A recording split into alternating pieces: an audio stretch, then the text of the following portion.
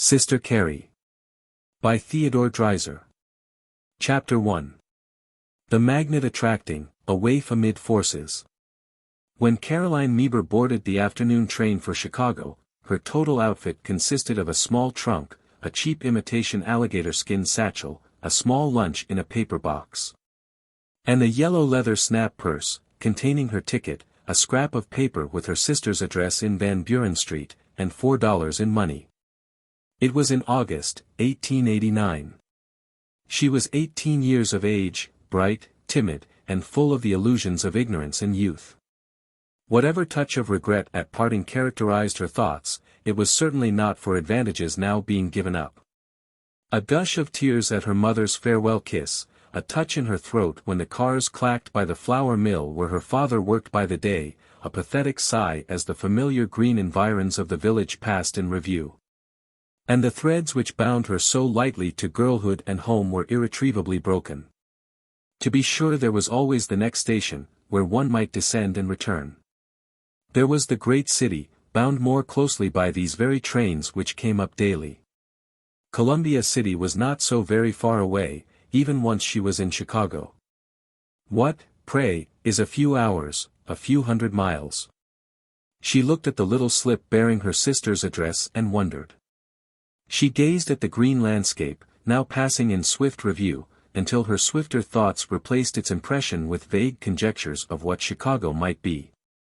When a girl leaves her home at 18, she does one of two things. Either she falls into saving hands and becomes better, or she rapidly assumes the cosmopolitan standard of virtue and becomes worse. Of an intermediate balance, under the circumstances, there is no possibility. The city has its cunning wiles, no less than the infinitely smaller and more human tempter. There are large forces which allure with all the soulfulness of expression possible in the most cultured human.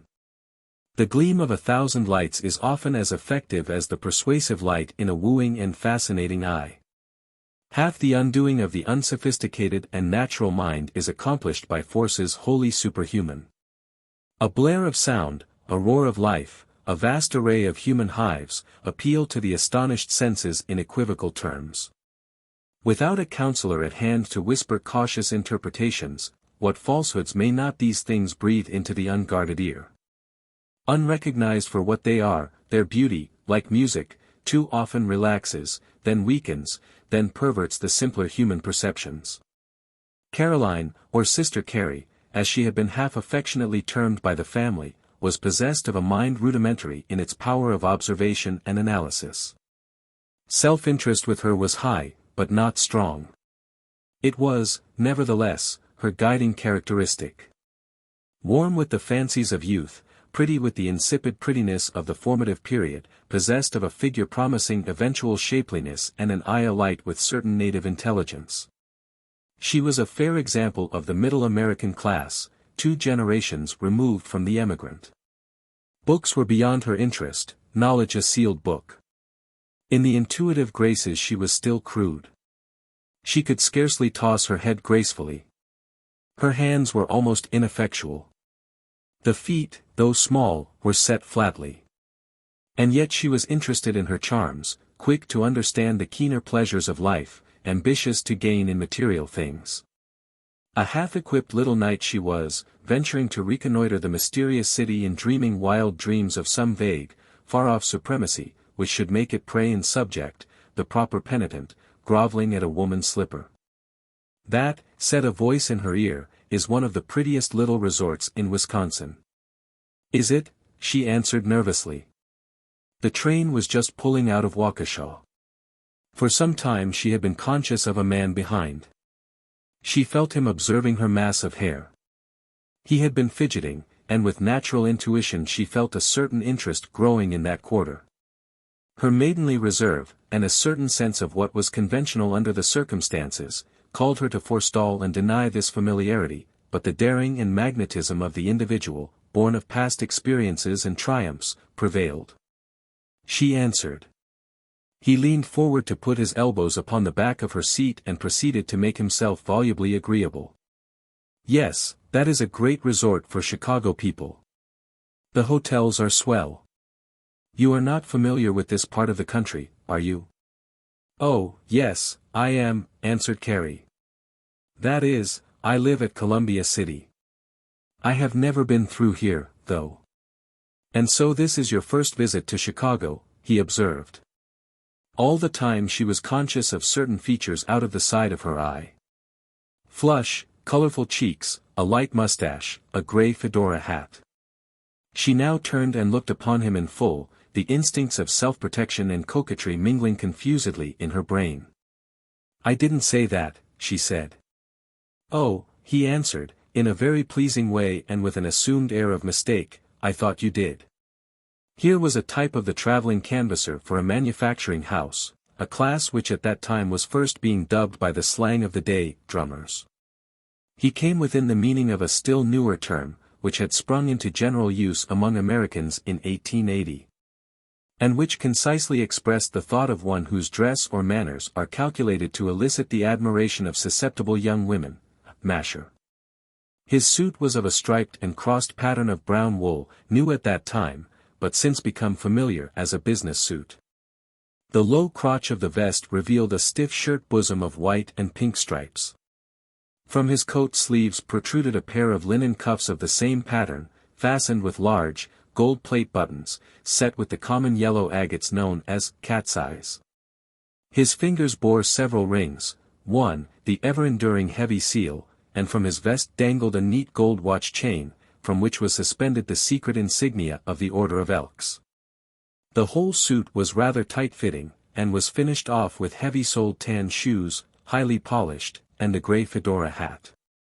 He was, for the order of intellect represented, attractive, and whatever he had to recommend him, you may be sure was not lost upon Carrie, in this, her first glance. Lest this order of individual should permanently pass, let me put down some of the most striking characteristics of his most successful manner and method. Good clothes, of course, were the first essential, the things without which he was nothing. A strong physical nature, actuated by a keen desire for the feminine, was the next.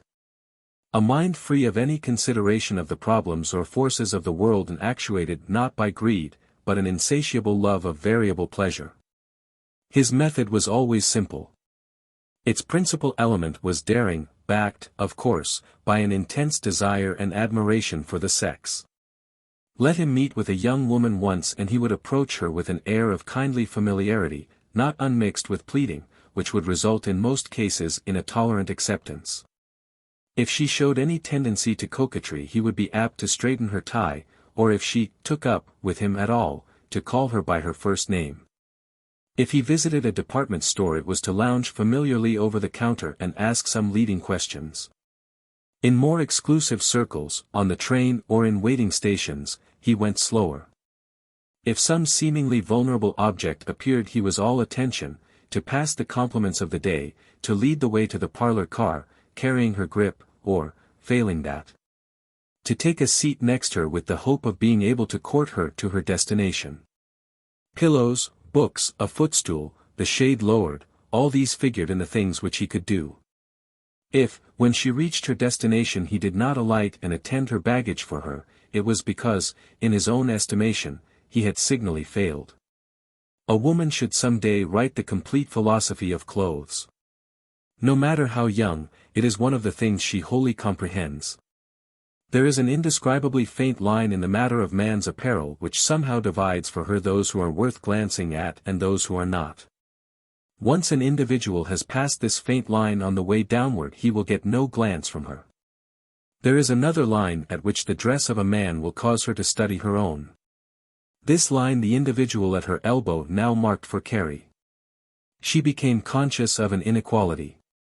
Her own plain blue dress, with its black cotton tape trimmings, now seemed to her shabby. She felt the worn state of her shoes. "Let's see," he went on, "I know quite a number of people in your town. Morganroth the clothier and Gibson the dry goods man."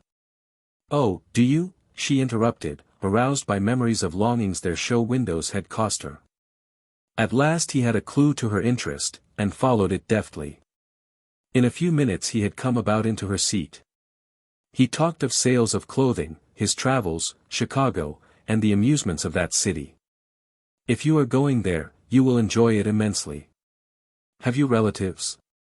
I am going to visit my sister, she explained. You want to see Lincoln Park, he said, and Michigan Boulevard. They are putting up great buildings there. It's a second New York, great.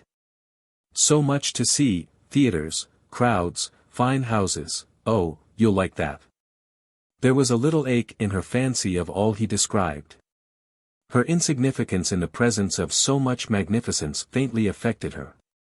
She realized that hers was not to be a round of pleasure, and yet there was something promising in all the material prospect he set forth. There was something satisfactory in the attention of this individual with his good clothes. She could not help smiling as he told her of some popular actress of whom she reminded him. She was not silly, and yet attention of this sort had its weight. You will be in Chicago some little time, won't you? He observed at one turn of the now easy conversation. I don't know, said Carrie vaguely, a flash vision of the possibility of her not securing employment rising in her mind. Several weeks, anyhow, he said, looking steadily into her eyes. There was much more passing now than the mere words indicated. He recognized the indescribable thing that made up for fascination and beauty in her. She realized that she was of interest to him from the one standpoint which a woman both delights in and fears. Her manner was simple, though for the very reason that she had not yet learned the many little affectations with which women conceal their true feelings. Some things she did appeared bold. A clever companion, had she ever had one, would have warned her never to look a man in the eyes so steadily. Why do you ask? She said. Well, I'm going to be there several weeks. I'm going to study stock at our place and get new samples. I might show you round. I don't know whether you can or not. I mean, I don't know whether I can. I shall be living with my sister, Anne. Well, if she minds, we'll fix that. He took out his pencil and a little pocket notebook as if it were all settled. What is your address there? She fumbled her purse which contained the address slip. He reached down in his hip pocket and took out a fat purse. It was filled with slips of paper, some mileage books, a roll of greenbacks. It impressed her deeply. Such a purse had never been carried by anyone attentive to her. Indeed, an experienced traveler, a brisk man of the world, had never come within such close range before. The purse, the shiny tan shoes, the smart new suit, and the air with which he did things, built up for her a dim world of fortune, of which he was the center. It disposed her pleasantly toward all he might do.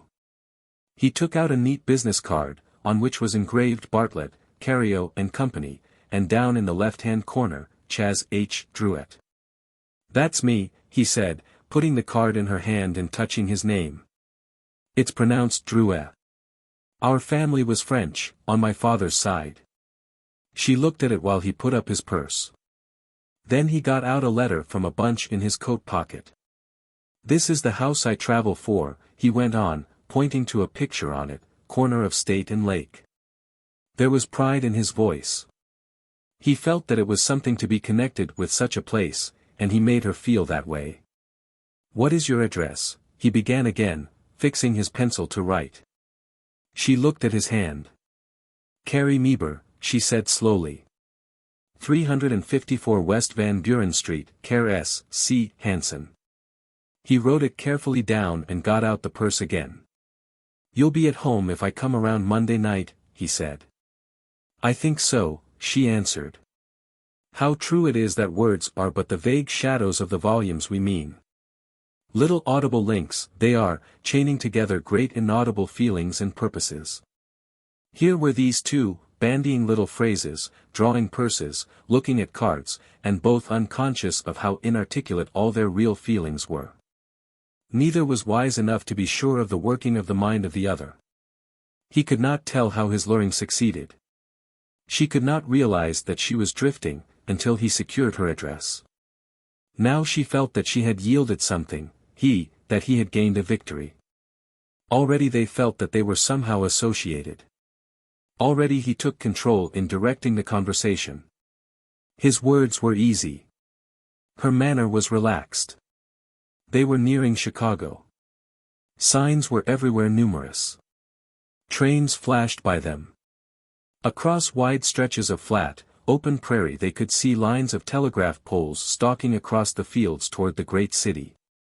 Far away were indications of suburban towns, some big smokestacks towering high in the air.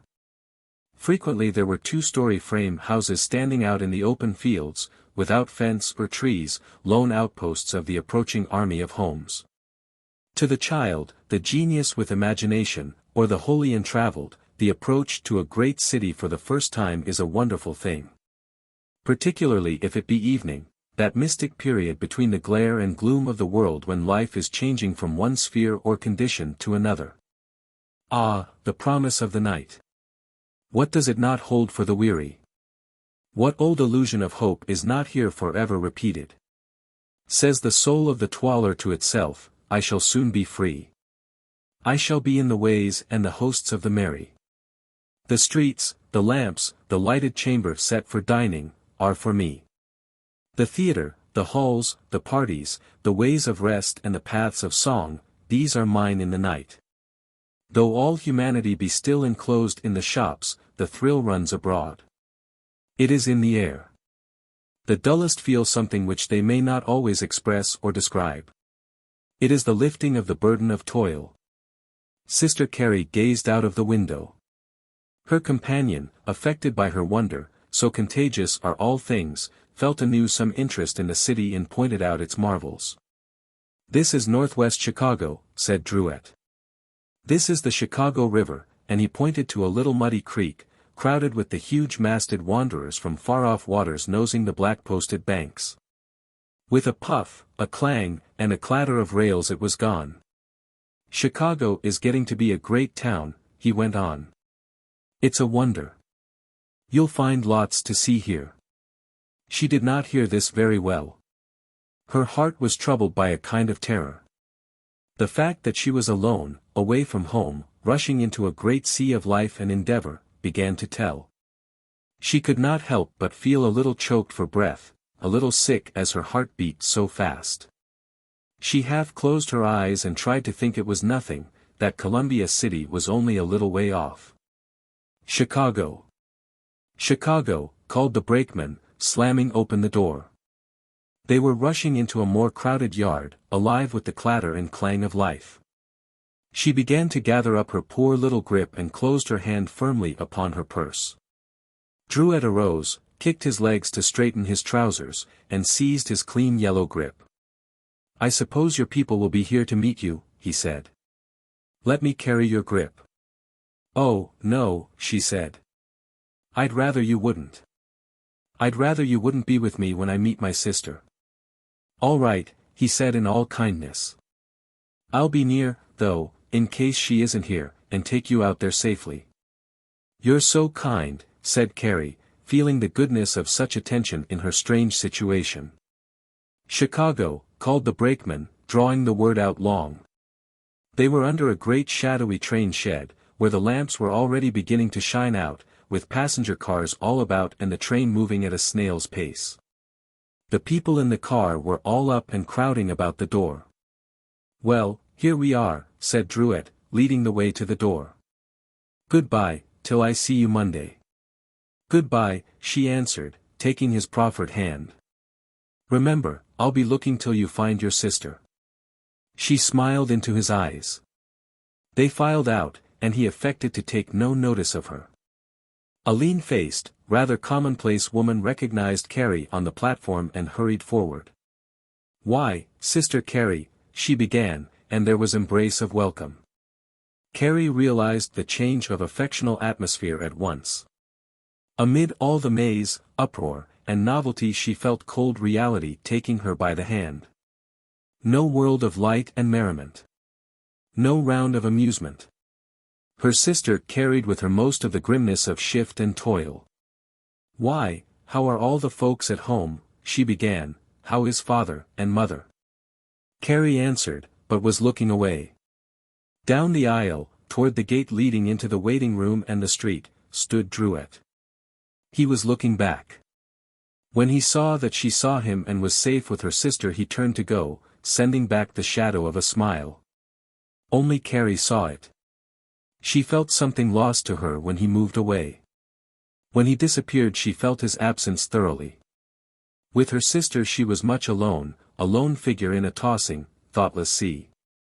Chapter 2. What Poverty Threatened, of Granite and Brass. Minnie's flat, as the one-floor resident apartments were then being called, was in a part of West Van Buren Street inhabited by families of laborers and clerks, men who had come, and were still coming. With the rush of population pouring in at the rate of 50,000 a year. It was on the third floor, the front windows looking down into the street, where, at night, the lights of grocery stores were shining and children were playing. To Carrie, the sound of the little bells upon the horse cars, as they tinkled in and out of hearing, was as pleasing as it was novel. She gazed into the lighted street when Minnie brought her into the front room, and wondered at the sounds, the movement, the murmur of the vast city which stretched for miles and miles in every direction. Mrs. Hanson, after the first greetings were over, gave Carrie the baby and proceeded to get supper. Her husband asked a few questions and sat down to read the evening paper. He was a silent man, American-born, of a Swede father, and now employed as a cleaner of refrigerator cars at the stockyards. To him the presence or absence of his wife's sister was a matter of indifference. Her personal appearance did not affect him one way or the other. His one observation to the point was concerning the chances of work in Chicago. "It's a big place," he said. "You can get in somewhere in a few days. Everybody does." It had been tacitly understood beforehand that she was to get work and pay her board. He was of a clean, saving disposition, and had already paid a number of monthly installments on 2 lots far out on the west side. His ambition was some day to build a house on them. In the interval which marked the preparation of the meal Carrie found time to study the flat. She had some slight gift of observation in that sense, so rich in every woman, intuition. She felt the drag of a lean and narrow life. The walls of the rooms were discordantly papered. The floors were covered with matting and the hall laid with a thin rag carpet. One could see that the furniture was of that poor, hurriedly patched together quality sold by the installment houses. She sat with Minnie, in the kitchen, holding the baby until it began to cry. Then she walked and sang to it, until Hanson, disturbed in his reading, came and took it. A pleasant side to his nature came out here. He was patient. One could see that he was very much wrapped up in his offspring. Now, he said, walking. There, and there was a certain Swedish accent noticeable in his voice. "You'll want to see the city first, won't you?" said Minnie, when they were eating. "Well, we'll go out Sunday and see Lincoln Park." Carrie noticed that Hanson had said nothing to this. He seemed to be thinking of something else. "Well," she said, "I think I'll look around tomorrow. I've got Friday and Saturday, and it won't be any trouble." "Which way is the business part?" Minnie began to explain, but her husband took this part of the conversation to himself. "It's that way," he said, pointing east. "That's east." Then he went off into the longest speech he had yet indulged in, concerning the lay of Chicago. "You'd better look in those big manufacturing houses along Franklin Street and just the other side of the river," he concluded. "Lots of girls work there. You could get home easy, too. It isn't very far." Carrie nodded and asked her sister about the neighborhood. The latter talked in a subdued tone, telling the little she knew about it, while Hanson concerned himself with the baby. Finally he jumped up and handed the child to his wife. "I've got to get up early in the morning, so I'll go to bed," and off he went, disappearing into the dark little bedroom off the hall, for the night. "He works way down at the stockyards," explained Minnie, "so he's got to get up at 5:30. "What time do you get up to get breakfast?" asked Carrie. "At about 20 minutes of 5. Together they finished the labor of the day, Carrie washing the dishes while Minnie undressed the baby and put it to bed. Minnie's manner was one of trained industry, and Carrie could see that it was a steady round of toil with her. She began to see that her relations with Druitt would have to be abandoned. He could not come here. She read from the manner of Hansen, in the subdued air of Minnie, and, indeed, the whole atmosphere of the flat, a settled opposition to anything save a conservative round of toil. If Hansen sat every evening in the front room and read his paper, if he went to bed at 9, and Minnie a little later, what would they expect of her?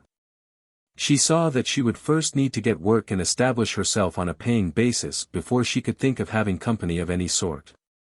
Her little flirtation with Druitt seemed now an extraordinary thing. No, she said to herself, he can't come here. She asked Minnie for ink and paper, which were upon the mantel in the dining room, and when the latter had gone to bed at 10, got out Druitt's card and wrote him. I cannot have you call on me here. You will have to wait until you hear from me again. My sister's place is so small. She troubled herself over what else to put in the letter. She wanted to make some reference to their relations upon the train, but was too timid. She concluded by thanking him for his kindness in a crude way, then puzzled over the formality of signing her name, and finally decided upon the severe, winding up with a very truly, which she subsequently changed to sincerely. She scaled and addressed the letter, and going in the front room, the alcove of which contained her bed, drew the one small rocking chair up to the open window, and sat looking out upon the night and streets in silent wonder. Finally, wearied by her own reflections, she began to grow dull in her chair, and feeling the need of sleep, arranged her clothing for the night and went to bed. When she awoke at 8 the next morning, Hansen had gone. Her sister was busy in the dining room, which was also the sitting room, sewing. She worked, after dressing, to arrange a little breakfast for herself, and then advised with Minnie as to which way to look. The latter had changed considerably since Carrie had seen her. She was now a thin, though rugged, woman of 27, with ideas of life colored by her husband's, and fast hardening into narrower conceptions of pleasure and duty than had ever been hers in a thoroughly circumscribed youth. She had invited Carrie, not because she longed for her presence, but because the latter was dissatisfied at home, and could probably get work and pay her board here. She was pleased to see her in a way but reflected her husband's point of view in the matter of work. Anything was good enough so long as it paid, say, $5 a week to begin with. A shop girl was the destiny prefigured for the newcomer. She would get in one of the great shops and do well enough until something happened. Neither of them knew exactly what. They did not figure on promotion. They did not exactly count on marriage. Things would go on, though, in a dim kind of way until the better thing would eventuate, and Carrie would be rewarded for coming and toiling in the city. It was under such auspicious circumstances that she started out this morning to look for work. Before following her in her round of seeking, let us look at the sphere in which her future was to lie. In 1889 Chicago had the peculiar qualifications of growth which made such adventuresome pilgrimages even on the part of young girls plausible. Its many and growing commercial opportunities gave it widespread fame, which made of it a giant magnet, drawing to itself, from all quarters, the hopeful and the hopeless, those who had their fortune yet to make and those whose fortunes and affairs had reached a disastrous climax elsewhere. It was a city of over 500,000, with the ambition, the daring, the activity of a metropolis of 1,000,000. Its streets and houses were already scattered over an area of 75 square miles. Its population was not so much thriving upon established commerce as upon the industries which prepared for the arrival of others. The sound of the hammer engaged upon the erection of new structures was everywhere heard. Great industries were moving in. The huge railroad corporations which had long before recognized the prospects of the place had seized upon vast tracts of land for transfer and shipping purposes. Streetcar lines had been extended far out into the open country in anticipation of rapid growth. The city had laid miles and miles of streets and sewers through regions where, perhaps, one solitary house stood out alone, a pioneer of the populous ways to be. There were regions open to the sweeping winds and rain, which were yet lighted throughout the night with long, blinking lines of gas lamps, fluttering in the wind. Narrow boardwalks extended out, passing here a house, and there a store, at far intervals, eventually ending on the open prairie. In the central portion was the vast wholesale and shopping district, to which the uninformed seeker for work usually drifted. It was a characteristic of Chicago then, and one not generally shared by other cities, that individual firms of any pretension occupied individual buildings. The presence of ample ground made this possible. It gave an imposing appearance to most of the wholesale houses, whose offices were upon the ground floor and in plain view of the street. The large plates of window glass, now so common, were then rapidly coming into use, and gave to the ground floor offices a distinguished and prosperous look. The casual wanderer could see as he passed a polished array of office fixtures, much frosted glass, clerks hard at work, and genteel businessmen in nobby suits and clean linen lounging about or sitting in groups. Polished brass or nickel signs at the square stone entrances announced the firm and the nature of the business in rather neat and reserved terms. The entire metropolitan center possessed a high and mighty air calculated to overawe and abash the common applicant, and to make the gulf between poverty and success seem both wide and deep. Into this important commercial region the timid Carrie went. She walked east along Van Buren Street through a region of lessening importance, until it deteriorated into a mass of shanties and coal yards, and finally verged upon the river. She walked bravely forward, led by an honest desire to find employment and delayed at every step by the interest of the unfolding scene, and a sense of helplessness amid so much evidence of power and force which she did not understand. These vast buildings, what were they? These strange energies and huge interests, for what purposes were they there? She could have understood the meaning of a little stonecutter's yard at Columbia City, carving little pieces of marble for individual use, but when the yards of some huge stone corporation came into view, filled with spur tracks and flat cars, transpierced by docks from the river and traversed overhead by immense trundling cranes of wood and steel, it lost all significance in her little world. It was so with the vast railroad yards, with the crowded array of vessels she saw at the river, and the huge factories over the way, lining the water's edge. Through the open windows she could see the figures of men and women in working aprons, moving busily about. The great streets were wall-lined mysteries to her, the vast offices, strange mazes which concerned far-off individuals of importance. She could only think of people connected with them as counting money, dressing magnificently, and riding in carriages. What they dealt in, how they labored, to what end it all came, she had only the vaguest conception. It was all wonderful, all vast, all far removed, and she sank in spirit inwardly and fluttered feebly at the heart as she thought of entering any one of these mighty concerns and asking for something to do, something that she could do, anything. Chapter 3. We Question of Fortune, $4.50 a week. Once across the river and into the wholesale district, she glanced about her for some likely door at which to apply. As she contemplated the wide windows and imposing signs, she became conscious of being gazed upon and understood for what she was, a wage seeker. She had never done this thing before, and lacked courage.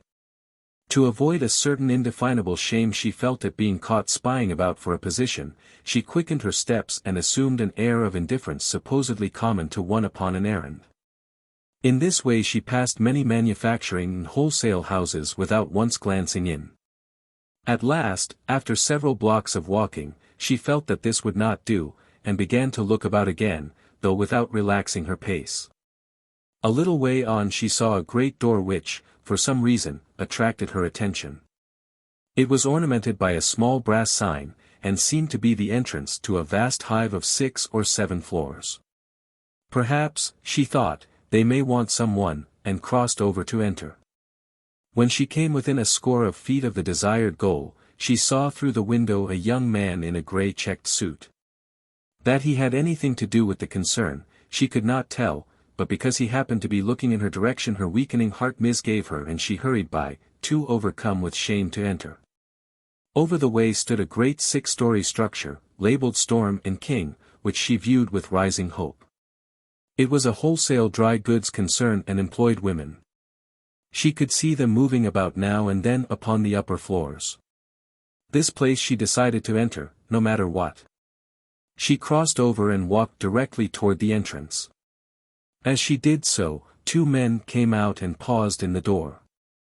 A telegraph messenger in blue dashed past her and up the few steps that led to the entrance and disappeared. Several pedestrians out of the hurrying throng which filled the sidewalks passed about her as she paused, hesitating. She looked helplessly around, and then, seeing herself observed, retreated. It was too difficult a task. She could not go past them. So severe a defeat told sadly upon her nerves. Her feet carried her mechanically forward, every foot of her progress being a satisfactory portion of a flight which she gladly made. Block after block passed by.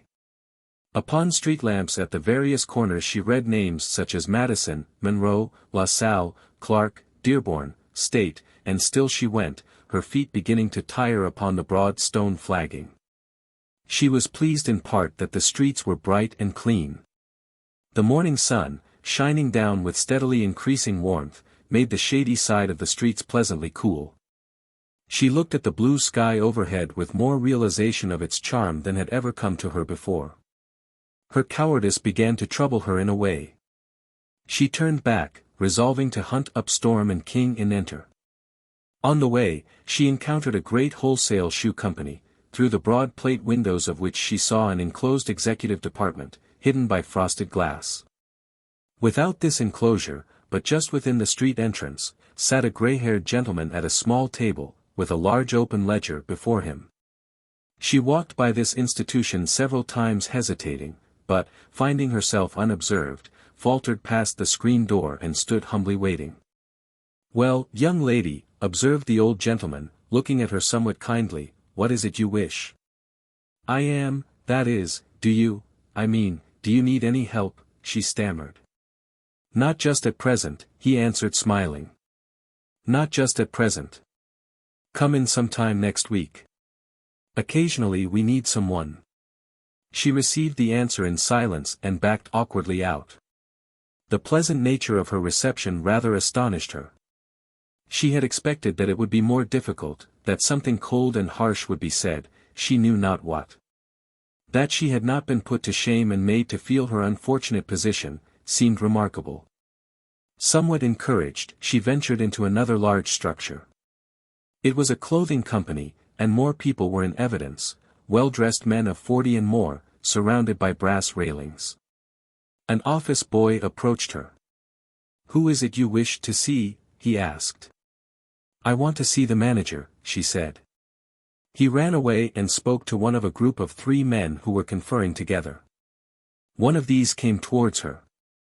"Well," he said coldly. The greeting drove all courage from her at once. "Do you need any help?" she stammered. "No," he replied abruptly, and turned upon his heel. She went foolishly out, the office boy deferentially swinging the door for her, and gladly sank into the obscuring crowd. It was a severe setback to her recently pleased mental state. Now she walked quite aimlessly for a time, turning here and there, seeing one great company after another, but finding no courage to prosecute her single inquiry. High noon came, and with it hunger. She hunted out an unassuming restaurant and entered, but was disturbed to find that the prices were exorbitant for the size of her purse. A bowl of soup was all that she could afford, and, with this quickly eaten, she went out again. It restored her strength somewhat and made her moderately bold to pursue the search.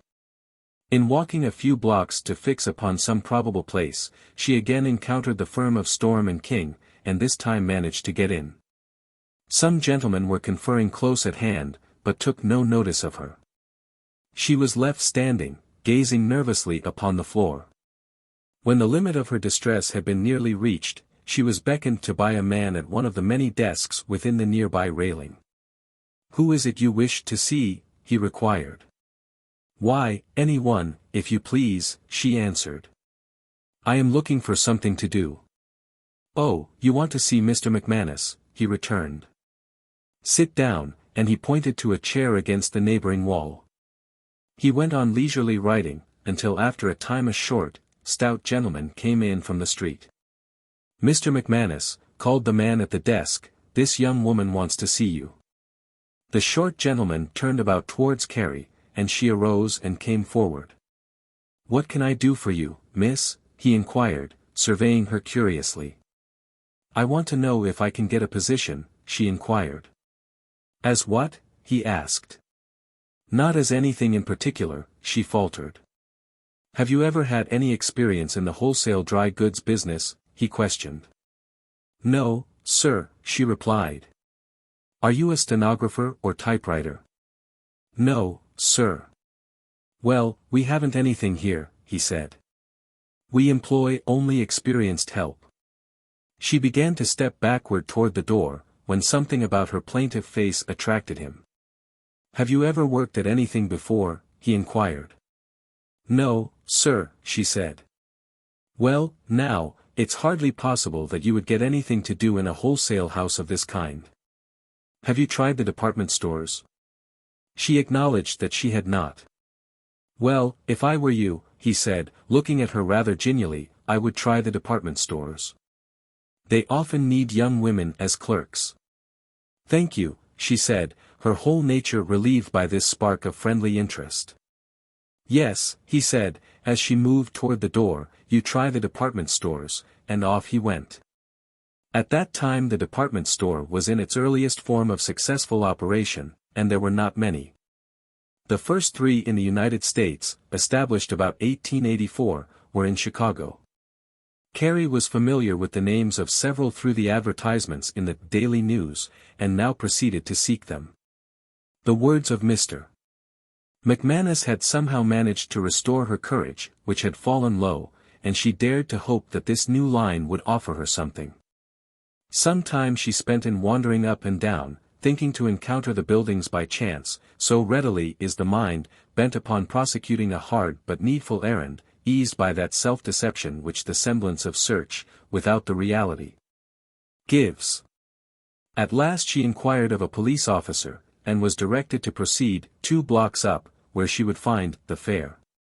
The nature of these vast retail combinations, should they ever permanently disappear, will form an interesting chapter in the commercial history of our nation.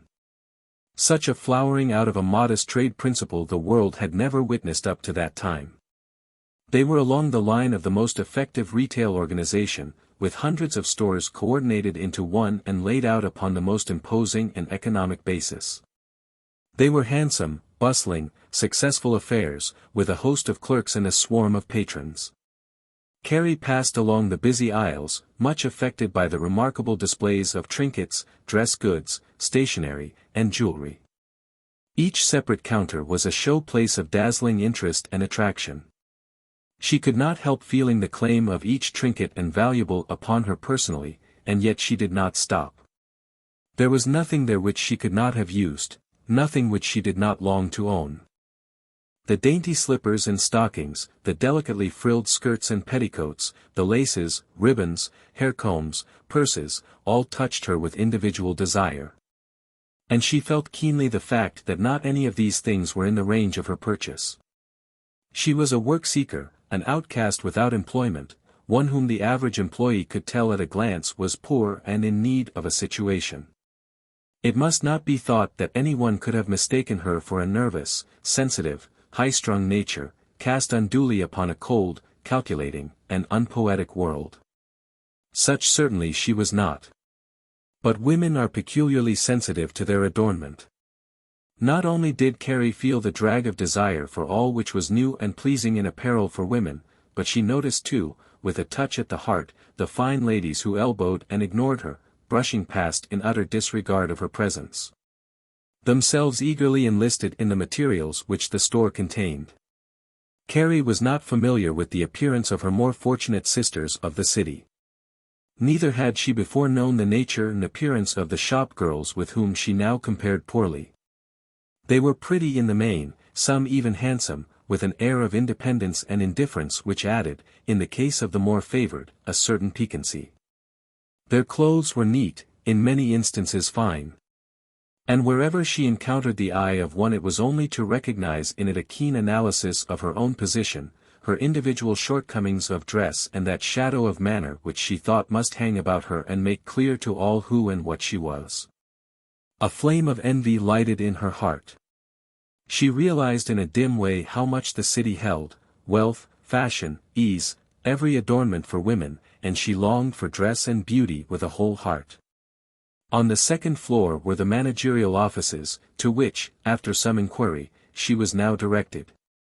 There she found other girls ahead of her, applicants like herself, but with more of that self-satisfied and independent air which experience of the city lends, girls who scrutinized her in a painful manner. After a wait of perhaps 3/4 of an hour, she was called in turn. "Now," said a sharp, quick-mannered Jew, who was sitting at a roll-top desk near the window, "have you ever worked in any other store?" "No, sir," said Carrie. "Oh, you haven't," he said, eyeing her keenly. "No, sir," she replied. "Well, we prefer young women just now with some experience. I guess we can't use you." Carrie stood waiting a moment, hardly certain whether the interview had terminated. "Don't wait," he exclaimed. "Remember we are very busy here." Carrie began to move quickly to the door. "Hold on," he said, calling her back. "Give me your name and address. We want girls occasionally." When she had gotten safely into the street, she could scarcely restrain the tears. It was not so much the particular rebuff which she had just experienced, but the whole abashing trend of the day. She was tired and nervous. She abandoned the thought of appealing to the other department stores and now wandered on, feeling a certain safety and relief in mingling with the crowd. In her indifferent wandering she turned into Jackson Street, not far from the river, and was keeping her way along the south side of that imposing thoroughfare, when a piece of wrapping paper, written on with marking ink and tacked up on the door, attracted her attention. It read, "Girls wanted, wrappers and stitchers." She hesitated a moment, then entered. The firm of Spiegelheim and Company, makers of boys' caps, occupied one floor of the building, 50 feet in width and some 80 feet in depth. It was a place rather dingily lighted, the darkest portions having incandescent lights, filled with machines and work benches. At the latter labored quite a company of girls and some men. The former were drabby-looking creatures, stained in face with oil and dust, clad in thin, shapeless, cotton dresses and shod with more or less worn shoes. Many of them had their sleeves rolled up, revealing bare arms, and in some cases, owing to the heat, their dresses were open at the neck. They were a fair type of nearly the lowest order of shopgirls, careless, slouchy, and more or less pale from confinement. They were not timid, however, were rich in curiosity, and strong in daring and slang. Carrie looked about her, very much disturbed and quite sure that she did not want to work here. Aside from making her uncomfortable by sidelong glances, no one paid her the least attention. She waited until the whole department was aware of her presence. Then some word was sent around, and a foreman, in an apron and shirt sleeves, the latter rolled up to his shoulders, approached. "Do you want to see me?" he asked. "Do you need any help?" said Carrie, already learning directness of address. "Do you know how to stitch caps?" he returned. "No, sir," she replied. "Have you ever had any experience at this kind of work?" he inquired. She answered that she had not. "Well," said the foreman, scratching his ear meditatively, "we do need a stitcher. We like experienced help, though. We've hardly got time to break people in." He paused and looked away out of the window. "We might, though, put you at finishing," he concluded reflectively. "How much do you pay a week?" ventured Carrie, emboldened by a certain softness in the man's manner and his simplicity of address. "3.5, he answered. "Oh," she was about to exclaim, but checked herself and allowed her thoughts to die without expression. "We're not exactly in need of anybody," he went on vaguely, looking her over as one would a package. "You can come on Monday morning, though," he added, "and I'll put you to work." "Thank you," said Carrie weakly. "If you come, bring an apron," he added. He walked away and left her standing by the elevator, never so much as inquiring her name. While the appearance of the shop and the announcement of the price paid per week operated very much as a blow to Carrie's fancy, the fact that work of any kind was offered after so rude a round of experience was gratifying. She could not begin to believe that she would take the place, modest as her aspirations were. She had been used to better than that. Her mere experience and the free out-of-door life of the country caused her nature to revolt at such confinement. Dirt had never been her share. Her sister's flat was clean. This place was grimy and low, the girls were careless and hardened. They must be bad-minded and hearted, she imagined. Still, a place had been offered her. Surely Chicago was not so bad if she could find one place in one day. She might find another and better later. Her subsequent experiences were not of a reassuring nature, however. From all the more pleasing or imposing places she was turned away abruptly with the most chilling formality. In others where she applied only the experienced were required. She met with painful rebuffs, the most trying of which had been in a manufacturing cloak house, where she had gone to the 4th floor to inquire.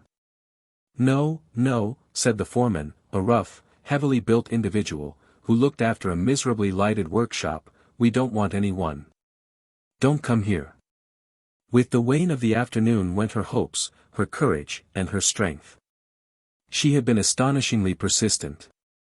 So earnest an effort was well deserving of a better reward.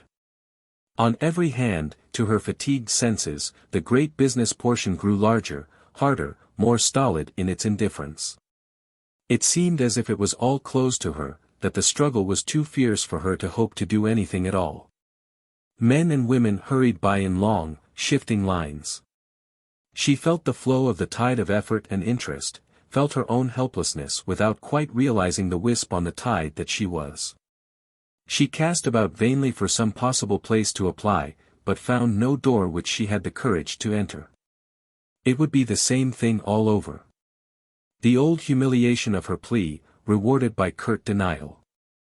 Sick at heart and in body, she turned to the west, the direction of Minnie's flat, which she had now fixed in mind, and began that wearisome, baffled retreat which the seeker for employment at nightfall too often makes. In passing through Fifth Avenue, south towards Van Buren Street, where she intended to take a car, she passed the door of a large wholesale shoe house. Through the plate-glass windows of which she could see a middle-aged gentleman sitting at a small desk. One of those forlorn impulses which often grow out of a fixed sense of defeat, the last sprouting of a baffled and uprooted growth of ideas, seized upon her. She walked deliberately through the door and up to the gentleman, who looked at her weary face with partially awakened interest. "What is it?" he said. "Can you give me something to do?" said Carrie. "Now, I really don't know," he said kindly. "What kind of work is it you want? You're not a typewriter, are you?" "Oh, no," answered Carrie. "Well, we only employ bookkeepers and typewriters here. You might go around to the side and inquire upstairs. They did want some help upstairs a few days ago. Ask for Mr. Brown." She hastened around to the side entrance and was taken up by the elevator to the 4th floor. "Call Mr. Brown, Willie," said the elevator man to a boy nearby. Willie went off and presently returned with the information that Mr. Brown said she should sit down and that he would be around in a little while. It was a portion of the stock room which gave no idea of the general character of the place, and Carrie could form no opinion of the nature of the work. "So you want something to do," said Mr. Brown, after he inquired concerning the nature of her errand. "Have you ever been employed in a shoe factory before?" "No, sir," said Carrie. "What is your name?" he inquired, and being informed, "Well, I don't know as I have anything for you.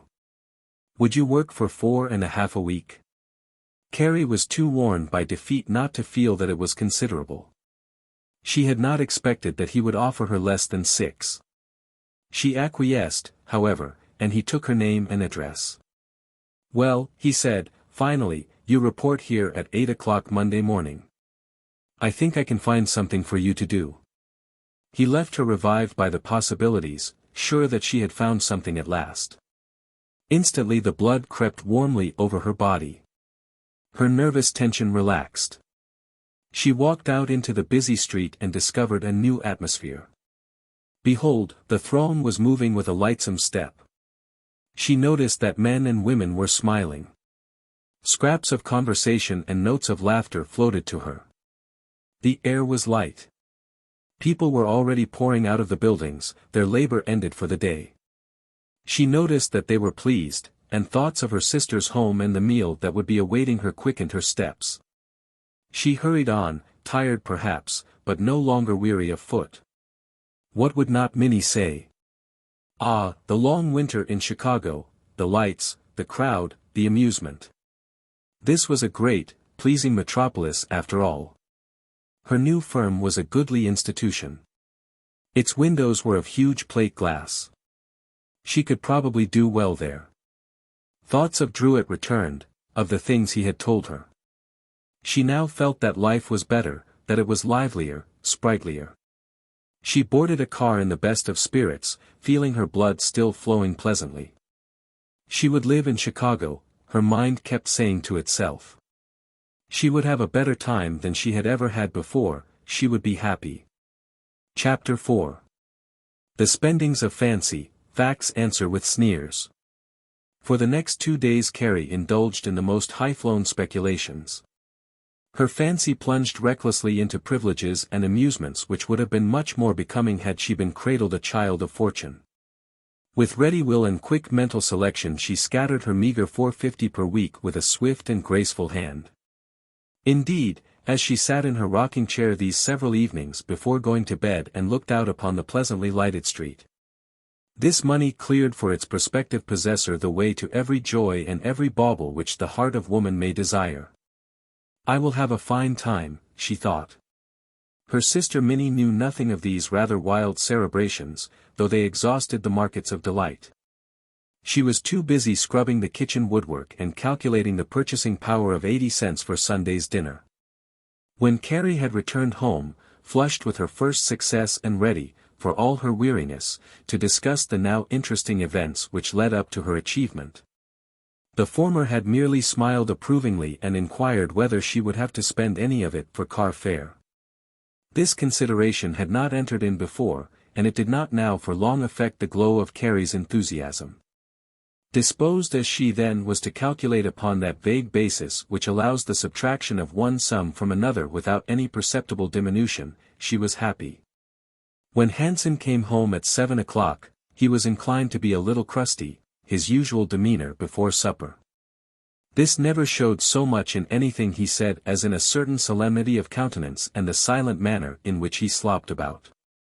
He had a pair of yellow carpet slippers which he enjoyed wearing, and these he would immediately substitute for his solid pair of shoes. This, and washing his face with the aid of common washing soap until it glowed a shiny red, constituted his only preparation for his evening meal. He would then get his evening paper and read in silence.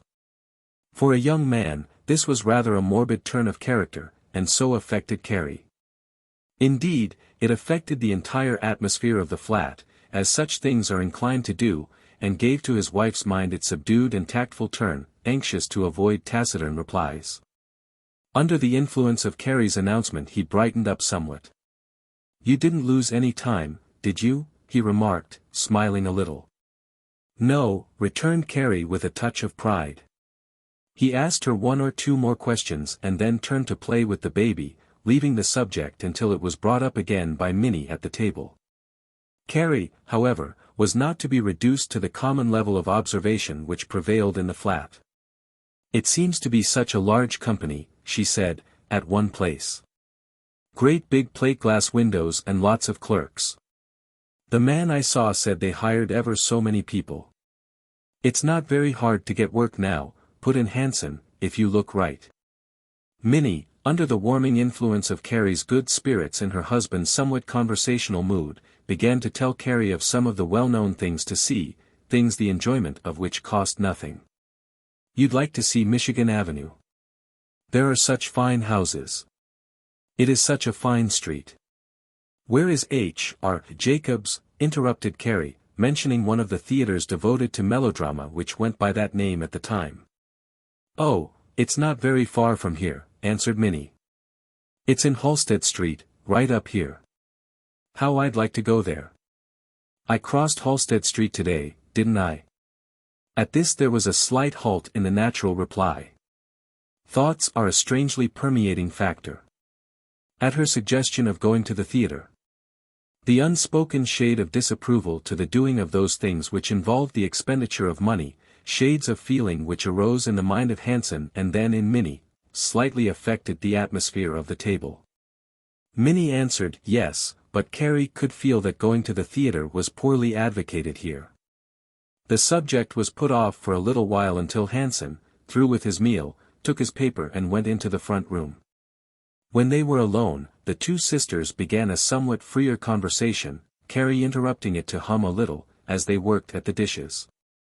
"I should like to walk up and see Halsted Street, if it isn't too far," said Carrie, after a time. "Why don't we go to the theater tonight?" "Oh, I don't think Sven would want to go tonight," returned Minnie. "He has to get up so early." "He wouldn't mind, he'd enjoy it," said Carrie. "No, he doesn't go very often," returned Minnie. "Well, I'd like to go," rejoined Carrie. "Let's you and me go." Minnie pondered a while, not upon whether she could or would go, for that point was already negatively settled with her, but upon some means of diverting the thoughts of her sister to some other topic. "We'll go some other time," she said at last, finding no ready means of escape. Carrie sensed the root of the opposition at once. "I have some money," she said. "You go with me." Minnie shook her head. "He could go along," said Carrie. "No," returned Minnie softly, and rattling the dishes to drown the conversation. "He wouldn't." It had been several years since Minnie had seen Carrie, and in that time the latter's character had developed a few shades. Naturally timid in all things that related to her own advancement, and especially so when without power or resource, her craving for pleasure was so strong that it was the one stay of her nature. She would speak for that when silent on all else. "Ask him," she pleaded softly. Minnie was thinking of the resource which Carrie's board would add. It would pay the rent and would make the subject of expenditure a little less difficult to talk about with her husband. But if Carrie was going to think of running around in the beginning, there would be a hitch somewhere. Unless Carrie submitted to a solemn round of industry and saw the need of hard work without longing for play, how was her coming to the city to profit them? These thoughts were not those of a cold, hard nature at all. They were the serious reflections of a mind which invariably adjusted itself, without much complaining, to such surroundings as its industry could make for it. At last she yielded enough to ask Hansen. It was a half-hearted procedure without a shade of desire on her part. "Carrie wants us to go to the theater," she said, looking in upon her husband. Hansen looked up from his paper, and they exchanged a mild look, which said as plainly as anything, "This isn't what we expected." "I don't care to go," he returned. "What does she want to see?" "H.R. Jacobs," said Minnie. He looked down at his paper and shook his head negatively. When Carrie saw how they looked upon her proposition, she gained a still clearer feeling of their way of life. It weighed on her, but took no definite form of opposition. "I think I'll go down and stand at the foot of the stairs," she said, after a time. Minnie made no objection to this, and Carrie put on her hat and went below. "Where has Carrie gone?" asked Hansen, coming back into the dining room when he heard the door close. "She said she was going down to the foot of the stairs," answered Minnie. "I guess she just wants to look out a while. She oughtn't to be thinking about spending her money on theaters already, do you think?" he said. "She just feels a little curious, I guess," ventured Minnie. "Everything is so new." "I don't know," said Hansen, and went over to the baby, his forehead slightly wrinkled. He was thinking of a full career of vanity and wastefulness which a young girl might indulge in, and wondering how Carrie could contemplate such a course when she had so little, as yet, with which to do. On Saturday Carrie went out by herself, first toward the river, which interested her, and then back along Jackson Street, which was then lined by the pretty houses and fine lawns which subsequently caused it to be made into a boulevard. She was struck with the evidences of wealth, although there was, perhaps, not a person on the street worth more than $100,000. She was glad to be out of the flat, because already she felt that it was a narrow, humdrum place, and that interest and joy lay elsewhere. Her thoughts now were of a more liberal character, and she punctuated them with speculations as to the whereabouts of Druet. She was not sure but that he might call anyhow Monday night, and, while she felt a little disturbed at the possibility, there was, nevertheless, just the shade of a wish that he would. On Monday she arose early and prepared to go to work. She dressed herself in a worn shirtwaist of dotted blue percale, a skirt of light brown serge rather faded, and a small straw hat which she had worn all summer at Columbia City. Her shoes were old, and her necktie was in that crumpled, flattened state which time and much wearing impart. She made a very average-looking shopgirl with the exception of her features. These were slightly more even than common, and gave her a sweet, reserved, and pleasing appearance. It is no easy thing to get up early in the morning when one is used to sleeping until 7 and 8, as Carrie had been at home. She gained some inkling of the character of Hanson's life when, half asleep, she looked out into the dining room at 6 o'clock and saw him silently finishing his breakfast. By the time she was dressed he was gone, and she, Minnie, and the baby ate together, the latter being just old enough to sit in a high chair and disturb the dishes with a spoon. Her spirits were greatly subdued now when the fact of entering upon strange and untried duties confronted her. Only the ashes of all her fine fancies were remaining, ashes still concealing, nevertheless, a few red embers of hope. So subdued was she by her weakening nerves, that she ate quite in silence, going over imaginary conceptions of the character of the shoe company, the nature of the work, her employer's attitude. She was vaguely feeling that she would come in contact with the great owners, that her work would be where grave, stylishly dressed men occasionally look on. "Well, good luck," said Minnie, when she was ready to go.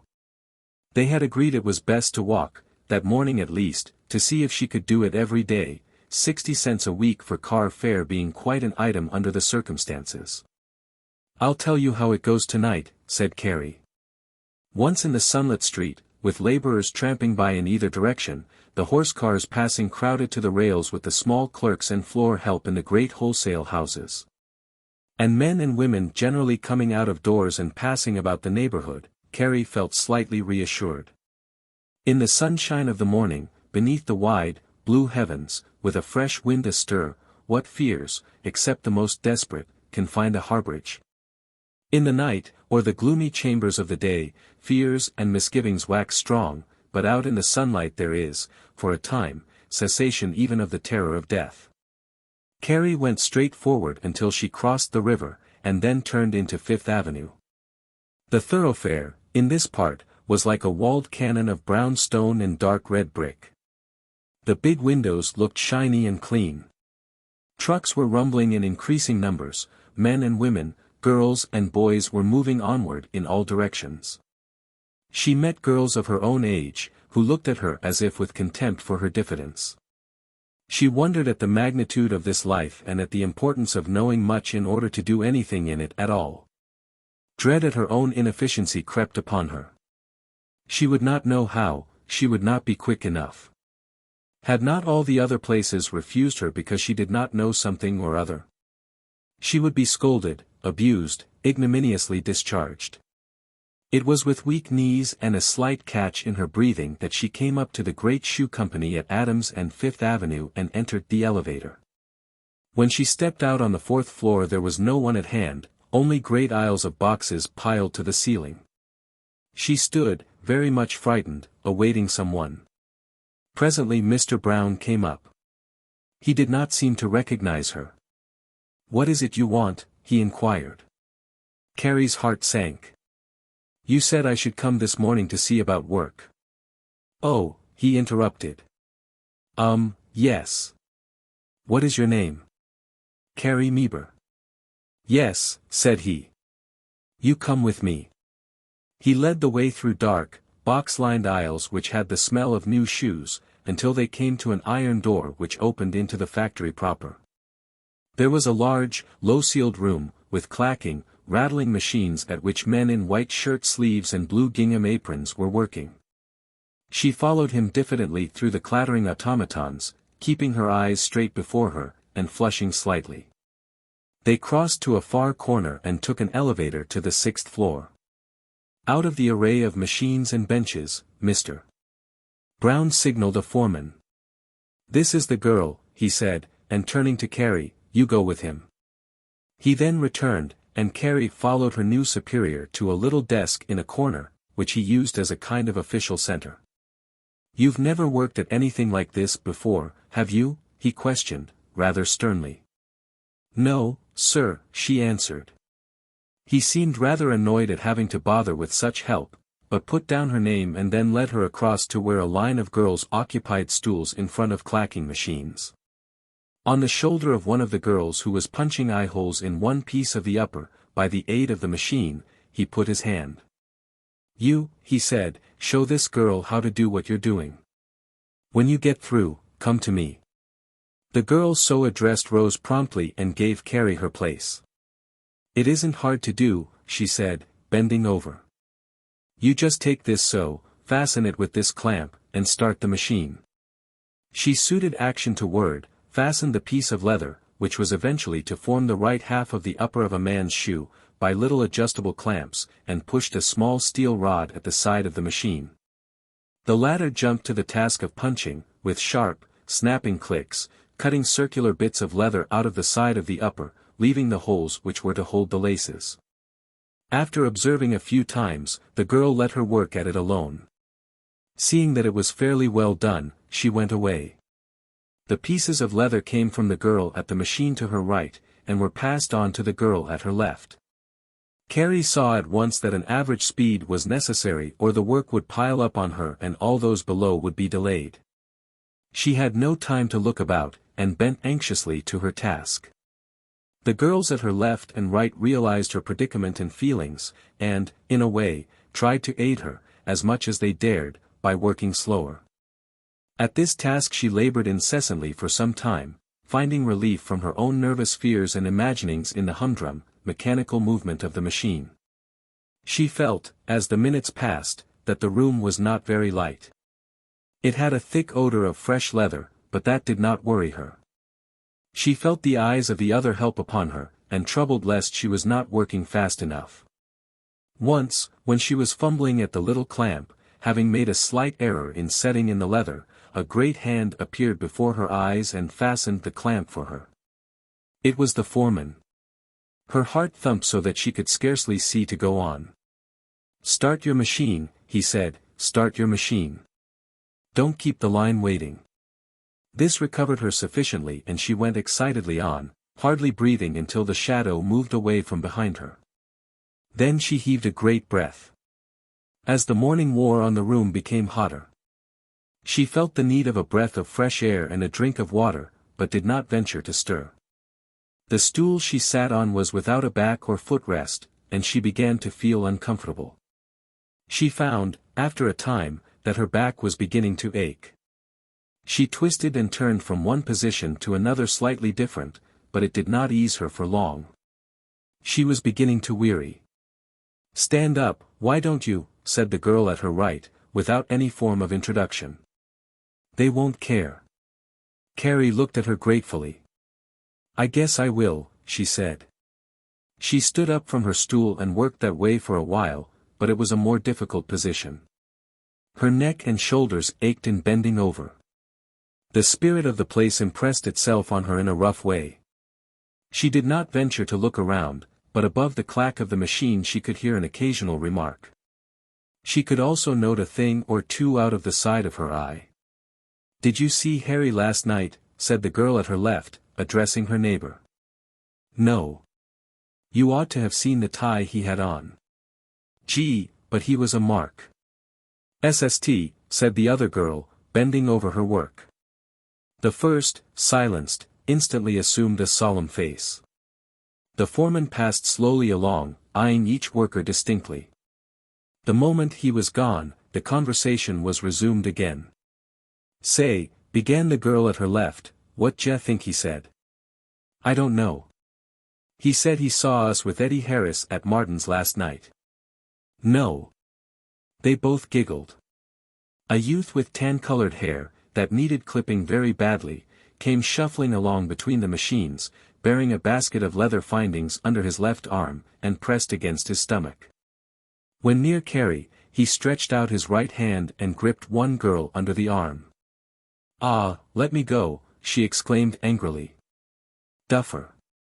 He only grinned broadly in return. Rubber, he called back as she looked after him. There was nothing of the gallant in him. Carrie at last could scarcely sit still. Her legs began to tire and she wanted to get up and stretch. Would noon never come? It seemed as if she had worked an entire day. She was not hungry at all, but weak, and her eyes were tired, straining at the one point where the eye punch came down. The girl at the right noticed her squirmings and felt sorry for her. She was concentrating herself too thoroughly. What she did really required less mental and physical strain. There was nothing to be done, however. The halves of the uppers came piling steadily down. Her hands began to ache at the wrists and then in the fingers, and towards the last she seemed one mass of dull, complaining muscles, fixed in an eternal position and performing a single mechanical movement which became more and more distasteful. Until at last it was absolutely nauseating. When she was wondering whether the strain would ever cease, a dull-sounding bell clanged somewhere down an elevator shaft, and the end came. In an instant there was a buzz of action and conversation. All the girls instantly left their stools and hurried away. In an adjoining room, men passed through, coming from some department which opened on the right. The whirling wheels began to sing in a steadily modifying key, until at last they died away in a low buzz. There was an audible stillness, in which the common voice sounded strange. Carrie got up and sought her lunch-box. She was stiff, a little dizzy, and very thirsty. On the way to the small space portioned off by wood, where all the wraps and lunches were kept, she encountered the foreman, who stared at her hard. "Well," he said, "did you get along all right?" "I think so," she replied, very respectfully. He replied, for want of something better, and walked on. Under better material conditions, this kind of work would not have been so bad, but the new socialism which involves pleasant working conditions for employees had not then taken hold upon manufacturing companies. The place smelled of the oil of the machines and the new leather, a combination which, added to the stale odors of the building, was not pleasant even in cold weather. The floor, though regularly swept every evening, presented a littered surface. Not the slightest provision had been made for the comfort of the employees, the idea being that something was gained by giving them as little and making the work as hard and unremunerative as possible. What we know of footrests, swivel-back chairs, dining rooms for the girls, clean aprons and curling irons supplied free, and a decent cloak-room, were unthought of. The washrooms were disagreeable, crude, if not foul places, and the whole atmosphere was sordid. Carrie looked about her, after she had drunk a tinful of water from a bucket in one corner, for a place to sit and eat. The other girls had ranged themselves about the windows or the work-benches of those of the men who had gone out. She saw no place which did not hold a couple or a group of girls, and being too timid to think of intruding herself, she sought out her machine and, seated upon her stool, opened her lunch on her lap. There she sat listening to the chatter and comment about her. It was, for the most part, silly and graced by the current slang. Several of the men in the room exchanged compliments with the girls at long range. "Say, Kitty," called one to a girl who was doing a waltz step in a few feet of space near one of the windows, "are you going to the ball with me?" "Look out, Kitty," called another, "you'll jar your back hair." "Go on, Rubber," was her only comment. As Carrie listened to this and much more of similar familiar badinage among the men and girls, she instinctively withdrew into herself. She was not used to this type, and felt that there was something hard and low about it all. She feared that the young boys about would address such remarks to her, boys who, beside Drouet, seemed uncouth and ridiculous. She made the average feminine distinction between clothes, putting worth, goodness, and distinction in a dress suit, and leaving all the unlovely qualities and those beneath notice in overalls and jumper. She was glad when the short half-hour was over and the wheels began to whir again. Though wearied, she would be inconspicuous. This illusion ended when another young man passed along the aisle and poked her indifferently in the ribs with his thumb. She turned about, indignation leaping to her eyes, but he had gone on and only once turned to grin.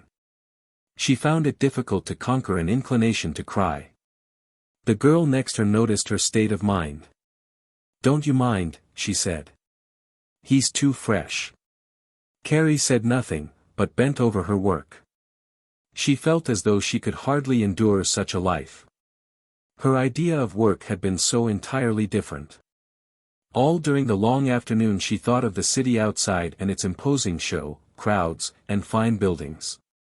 Columbia City and the better side of her home life came back.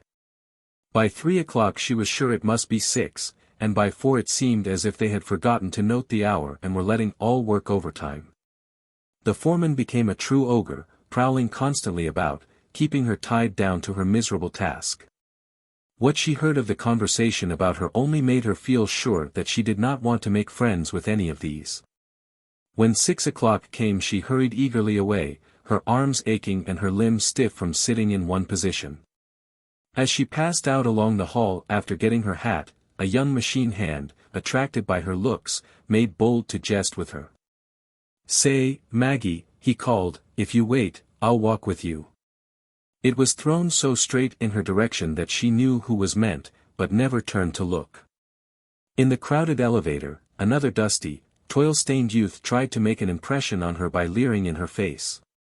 One young man, waiting on the walk outside for the appearance of another, grinned at her as she passed.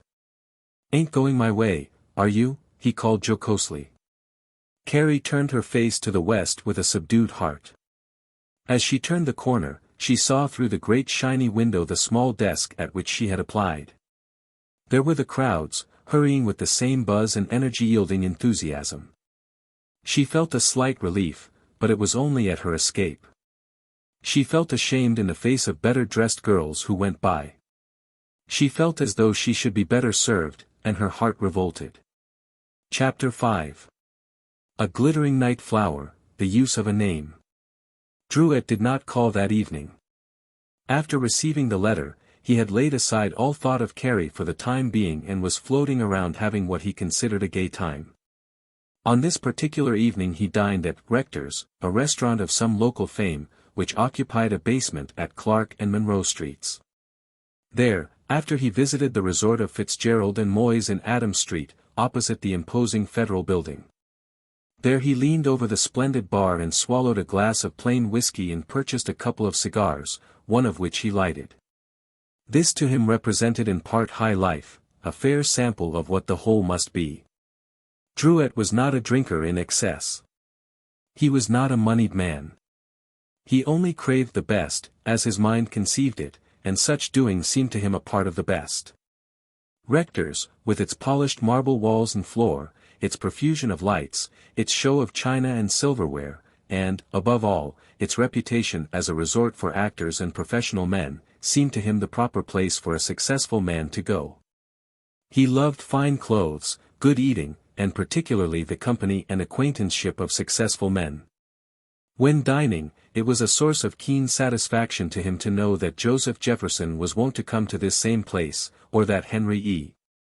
Dixie, a well-known performer of the day, was then only a few tables off. At Rector's he could always obtain this satisfaction, for there one could encounter politicians, brokers, actors, some rich young rounders of the town, all eating and drinking amid a buzz of popular commonplace conversation.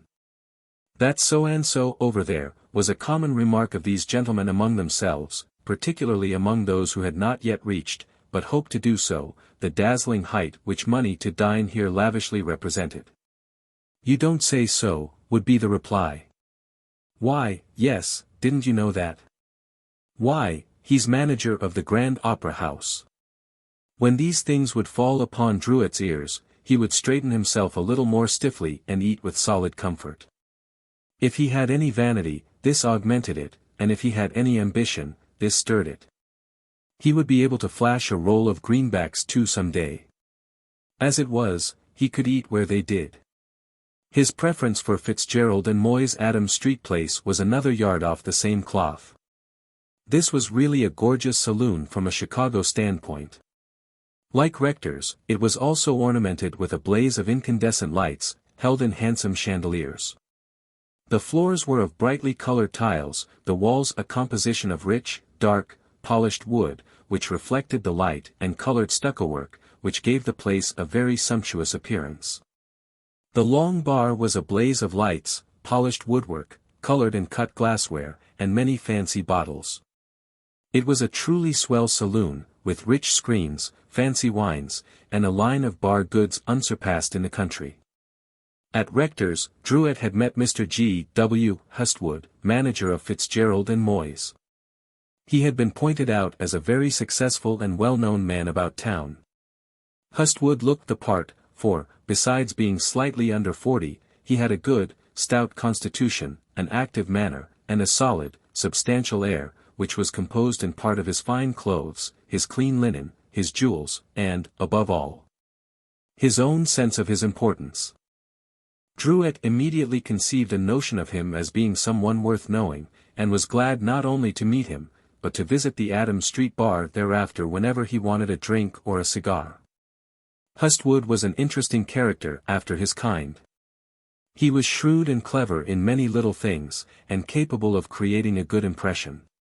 His managerial position was fairly important, a kind of stewardship which was imposing, but lacked financial control. He had risen by perseverance and industry, through long years of service, from the position of barkeeper in a commonplace saloon to his present altitude.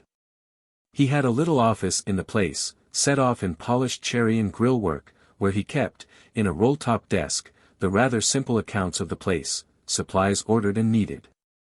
The chief executive and financial functions devolved upon the owners, Messrs. Fitzgerald and Moy, and upon a cashier who looked after the money taken in. For the most part he lounged about, dressed in excellent tailored suits of imported goods, a solitaire ring, a fine blue diamond in his tie, a striking vest of some new pattern, and a watch chain of solid gold, which held a charm of rich design. And a watch of the latest make and engraving. He knew by name, and could greet personally with a, well, old fellow, hundreds of actors, merchants, politicians, and the general run of successful characters about town, and it was part of his success to do so. He had a finely graduated scale of informality and friendship, which improved from the, how do you do? Addressed to the $15 a week clerks and office attachés, who, by long frequenting of the place, became aware of his position, to the, why, old man, how are you? Which he addressed to those noted or rich individuals who knew him and were inclined to be friendly. There was a class, however, too rich, too famous, or too successful, with whom he could not attempt any familiarity of address, and with these he was professionally tactful, assuming a grave and dignified attitude. Paying them the deference which would win their good feeling without in the least compromising his own bearing and opinions. There were, in the last place, a few good followers, neither rich nor poor, famous, nor yet remarkably successful, with whom he was friendly on the score of good fellowship. These were the kind of men with whom he would converse longest and most seriously. He loved to go out and have a good time once in a while, to go to the races, the theaters, the sporting entertainments at some of the clubs. He kept a horse and neat trap, had his wife and 2 children, who were well established in a neat house on the north side near Lincoln Park. And was altogether a very acceptable individual of our great American upper class, the first grade below the luxuriously rich. Hustwood liked Druitt. The latter's genial nature and dressy appearance pleased him. He knew that Druitt was only a traveling salesman, and not one of many years at that, but the firm of Bartlett, Carrie and Company was a large and prosperous house, and Druitt stood well. Hustwood knew Carrie quite well, having drunk a glass now and then with him, in company with several others, when the conversation was general. Druitt had what was a help in his business, a moderate sense of humor, and could tell a good story when the occasion required. He could talk races with Hustwood, tell interesting incidents concerning himself and his experiences with women, and report the state of trade in the cities which he visited, and so managed to make himself almost invariably agreeable.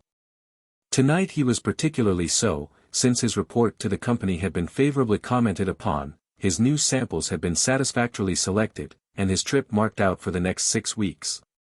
"Why, hello, Charlie, old man," said Hustwood, as Druitt came in that evening about 8 o'clock. "How goes it?" The room was crowded. Druitt shook hands, beaming good nature, and they strolled towards the bar. "Oh, all right. I haven't seen you in 6 weeks. When did you get in?" "Friday," said Drouet. "Had a fine trip." "Glad of it," said Hestwood, his black eyes lit with a warmth which half displaced the cold make-believe that usually dwelt in them. "What are you going to take?" he added, as the barkeeper, in snowy jacket and tie, leaned toward them from behind the bar. "Old Pepper," said Drouet. "A little of the same for me," put in Hestwood.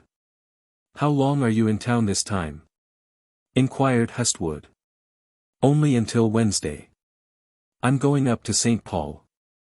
George Evans was in here Saturday and said he saw you in Milwaukee last week." "Yes, I saw George," returned Drouet. "Great old boy, isn't he? We had quite a time there together." The barkeeper was setting out the glasses and bottle before them, and they now poured out the draught as they talked, Drouet filling his to within a third of full, as was considered proper. And Hestwood taking the barest suggestion of whiskey and modifying it with seltzer. "What's become of Carrie?" remarked Hestwood. "I haven't seen him around here in 2 weeks." "Laid up, they say," exclaimed Drouet.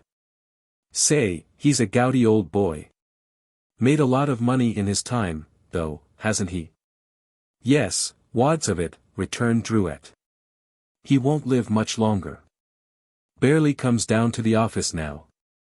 "Just one boy, hasn't he?" asked Hestwood. "Yes, and a swift pacer," laughed Drouet. "I guess he can't hurt the business very much, though, with the other members all there." "No, he can't injure that any, I guess." Hestwood was standing, his coat open, his thumbs in his pockets, the light on his jewels and rings relieving them with agreeable distinctness. He was the picture of fastidious comfort. To one not inclined to drink, and gifted with a more serious turn of mind, such a bubbling, chattering, glittering chamber must ever seem an anomaly, a strange commentary on nature and life. Here come the moths, in endless procession, to bask in the light of the flame. Such conversation as one may hear would not warrant a commendation of the scene upon intellectual grounds. It seems plain that schemers would choose more sequestered quarters to arrange their plans, that politicians would not gather here in company to discuss anything save formalities, where the sharp-eared may hear. And it would scarcely be justified on the score of thirst, for the majority of those who frequent these more gorgeous places have no craving for liquor. Nevertheless, the fact that here men gather, here chatter, here love to pass and rub elbows, must be explained upon some grounds. It must be that a strange bundle of passions and vague desires give rise to such a curious social institution, or it would not be. Drouet, for one, was lured as much by his longing for pleasure as by his desire to shine among his betters. The many friends he met here dropped in because they craved, without, perhaps, consciously analyzing it, the company, the glow, the atmosphere which they found. One might take it, after all, as an augur of the better social order, for the things which they satisfied here, though sensory, were not evil. No evil could come out of the contemplation of an expensively decorated chamber. The worst effect of such a thing would be, perhaps, to stir up in the material-minded an ambition to arrange their lives upon a similarly splendid basis. In the last analysis, that would scarcely be called the fault of the decorations, but rather of the innate trend of the mind. That such a scene might stir the less expensively dressed to emulate the more expensively dressed could scarcely be laid at the door of anything save the false ambition of the minds of those so affected. Remove the element so thoroughly and solely complained of, liquor, and there would not be one to gainsay the qualities of beauty and enthusiasm which would remain. The pleased eye with which our modern restaurants of fashion are looked upon is proof of this assertion. Yet, here is the fact of the lighted chamber, the dressy, greedy company, the small, self-interested palaver, the disorganized, aimless, wandering mental action which it represents, the love of light and show and finery which, to one outside, under the serene light of the eternal stars, must seem a strange and shiny thing.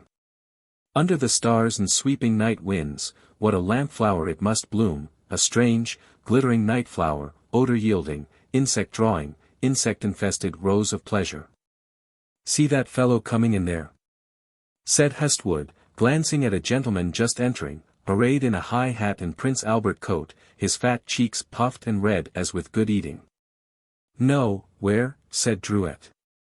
There, said Hestwood, indicating the direction by a cast of his eye, the man with the silk hat. Oh, yes, said Drouet, now affecting not to see. Who is he? That's Jules Wallace, the spiritualist. Drouet followed him with his eyes, much interested.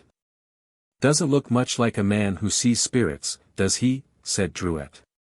Oh, I don't know, returned Hestwood. He's got the money, all right, and a little twinkle passed over his eyes. I don't go much on those things, do you? Asked Drouet. Well, you never can tell, said Hestwood. There may be something to it. I wouldn't bother about it myself, though. By the way, he added, are you going anywhere tonight? The Hole in the Ground, said Drouet, mentioning the popular farce of the time. Well, you'd better be going. It's 8:30 already, and he drew out his watch. The crowd was already thinning out considerably, some bound for the theaters, some to their clubs, and some to that most fascinating of all the pleasures, for the type of man there represented, at least, the ladies. Yes, I will, said Drouet. Come around after the show. I have something I want to show you, said Hestwood. Sure, said Drouet, elated. You haven't anything on hand for the night, have you? Added Hestwood. Not a thing. Well, come round, then. I struck a little peach coming in on the train Friday, remarked Drouet, by way of parting. By George, that's so, I must go and call on her before I go away. Oh, never mind her, Hestwood remarked. Say, she was a little dandy, I tell you, went on Drouet confidentially, and trying to impress his friend. 12 o'clock, said Hestwood. That's right, said Drouet, going out. Thus was Carrie's name bandied about in the most frivolous and gay of places, and that also when the little twaller was bemoaning her narrow lot, which was almost inseparable from the early stages of this, her unfolding fate. Chapter 6. The Machine and the Maiden, a Night of Theodore. At the flat that evening Carrie felt a new phase of its atmosphere. The fact that it was unchanged, while her feelings were different, increased her knowledge of its character. Minnie, after the good spirits Carrie manifested at first, expected a fair report. Hanson supposed that Carrie would be satisfied. Well, he said, as he came in from the hall in his working clothes, and looked at Carrie through the dining room door, how did you make out? Oh, said Carrie, it's pretty hard. I don't like it. There was an air about her which showed plainer than any words that she was both weary and disappointed. What sort of work is it? He asked, lingering a moment as he turned upon his heel to go into the bathroom. Running a machine, answered Carrie. It was very evident that it did not concern him much, save from the side of the flat's success. He was irritated a shade because it could not have come about in the throe of fortune for Carrie to be pleased. Minnie worked with less elation than she had just before Carrie arrived. The sizzle of the meat frying did not sound quite so pleasing now that Carrie had reported her discontent. To Carrie, the one relief of the whole day would have been a jolly home, a sympathetic reception, a bright supper table, and someone to say, oh, well, stand it a little while. You will get something better, but now this was ashes. She began to see that they looked upon her complaint as unwarranted, and that she was supposed to work on and say nothing. She knew that she was to pay $4 for her board and room, and now she felt that it would be an exceedingly gloomy round, living with these people. Minnie was no companion for her sister, she was too old. Her thoughts were staid and solemnly adapted to a condition.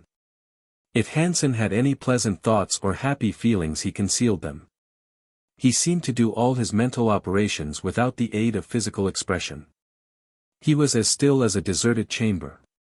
Carrie, on the other hand, had the blood of youth and some imagination.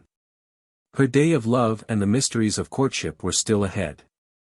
She could think of things she would like to do, of clothes she would like to wear, and of places she would like to visit. These were the things upon which her mind ran, and it was like meeting with opposition at every turn to find no one here to call forth or respond to her feelings. She had forgotten, in considering and explaining the result of her day, that Druitt might come. Now, when she saw how unreceptive these two people were, she hoped he would not. She did not know exactly what she would do or how she would explain to Druitt, if he came. After supper she changed her clothes. When she was trimly dressed she was rather a sweet little being, with large eyes and a sad mouth. Her face expressed the mingled expectancy, dissatisfaction, and depression she felt. She wandered about after the dishes were put away, talked a little with Minnie, and then decided to go down and stand in the door at the foot of the stairs. If Druitt came, she could meet him there. Her face took on the semblance of a look of happiness as she put on her hat to go below. "Carrie doesn't seem to like her place very well," said Minnie to her husband when the latter came out, paper in hand, to sit in the dining room a few minutes. "She ought to keep it for a time, anyhow," said Hansen. "Has she gone downstairs?" "Yes," said Minnie. "I'd tell her to keep it if I were you. She might be here weeks without getting another one." Minnie said she would, and Hansen read his paper. "If I were you," he said a little later, "I wouldn't let her stand in the door down there. It don't look good." "I'll tell her," said Minnie. The life of the streets continued for a long time to interest Carrie. She never wearied of wondering where the people in the cars were going or what their enjoyments were. Her imagination trod a very narrow round, always winding up at points which concerned money, looks, clothes, or enjoyment. She would have a far-off thought of Columbia City now and then, or an irritating rush of feeling concerning her experiences of the present day, but, on the whole, the little world about her enlisted her whole attention. The first floor of the building, of which Hansen's flat was the third, was occupied by a bakery, and to this, while she was standing there, Hansen came down to buy a loaf of bread. She was not aware of his presence until he was quite near her. "I'm after bread," was all he said as he passed. The contagion of thought here demonstrated itself. While Hansen really came for bread, the thought dwelt with him that now he would see what Carrie was doing. No sooner did he draw near her with that in mind than she felt it. Of course, she had no understanding of what put it into her head, but, nevertheless, it aroused in her the first shade of real antipathy to him. She knew now that she did not like him. He was suspicious. A thought will color a world for us. The flow of Carrie's meditations had been disturbed, and Hansen had not long gone upstairs before she followed. She had realized with the lapse of the quarter hours that Druitt was not coming, and somehow she felt a little resentful, a little as if she had been forsaken, was not good enough. She went upstairs, where everything was silent. Minnie was sewing by a lamp at the table. Hansen had already turned in for the night.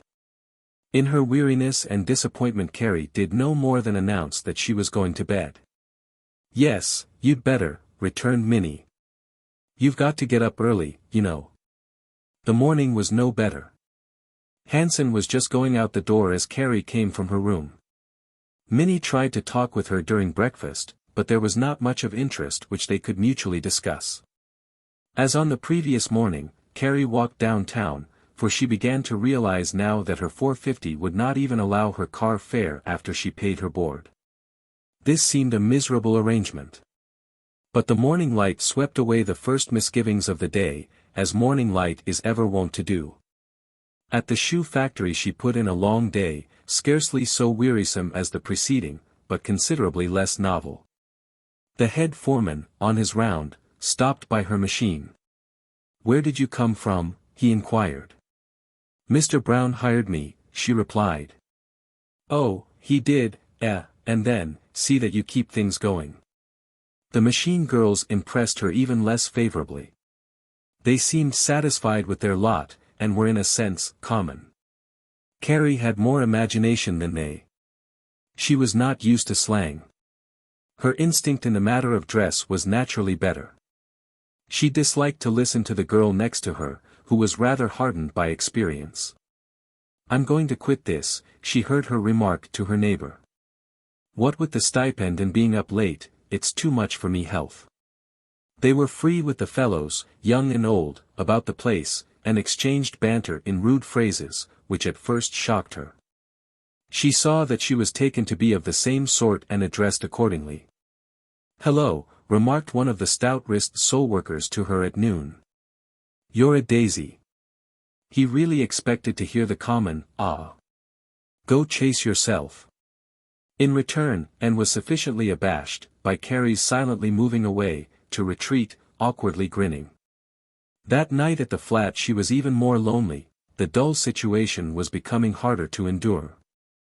She could see that the Hansons seldom or never had any company. Standing at the street door looking out, she ventured to walk out a little way. Her easy gait and idle manner attracted attention of an offensive but common sort. She was slightly taken back at the overtures of a well-dressed man of 30, who in passing looked at her, reduced his pace, turned back, and said, "Out for a little stroll, are you, this evening?" Carrie looked at him in amazement, and then summoned sufficient thought to reply, "Why, I don't know you," backing away as she did so. "Oh, that don't matter," said the other affably. She bandied no more words with him, but hurried away, reaching her own door quite out of breath.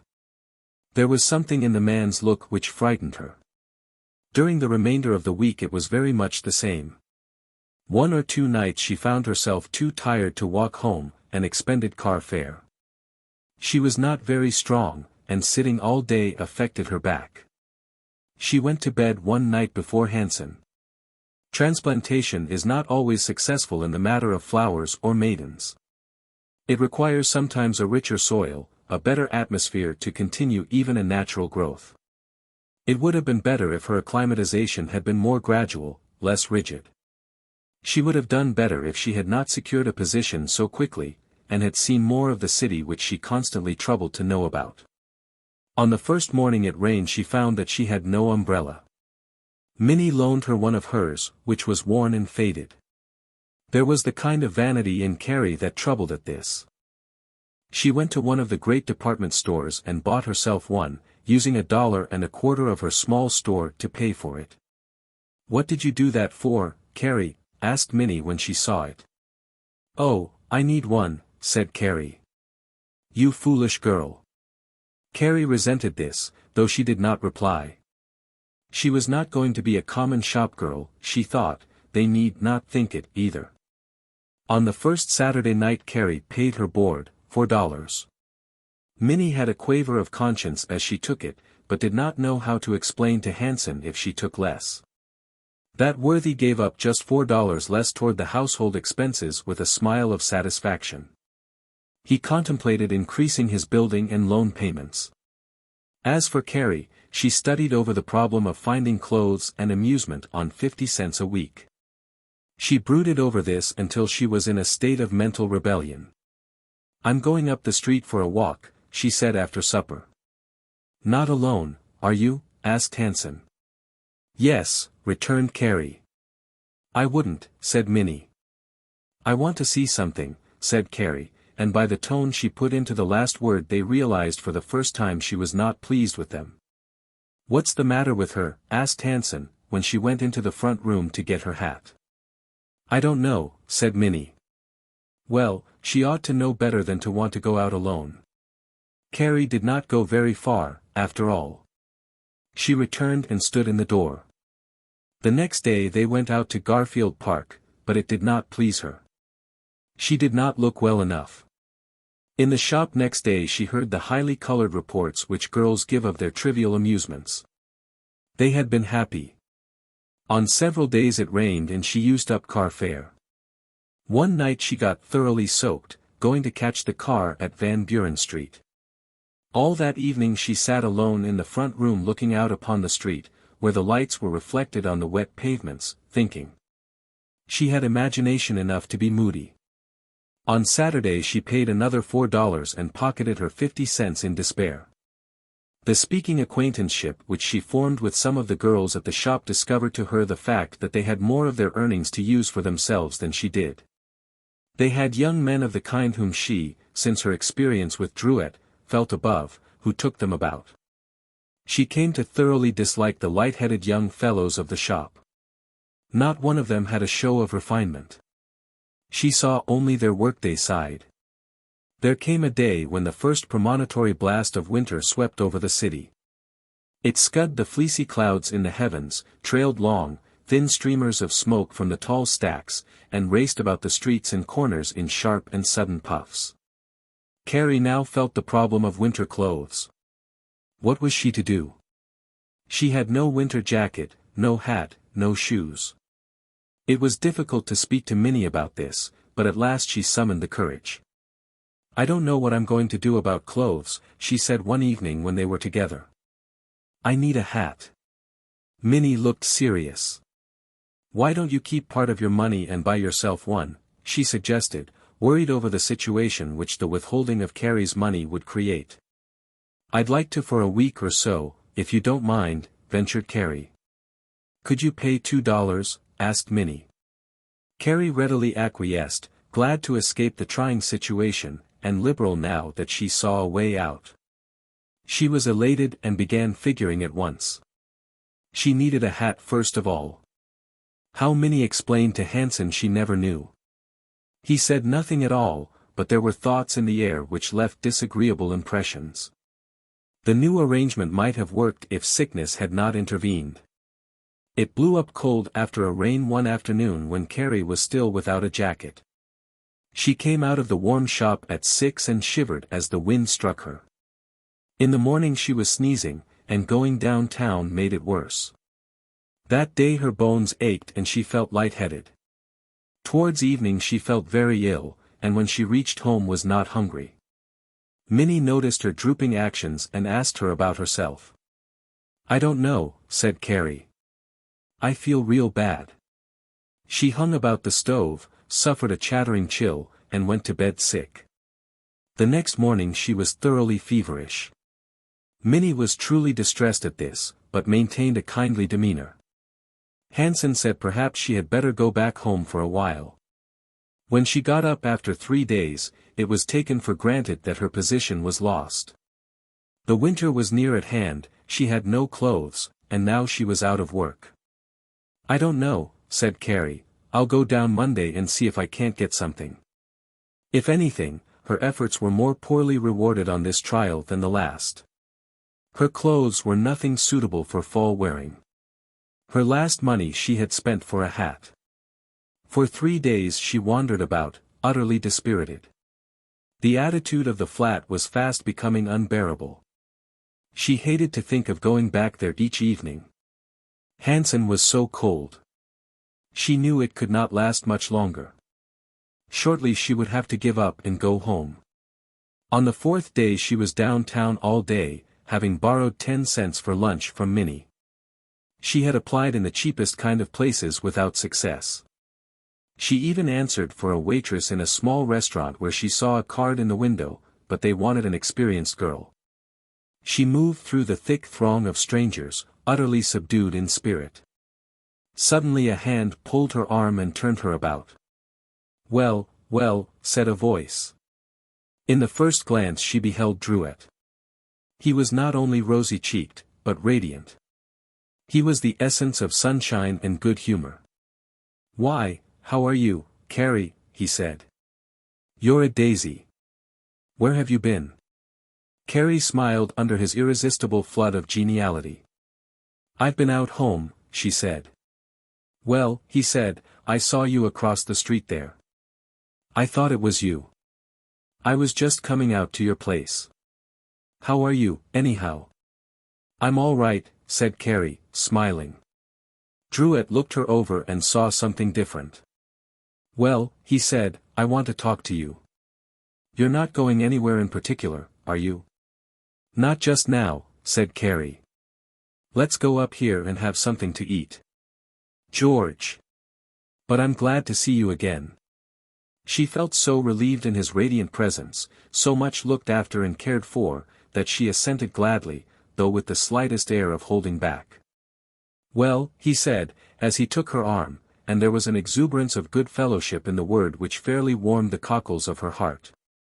They went through Monroe Street to the old Windsor dining room, which was then a large, comfortable place, with an excellent cuisine and substantial service. Druitt selected a table close by the window, where the busy route of the street could be seen. He loved the changing panorama of the street, to see and be seen as he dined. "Now," he said, getting Carrie and himself comfortably settled, "what will you have?" Carrie looked over the large bill of fare which the waiter handed her without really considering it. She was very hungry, and the things she saw there awakened her desires, but the high prices held her attention. Half-broiled spring chicken, $75. Sirloin steak with mushrooms, $125. She had dimly heard of these things, but it seemed strange to be called to order from the list. "I'll fix this," exclaimed Druitt. "SST. Waiter." That officer of the board, a full-chested, round-faced Negro, approached, and inclined his ear. "Sirloin with mushrooms," said Druitt. "Stuffed tomatoes." "Yassa," assented the Negro, nodding his head. "Hashed brown potatoes." "Yassa." "Asparagus." "Yassa." "And a pot of coffee." Druitt turned to Carrie. "I haven't had a thing since breakfast. Just got in from Rock Island. I was going off to dine when I saw you." Carrie smiled and smiled. "What have you been doing?" he went on. "Tell me all about yourself. How is your sister?" "She's well," returned Carrie, answering the last query. He looked at her hard. "Say," he said, "you haven't been sick, have you?" Carrie nodded. "Well, now, that's a blooming shame, isn't it? You don't look very well. I thought you looked a little pale. What have you been doing?" "Working," said Carrie. "You don't say so. At what?" She told him. "Rhodes, Morgenthau and Scott. Why, I know that house over here on Fifth Avenue, isn't it? They're a close-fisted concern. What made you go there?" "I couldn't get anything else," said Carrie frankly. "Well, that's an outrage," said Druitt. "You oughtn't to be working for those people. Have the factory right back of the store, don't they?" "Yes," said Carrie. "That isn't a good house," said Druitt. "You don't want to work at anything like that, anyhow." He chatted on at a great rate, asking questions, explaining things about himself, telling her what a good restaurant it was, until the waiter returned with an immense tray, bearing the hot savory dishes which had been ordered. Druitt fairly shone in the matter of serving. He appeared to great advantage behind the white napery and silver platters of the table and displaying his arms with a knife and fork. As he cut the meat his rings almost spoke. His new suit creaked as he stretched to reach the plates, break the bread, and pour the coffee. He helped Carrie to a rousing plateful and contributed the warmth of his spirit to her body until she was a new girl. He was a splendid fellow in the true popular understanding of the term, and captivated Carrie completely. That little soldier of fortune took her good turn in an easy way. She felt a little out of place, but the great room soothed her and the view of the well-dressed throng outside seemed a splendid thing. Ah, what was it not to have money? What a thing it was to be able to come in here and dine. Druitt must be fortunate. He rode on trains, dressed in such nice clothes, was so strong, and ate in these fine places. He seemed quite a figure of a man, and she wondered at his friendship and regard for her. "So you lost your place because you got sick, he said. "What are you going to do now?" "Look around," she said, a thought of the need that hung outside this fine restaurant like a hungry dog at her heels passing into her eyes. "Oh, no," said Druitt, "that won't do." "How long have you been looking?" "For days," she answered. "Think of that," he said, addressing some problematical individual. "You oughtn't to be doing anything like that. These girls," and he waved an inclusion of all shop and factory girls, "don't get anything. Why, you can't live on it, can you?" He was a brotherly sort of creature in his demeanor. When he had scouted the idea of that kind of toil, he took another tack. Carrie was really very pretty. Even then, in her commonplace garb, her figure was evidently not bad, and her eyes were large and gentle. Druitt looked at her and his thoughts reached home. She felt his admiration. It was powerfully backed by his liberality and good humor. She felt that she liked him, that she could continue to like him ever so much.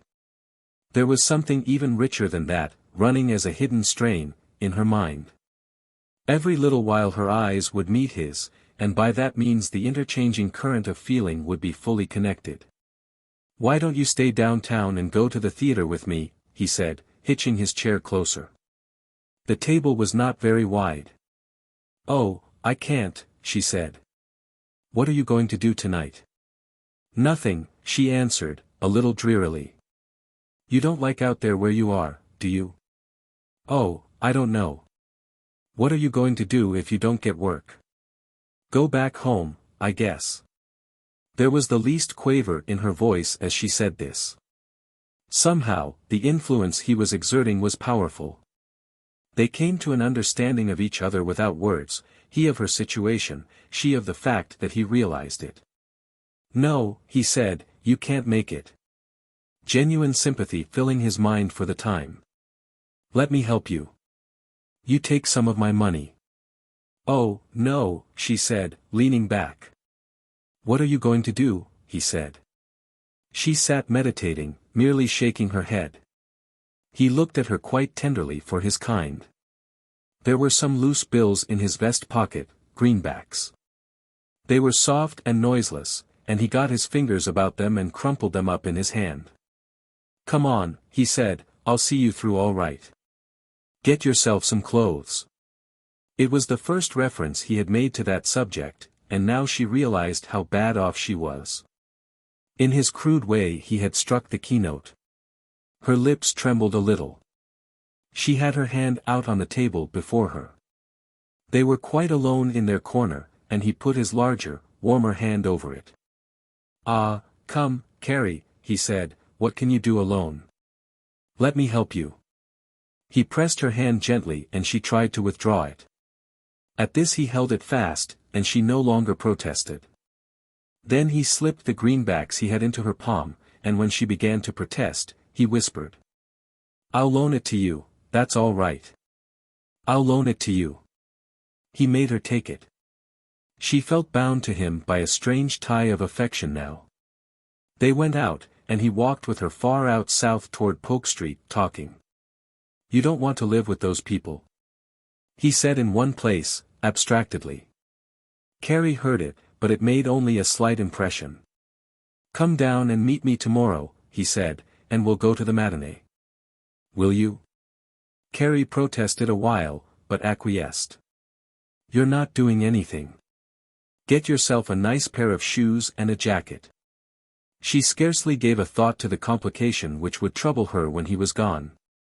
In his presence, she was of his own hopeful, easy way out mood. "Don't you bother about those people out there," he said at parting. "I'll help you."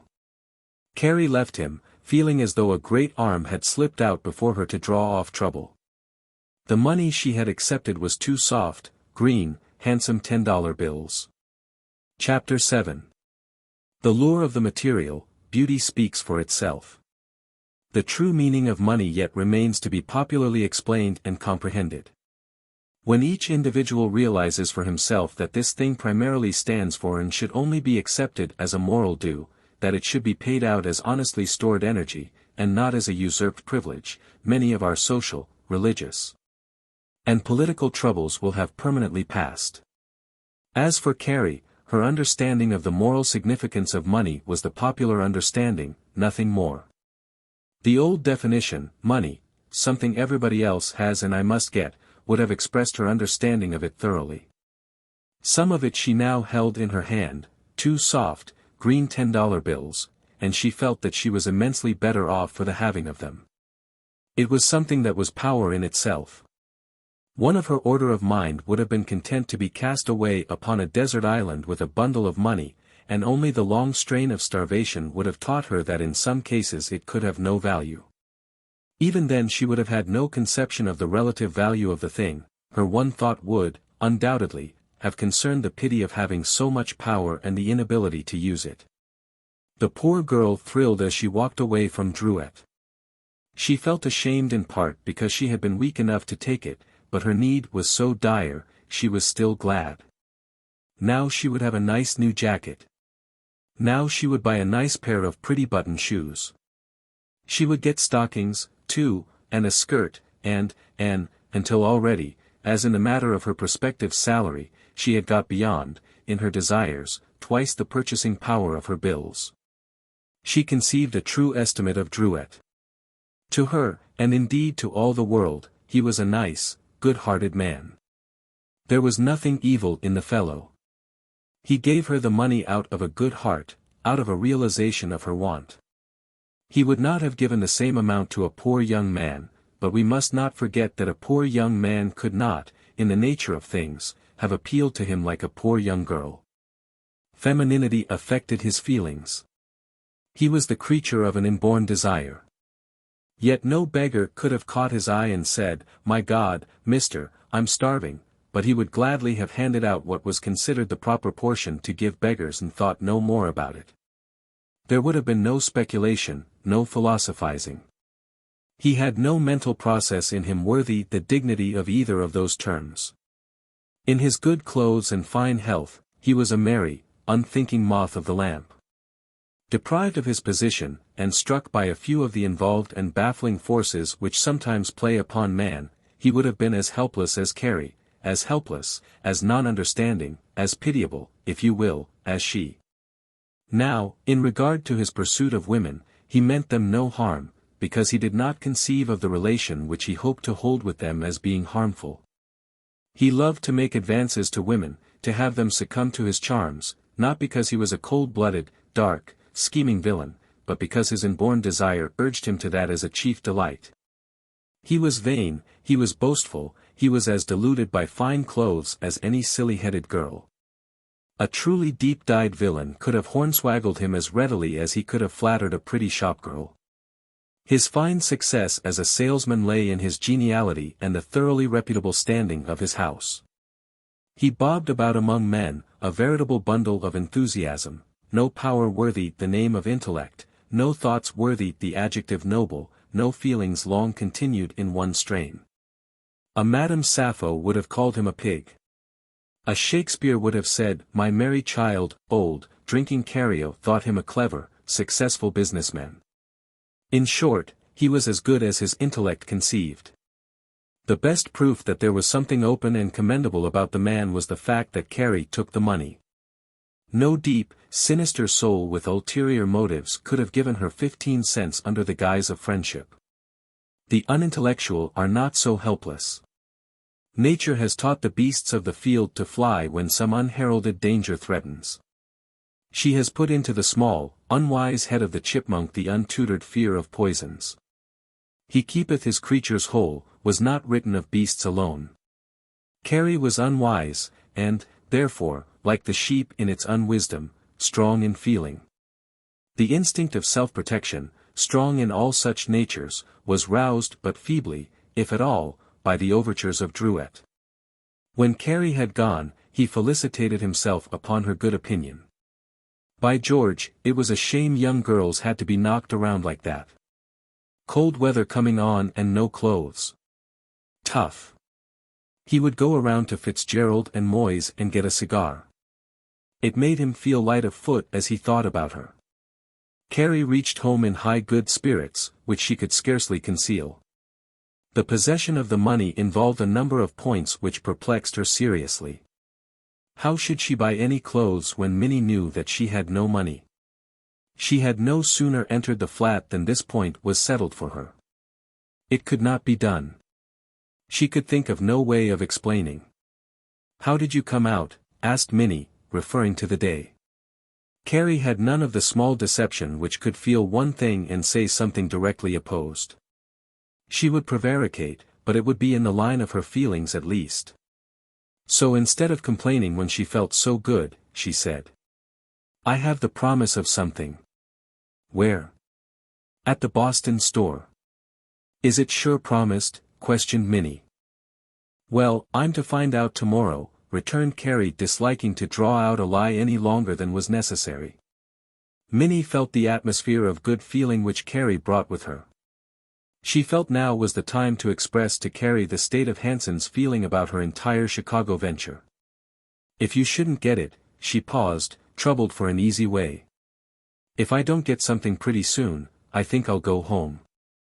Minnie saw her chance. Sven thinks it might be best for the winter, anyhow. The situation flashed on Carrie at once. They were unwilling to keep her any longer, out of work. She did not blame Minnie, she did not blame Hanson very much. Now, as she sat there digesting the remark, she was glad she had Druitt's money.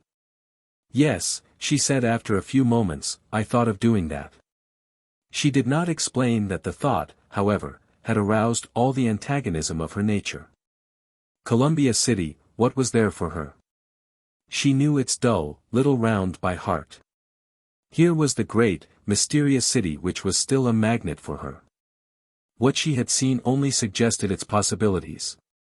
Now to turn back on it and live the little old life out there, she almost exclaimed against the thought.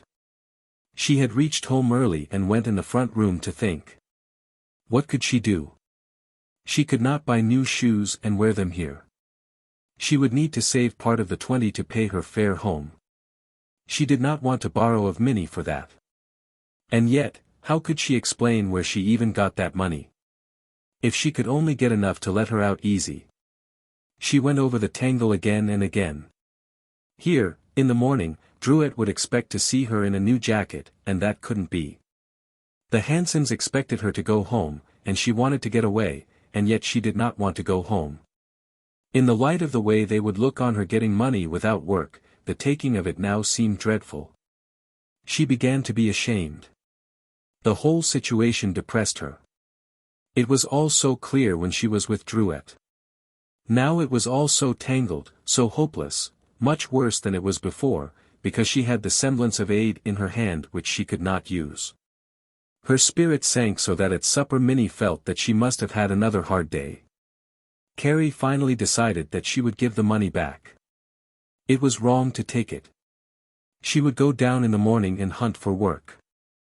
At noon she would meet Druitt as agreed and tell him. At this decision her heart sank, until she was the old Carrie of distress. Curiously, she could not hold the money in her hand without feeling some relief. Even after all her depressing conclusions, she could sweep away all thought about the matter, and then the $20 seemed a wonderful and delightful thing. Ah, money, money, money. What a thing it was to have.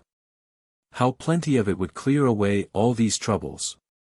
In the morning she got up and started out a little early. Her decision to hunt for work was moderately strong, but the money in her pocket, after all her troubling over it, made the work question the least shade less terrible. She walked into the wholesale district, but as the thought of applying came with each passing concern, her heart shrank. What a coward she was, she thought to herself. Yet she had applied so often. It would be the same old story. She walked on, and finally did go into one place, with the old result. She came out feeling that luck was against her. It was no use. Without much thinking, she reached Dearborn Street.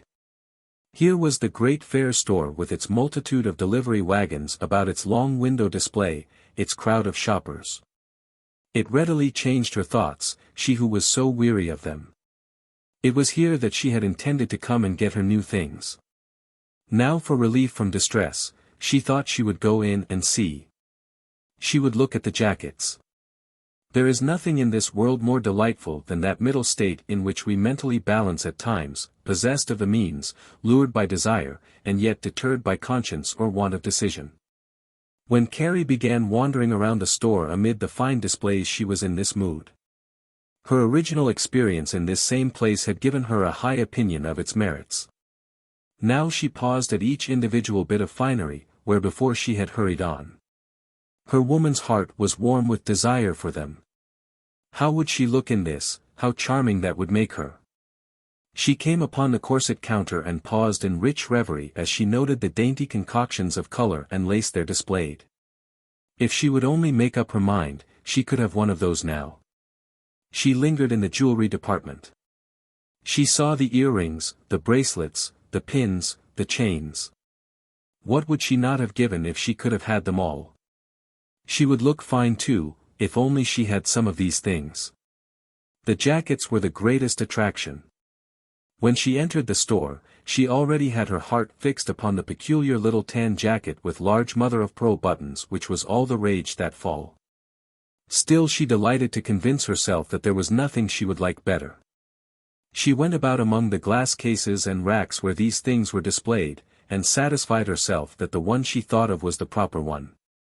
All the time she wavered in mind, now persuading herself that she could buy it right away if she chose, now recalling to herself the actual condition. At last the noon hour was dangerously near, and she had done nothing.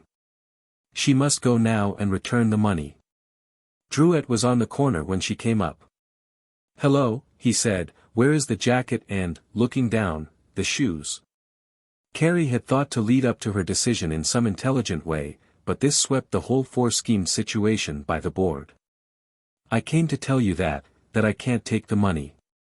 "Oh, that's it, is it?" he returned. "Well, you come on with me. Let's go over here to Partridge's." Carrie walked with him. Behold, the whole fabric of doubt and impossibility had slipped from her mind. She could not get at the points that were so serious, the things she was going to make plain to him. "Have you had lunch yet?" "Of course you haven't." "Let's go in here," and Drouet turned into one of the very nicely furnished restaurants off State Street, in Monroe. "I mustn't take the money," said Carrie, after they were settled in a cozy corner, and Drouet had ordered the lunch. "I can't wear those things out there. They wouldn't know where I got them." "What do you want to do?" he smiled, "go without them?" "I think I'll go home," she said, wearily. "Oh, come," he said, "you've been thinking it over too long. I'll tell you what you do. You say you can't wear them out there. Why don't you rent a furnished room and leave them in that for a week?" Carrie shook her head. Like all women, she was there to object and be convinced. It was for him to brush the doubts away and clear the path if he could. "Why are you going home?" he asked. "Oh, I can't get anything here." "They won't keep you," he remarked, intuitively. "They can't," said Carrie. "I'll tell you what you do," he said. "You come with me. I'll take care of you." Carrie heard this passively. The peculiar state which she was in made it sound like the welcome breath of an open door. Drouet seemed of her own spirit and pleasing. He was clean, handsome, well-dressed, and sympathetic. His voice was the voice of a friend. "What can you do back at Columbia City?" he went on, rousing by the words in Carrie's mind a picture of the dull world she had left. "There isn't anything down there. Chicago's the place. You can get a nice room here and some clothes, and then you can do something." Carrie looked out through the window into the busy street. There it was, the admirable, great city, so fine when you are not poor. An elegant coach, with a prancing pair of bays, passed by, carrying in its upholstered depths a young lady. "What will you have if you go back?" asked Drouet. There was no subtle undercurrent to the question. He imagined that she would have nothing at all of the things he thought worthwhile. Carrie sat still, looking out. She was wondering what she could do. They would be expecting her to go home this week. Drouet turned to the subject of the clothes she was going to buy. "Why not get yourself a nice little jacket? You've got to have it. I'll loan you the money. You needn't worry about taking it.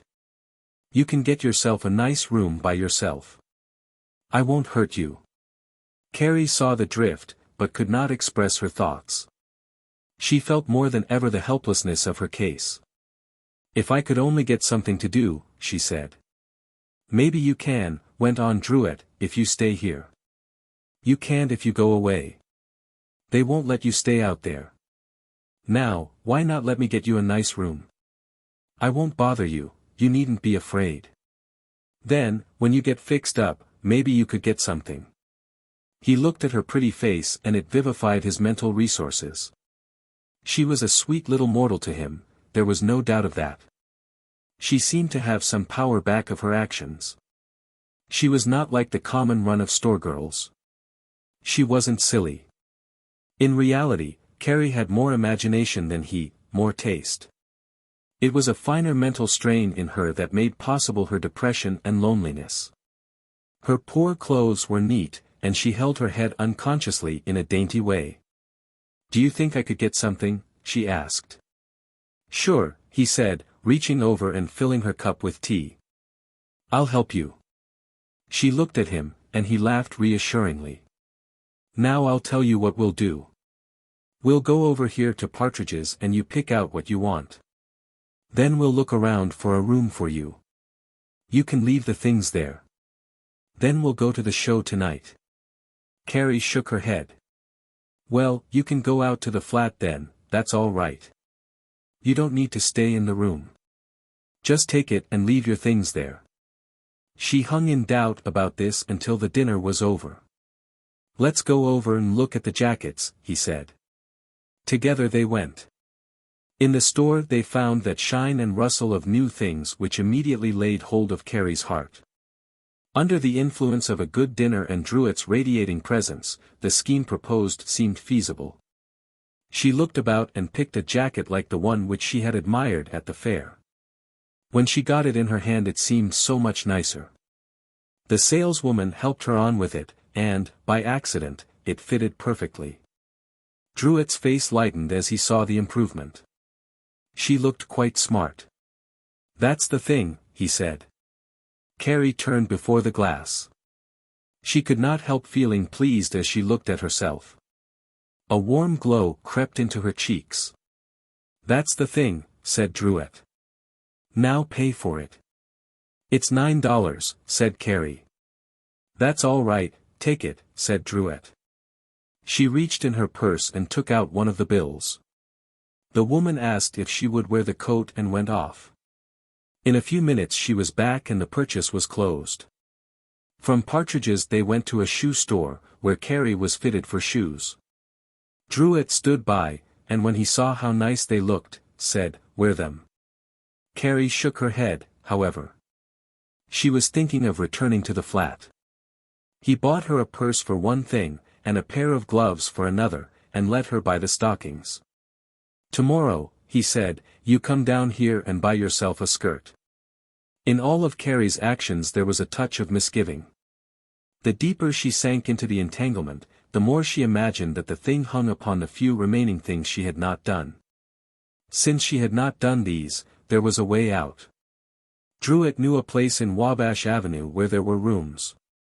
He showed Carrie the outside of these, and said, "Now, you're my sister." He carried the arrangement off with an easy hand when it came to the selection, looking around, criticizing, opining. "Her trunk will be here in a day or so," he observed to the landlady, who was very pleased. When they were alone, Druitt did not change in the least. He talked in the same general way as if they were out in the street. Carrie left her things. "Now," said Druitt, "why don't you move tonight?"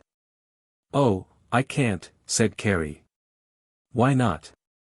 "I don't want to leave them so." He took that up as they walked along the avenue. It was a warm afternoon. The sun had come out and the wind had died down. As he talked with Carrie, he secured an accurate detail of the atmosphere of the flat. "Come out of it," he said, "they won't care. I'll help you get along." She listened until her misgivings vanished. He would show her about a little and then help her get something. He really imagined that he would. He would be out on the road and she could be working. "Now, I'll tell you what you do," he said, "you go out there and get whatever you want and come away." She thought a long time about this. Finally she agreed. He would come out as far as Peoria Street and wait for her. She was to meet him at 8:30. At 5:30 she reached home, and at 6 her determination was hardened. "So you didn't get it," said Minnie, referring to Carrie's story of the Boston store. Carrie looked at her out of the corner of her eye. "No," she answered. "I don't think you'd better try any more this fall," said Minnie. Carrie said nothing. When Hanson came home he wore the same inscrutable demeanor. He washed in silence and went off to read his paper. At dinner Carrie felt a little nervous. The strain of her own plans were considerable, and the feeling that she was not welcome here was strong. "Didn't find anything, said Hansen. "No." He turned to his eating again, the thought that it was a burden to have her here dwelling in his mind. She would have to go home, that was all. Once she was away, there would be no more coming back in the spring. Carrie was afraid of what she was going to do, but she was relieved to know that this condition was ending. They would not care. Hansen particularly would be glad when she went. He would not care what became of her. After dinner she went into the bathroom, where they could not disturb her, and wrote a little note. "Goodbye, Minnie," it read. "I'm not going home. I'm going to stay in Chicago a little while and look for work. Don't worry. I'll be all right." In the front room Hansen was reading his paper. As usual, she helped Minnie clear away the dishes and straighten up. Then she said, "I guess I'll stand down at the door a little while." She could scarcely prevent her voice from trembling. Minnie remembered Hansen's remonstrance. "Sven doesn't think it looks good to stand down there," she said. "Doesn't he?" said Carrie. "I won't do it any more after this." She put on her hat and fidgeted around the table in the little bedroom, wondering where to slip the note. Finally she put it under Minnie's hairbrush. When she had closed the hall door, she paused a moment and wondered what they would think. Some thought of the queerness of her deed affected her. She went slowly down the stairs. She looked back up the lighted step, and then affected to stroll up the street. When she reached the corner she quickened her pace. As she was hurrying away, Hansen came back to his wife.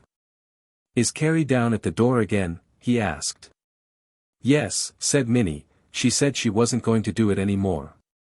He went over to the baby where it was playing on the floor and began to poke his finger at it. Druette was on the corner waiting, in good spirits. "Hello, Carrie," he said, as a sprightly figure of a girl drew near him. "Got here safe, did you? Well, we'll take a car." Chapter 8. Intimations by Winter, an ambassador summoned.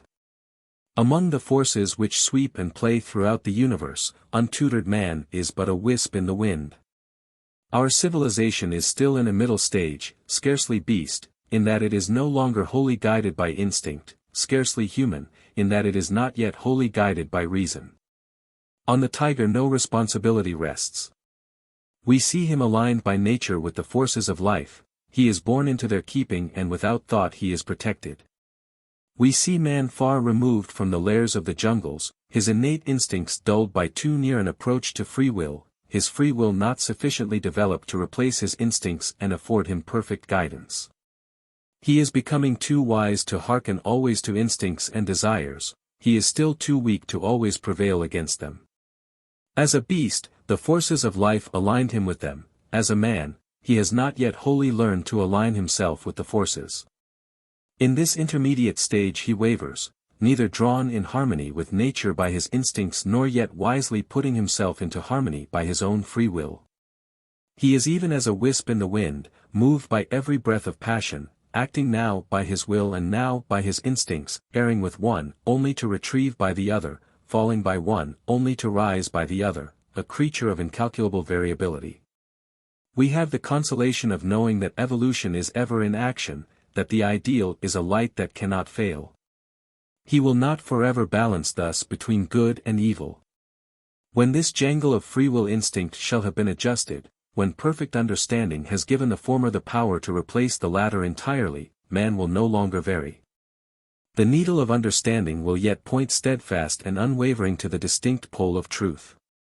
In Carrie, as in how many of our worldlings do they not, instinct and reason, desire and understanding, were at war for the mastery. She followed whither her craving led. She was as yet more drawn than she drew. When Minnie found the note next morning, after a night of mingled wonder and anxiety, which was not exactly touched by yearning, sorrow, or love, she exclaimed, "Well, what do you think of that?" "What?" said Hansen. "Sister Carrie has gone to live somewhere else." Hansen jumped out of bed with more celerity than he usually displayed and looked at the note. The only indication of his thoughts came in the form of a little clicking sound made by his tongue. The sound some people make when they wish to urge on a horse. "Where do you suppose she's gone to?" said Minnie, thoroughly aroused.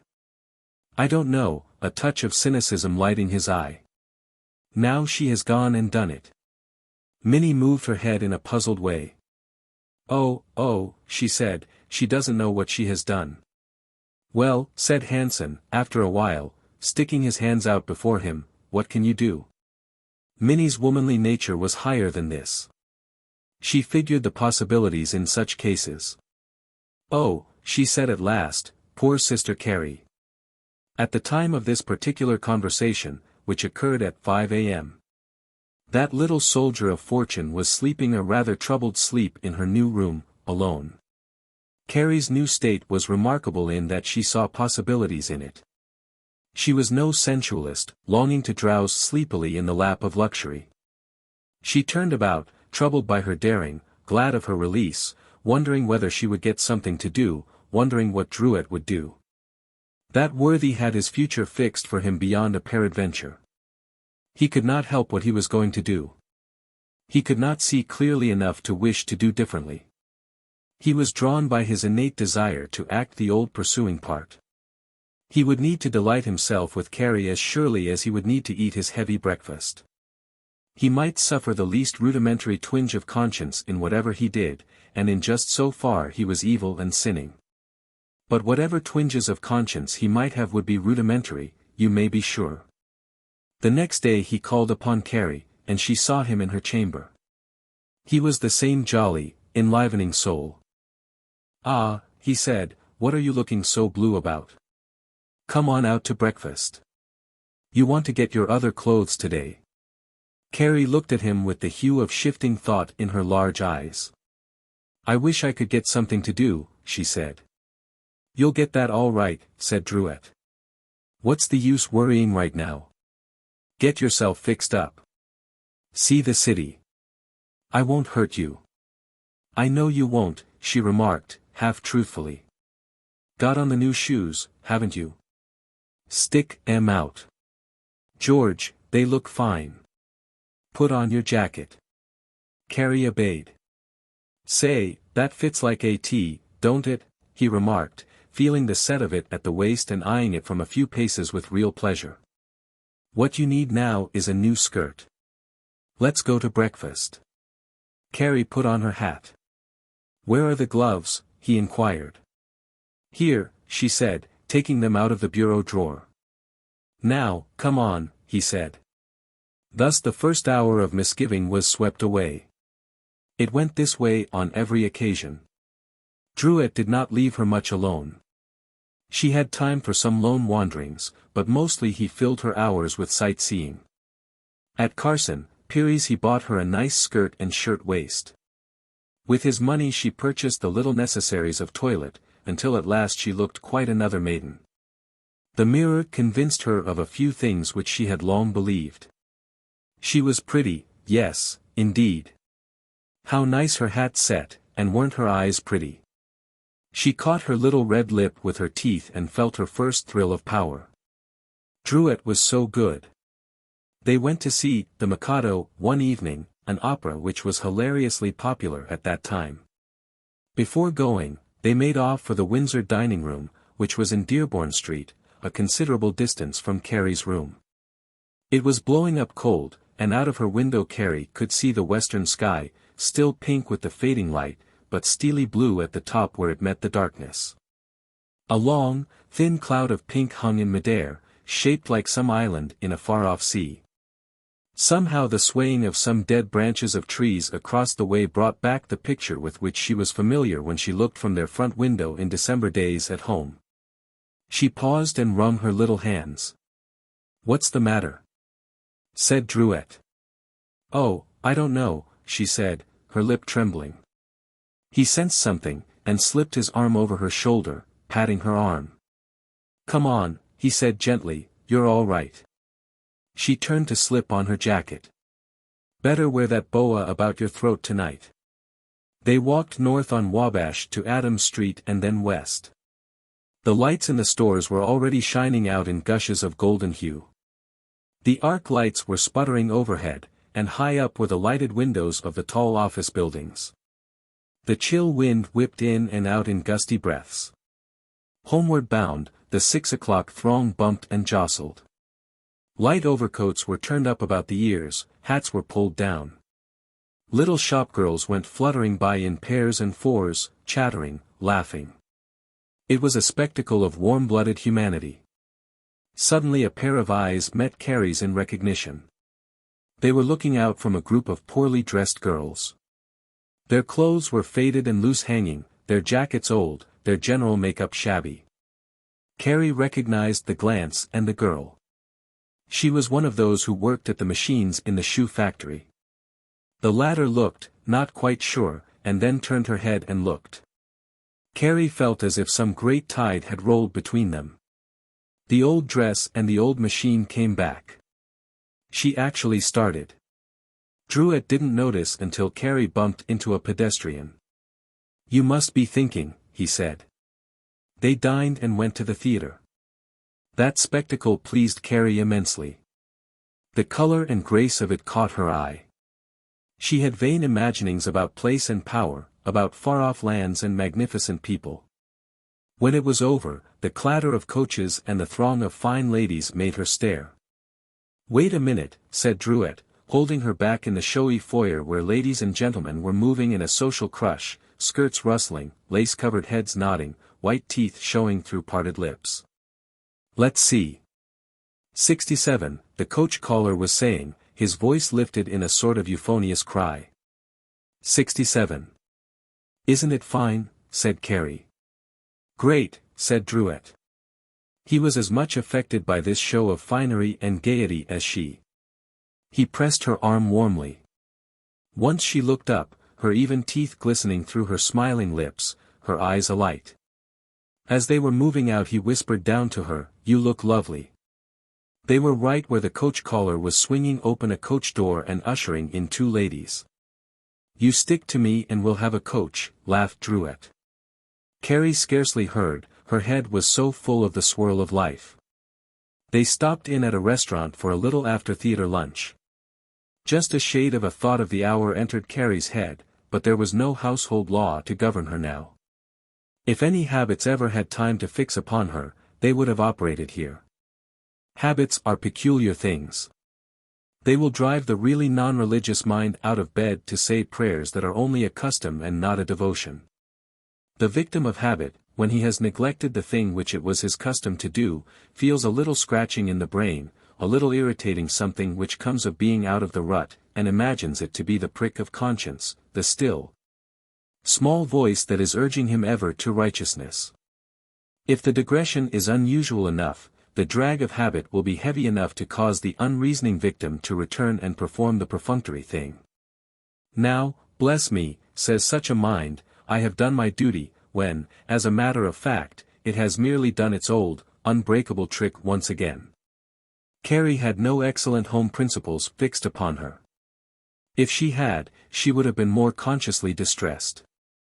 Now the lunch went off with considerable warmth.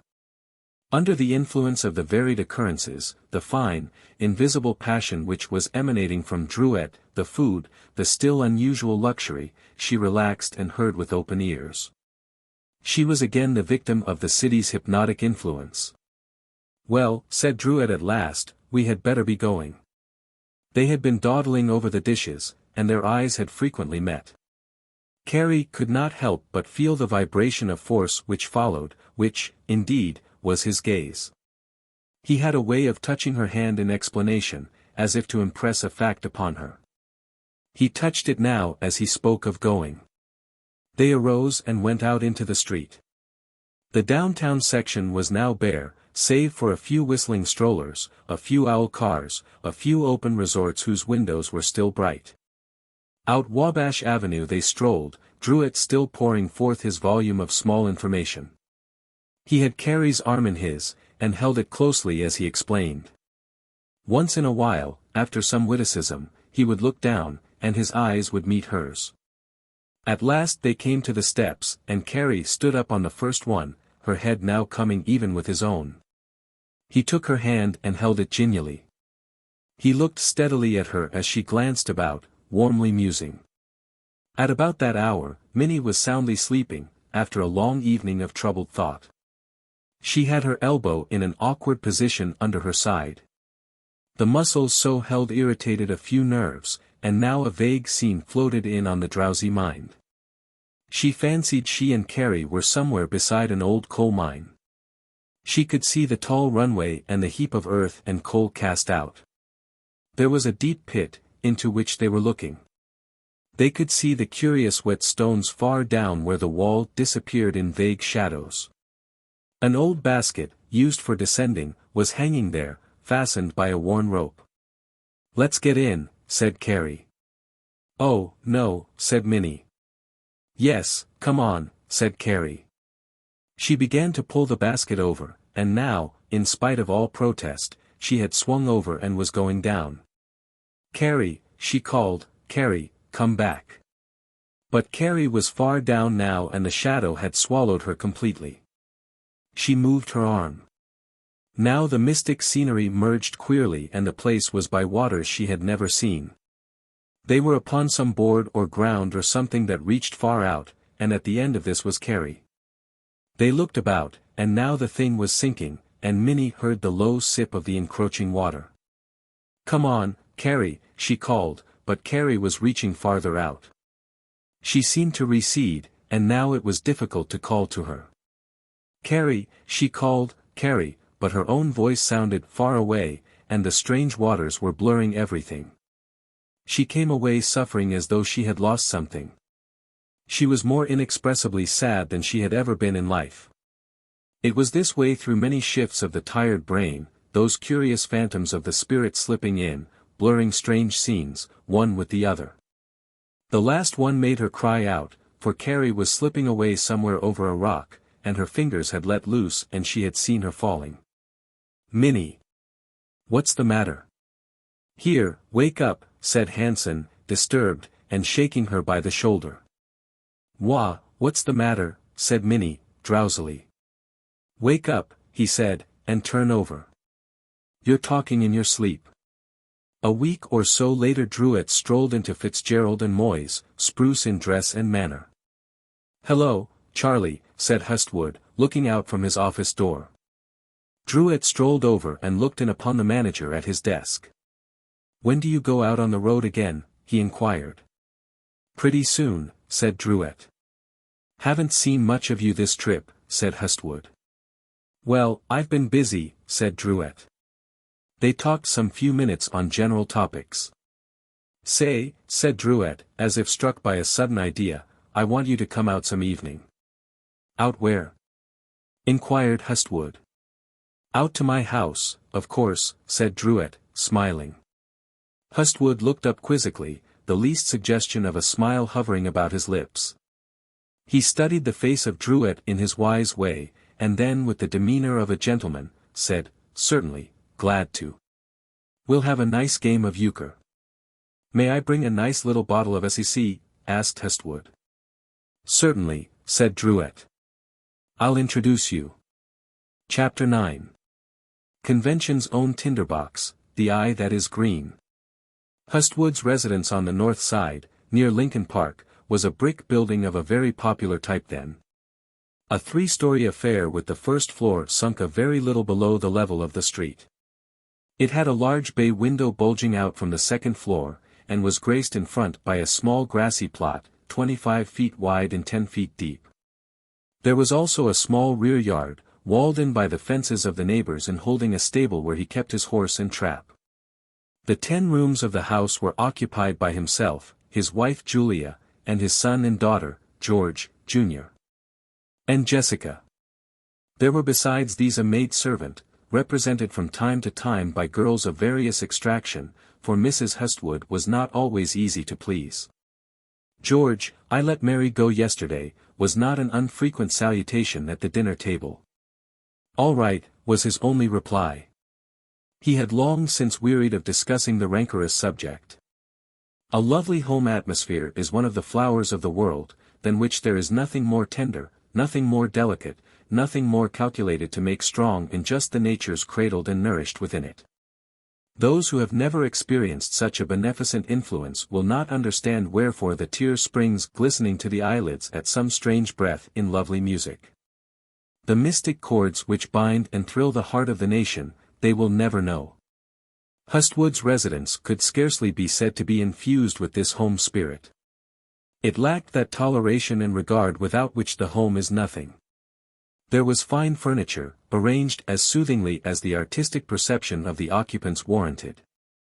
There were soft rugs, rich, upholstered chairs and divans, a grand piano, a marble carving of some unknown Venus by some unknown artist, and a number of small bronzes gathered from heaven knows where.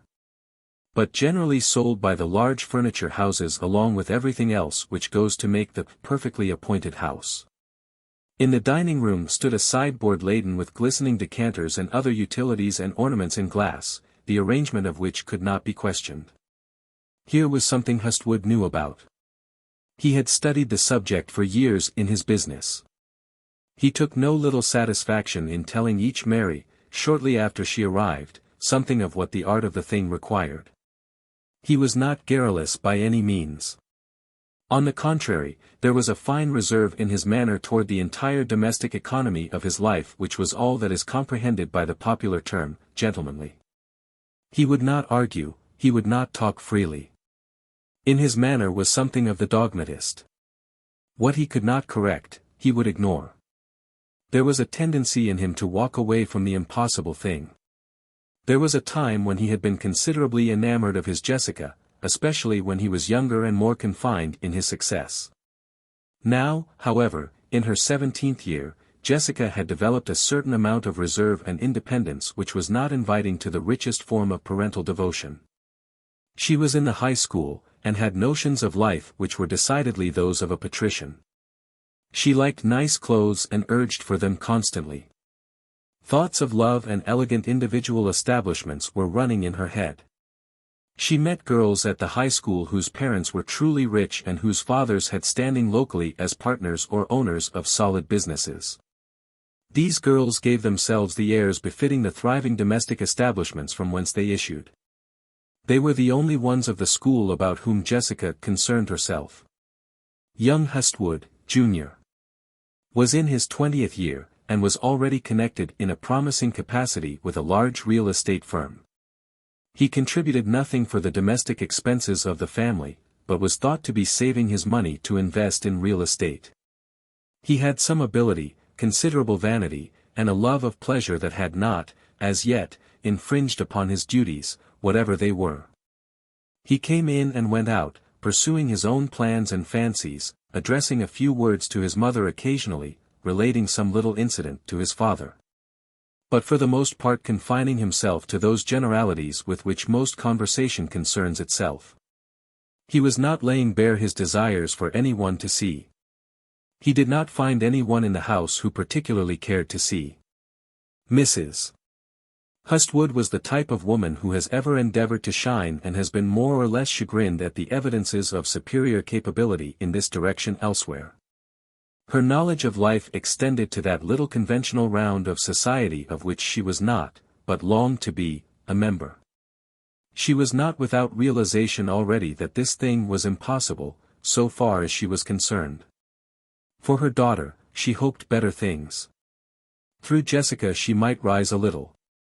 Through George, Jr.'s possible success she might draw to herself the privilege of pointing proudly.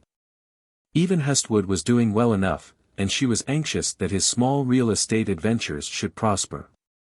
His property holdings, as yet, were rather small, but his income was pleasing and his position with Fitzgerald and Moy was fixed. Both those gentlemen were on pleasant and rather informal terms with him. The atmosphere which such personalities would create must be apparent to all. It worked out in 1,000 little conversations, all of which were of the same caliber. "I'm going up to Fox Lake tomorrow," announced George, Jr., at the dinner table one Friday evening. "What's going on up there?" queried Mrs. Hustwood. "Eddie Farway's got a new steam launch, and he wants me to come up and see how it works." How much did it cost him? Asked his mother. Oh, over $2,000. He says it's a dandy. Old Farway must be making money, put in Hustwood. He is, I guess. Jack told me they were shipping Vegacura to Australia now, said they sent a whole box to Cape Town last week.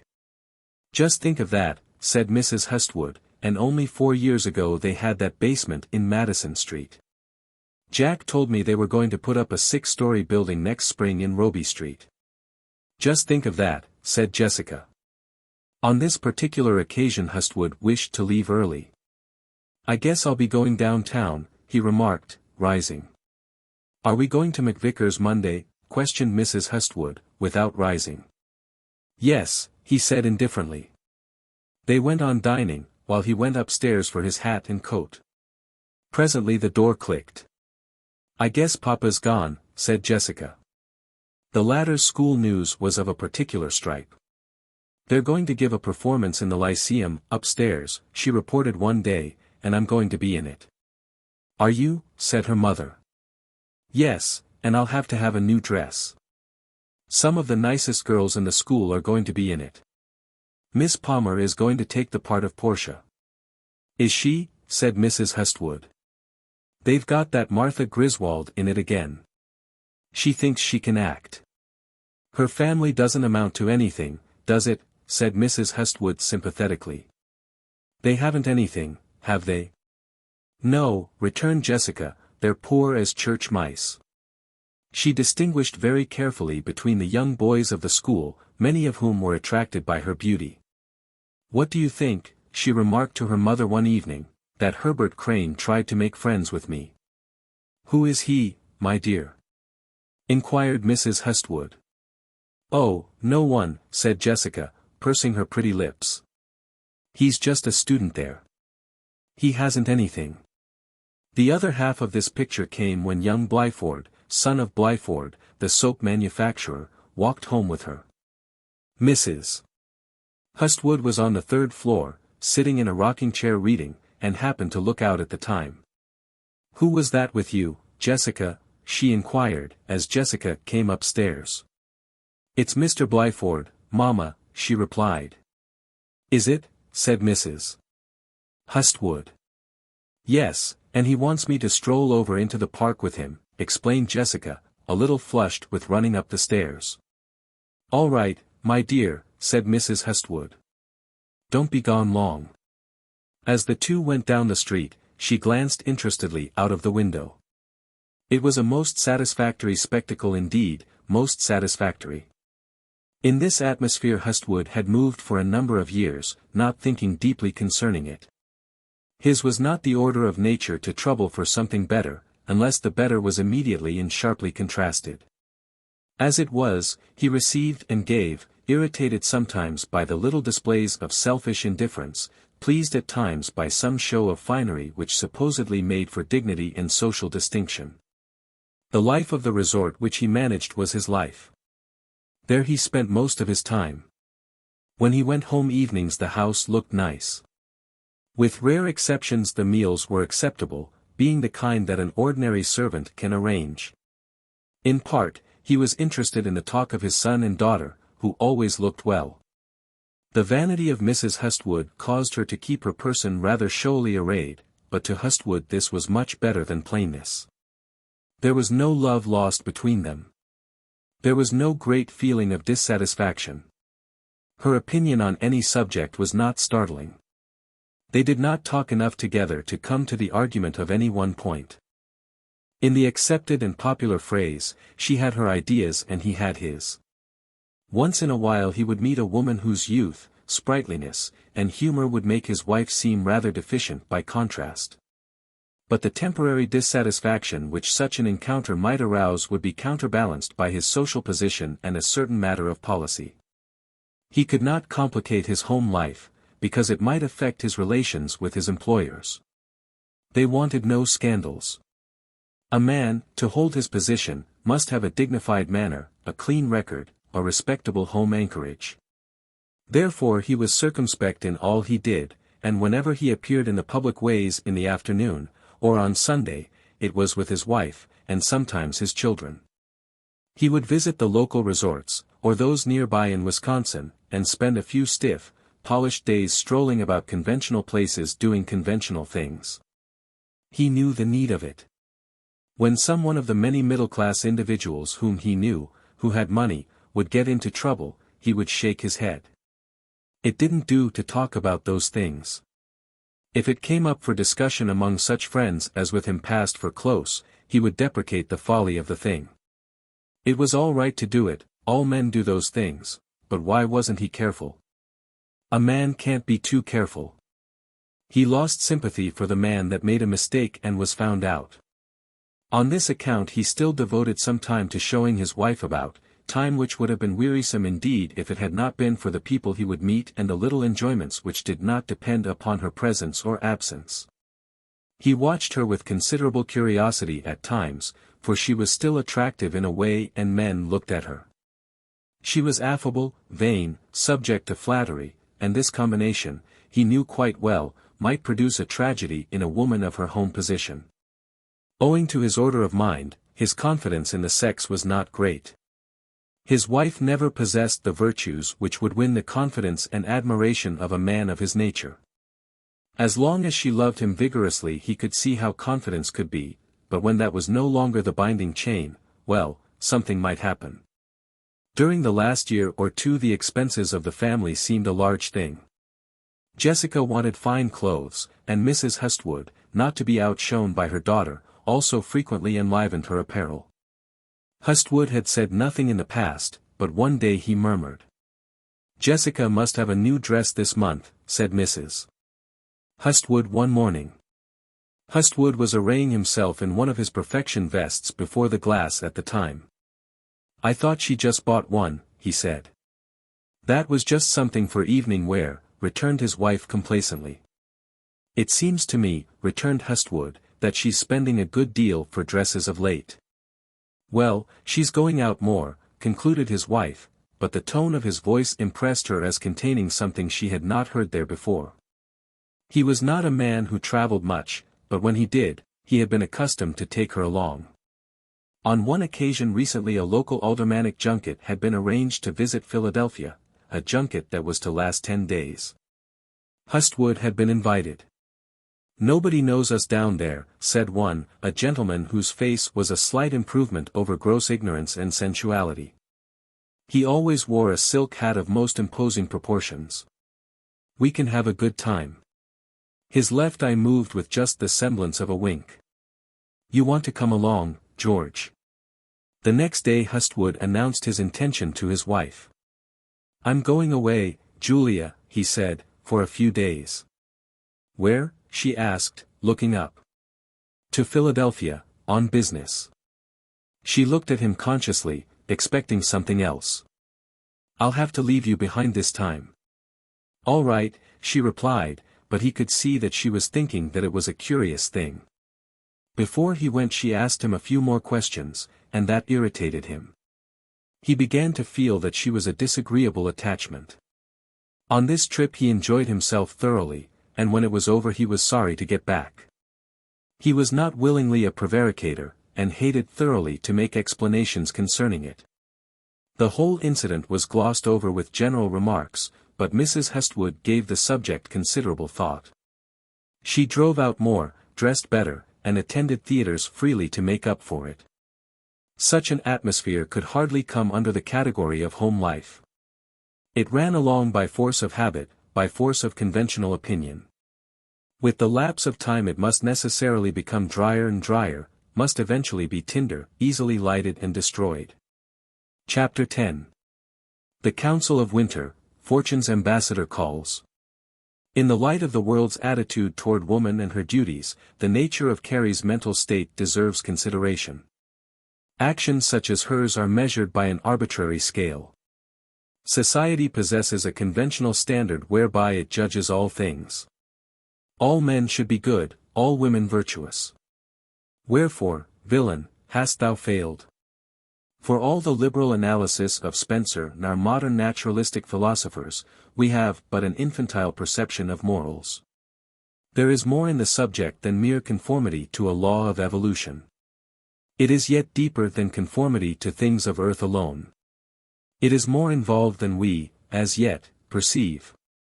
Answer, first, why the heart thrills, explain wherefore some plaintive note goes wandering about the world, undying.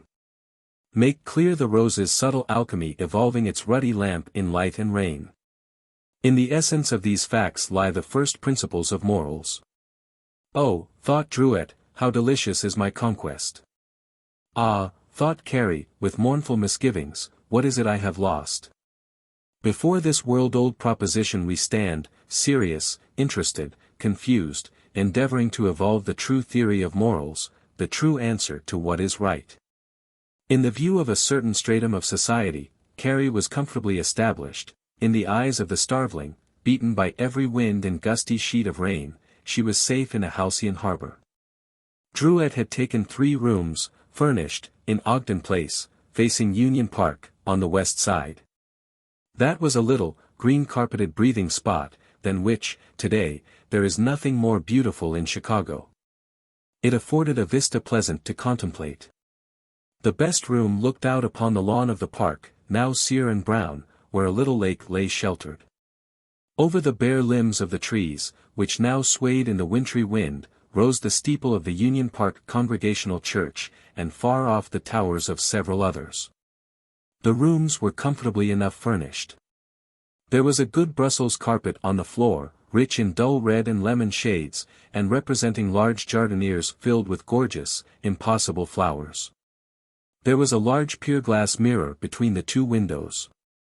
A large, soft, green, plush-covered couch occupied one corner, and several rocking chairs were set about. Some pictures, several rugs, a few small pieces of bric-a-brac, and the tale of contents is told.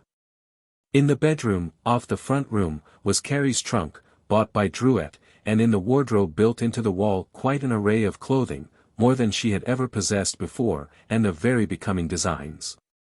There was a 3rd room for possible use as a kitchen, where Drouet had Carrie establish a little portable gas stove for the preparation of small lunches, oysters, Welsh rarebits, and the like, of which he was exceedingly fond, and, lastly, a bath. The whole place was cozy, in that it was lighted by gas and heated by furnace registers, possessing also a small grate, set with an asbestos back, a method of cheerful warming which was then first coming into use.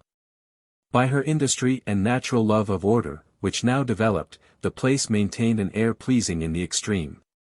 Here, then, was Carrie, established in a pleasant fashion, free of certain difficulties which most ominously confronted her, laden with many new ones which were of a mental order.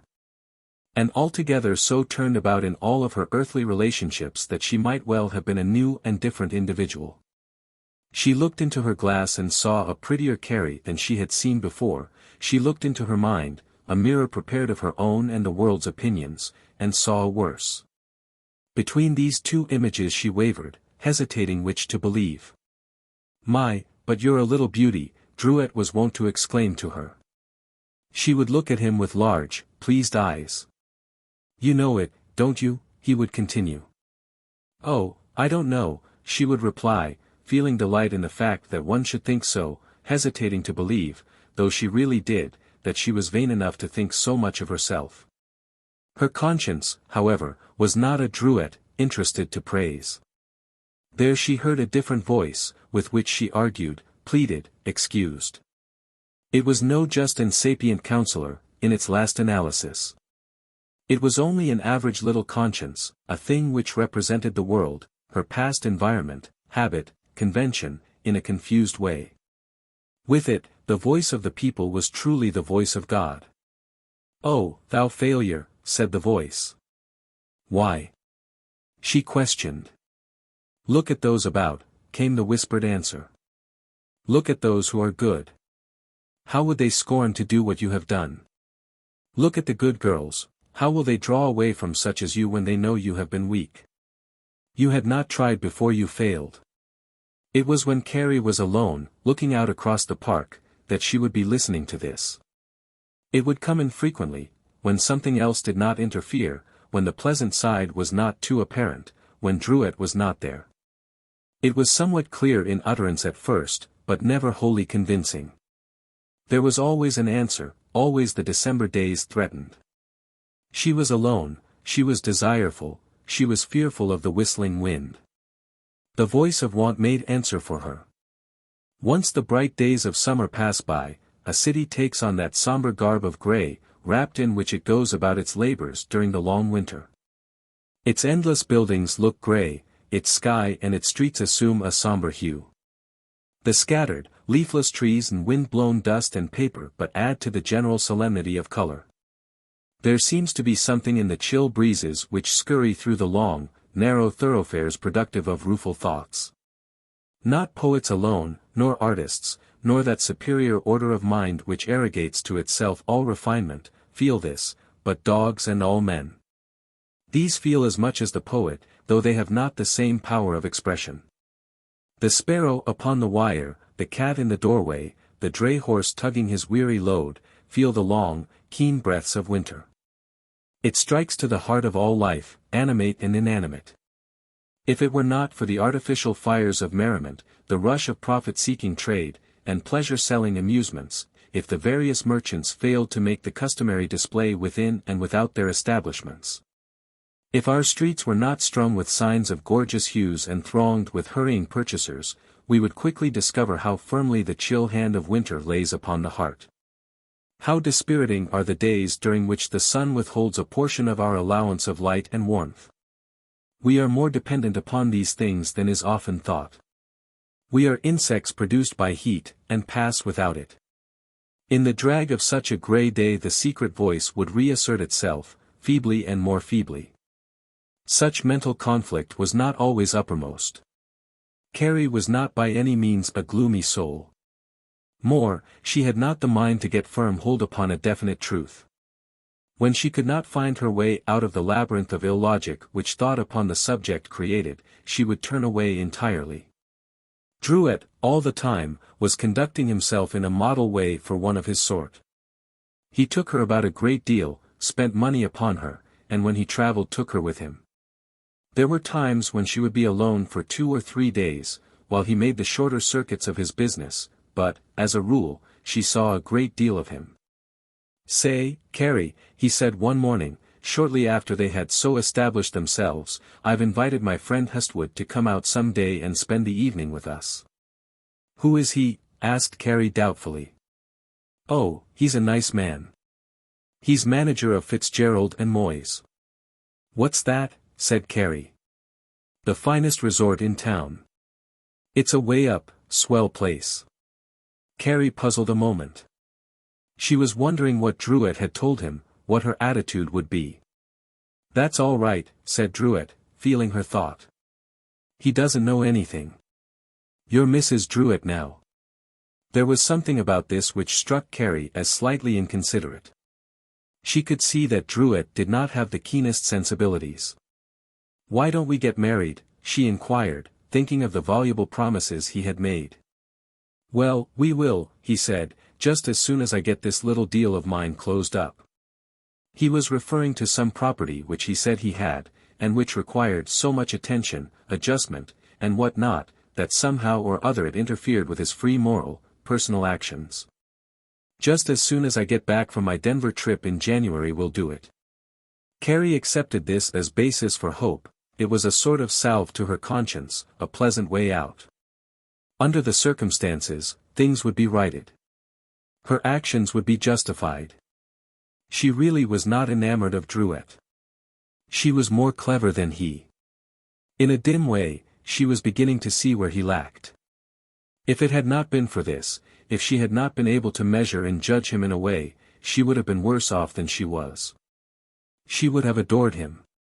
She would have been utterly wretched in her fear of not gaining his affection, of losing his interest, of being swept away and left without an anchorage. As it was, she wavered a little, slightly anxious, at first, to gain him completely, but later feeling at ease in waiting. She was not exactly sure what she thought of him, what she wanted to do. When Hestwood called, she met a man who was more clever than Drouet in 100 ways.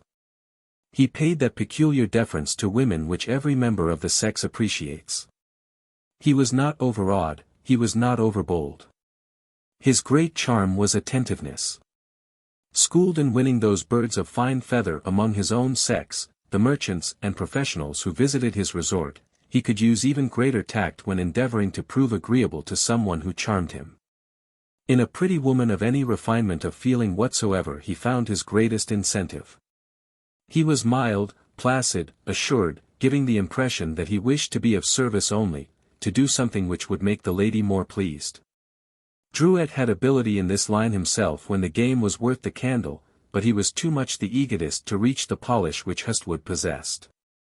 He was too buoyant, too full of ruddy life, too assured. He succeeded with many who were not quite schooled in the art of love. He failed dismally where the woman was slightly experienced and possessed innate refinement. In the case of Carrie he found a woman who was all of the latter, but none of the former. He was lucky in the fact that opportunity tumbled into his lap, as it were. A few years later, with a little more experience, the slightest tide of success, and he had not been able to approach Carrie at all. "You ought to have a piano here, Drouet," said Hestwood, smiling at Carrie, on the evening in question, "so that your wife could play." Drouet had not thought of that. "So we ought," he observed readily. "Oh, I don't play," ventured Carrie. "It isn't very difficult," returned Hestwood. "You could do very well in a few weeks." He was in the best form for entertaining this evening. His clothes were particularly new and rich in appearance. The coat lapels stood out with that medium stiffness which excellent cloth possesses. The vest was of a rich Scotch plaid, set with a double row of round mother-of-pearl buttons. His cravat was a shiny combination of silken threads, not loud, not inconspicuous. What he wore did not strike the eye so forcibly as that which Drouet had on, but Carrie could see the elegance of the material. Hestwood's shoes were of soft, black calf, polished only to a dull shine. Drouet wore patent leather, but Carrie could not help feeling that there was a distinction in favor of the soft leather, where all else was so rich. She noticed these things almost unconsciously. They were things which would naturally flow from the situation. She was used to Drouet's appearance. "Suppose we have a little game of euchre," suggested Hestwood, after a light round of conversation. He was rather dexterous in avoiding everything that would suggest that he knew anything of Carrie's past. He kept away from personalities altogether, and confined himself to those things which did not concern individuals at all. By his manner, he put Carrie at her ease, and by his deference and pleasantries he amused her. He pretended to be seriously interested in all she said. "I don't know how to play," said Carrie. "Charlie, you are neglecting a part of your duty," he observed to Drouet most affably. "Between us, though," he went on, "we can show you."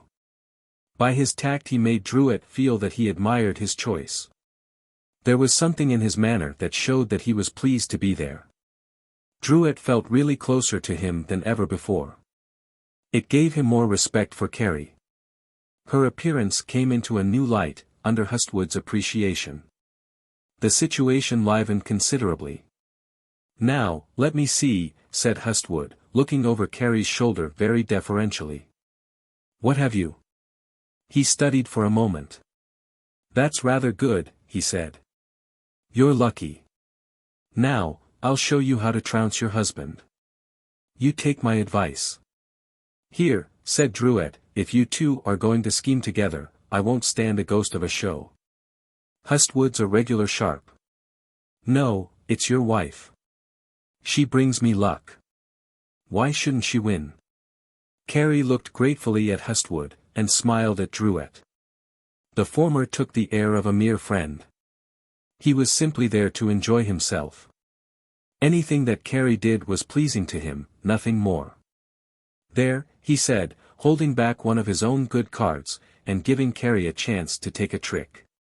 "I count that clever playing for a beginner." The latter laughed gleefully as she saw the hand coming her way. It was as if she were invincible when Hestwood helped her. He did not look at her often. When he did, it was with a mild light in his eye. Not a shade was there of anything save geniality and kindness. He took back the shifty, clever gleam, and replaced it with one of innocence.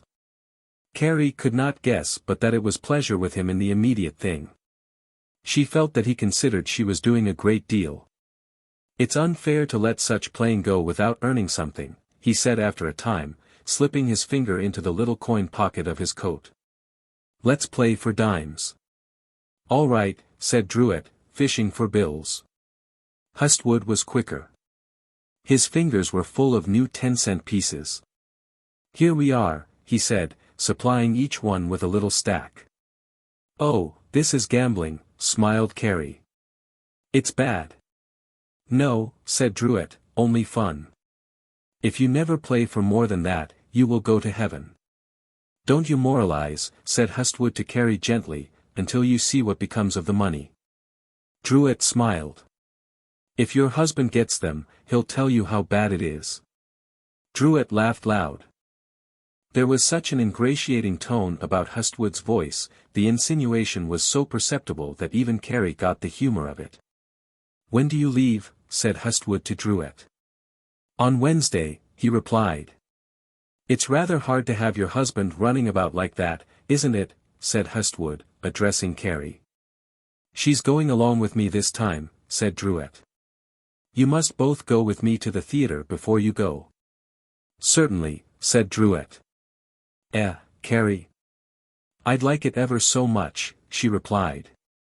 Hustwood did his best to see that Carrie won the money. He rejoiced in her success, kept counting her winnings, and finally gathered and put them in her extended hand. They spread a little lunch, at which he served the wine, and afterwards he used fine tact in going.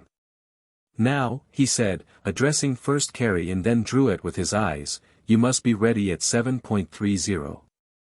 I'll come and get you." They went with him to the door and there was his cab waiting, its red lamps gleaming cheerfully in the shadow. "Now," he observed to Druitt, with a tone of good fellowship, "when you leave your wife alone, you must let me show her around a little. It will break up her loneliness." "Sure," said Druitt, quite pleased at the attention shown. "You're so kind," observed Carrie. "Not at all," said Hustwood, "I would want your husband to do as much for me." He smiled and went lightly away. Carrie was thoroughly impressed. She had never come in contact with such grace. As for Druitt, he was equally pleased. "There's a nice man," he remarked to Carrie, as they returned to their cozy chamber. "A good friend of mine, too." "He seems to be," said Carrie. Chapter 11. The Persuasion of Fashion, Feeling Guards O'er Its Own. Carrie was an apt student of fortune's ways, of fortune's superficialities. Seeing a thing, she would immediately set to inquiring how she would look, properly related to it. Be it known that this is not fine feeling, it is not wisdom. The greatest minds are not so afflicted. And on the contrary, the lowest order of mind is not so disturbed. Fine clothes to her were a vast persuasion, they spoke tenderly and Jesuitically for themselves. When she came within earshot of their pleading, desire in her bent a willing ear. The voice of the so-called inanimate. Who shall translate for us the language of the stones? "My dear," said the lace collar she secured from Partridge's, "I fit you beautifully, don't give me up." "Ah, such little feet," said the leather of the soft new shoes, "how effectively I cover them. What a pity they should ever want my aid." Once these things were in her hand, on her person, she might dream of giving them up. The method by which they came might intrude itself so forcibly that she would ache to be rid of the thought of it, but she would not give them up. Put on the old clothes, that torn pair of shoes, was called to her by her conscience in vain.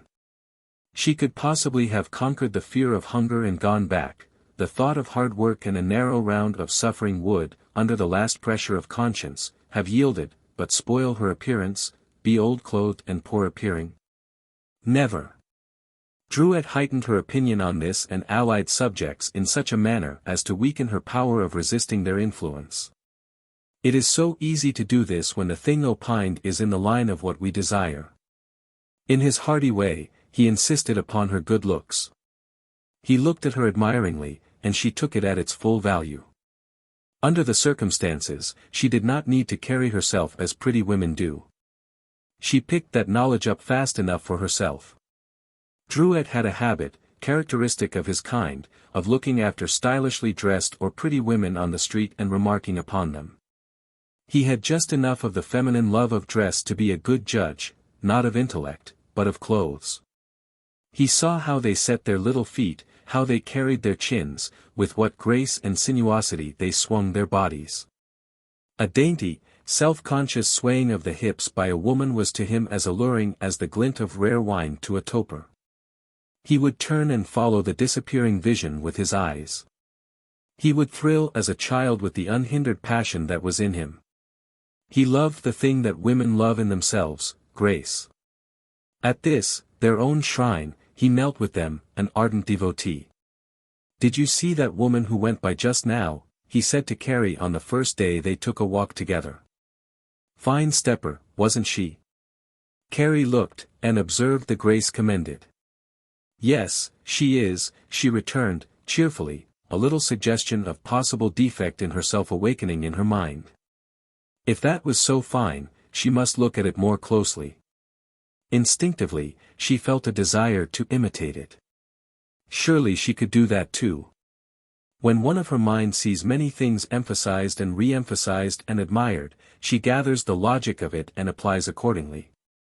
Druet was not shrewd enough to see that this was not tactful. He could not see that it would be better to make her feel that she was competing with herself, not others better than herself. He would not have done it with an older, wiser woman, but in Carrie he saw only the novice. Less clever than she, he was naturally unable to comprehend her sensibility. He went on educating and wounding her, a thing rather foolish in one whose admiration for his pupil and victim was apt to grow. Carrie took the instructions affably. She saw what Druet liked, in a vague way she saw where he was weak. It lessens a woman's opinion of a man when she learns that his admiration is so pointedly and generously distributed.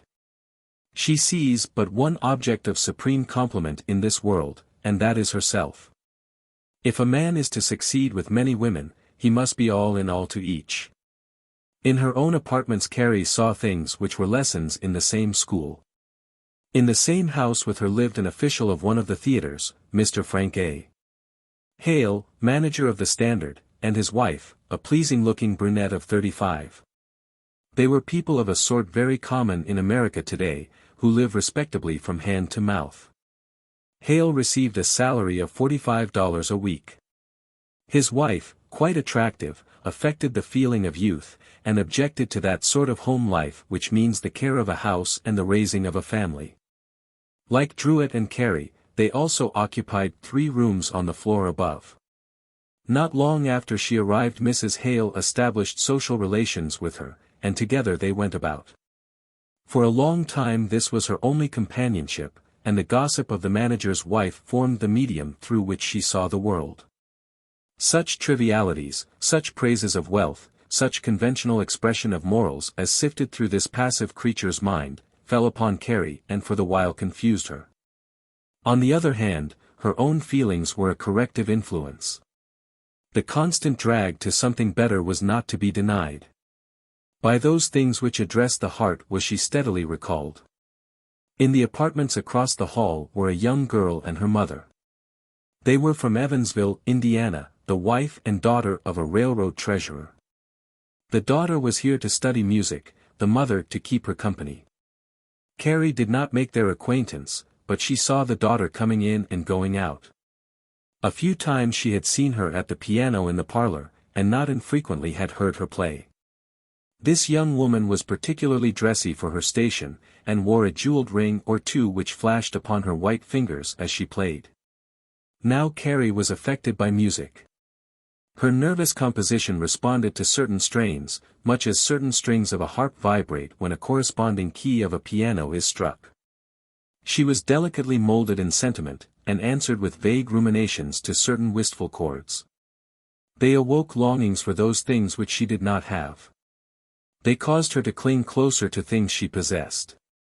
One short song the young lady played in a most soulful and tender mood. Carrie heard it through the open door from the parlor below. It was at that hour between afternoon and night when, for the idle, the wanderer, things are apt to take on a wistful aspect.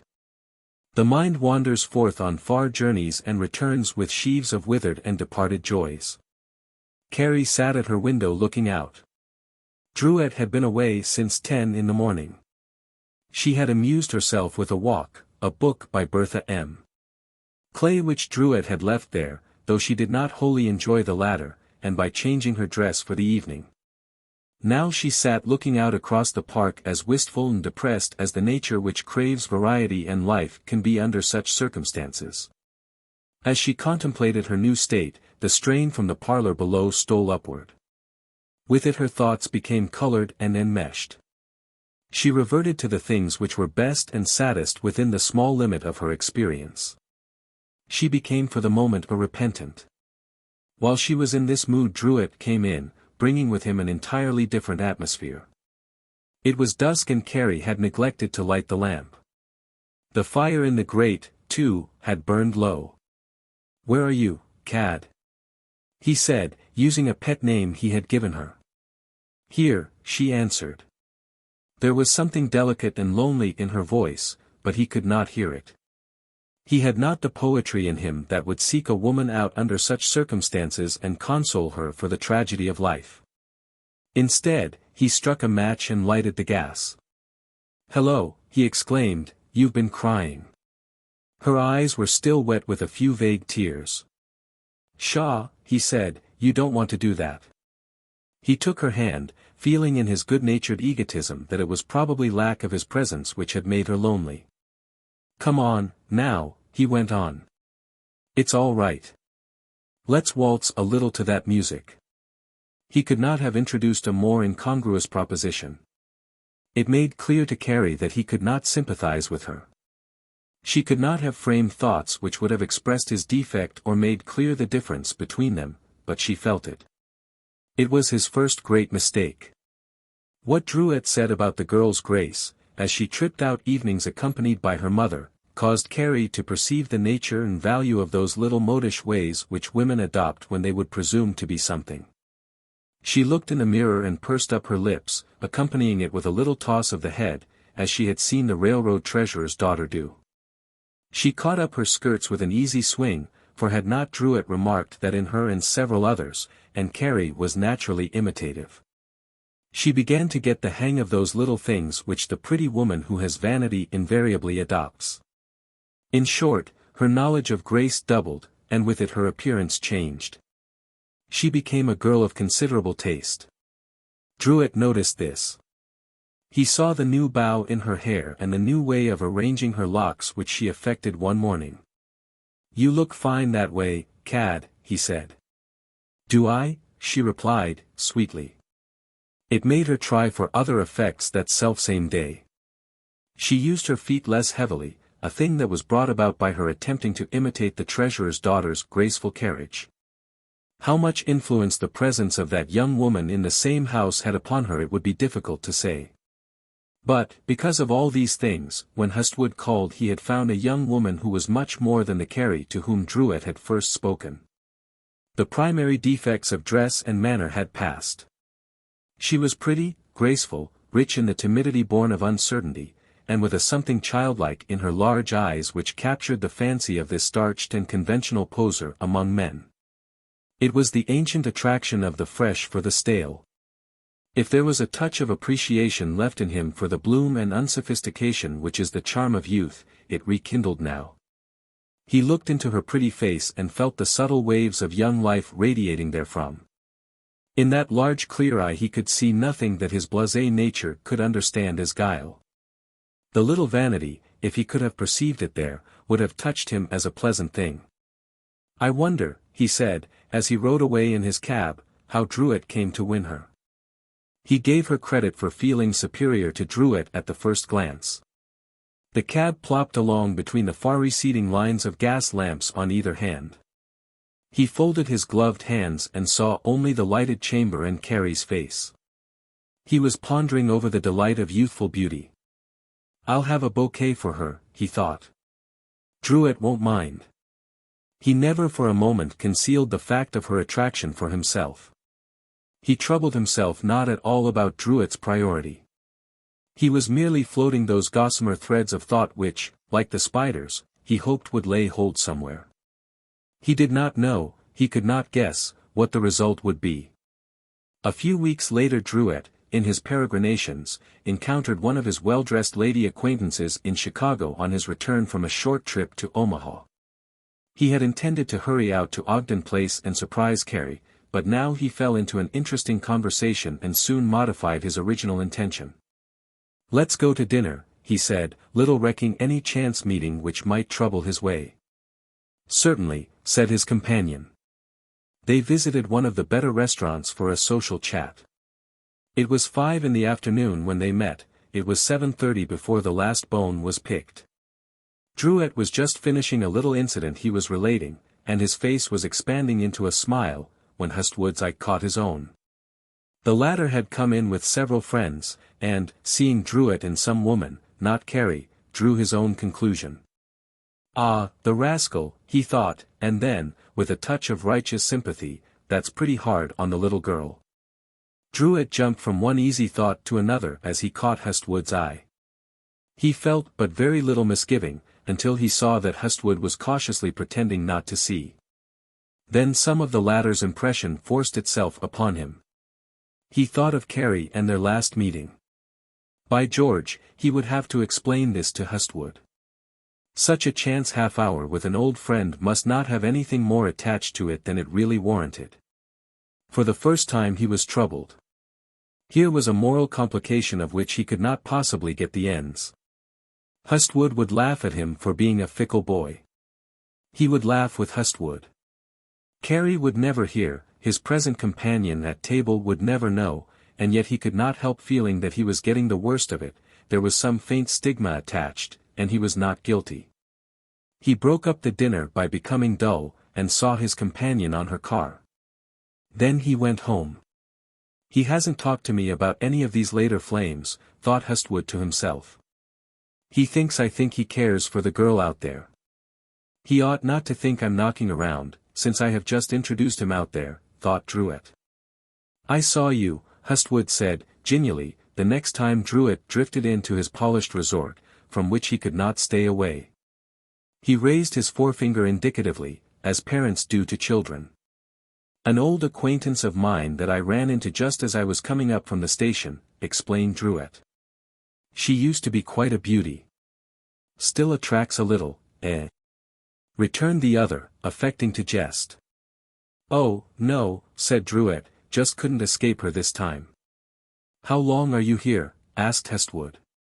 "Only a few days." "You must bring the girl down and take dinner with me," he said. "I'm afraid you keep her cooped up out there." "I'll get a box for Joe Jefferson." "Not me," answered the drummer. "Sure, I'll come." This pleased Hustwood immensely.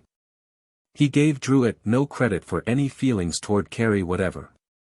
He envied him, and now, as he looked at the well-dressed jolly salesman, whom he so much liked, the gleam of the rival glowed in his eye. He began to size up Druitt from the standpoints of wit and fascination. He began to look to see where he was weak. There was no disputing that, whatever he might think of him as a good fellow, he felt a certain amount of contempt for him as a lover. He could hoodwink him all right. Why, if he would just let Carrie see one such little incident as that of Thursday, it would settle the matter. He ran on in thought, almost exulting, the while he laughed and chatted, and Druitt felt nothing.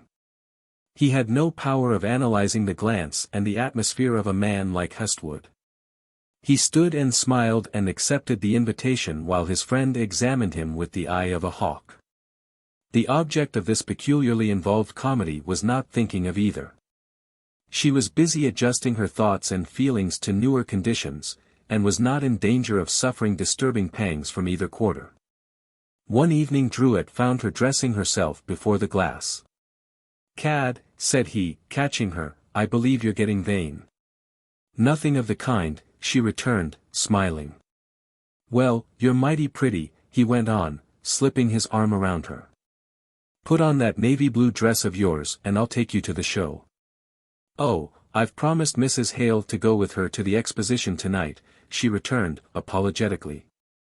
"You did, eh?" he said, studying the situation abstractedly. I wouldn't care to go to that myself. Well, I don't know, answered Carrie, puzzling, but not offering to break her promise in his favor. Just then a knock came at their door and the maidservant handed a letter in. He says there's an answer expected, she explained.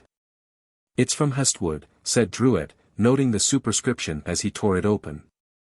You are to come down and see Joe Jefferson with me tonight, it ran in part. It's my turn, as we agreed the other day. All other bets are off. Well, what do you say to this? Asked Druitt, innocently, while Carrie's mind bubbled with favorable replies. You had better decide, Charlie, she said, reservedly. I guess we had better go, if you can break that engagement upstairs, said Druitt. Oh, I can, returned Carrie without thinking. Druitt selected writing paper while Carrie went to change her dress. She hardly explained to herself why this latest invitation appealed to her most. Shall I wear my hair as I did yesterday? She asked, as she came out with several articles of apparel pending. Sure, he returned, pleasantly. She was relieved to see that he felt nothing. She did not credit her willingness to go to any fascination Hestwood held for her. It seemed that the combination of Hestwood, Druitt, and herself was more agreeable than anything else that had been suggested. She arrayed herself most carefully and they started off, extending excuses upstairs. I say, said Hestwood, as they came up the theater lobby, we are exceedingly charming this evening. Carrie fluttered under his approving glance. Now, then, he said, leading the way up the foyer into the theater. If ever there was dressiness it was here. It was the personification of the old term spick and span. Did you ever see Jefferson? He questioned, as he leaned toward Carrie in the box. I never did, she returned. He's delightful, delightful, he went on, giving the commonplace rendition of approval which such men know. He sent Druitt after a program, and then discoursed to Carrie concerning Jefferson as he had heard of him. The former was pleased beyond expression, and was really hypnotized by the environment, the trappings of the box, the elegance of her companion. Several times their eyes accidentally met, and then there poured into hers such a flood of feeling as she had never before experienced. She could not for the moment explain it, for in the next glance or the next move of the hand there was seeming indifference, mingled only with the kindest attention. Druitt shared in the conversation, but he was almost dull in comparison. Hestwood entertained them both, and now it was driven into Carrie's mind that here was the superior man. She instinctively felt that he was stronger and higher, and yet withal so simple. By the end of the third act she was sure that Druitt was only a kindly soul, but otherwise defective. He sank every moment in her estimation by the strong comparison. I have had such a nice time, said Carrie, when it was all over and they were coming out. Yes, indeed, added Druitt, who was not in the least aware that a battle had been fought and his defenses weakened. He was like the Emperor of China, who sat glorying in himself, unaware that his fairest provinces were being wrested from him. Well, you have saved me a dreary evening, returned Hestwood. Good night.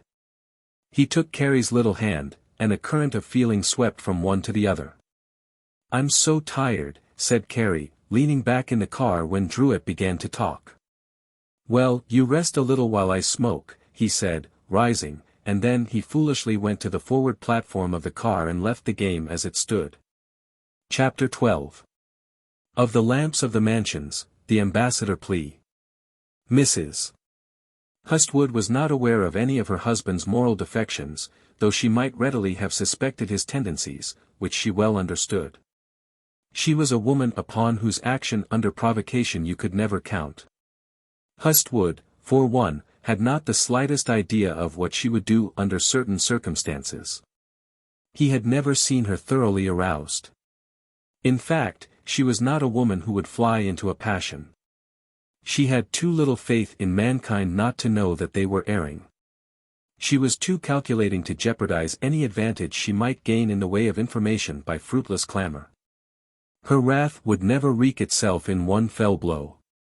She would wait and brood, studying the details and adding to them until her power might be commensurate with her desire for revenge. At the same time, she would not delay to inflict any injury, big or little, which would wound the object of her revenge and still leave him uncertain as to the source of the evil. She was a cold, self-centered woman, with many a thought of her own which never found expression, not even by so much as the glint of an eye. Hustwood felt some of this in her nature, though he did not actually perceive it. He dwelt with her in peace and some satisfaction. He did not fear her in the least, there was no cause for it. She still took a faint pride in him, which was augmented by her desire to have her social integrity maintained.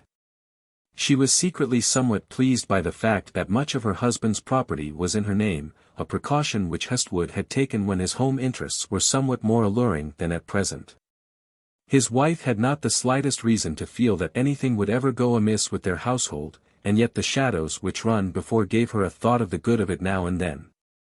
She was in a position to become refractory with considerable advantage, and Hustwood conducted himself circumspectly because he felt that he could not be sure of anything once she became dissatisfied. It so happened that on the night when Hustwood, Carrie, and Druitt were in the box at McVicker's, George, Jr., was in the 6th row of the parquet with the daughter of H. B. Carmichael, the third partner of a wholesale dry goods house of that city. Hustwood did not see his son, for he sat, as was his wont, as far back as possible, leaving himself just partially visible, when he bent forward, to those within the first 6 rows in question. It was his wont to sit this way in every theatre, to make his personality as inconspicuous as possible where it would be no advantage to him to have it otherwise. He never moved but what, if there was any danger of his conduct being misconstrued or ill-reported, he looked carefully about him and counted the cost of every inch of conspicuity. The next morning at breakfast his son said, "I saw you, Governor, last night." "Were you at McVicker's?" said Hustwood, with the best grace in the world. "Yes," said young George. "Who with?" "Miss Carmichael." "Mrs." Hustwood directed an inquiring glance at her husband, but could not judge from his appearance whether it was any more than a casual look into the theatre which was referred to. "How was the play?" she inquired. "Very good," returned Hustwood, "only it's the same old thing, Rip Van Winkle." "Whom did you go with?" queried his wife, with assumed indifference. "Charlie Druitt and his wife. They are friends of Moy's, visiting here." Owing to the peculiar nature of his position, such a disclosure as this would ordinarily create no difficulty. His wife took it for granted that his situation called for certain social movements in which she might not be included. But of late he had pleaded office duty on several occasions when his wife asked for his company to any evening entertainment. He had done so in regard to the very evening in question only the morning before. "I thought you were going to be busy," she remarked, very carefully. "So I was," he exclaimed. "I couldn't help the interruption, but I made up for it afterward by working until 2. This settled the discussion for the time being, but there was a residue of opinion which was not satisfactory. There was no time at which the claims of his wife could have been more unsatisfactorily pushed. For years he had been steadily modifying his matrimonial devotion, and found her company dull. Now that a new light shone upon the horizon, this older luminary paled in the west. He was satisfied to turn his face away entirely, and any call to look back was irksome. She, on the contrary, was not at all inclined to accept anything less than a complete fulfillment of the letter of their relationship, though the spirit might be wanting. "We are coming downtown this afternoon," she remarked, a few days later. "I want you to come over to Kinsley's and meet Mr. Phillips and his wife. They're stopping at the Tremont, and we're going to show them around a little." After the occurrence of Wednesday, he could not refuse, though the Phillips were about as uninteresting as vanity and ignorance could make them. He agreed, but it was with short grace. He was angry when he left the house. "I'll put a stop to this," he thought. "I'm not going to be bothered fooling around with visitors when I have work to do." Not long after this Mrs. Hustwood came with a similar proposition, only it was to a matinee this time. "My dear," he returned, "I haven't time. I'm too busy." "You find time to go with other people, though," she replied, with considerable irritation. "Nothing of the kind," he answered. I can't avoid business relations, and that's all there is to it." "Well, never mind," she exclaimed. Her lips tightened. The feeling of mutual antagonism was increased. On the other hand, his interest in Druitt's little shopgirl grew in an almost evenly balanced proportion. That young lady, under the stress of her situation and the tutelage of her new friend, changed effectively. She had the aptitude of the struggler who seeks emancipation. The glow of a more showy life was not lost upon her. She did not grow in knowledge so much as she awakened in the matter of desire. Mrs. Hale's extended harangues upon the subjects of wealth and position taught her to distinguish between degrees of wealth. Mrs.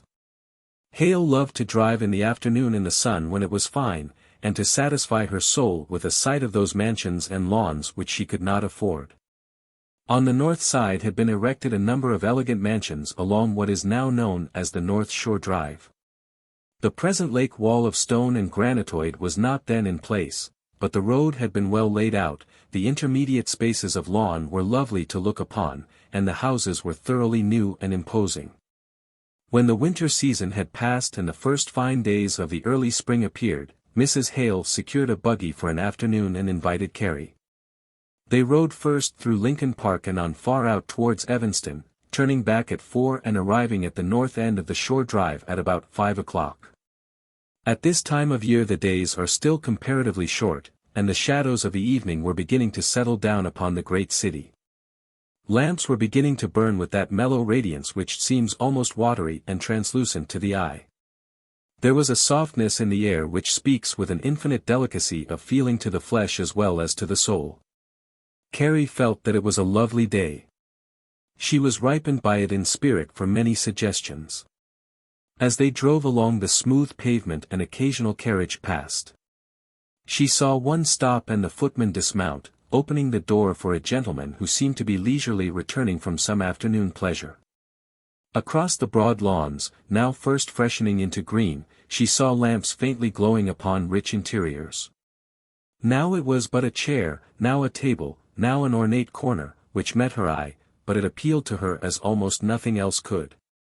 Such childish fancies as she had had of fairy palaces and kingly quarters now came back. She imagined that across these richly carved entranceways, where the globed and crystalled lamps shone upon paneled doors set with stained and designed panes of glass, was neither care nor unsatisfied desire. She was perfectly certain that here was happiness. If she could but stroll up yon broad walk, cross that rich entranceway, which to her was of the beauty of a jewel, and sweep in grace and luxury to possession and command, oh! How quickly would sadness flee, how, in an instant, would the heartache end! She gazed and gazed, wondering, delighting, longing, and all the while the siren voice of the unrestful was whispering in her ear. "If we could have such a home as that," said Mrs. Hale sadly, "how delightful it would be." "And yet they do say," said Carrie, "that no one is ever happy." She had heard so much of the canting philosophy of the grapeless fox. "I notice," said Mrs. Hale, "that they all try mighty hard, though, to take their misery in a mansion." When she came to her own rooms, Carrie saw their comparative insignificance. She was not so dull but that she could perceive they were but 3 small rooms in a moderately well-furnished boarding house. She was not contrasting it now with what she had had, but what she had so recently seen. The glow of the palatial doors was still in her eye, the roll of cushioned carriages still in her ears. What, after all, was Druitt? What was she? At her window, she thought it over, rocking to and fro, and gazing out across the lamplit park toward the lamplit houses on Warren and Ashland avenues. She was too wrought up to care to go down to eat, too pensive to do aught but rock and sing. Some old tunes crept to her lips, and, as she sang them, her heart sank. She longed and longed and longed. It was now for the old cottage room in Columbia City, now the mansion upon the shore drive, now the fine dress of some lady, now the elegance of some scene. She was sad beyond measure, and yet uncertain, wishing, fancying. Finally, it seemed as if all her state was one of loneliness and forsakenness, and she could scarce refrain from trembling at the lip. She hummed and hummed as the moments went by, sitting in the shadow by the window, and was therein as happy, though she did not perceive it, as she ever would be. While Carrie was still in this frame of mind, the house servant brought up the intelligence that Mr. Hustwood was in the parlor asking to see Mr. and Mrs. Druitt. "I guess he doesn't know that Charlie is out of town," thought Carrie. She had seen comparatively little of the manager during the winter, but had been kept constantly in mind of him by one thing and another, principally by the strong impression he had made. She was quite disturbed for the moment as to her appearance, but soon satisfied herself by the aid of the mirror, and went below. Hustwood was in his best form, as usual. He hadn't heard that Druitt was out of town. He was but slightly affected by the intelligence, and devoted himself to the more general topics which would interest Carrie. It was surprising, the ease with which he conducted a conversation. He was like every man who has had the advantage of practice and knows he has sympathy. He knew that Carrie listened to him pleasurably, and, without the least effort, he fell into a train of observation which absorbed her fancy. He drew up his chair and modulated his voice to such a degree that what he said seemed wholly confidential. He confined himself almost exclusively to his observation of men and pleasures. He had been here and there, he had seen this and that. Somehow he made Carrie wish to see similar things, and all the while kept her aware of himself. She could not shut out the consciousness of his individuality and presence for a moment. He would raise his eyes slowly in smiling emphasis of something, and she was fixed by their magnetism. He would draw out, with the easiest grace, her approval. Once he touched her hand for emphasis and she only smiled. He seemed to radiate an atmosphere which suffused her being. He was never dull for a minute, and seemed to make her clever. At least, she brightened under his influence until all her best side was exhibited.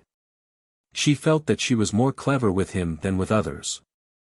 At least, he seemed to find so much in her to applaud. There was not the slightest touch of patronage. Druitt was full of it. There had been something so personal, so subtle, in each meeting between them, both when Druitt was present and when he was absent, that Carrie could not speak of it without feeling a sense of difficulty. She was no talker. She could never arrange her thoughts in fluent order. It was always a matter of feeling with her, strong and deep. Each time there had been no sentence of importance which she could relate, and as for the glances and sensations, what woman would reveal them? Such things had never been between her and Druitt. As a matter of fact, they could never be. She had been dominated by distress and the enthusiastic forces of relief which Druitt represented at an opportune moment when she yielded to him. Now she was persuaded by secret current feelings which Druitt had never understood. Hustwood's glance was as effective as the spoken words of a lover, and more. They called for no immediate decision, and could not be answered. People in general attach too much importance to words. They are under the illusion that talking effects great results. As a matter of fact, words are, as a rule, the shallowest portion of all the argument. They but dimly represent the great surging feelings and desires which lie behind. When the distraction of the tongue is removed, the heart listens. In this conversation she heard, instead of his words, the voices of the things which he represented. How suave was the counsel of his appearance! How feelingly did his superior state speak for itself! The growing desire he felt for her lay upon her spirit as a gentle hand. She did not need to tremble at all, because it was invisible.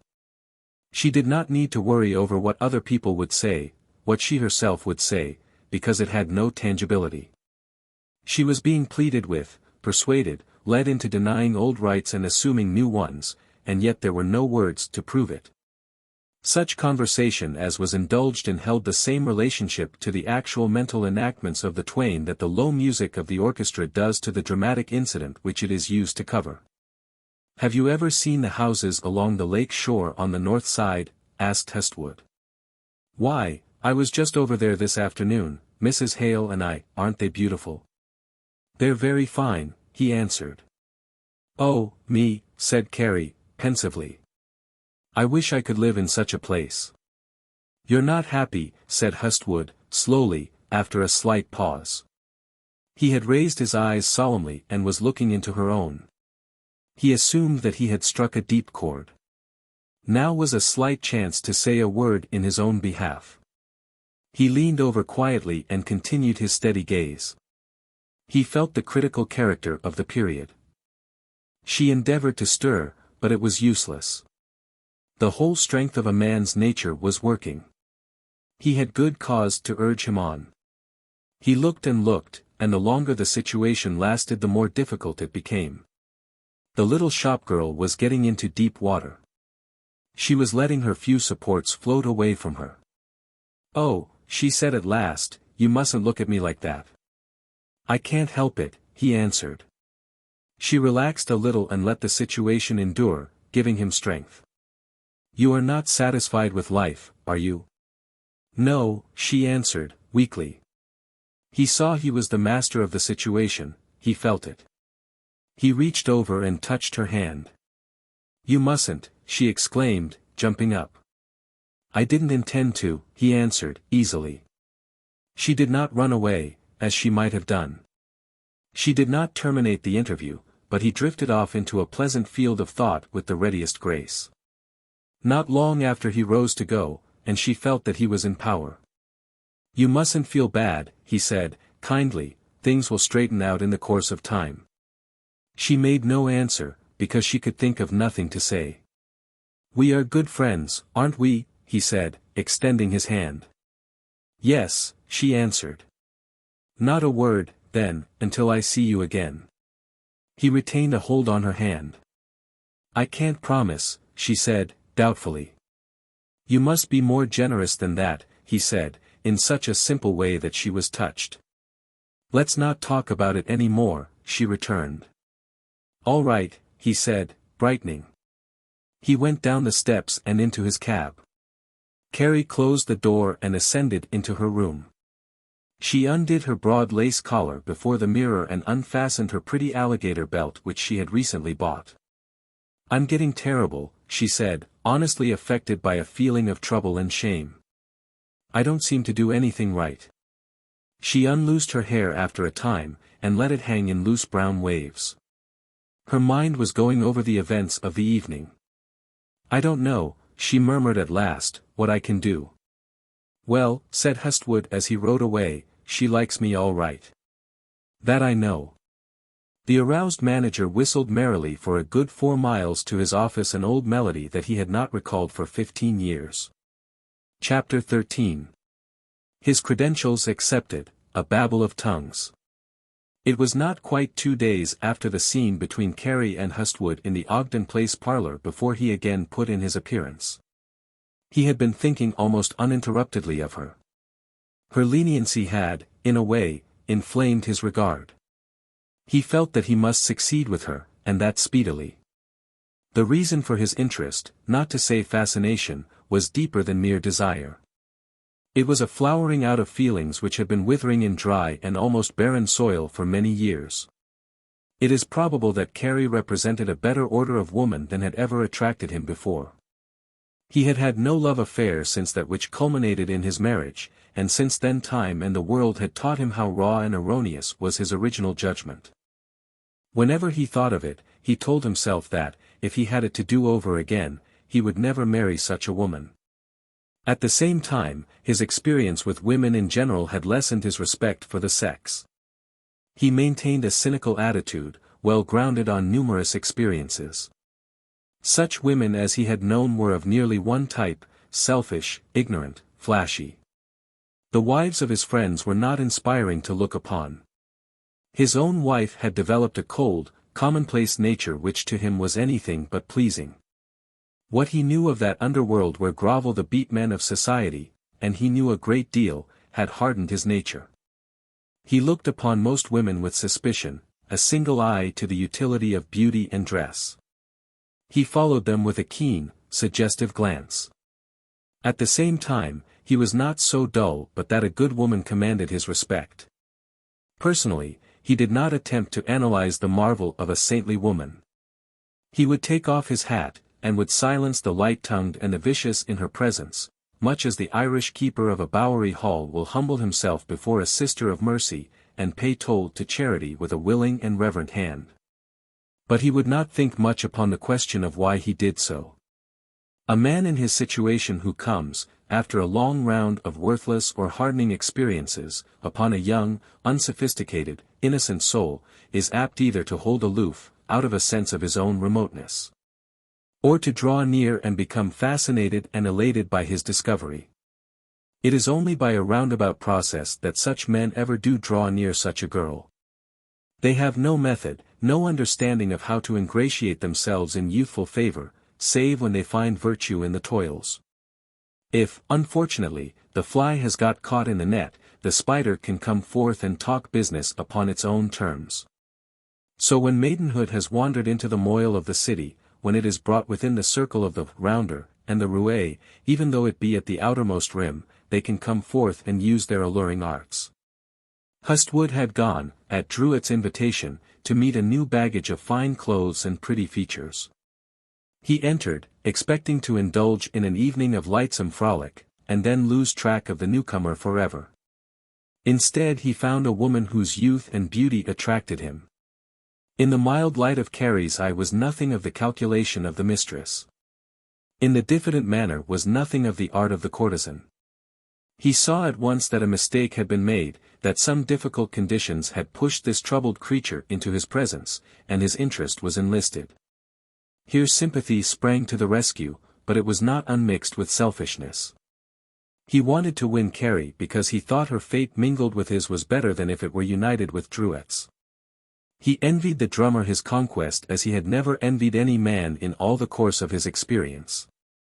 Carrie was certainly better than this man, as she was superior, mentally, to Druitt. She came fresh from the air of the village, the light of the country still in her eye. Here was neither guile nor rapacity. There were slight inherited traits of both in her, but they were rudimentary. She was too full of wonder and desire to be greedy. She still looked about her upon the great maze of the city without understanding. Hustwood felt the bloom and the youth. He picked her as he would the fresh fruit of a tree. He felt as fresh in her presence as one who is taken out of the flash of summer to the first cool breath of spring. Carrie, left alone since the scene in question, and having no one with whom to counsel, had at first wandered from one strange mental conclusion to another, until at last, tired out, she gave it up. She owed something to Druitt, she thought. It did not seem more than yesterday that he had aided her when she was worried and distressed. She had the kindliest feelings for him in every way. She gave him credit for his good looks, his generous feelings, and even, in fact, failed to recollect his egotism when he was absent, but she could not feel any binding influence keeping her for him as against all others. In fact, such a thought had never had any grounding, even in Druitt's desires. The truth is, that this goodly drummer carried the doom of all enduring relationships in his own lightsome manner and unstable fancy. He went merrily on, assured that he was alluring all, that affection followed tenderly in his wake, that things would endure unchangingly for his pleasure. When he missed some old face, or found some door finally shut to him, it did not grieve him deeply. He was too young, too successful. He would remain thus young in spirit until he was dead.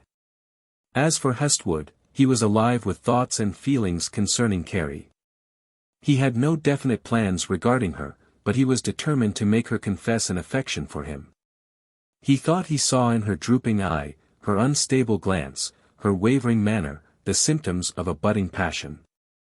He wanted to stand near her and make her lay her hand in his. He wanted to find out what her next step would be, what the next sign of feeling for him would be.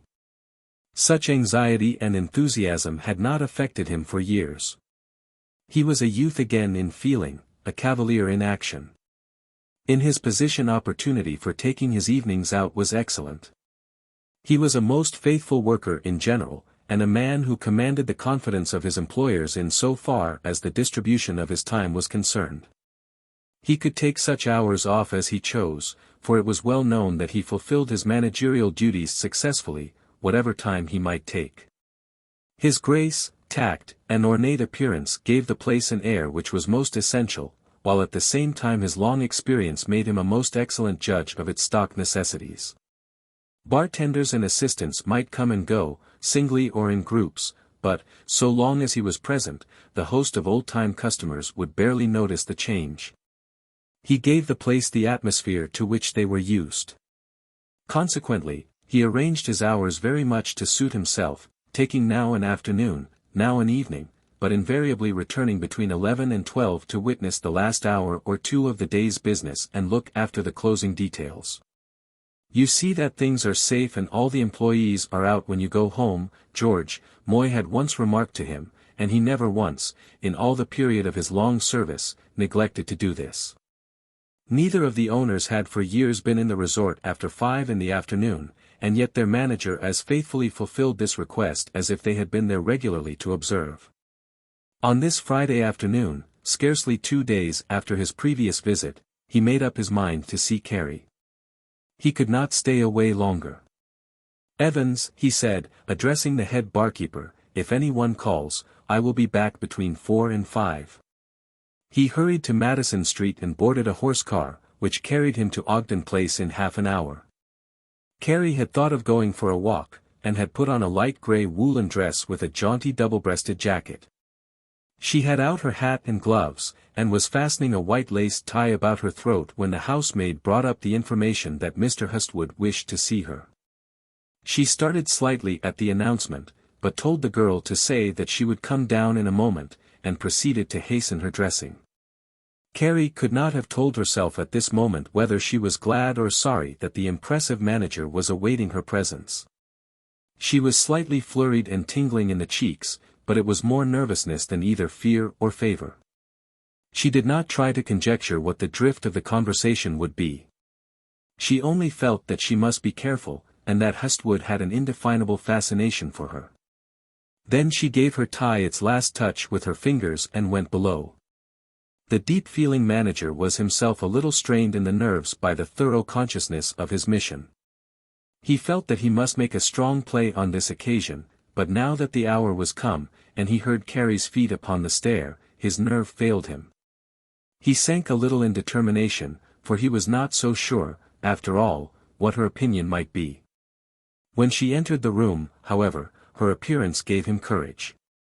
She looked simple and charming enough to strengthen the daring of any lover. Her apparent nervousness dispelled his own. "How are you?" he said, easily.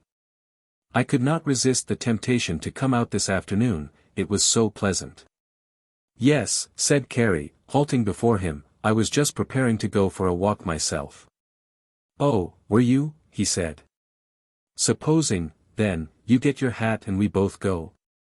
They crossed the park and went west along Washington Boulevard, beautiful with its broad macadamized road, and large frame houses set back from the sidewalks. It was a street where many of the more prosperous residents of the West Side lived, and Hustwood could not help feeling nervous over the publicity of it. They had gone but a few blocks when a livery stable sign in one of the side streets solved the difficulty for him. He would take her to drive along the new boulevard. The boulevard at that time was little more than a country road. The part he intended showing her was much farther out on this same west side, where there was scarcely a house. It connected Douglas Park with Washington or South Park, and was nothing more than a neatly made road, running due south for some 5 miles over an open, grassy prairie, and then due east over the same kind of prairie for the same distance. There was not a house to be encountered anywhere along the larger part of the route, and any conversation would be pleasantly free of interruption. At the stable he picked a gentle horse, and they were soon out of range of either public observation or hearing. "Can you drive?" he said, after a time. "I never tried," said Carrie. He put the reins in her hand, and folded his arms. "You see there's nothing to it much," he said, smilingly. "Not when you have a gentle horse," said Carrie. "You can handle a horse as well as any one, after a little practice," he added, encouragingly. He had been looking for some time for a break in the conversation when he could give it a serious turn. Once or twice he had held his peace, hoping that in silence her thoughts would take the color of his own, but she had lightly continued the subject. Presently, however, his silence controlled the situation. The drift of his thoughts began to tell. He gazed fixedly at nothing in particular, as if he were thinking of something which concerned her not at all. His thoughts, however, spoke for themselves. She was very much aware that a climax was pending. "Do you know," he said, "I have spent the happiest evenings in years since I have known you." "Have you?" she said, with assumed airiness, but still excited by the conviction which the tone of his voice carried. "I was going to tell you the other evening," he added, but somehow the opportunity slipped away. Carrie was listening without attempting to reply. She could think of nothing worthwhile to say. Despite all the ideas concerning Wright which had troubled her vaguely since she had last seen him, she was now influenced again strongly in his favor. "I came out here today," he went on, solemnly, "to tell you just how I feel, to see if you wouldn't listen to me."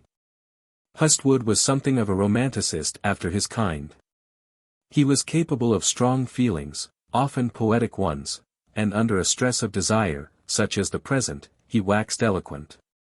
That is, his feelings and his voice were colored with that seeming repression and pathos which is the essence of eloquence. "You know," he said, putting his hand on her arm, and keeping a strange silence while he formulated words, "that I love you?" Carrie did not stir at the words. She was bound up completely in the man's atmosphere. He would have church-like silence in order to express his feelings, and she kept it. She did not move her eyes from the flat, open scene before her. Hustwood waited for a few moments, and then repeated the words. "You must not say that," she said, weakly. Her words were not convincing at all. They were the result of a feeble thought that something ought to be said. He paid no attention to them whatever. "Carrie," he said, using her first name with sympathetic familiarity, "I want you to love me. You don't know how much I need someone to waste a little affection on me. I am practically alone. There is nothing in my life that is pleasant or delightful. It's all work and worry with people who are nothing to me." As he said this, Hustwood really imagined that his state was pitiful. He had the ability to get off at a distance and view himself objectively, of seeing what he wanted to see in the things which made up his existence. Now, as he spoke, his voice trembled with that peculiar vibration which is the result of tensity. It went ringing home to his companion's heart. "Why, I should think," she said, turning upon him large eyes which were full of sympathy and feeling, "that you would be very happy. You know so much of the world." "That is it," he said, his voice dropping to a soft minor, "I know too much of the world." It was an important thing to her to hear one so well-positioned and powerful speaking in this manner. She could not help feeling the strangeness of her situation. How was it that, in so little a while, the narrow life of the country had fallen from her as a garment, and the city, with all its mystery, taken its place? Here was this greatest mystery, the man of money and affairs sitting beside her, appealing to her. Behold, he had ease and comfort, his strength was great, his position high, his clothing rich, and yet he was appealing to her. She could formulate no thought which would be just and right. She troubled herself no more upon the matter. She only basked in the warmth of his feeling, which was as a grateful blaze to one who is cold. Hustwood glowed with his own intensity, and the heat of his passion was already melting the wax of his companion's scruples. "You think," he said, "I am happy, that I ought not to complain. If you were to meet all day with people who care absolutely nothing about you, if you went day after day to a place where there was nothing but show and indifference. If there was not one person in all those you knew to whom you could appeal for sympathy or talk to with pleasure, perhaps you would be unhappy too." He was striking a chord now which found sympathetic response in her own situation. She knew what it was to meet with people who were indifferent, to walk alone amid so many who cared absolutely nothing about you. Had not she? Was not she at this very moment quite alone? Who was there among all whom she knew to whom she could appeal for sympathy? Not one. She was left to herself to brood and wonder. "I could be content," went on Hustwood, "if I had you to love me. If I had you to go to, you for a companion. As it is, I simply move about from place to place without any satisfaction. Time hangs heavily on my hands. Before you came I did nothing but idle and drift into anything that offered itself. Since you came, well, I've had you to think about. The old illusion that here was someone who needed her aid began to grow in Carrie's mind. She truly pitied this sad, lonely figure. To think that all his fine state should be so barren for want of her, that he needed to make such an appeal when she herself was lonely and without anchor. Surely, this was too bad. I am not very bad, he said, apologetically, as if he owed it to her to explain on this score. You think, probably, that I roam around, and get into all sorts of evil. I have been rather reckless, but I could easily come out of that. I need you to draw me back, if my life ever amounts to anything. Carrie looked at him with the tenderness which virtue ever feels in its hope of reclaiming vice. How could such a man need reclaiming? His errors, what were they, that she could correct? Small they must be, where all was so fine. At worst, they were gilded affairs, and with what leniency are gilded errors viewed. He put himself in such a lonely light that she was deeply moved. Is it that way? She mused. He slipped his arm about her waist, and she could not find the heart to draw away. With his free hand he seized upon her fingers. A breath of soft spring wind went bounding over the road, rolling some brown twigs of the previous autumn before it. The horse paced leisurely on, unguided. Tell me, he said, softly, that you love me. Her eyes fell consciously. Own to it, dear, he said, feelingly, you do, don't you? She made no answer, but he felt his victory. Tell me, he said, richly, drawing her so close that their lips were near together. He pressed her hand warmly, and then released it to touch her cheek. You do? He said, pressing his lips to her own. For answer, her lips replied. Now, he said, joyously, his fine eyes ablaze, you're my own girl, aren't you? By way of further conclusion, her head lay softly upon his shoulder. Chapter 14. With eyes and not seeing, one influence wanes. Carrie in her rooms that evening was in a fine glow, physically and mentally. She was deeply rejoicing in her affection for Hustwood and his love, and looked forward with fine fancy to their next meeting Sunday night. They had agreed, without any feeling of enforced secrecy, that she should come downtown and meet him, though, after all, the need of it was the cause. Mrs. Hale, from her upper window, saw her come in. She thought to herself, she goes riding with another man when her husband is out of the city. He had better keep an eye on her. The truth is that Mrs. Hale was not the only one who had a thought on this score. The housemaid who had welcomed Hustwood had her opinion also. She had no particular regard for Carrie, whom she took to be cold and disagreeable. At the same time, she had a fancy for the merry and easy-mannered Druitt, who threw her a pleasant remark now and then, and in other ways extended her the evidence of that regard which he had for all members of the sex. Hustwood was more reserved and critical in his manner. He did not appeal to this bodiced functionary in the same pleasant way. She wondered that he came so frequently, that Mrs. Druitt should go out with him this afternoon when Mr. Druitt was absent. She gave vent to her opinions in the kitchen where the cook was. As a result, a hum of gossip was set going which moved about the house in that secret manner common to gossip. Carrie, now that she had yielded sufficiently to Hustwood to confess her affection, no longer troubled about her attitude towards him. Temporarily she gave little thought to Druitt, thinking only of the dignity and grace of her lover and of his consuming affection for her. On the first evening, she did little but go over the details of the afternoon. It was the first time her sympathies had ever been thoroughly aroused, and they threw a new light on her character. She had some power of initiative, latent before, which now began to exert itself. She looked more practically upon her state and began to see glimmerings of a way out. Hustwood seemed a drag in the direction of honor. Her feelings were exceedingly creditable, in that they constructed out of these recent developments something which conquered freedom from dishonor. She had no idea what Hustwood's next word would be. She only took his affection to be a fine thing, and appended better, more generous results accordingly. As yet, Hestwood had only a thought of pleasure without responsibility.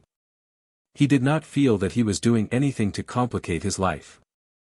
His position was secure, his home life, if not satisfactory, was at least undisturbed, his personal liberty rather untrammeled. Carrie's love represented only so much added pleasure. He would enjoy this new gift over and above his ordinary allowance of pleasure. He would be happy with her and his own affairs would go on as they had, undisturbed. On Sunday evening Carrie dined with him at a place he had selected in East Adams Street, and thereafter they took a cab to what was then a pleasant evening resort out on Cottage Grove Avenue near 39th Street. In the process of his declaration he soon realized that Carrie took his love upon a higher basis than he had anticipated. She kept him at a distance in a rather earnest way, and submitted only to those tender tokens of affection which better become the inexperienced lover. Hestwood saw that she was not to be possessed for the asking, and deferred pressing his suit too warmly. Since he feigned to believe in her married state he found that he had to carry out the part. His triumph, he saw, was still at a little distance. How far he could not guess. They were returning to Ogden Place in the cab, when he asked, "When will I see you again?" "I don't know," she answered, wondering herself. "Why not come down to the fair?" he suggested, "next Tuesday." She shook her head. "Not so soon," she answered. "I'll tell you what I'll do," he added. "I'll write you, care of this West Side post office. Could you call next Tuesday?" Carrie assented. The cab stopped one door out of the way according to his call. "Good night," he whispered, as the cab rolled away. Unfortunately for the smooth progression of this affair, Druitt returned. Hestwood was sitting in his imposing little office the next afternoon when he saw Druitt enter. "Why, hello, Charles," he called affably, "back again?" "Yes," smiled Druitt, approaching and looking in at the door. Hestwood arose. "Well," he said, looking the drummer over, rosy as ever, "eh?" They began talking of the people they knew and things that had happened. "Been home yet?" finally asked Hestwood. "No, I am going, though," said Druitt. "I remembered the little girl out there," said Hestwood, "and called once. Thought you wouldn't want her left quite alone." "Right you are," agreed Druitt. "How is she?" "Very well," said Hestwood. "Rather anxious about you though. You'd better go out now and cheer her up." "I will," said Druitt, smilingly. "Like to have you both come down and go to the show with me Wednesday," concluded Hestwood at parting. "Thanks, old man," said his friend, "I'll see what the girl says and let you know." They separated in the most cordial manner. "There's a nice fellow," Druitt thought to himself as he turned the corner towards Madison. "Druitt is a good fellow," Hestwood thought to himself as he went back into his office, "but he's no man for Carrie." The thought of the latter turned his mind into a most pleasant vein, and he wondered how he would get ahead of the drummer. When Druitt entered Carrie's presence, he caught her in his arms as usual, but she responded to his kiss with a tremor of opposition. "Well," he said, "I had a great trip." "Did you? How did you come out with that lacrosse man you were telling me about?" "Oh, fine, sold him a complete line. There was another fellow there, representing Bernstein, a regular hook-nosed sheeny, but he wasn't in it. I made him look like nothing at all." As he undid his collar and unfastened his studs, preparatory to washing his face and changing his clothes, he dilated upon his trip. Carrie could not help listening with amusement to his animated descriptions. "I tell you," he said, "I surprised the people at the office. I've sold more goods this last quarter than any other man of our house on the road. I sold $3,000 worth in lacrosse." He plunged his face in a basin of water, and puffed and blew as he rubbed his neck and ears with his hands, while Carrie gazed upon him with mingled thoughts of recollection and present judgment. He was still wiping his face, when he continued. "I'm going to strike for a raise in June. They can afford to pay it, as much business as I turn in. I'll get it too, don't you forget." "I hope you do," said Carrie. "And then if that little real estate deal I've got on goes through, we'll get married," he said with a great show of earnestness, the while he took his place before the mirror and began brushing his hair. "I don't believe you ever intend to marry me, Charlie," Carrie said ruefully. The recent protestations of Hustwood had given her courage to say this. "Oh, yes I do, course I do, what put that into your head?"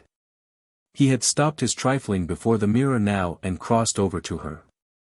For the first time Carrie felt as if she must move away from him. "But you've been saying that so long," she said, looking with her pretty face upturned into his. "Well, and I mean it too, but it takes money to live as I want to. Now, when I get this increase, I can come pretty near fixing things all right, and I'll do it. Now, don't you worry, girlie." He patted her reassuringly upon the shoulder, but Carrie felt how really futile had been her hopes. She could clearly see that this easygoing soul intended no move in her behalf. He was simply letting things drift because he preferred the free round of his present state to any legal trammelings. In contrast, Hustwood appeared strong and sincere. He had no easy manner of putting her off. He sympathized with her and showed her what her true value was. He needed her, while Druitt did not care. "Oh, no," she said remorsefully, her tone reflecting some of her own success and more of her helplessness, "you never will."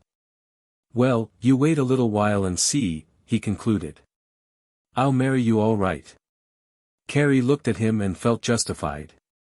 She was looking for something which would calm her conscience, and here it was, a light, airy disregard of her claims upon his justice. He had faithfully promised to marry her, and this was the way he fulfilled his promise. "Say," he said, after he had, as he thought, pleasantly disposed of the marriage question, "I saw Hustwood today, and he wants us to go to the theatre with him." Carrie started at the name, but recovered quickly enough to avoid notice. "When?" she asked, with assumed indifference. "Wednesday. We'll go, won't we?" "If you think so," she answered, her manner being so enforcedly reserved as to almost excite suspicion. Druitt noticed something, but he thought it was due to her feelings concerning their talk about marriage. "He called once," he said.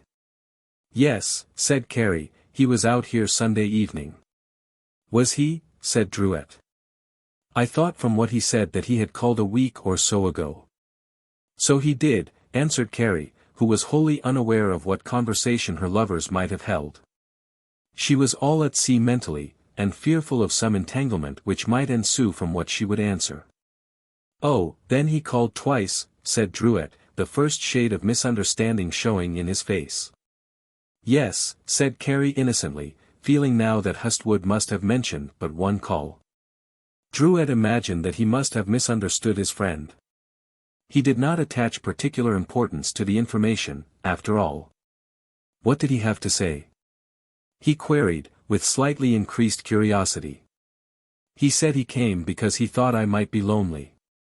You hadn't been in there so long he wondered what had become of you." "George is a fine fellow," said Druitt, rather gratified by his conception of the manager's interest. "Come on and we'll go out to dinner." When Hustwood saw that Druitt was back he wrote at once to Carrie, saying, "I told him I called on you, dearest, when he was away. I did not say how often, but he probably thought once. Let me know of anything you may have said. Answer by special messenger when you get this, and, darling, I must see you. Let me know if you can't meet me at Jackson and Throop Streets Wednesday afternoon at 2 o'clock. I want to speak with you before we meet at the theatre." Carrie received this Tuesday morning when she called at the West Side branch of the post office, and answered at once. "I said you called twice," she wrote. "He didn't seem to mind. I will try and be at Throop Street if nothing interferes. I seem to be getting very bad. It's wrong to act as I do, I know." Hustwood, when he met her as agreed, reassured her on this score. "You mustn't worry, sweetheart," he said. "Just as soon as he goes on the road again we will arrange something. We'll fix it so that you won't have to deceive anyone." Carrie imagined that he would marry her at once, though he had not directly said so, and her spirits rose. She proposed to make the best of the situation until Druitt left again. Don't show any more interest in me than you ever have, Hustwood counseled concerning the evening at the theatre. You mustn't look at me steadily then, she answered, mindful of the power of his eyes. I won't, he said, squeezing her hand at parting and giving the glance she had just cautioned against. There, she said playfully, pointing a finger at him. The show hasn't begun yet, he returned. He watched her walk from him with tender solicitation. Such youth and prettiness reacted upon him more subtly than wine. At the theatre things passed as they had in Hustwood's favour. If he had been pleasing to Carrie before, how much more so was he now? His grace was more permeating because it found a readier medium. Carrie watched his every movement with pleasure. She almost forgot poor Druitt, who babbled on as if he were the host. Hustwood was too clever to give the slightest indication of a change. He paid, if anything, more attention to his old friend than usual, and yet in no way held him up to that subtle ridicule which a lover in favour may so secretly practice before the mistress of his heart. If anything, he felt the injustice of the game as it stood, and was not cheap enough to add to it the slightest mental taunt. Only the play produced an ironical situation, and this was due to Druitt alone. The scene was one in The Covenant, in which the wife listened to the seductive voice of a lover in the absence of her husband. Serve him right, said Druitt afterward, even in view of her keen expiation of her error. I haven't any pity for a man who would be such a chump as that. Well, you never can tell, returned Hustwood gently. He probably thought he was right. Well, a man ought to be more attentive than that to his wife if he wants to keep her. They had come out of the lobby and made their way through the showy crush about the entranceway. Say, mister, said a voice at Hustwood's side, would you mind giving me the price of a bed? Hustwood was interestedly remarking to Carrie. Honest to God, mister, I'm without a place to sleep. The plea was that of a gaunt-faced man of about 30, who looked the picture of privation and wretchedness. Druitt was the first to see. He handed over a dime with an upwelling feeling of pity in his heart. Hustwood scarcely noticed the incident. Carrie quickly forgot. Chapter 15. The irk of the old ties, the magic of youth. The complete ignoring by Hustwood of his own home came with the growth of his affection for Carrie. His actions, in all that related to his family, were of the most perfunctory kind. He sat at breakfast with his wife and children, absorbed in his own fancies, which reached far without the realm of their interests. He read his paper, which was heightened in interest by the shallowness of the themes discussed by his son and daughter. Between himself and his wife ran a river of indifference. Now that Carrie had come, he was in a fair way to be blissful again. There was delight in going downtown evenings. When he walked forth in the short days, the street lamps had a merry twinkle. He began to experience the almost forgotten feeling which hastens the lover's feet. When he looked at his fine clothes, he saw them with her eyes, and her eyes were young. When in the flush of such feelings he heard his wife's voice, when the insistent demands of matrimony recalled him from dreams to a stale practice, how it grated. He then knew that this was a chain which bound his feet. George, said Mrs. Hustwood, in that tone of voice which had long since come to be associated in his mind with demands, we want you to get us a season ticket to the races. Do you want to go to all of them? He said with a rising inflection. Yes, she answered. The races in question were soon to open at Washington Park, on the south side, and were considered quite society affairs among those who did not affect religious rectitude and conservatism. Mrs. Hustwood had never asked for a whole season ticket before, but this year certain considerations decided her to get a box. For one thing, one of her neighbors, a certain Mr. and Mrs. Ramsay, who were possessors of money, made out of the coal business, had done so. In the next place, her favorite physician, Dr. Beale, a gentleman inclined to horses and betting, had talked with her concerning his intention to enter a 2-year-old in the Derby. In the third place, she wished to exhibit Jessica, who was gaining in maturity and beauty, and whom she hoped to marry to a man of means. Her own desire to be about in such things and parade among her acquaintances and common throng was as much an incentive as anything. Hustwood thought over the proposition a few moments without answering. They were in the sitting room on the second floor, waiting for supper. It was the evening of his engagement with Carrie and Druitt to see The Covenant, which had brought him home to make some alterations in his dress.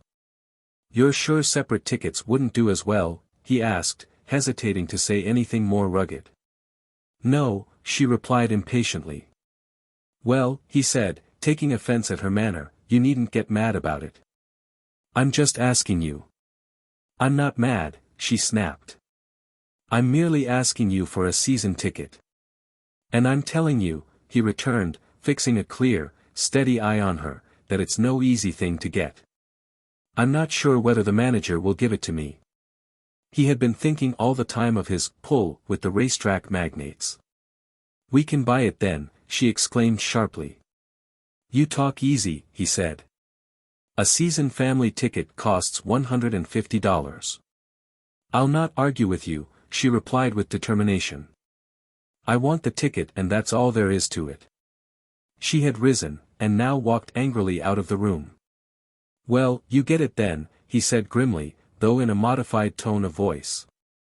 As usual, the table was one short that evening. The next morning he had cooled down considerably, and later the ticket was duly secured, though it did not heal matters. He did not mind giving his family a fair share of all that he earned, but he did not like to be forced to provide against his will. "Did you know, Mother," said Jessica another day, "the Spencers are getting ready to go away?" "No." "Where, I wonder?" "Europe," said Jessica. "I met Georgine yesterday and she told me. She just put on more airs about it." "Did she say when?" "Monday, I think. They'll get a notice in the papers again, they always do." "Never mind," said Mrs. Hustwood consolingly, "we'll go one of these days." Hustwood moved his eyes over the paper slowly, but said nothing. "We sail for Liverpool from New York," Jessica exclaimed, mocking her acquaintance. "Expect to spend most of the summer in France, vain thing. As if it was anything to go to Europe." "It must be if you envy her so much," put in Hustwood. It grated upon him to see the feeling his daughter displayed. "Don't worry over them, my dear," said Mrs. Hustwood. "Did George get off?" asked Jessica of her mother another day, thus revealing something that Hustwood had heard nothing about. "Where has he gone?" he asked, looking up. He had never before been kept in ignorance concerning departures. "He was going to Wheaton," said Jessica, not noticing the slight put upon her father. "What's out there?" he asked, secretly irritated and chagrined to think that he should be made to pump for information in this manner. "A tennis match," said Jessica. "He didn't say anything to me," Hustwood concluded, finding it difficult to refrain from a bitter tone. "I guess he must have forgotten," exclaimed his wife blandly. In the past he had always commanded a certain amount of respect, which was a compound of appreciation and awe. The familiarity which in part still existed between himself and his daughter he had courted. As it was, it did not go beyond the light assumption of words. The tone was always modest. Whatever had been, however, had lacked affection, and now he saw that he was losing track of their doings. His knowledge was no longer intimate. He sometimes saw them at table, and sometimes did not. He heard of their doings occasionally, more often not. Some days he found that he was all at sea as to what they were talking about, things they had arranged to do or that they had done in his absence. More affecting was the feeling that there were little things going on of which he no longer heard. Jessica was beginning to feel that her affairs were her own. George, Jr., flourished about as if he were a man entirely and must needs have private matters. All this Hustwood could see, and it left a trace of feeling, for he was used to being considered, in his official position, at least, and felt that his importance should not begin to wane here.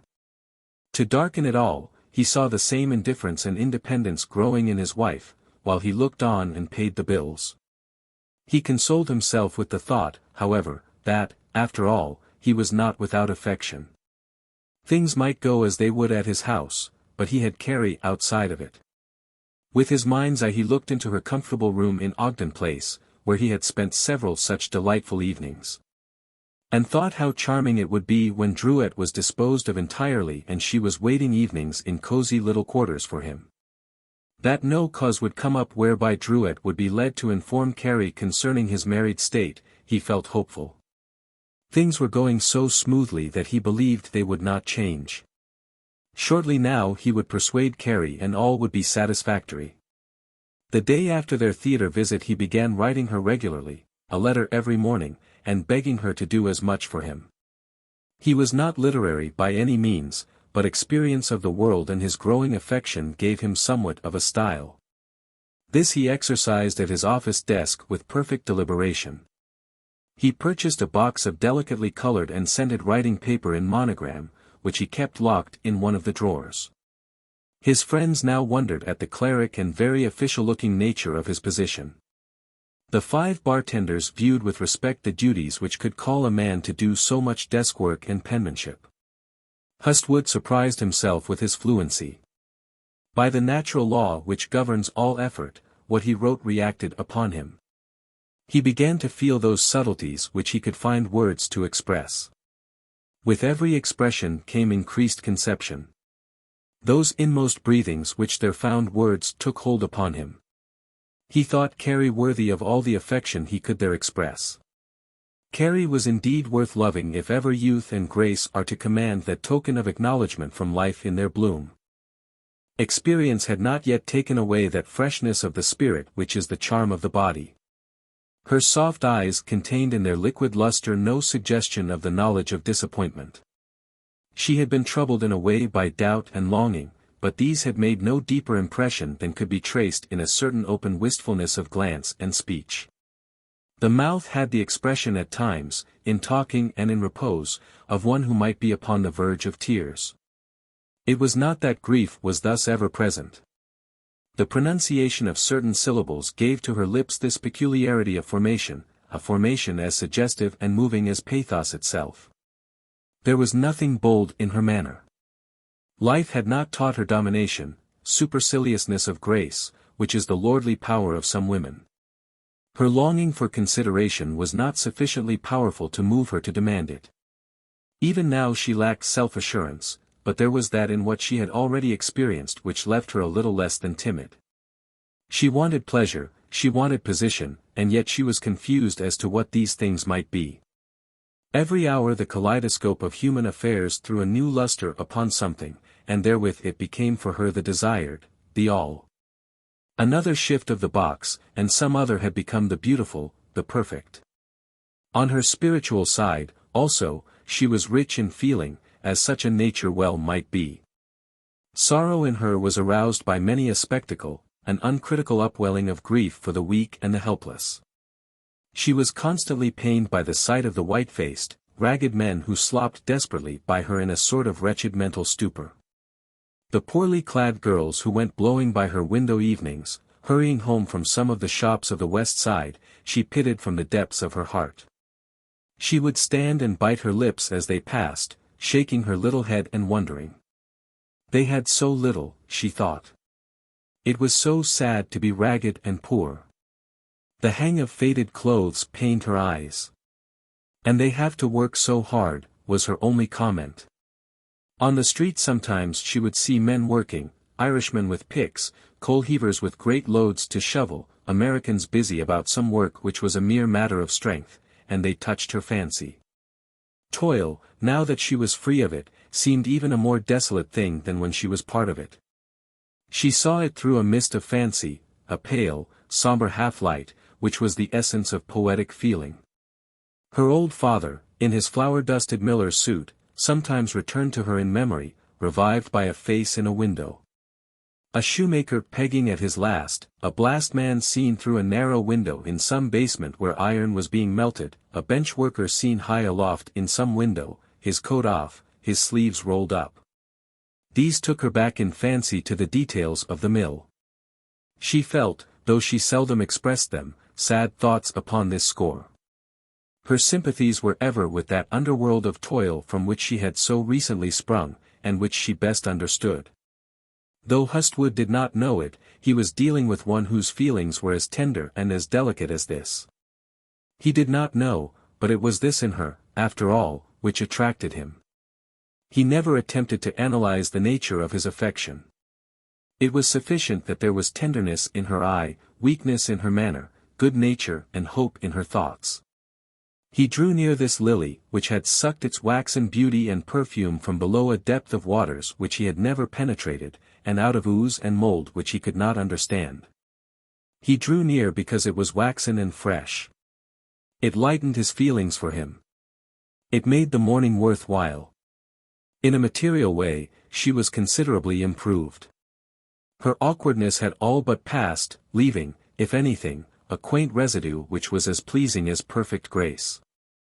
Her little shoes now fitted her smartly and had high heels. She had learned much about laces and those little neck pieces which add so much to a woman's appearance. Her form had filled out until it was admirably plump and well-rounded. Hustwood wrote her one morning, asking her to meet him in Jefferson Park, Monroe Street. He did not consider it policy to call any more, even when Druitt was at home. The next afternoon he was in the pretty little park by one, and had found a rustic bench beneath the green leaves of a lilac bush which bordered one of the paths. It was at that season of the year when the fullness of spring had not yet worn quite away. At a little pond near by some cleanly dressed children were sailing white canvas boats. In the shade of a green pagoda a bebuttoned officer of the law was resting, his arms folded, his club at rest in his belt. An old gardener was upon the lawn, with a pair of pruning shears, looking after some bushes. High overhead was the clean blue sky of the new summer, and in the thickness of the shiny green leaves of the trees hopped and twittered the busy sparrows. Hustwood had come out of his own home that morning feeling much of the same old annoyance. At his store he had idled, there being no need to write. He had come away to this place with the lightness of heart which characterizes those who put weariness behind. Now, in the shade of this cool, green bush, he looked about him with the fancy of the lover. He heard the carts go lumbering by upon the neighboring streets, but they were far off, and only buzzed upon his ear. The hum of the surrounding city was faint, the clang of an occasional bell was as music. He looked and dreamed a new dream of pleasure which concerned his present fixed condition not at all. He got back in fancy to the old Hustwood, who was neither married nor fixed in a solid position for life. He remembered the light spirit in which he once looked after the girls, how he had danced, escorted them home, hung over their gates. He almost wished he was back there again. Here in this pleasant scene he felt as if he were wholly free. At 2 Carrie came tripping along the walk toward him, rosy and clean. She had just recently donned a sailor hat for the season with a band of pretty white dotted blue silk. Her skirt was of a rich blue material, and her shirt-waist matched it, with a thin stripe of blue upon a snow-white ground, stripes that were as fine as hairs. Her brown shoes peeped occasionally from beneath her skirt. She carried her gloves in her hand. Hustwood looked up at her with delight. "You came, dearest," he said eagerly, standing to meet her and taking her hand. "Of course," she said, smiling, "did you think I wouldn't?" "I didn't know," he replied. He looked at her forehead, which was moist from her brisk walk. Then he took out one of his own soft, scented silk handkerchiefs and touched her face here and there. "Now," he said affectionately, "you're all right." They were happy in being near one another, in looking into each other's eyes. Finally, when the long flush of delight had subsided, he said, "When is Charlie going away again?" "I don't know," she answered. "He says he has some things to do for the house here now." Hustwood grew serious, and he lapsed into quiet thought. He looked up after a time to say, "Come away and leave him." He turned his eyes to the boys with the boats, as if the request were of little importance. "Where would we go?" she asked in much the same manner, rolling her gloves, and looking into a neighboring tree. "Where do you want to go?" he inquired. There was something in the tone in which he said this which made her feel as if she must record her feelings against any local habitation. "We can't stay in Chicago," she replied. He had no thought that this was in her mind, that any removal would be suggested. "Why not?" he asked softly. "Oh, because," she said, I wouldn't want to. He listened to this with but dull perception of what it meant. It had no serious ring to it. The question was not up for immediate decision. I would have to give up my position, he said. The tone he used made it seem as if the matter deserved only slight consideration. Carrie thought a little, the while enjoying the pretty scene. I wouldn't like to live in Chicago and him here, she said, thinking of Druitt. It's a big town, dearest, Hustwood answered. It would be as good as moving to another part of the country to move to the south side. He had fixed upon that region as an objective point. Anyhow, said Carrie, I shouldn't want to get married as long as he is here. I wouldn't want to run away. The suggestion of marriage struck Hustwood forcibly. He saw clearly that this was her idea, he felt that it was not to be gotten over easily. Bigamy lightened the horizon of his shadowy thoughts for a moment. He wondered for the life of him how it would all come out. He could not see that he was making any progress save in her regard. When he looked at her now, he thought her beautiful. What a thing it was to have her love him, even if it be entangling. She increased in value in his eyes because of her objection. She was something to struggle for, and that was everything. How different from the women who yielded willingly. He swept the thought of them from his mind. And you don't know when he'll go away? Asked Hustwood, quietly. She shook her head. He sighed. You're a determined little miss, aren't you? He said, after a few moments, looking up into her eyes. She felt a wave of feeling sweep over her at this. It was pride at what seemed his admiration, affection for the man who could feel this concerning her. No, she said coyly, but what can I do? Again he folded his hands and looked away over the lawn into the street. I wish, he said pathetically, you would come to me. I don't like to be away from you this way. What good is there in waiting? You're not any happier, are you? Happier? She exclaimed softly, you know better than that. Here we are then, he went on in the same tone, wasting our days. If you are not happy, do you think I am? I sit and write to you the biggest part of the time. I'll tell you what, Carrie, he exclaimed, throwing sudden force of expression into his voice and fixing her with his eyes, I can't live without you, and that's all there is to it. Now, he concluded, showing the palm of one of his white hands in a sort of at-an-end, helpless expression, what shall I do? This shifting of the burden to her appealed to Carrie. The semblance of the load without the weight touched the woman's heart. Can't you wait a little while yet? She said tenderly. I'll try and find out when he's going. What good will it do? He asked, holding the same strain of feeling. Well, perhaps we can arrange to go somewhere. She really did not see anything clearer than before, but she was getting into that frame of mind where, out of sympathy, a woman yields. Hustwood did not understand. He was wondering how she was to be persuaded, what appeal would move her to forsake Druitt. He began to wonder how far her affection for him would carry her. He was thinking of some question which would make her tell. Finally he hit upon one of those problematical propositions which often disguise our own desires while leading us to an understanding of the difficulties which others make for us, and so discover for us a way. It had not the slightest connection with anything intended on his part, and was spoken at random before he had given it a moment's serious thought. Carrie, he said, looking into her face and assuming a serious look which he did not feel, suppose I were to come to you next week. Or this week for that matter, tonight say, and tell you I had to go away, that I couldn't stay another minute and wasn't coming back any more, would you come with me? His sweetheart viewed him with the most affectionate glance, her answer ready before the words were out of his mouth. Yes, she said. You wouldn't stop to argue or arrange. Not if you couldn't wait.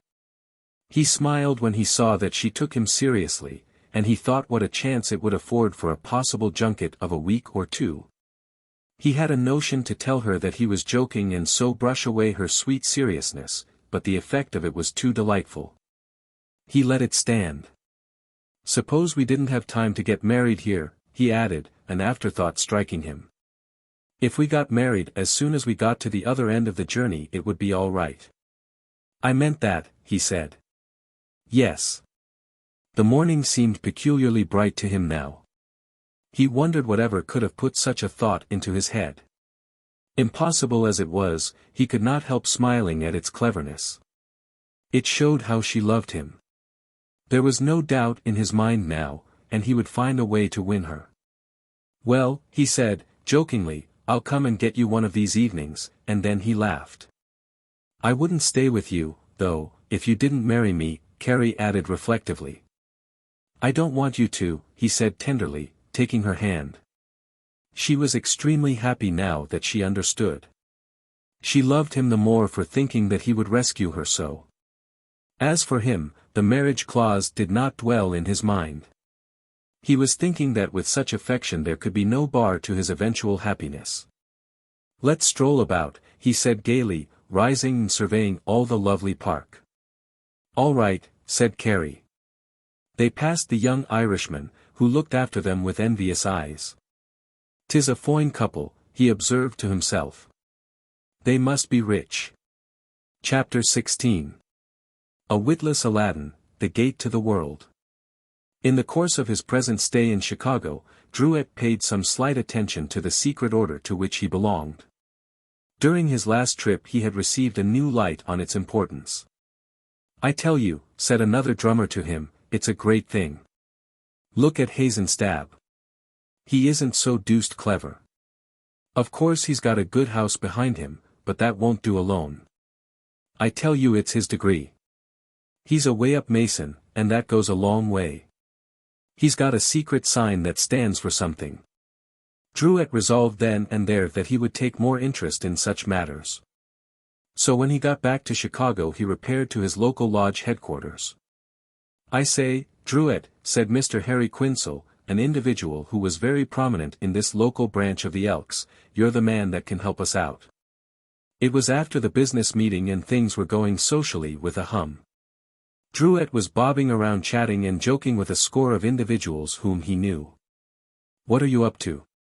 he inquired genially, turning a smiling face upon his secret brother. "We're trying to get up some theatricals for 2 weeks from today, and we want to know if you don't know some young lady who could take a part. It's an easy part." "Sure," said Drouet, "what is it?" He did not trouble to remember that he knew no one to whom he could appeal on this score. His innate good nature, however, dictated a favorable reply. "Well, now, I'll tell you what we are trying to do," went on Mr. Quinsel. "We are trying to get a new set of furniture for the lodge. There isn't enough money in the treasury at the present time, and we thought we would raise it by a little entertainment." "Sure," interrupted Drouet, "that's a good idea. Several of the boys around here have got talent. There's Harry Babeck, he does a fine blackface turn. Mac Lewis is all right at heavy dramatics. Did you ever hear him recite Over the Hills?" "Never did." "Well, I tell you, he does it fine." "And you want me to get some woman to take a part?" questioned Drouet, anxious to terminate the subject and get on to something else. "What are you going to play?" "Under the Gaslight," said Mr. Quinsel, mentioning Augustine Daly's famous production, which had worn from a great public success down to an amateur theatrical favorite. With many of the troublesome accessories cut out and the dramatis personae reduced to the smallest possible number. Drouet had seen this play some time in the past. "That's it," he said, "that's a fine play. It will go all right. You ought to make a lot of money out of that." "We think we'll do very well," Mr. Quinsel replied. "Don't you forget now," he concluded, Drouet showing signs of restlessness, "some young woman to take the part of Laura." "Sure, I'll attend to it." He moved away, forgetting almost all about it the moment Mr. Quinsel had ceased talking. He had not even thought to ask the time or place. Drouet was reminded of his promise a day or two later by the receipt of a letter announcing that the first rehearsal was set for the following Friday evening, and urging him to kindly forward the young lady's address at once, in order that the part might be delivered to her. "Now, who the deuce do I know?" asked the drummer reflectively, scratching his rosy ear. "I don't know anyone that knows anything about amateur theatricals." He went over in memory the names of a number of women he knew, and finally fixed on one, largely because of the convenient location of her home on the west side, and promised himself that as he came out that evening he would see her. When, however, he started west on the car he forgot. And was only reminded of his delinquency by an item in the evening news, a small 3-line affair under the head of secret society notes, which stated the Custer Lodge of the Order of Elks would give a theatrical performance in Avery Hall on the 16th. When Under the Gaslight would be produced. "George," exclaimed Druitt, "I forgot that." "What?" inquired Carrie. They were at their little table in the room which might have been used for a kitchen, where Carrie occasionally served a meal. Tonight the fancy had caught her, and the little table was spread with a pleasing repast. "Why, my lodge entertainment. They're going to give a play, and they wanted me to get them some young lady to take a part." "What is it they're going to play?" "Under the Gaslight." "When?" "On the 16th. "Well, why don't you?" asked Carrie. "I don't know anyone," he replied. Suddenly he looked up. "Say," he said, "how would you like to take the part?" "Me?" said Carrie. "I can't act." "How do you know?" questioned Druitt reflectively. "Because," answered Carrie, "I never did." Nevertheless, she was pleased to think he would ask. Her eyes brightened, for if there was anything that enlisted her sympathies it was the art of the stage. True to his nature, Druitt clung to this idea as an easy way out. "That's nothing. You can act all you have to down there." "No, I can't," said Carrie weakly, very much drawn toward the proposition and yet fearful. "Yes, you can. Now, why don't you do it? They need someone, and it will be lots of fun for you." "Oh, no, it won't," said Carrie seriously. "You'd like that. I know you would. I've seen you dancing around here and giving imitations, and that's why I asked you. You're clever enough, all right."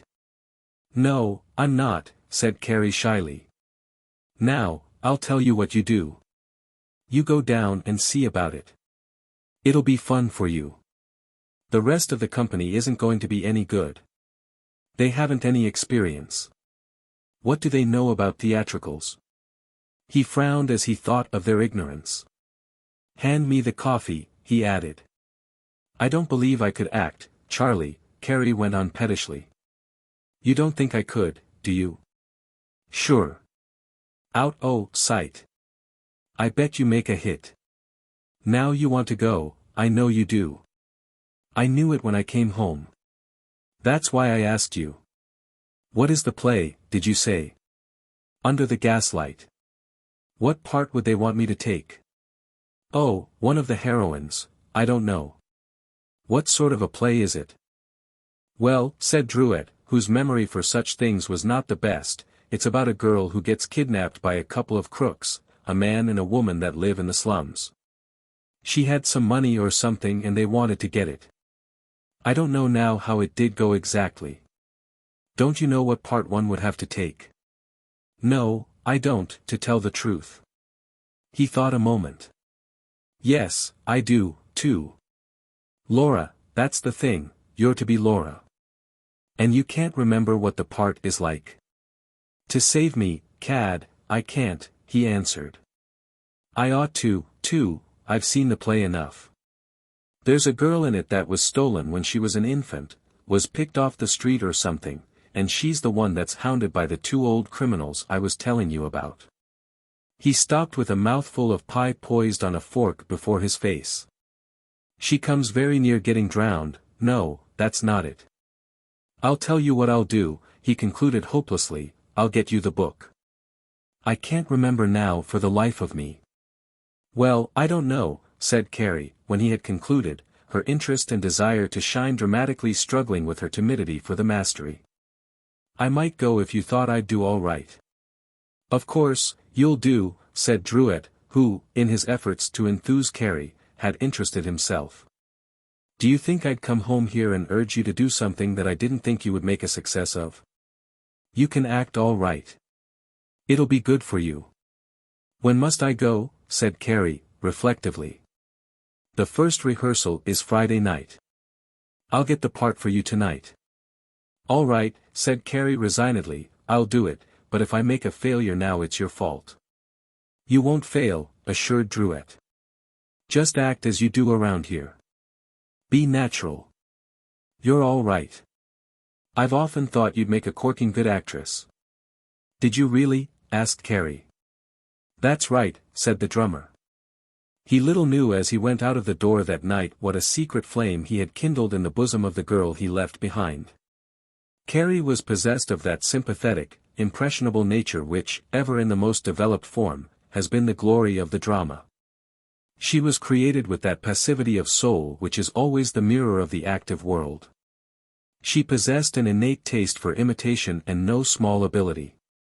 Even without practice, she could sometimes restore dramatic situations she had witnessed by recreating, before her mirror, the expressions of the various faces taking part in the scene. She loved to modulate her voice after the conventional manner of the distressed heroine, and repeat such pathetic fragments as appealed most to her sympathies. Of late, seeing the airy grace of the ingenue in several well-constructed plays, she had been moved to secretly imitate it. And many were the little movements and expressions of the body in which she indulged from time to time in the privacy of her chamber. On several occasions, when Druet had caught her admiring herself, as he imagined, in the mirror, she was doing nothing more than recalling some little grace of the mouth or the eyes which she had witnessed in another. Under his airy accusation she mistook this for vanity and accepted the blame with a faint sense of error, though, as a matter of fact, it was nothing more than the first subtle outcroppings of an artistic nature, endeavoring to recreate the perfect likeness of some phase of beauty which appealed to her. In such feeble tendencies, be it known, such outworking of desire to reproduce life, lies the basis of all dramatic art. Now, when Carrie heard Druet's laudatory opinion of her dramatic ability, her body tingled with satisfaction.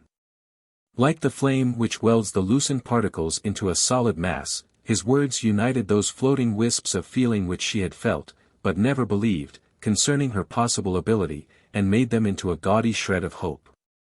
Like all human beings, she had a touch of vanity. She felt that she could do things if she only had a chance. How often had she looked at the well-dressed actresses on the stage and wondered how she would look, how delightful she would feel if only she were in their place. The glamour, the tense situation, the fine clothes, the applause, these had lured her until she felt that she, too, could act, that she, too, could compel acknowledgement of power. Now she was told that she really could, that little things she had done about the house had made even him feel her power. It was a delightful sensation while it lasted. When Druet was gone, she sat down in her rocking chair by the window to think about it. As usual, imagination exaggerated the possibilities for her. It was as if he had put 50 cents in her hand and she had exercised the thoughts of $1,000. She saw herself in a score of pathetic situations in which she assumed a tremulous voice and suffering manner. Her mind delighted itself with scenes of luxury and refinement, situations in which she was the cynosure of all eyes, the arbiter of all fates. As she rocked to and fro she felt the tensity of woe in abandonment, the magnificence of wrath after deception, the languor of sorrow after defeat. Thoughts of all the charming women she had seen in plays, every fancy, every illusion which she had concerning the stage, now came back as a returning tide after the ebb. She built up feelings and a determination which the occasion did not warrant. Druet dropped in at the lodge when he went downtown, and swashed around with a great air, as Quinzel met him. "Where is that young lady you were going to get for us?" asked the latter. "I've got her," said Druet. "Have you?" said Quinzel, rather surprised by his promptness. "That's good. What's her address?" and he pulled out his notebook in order to be able to send her part to her. "You want to send her part?" asked the drummer. "Yes." "Well, I'll take it. I'm going right by her house in the morning." "What did you say her address was?" "We only want it in case we have any information to send her." 29 Ogden Place. "And her name?" "Carrie Medenda," said the drummer, firing at random. The lodge members knew him to be single. "That sounds like somebody that can act, doesn't it?" said Quinzel. "Yes, it does. He took the part home to Carrie and handed it to her with the manner of one who does a favor. He says that's the best part. Do you think you can do it? I don't know until I look it over. You know I'm afraid, now that I've said I would. Oh, go on. What have you got to be afraid of? It's a cheap company. The rest of them aren't as good as you are. Well, I'll see, said Carrie, pleased to have the part, for all her misgivings. He sidled around, dressing and fidgeting before he arranged to make his next remark. They were getting ready to print the programs, he said, and I gave them the name of Carrie Medenda. Was that all right? Yes, I guess so, said his companion, looking up at him. She was thinking it was slightly strange. If you didn't make a hit, you know, he went on. Oh, yes, she answered, rather pleased now with his caution. It was clever for Drouet. I didn't want to introduce you as my wife, because you'd feel worse then if you didn't go. They all know me so well. But you'll go all right. Anyhow, you'll probably never meet any of them again. Oh, I don't care, said Carrie desperately. She was determined now to have a try at the fascinating game. Drouet breathed a sigh of relief. He had been afraid that he was about to precipitate another conversation upon the marriage question. The part of Laura, as Carrie found out when she began to examine it, was one of suffering and tears. As delineated by Mr. Daly, it was true to the most sacred traditions of melodrama as he found it when he began his career. The sorrowful demeanor, the tremolo music, the long, explanatory, cumulative addresses, all were there. Poor fellow, read Carrie, consulting the text and drawing her voice out pathetically. Martin, be sure and give him a glass of wine before he goes. She was surprised at the briefness of the entire part, not knowing that she must be on the stage while others were talking, and not only be there, but also keep herself in harmony with the dramatic movement of the scenes. I think I can do that, though, she concluded. When Drouet came the next night, she was very much satisfied with her day's study. Well, how goes it, Catty? He said. All right, she laughed. I think I have it memorized nearly. That's good, he said. Let's hear some of it. Oh, I don't know whether I can get up and say it off here, she said bashfully. Well, I don't know why you shouldn't. It'll be easier here than it will there. I don't know about that, she answered. Eventually she took off the ballroom episode with considerable feeling, forgetting, as she got deeper in the scene, all about Drouet, and letting herself rise to a fine state of feeling. Good, said Drouet. Fine, out o' sight. You're all right, Catty, I tell you. He was really moved by her excellent representation and the general appearance of the pathetic little figure as it swayed and finally fainted to the floor. He had bounded up to catch her, and now held her laughing in his arms. Ain't you afraid you'll hurt yourself? He asked. Not a bit. Well, you're a wonder. Say, I never knew you could do anything like that. I never did either, said Carrie merrily, her face flushed with delight. Well, you can bet that you're all right, said Drouet. You can take my word for that. You won't fail. Chapter 17. A glimpse through the gateway, hope lightens the eye. To Carrie, very important theatrical performance was to take place at the Avery on conditions which were to make it more noteworthy than was at first anticipated. The little dramatic student had written to Hustwood the very morning her part was brought her that she was going to take part in a play. I really am, she wrote, feeling that he might take it as a jest, I have my part now, honest, truly. Hustwood smiled in an indulgent way as he read this. I wonder what it is going to be. I must see that. He answered at once, making a pleasant reference to her ability. I haven't the slightest doubt you will make a success. You must come to the park tomorrow morning and tell me all about it. Carrie gladly complied, and revealed all the details of the undertaking as she understood it. Well, he said, that's fine. I'm glad to hear it. Of course, you will do well, you're so clever. He had truly never seen so much spirit in the girl before. Her tendency to discover a touch of sadness had for the nonce disappeared. As she spoke her eyes were bright, her cheeks red. She radiated much of the pleasure which her undertakings gave her.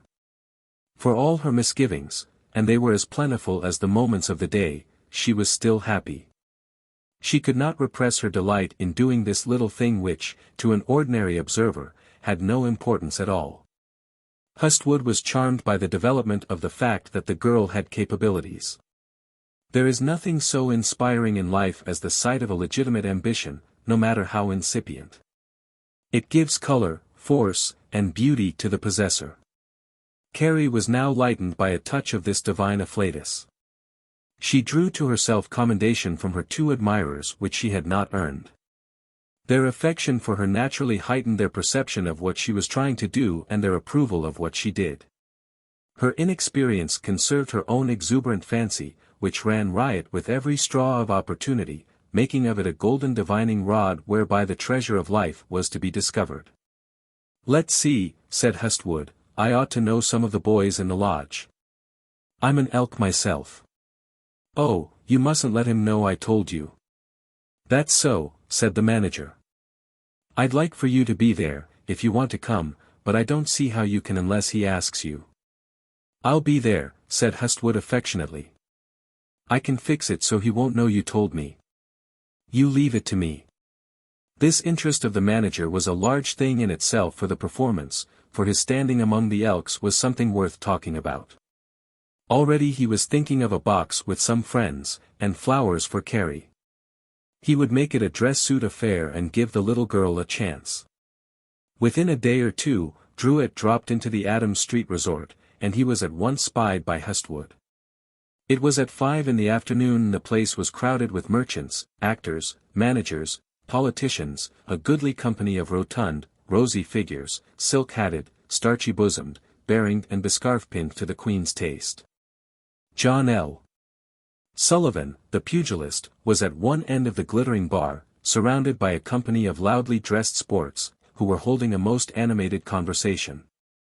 Druitt came across the floor with a festive stride, a new pair of tan shoes squeaking audibly at his progress. "Well, sir," said Hustwood, "I was wondering what had become of you. I thought you had gone out of town again." Druitt laughed. "If you don't report more regularly we'll have to cut you off the list." "Couldn't help it," said the drummer, "I've been busy." They strolled over toward the bar amid the noisy, shifting company of notables. The dressy manager was shaken by the hand 3 times in as many minutes. "I hear your lodge is going to give a performance," observed Hustwood, in the most offhand manner. "Yes, who told you?" "No one," said Hustwood. "They just sent me a couple of tickets, which I can have for $2. Is it going to be any good?" "I don't know," replied the drummer. "They've been trying to get me to get some woman to take a part." "I wasn't intending to go," said the manager easily. "I'll subscribe, of course. How are things over there?" "All right. They're going to fit things up out of the proceeds." "Well," said the manager, "I hope they make a success of it." "Have another?" He did not intend to say any more. Now, if he should appear on the scene with a few friends, he could say that he had been urged to come along. Druitt had a desire to wipe out the possibility of confusion. "I think the girl is going to take a part in it," he said abruptly, after thinking it over. "You don't say so. How did that happen?" "Well, they were short and wanted me to find them someone. I told Carrie, and she seems to want to try." "Good for her," said the manager. "It'll be a real nice affair. Do her good, too. Has she ever had any experience?" "Not a bit." "Oh, well, it isn't anything very serious." "She's clever, though," said Druitt, casting off any imputation against Carrie's ability. "She picks up her part quick enough." "You don't say so," said the manager. "Yes, sir, she surprised me the other night. By George, if she didn't. We must give her a nice little send-off," said the manager. "I'll look after the flowers." Druitt smiled at his good nature. "After the show you must come with me and we'll have a little supper. I think she'll do all right, said Drouet. I want to see her. She's got to do all right. We'll make her, and the manager gave one of his quick, steely half-smiles, which was a compound of good nature and shrewdness. Carrie, meanwhile, attended the first rehearsal. At this performance Mr. Quinsel presided, aided by Mr. Millis, a young man who had some qualifications of past experience, which were not exactly understood by any one. He was so experienced and so businesslike, however, that he came very near being rude, failing to remember, as he did, that the individuals he was trying to instruct were volunteer players and not salaried underlings. Now, Miss Medenda, he said, addressing Carrie, who stood in one part uncertain as to what move to make, you don't want to stand like that. Put expression in your face. Remember, you are troubled over the intrusion of the stranger. Walk so, and he struck out across the Avery stage in almost drooping manner. Carrie did not exactly fancy the suggestion, but the novelty of the situation, the presence of strangers, all more or less nervous, and the desire to do anything rather than make a failure, made her timid. She walked in imitation of her mentor as requested, inwardly feeling that there was something strangely lacking. Now, Mrs. Morgan, said the director to one young married woman who was to take the part of Pearl, you sit here. Now, Mr. Bamberger, you stand here, so. Now, what is it you say? Explain, said Mr. Bamberger feebly. He had the part of Ray, Laura's lover, the society individual who was to waver in his thoughts of marrying her, upon finding that she was a waif and a nobody by birth. How is that? What does your text say? Explain, repeated Mr. Bamberger, looking intently at his part. Yes, but it also says, the director remarked, that you are to look shocked. Now, say it again, and see if you can't look shocked. Explain, demanded Mr. Bamberger vigorously. No, no, that won't do. Say it this way, explain. Explain, said Mr. Bamberger, giving a modified imitation. That's better. Now go on. One night, resumed Mrs. Morgan, whose lines came next, father and mother were going to the opera. When they were crossing Broadway, the usual crowd of children accosted them for alms. Hold on, said the director, rushing forward, his arm extended. Put more feeling into what you are saying. Mrs. Morgan looked at him as if she feared a personal assault. Her eye lightened with resentment. Remember, Mrs. Morgan, he added, ignoring the gleam, but modifying his manner, that you're detailing a pathetic story. You are now supposed to be telling something that is a grief to you. It requires feeling, repression, thus, the usual crowd of children accosted them for alms. All right, said Mrs. Morgan. Now, go on. As mother felt in her pocket for some change, her fingers touched a cold and trembling hand which had clutched her purse. Very good, interrupted the director, nodding his head significantly. A pickpocket. Well, exclaimed Mr. Bamberger, speaking the lines that here fell to him.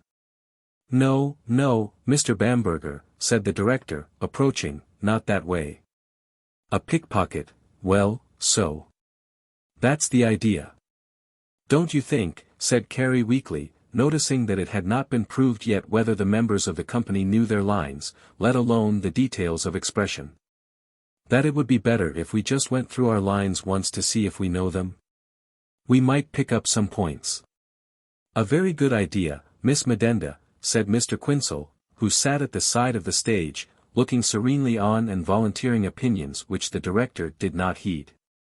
All right, said the latter, somewhat abashed, it might be well to do it. Then brightening, with a show of authority, suppose we run right through, putting in as much expression as we can. Good, said Mr. Quinsel. This hand, resumed Mrs. Morgan, glancing up at Mr. Bamberger and down at her book, as the lines proceeded, my mother grasped in her own, and so tight that a small, feeble voice uttered an exclamation of pain. Mother looked down, and there beside her was a little ragged girl. Very good, observed the director, now hopelessly idle. The thief, exclaimed Mr. Bamberger. Louder, put in the director, finding it almost impossible to keep his hands off. The thief, roared poor Bamberger. Yes, but a thief hardly 6 years old, with a face like an angel's. Stop, said my mother. What are you doing? Trying to steal, said the child. Don't you know that it is wicked to do so? Asked my father. No, said the girl, but it is dreadful to be hungry. Who told you to steal? Asked my mother. She, there, said the child, pointing to a squalid woman in a doorway opposite, who fled suddenly down the street. That is old Judas, said the girl. Mrs. Morgan read this rather flatly, and the director was in despair. He fidgeted around, and then went over to Mr. Quinsel. What do you think of them? He asked. Oh, I guess we'll be able to whip them into shape, said the latter, with an air of strength under difficulties. I don't know, said the director. That fellow Bamberger strikes me as being a pretty poor shift for a lover.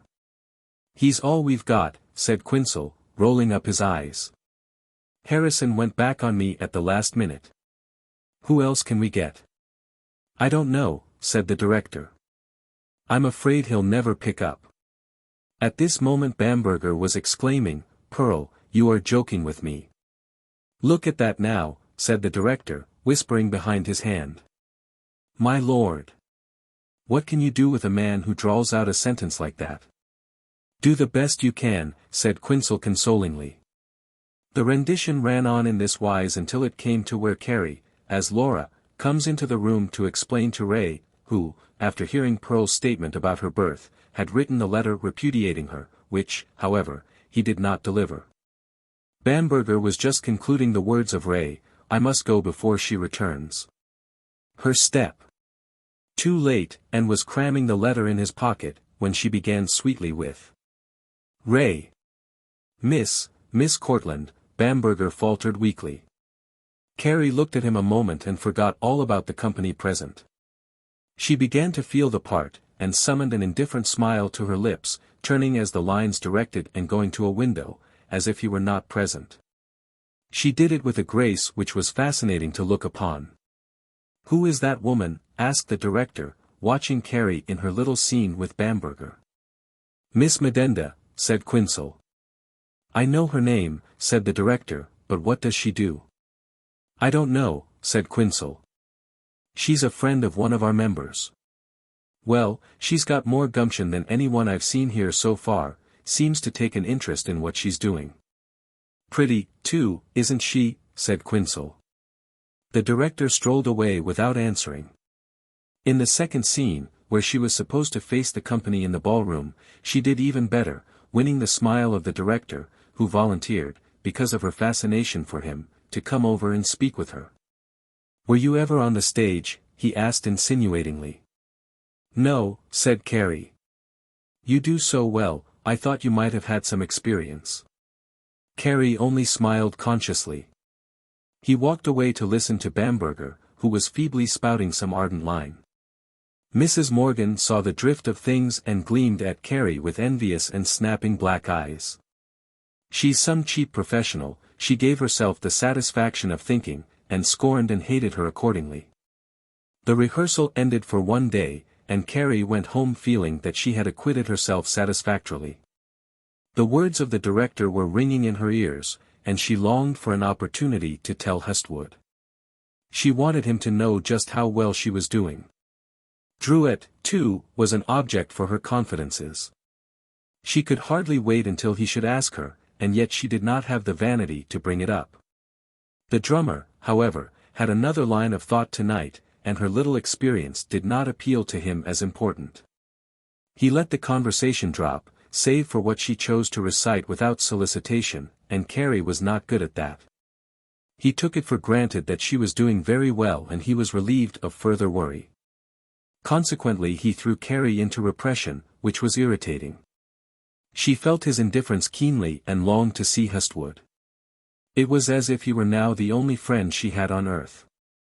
The next morning Druitt was interested again, but the damage had been done. She got a pretty letter from the manager, saying that by the time she got it he would be waiting for her in the park. When she came, he shone upon her as the morning sun. "Well, my dear," he asked, "how did you come out?" "Well enough," she said, still somewhat reduced after Druet. "Now, tell me just what you did. Was it pleasant?"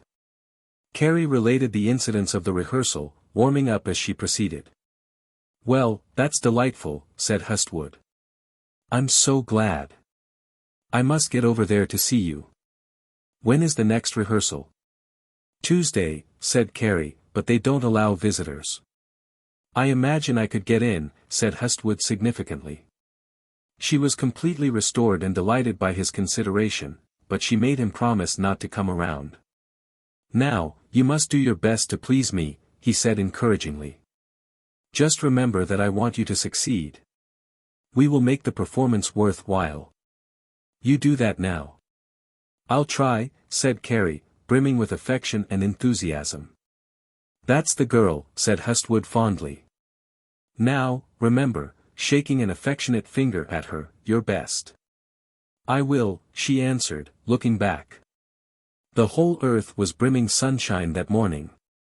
She tripped along, the clear sky pouring liquid blue into her soul. "Oh, blessed are the children of endeavor in this, that they try and are hopeful. And blessed also are they who, knowing, smile and approve." Chapter 18. Just over the border, a hail and farewell. By the evening of the 16th the subtle hand of Hustwood had made itself apparent. He had given the word among his friends, and they were many and influential, that here was something which they ought to attend, and, as a consequence, the sale of tickets by Mr. Quinsel, acting for the lodge, had been large. Small four-line notes had appeared in all of the daily newspapers. These he had arranged for by the aid of one of his newspaper friends on the Times, Mr. Harry McGarren, the managing editor. "Say, Harry," Hustwood said to him one evening, as the latter stood at the bar drinking before wending his belated way homeward, "you can help the boys out, I guess." "What is it?" said McGarren, pleased to be consulted by the opulent manager. "The Custer Lodge is getting up a little entertainment for their own good, and they'd like a little newspaper notice. You know what I mean, a squib or two saying that it's going to take place." "Certainly," said McGarren, "I can fix that for you, George." At the same time Hustwood kept himself wholly in the background. The members of Custer Lodge could scarcely understand why their little affair was taking so well. Mr. Harry Quinsel was looked upon as quite a star for this sort of work. By the time the 16th had arrived Hustwood's friends had rallied like Romans to a senator's call. A well-dressed, good-natured, flatteringly inclined audience was assured from the moment he thought of assisting Carrie.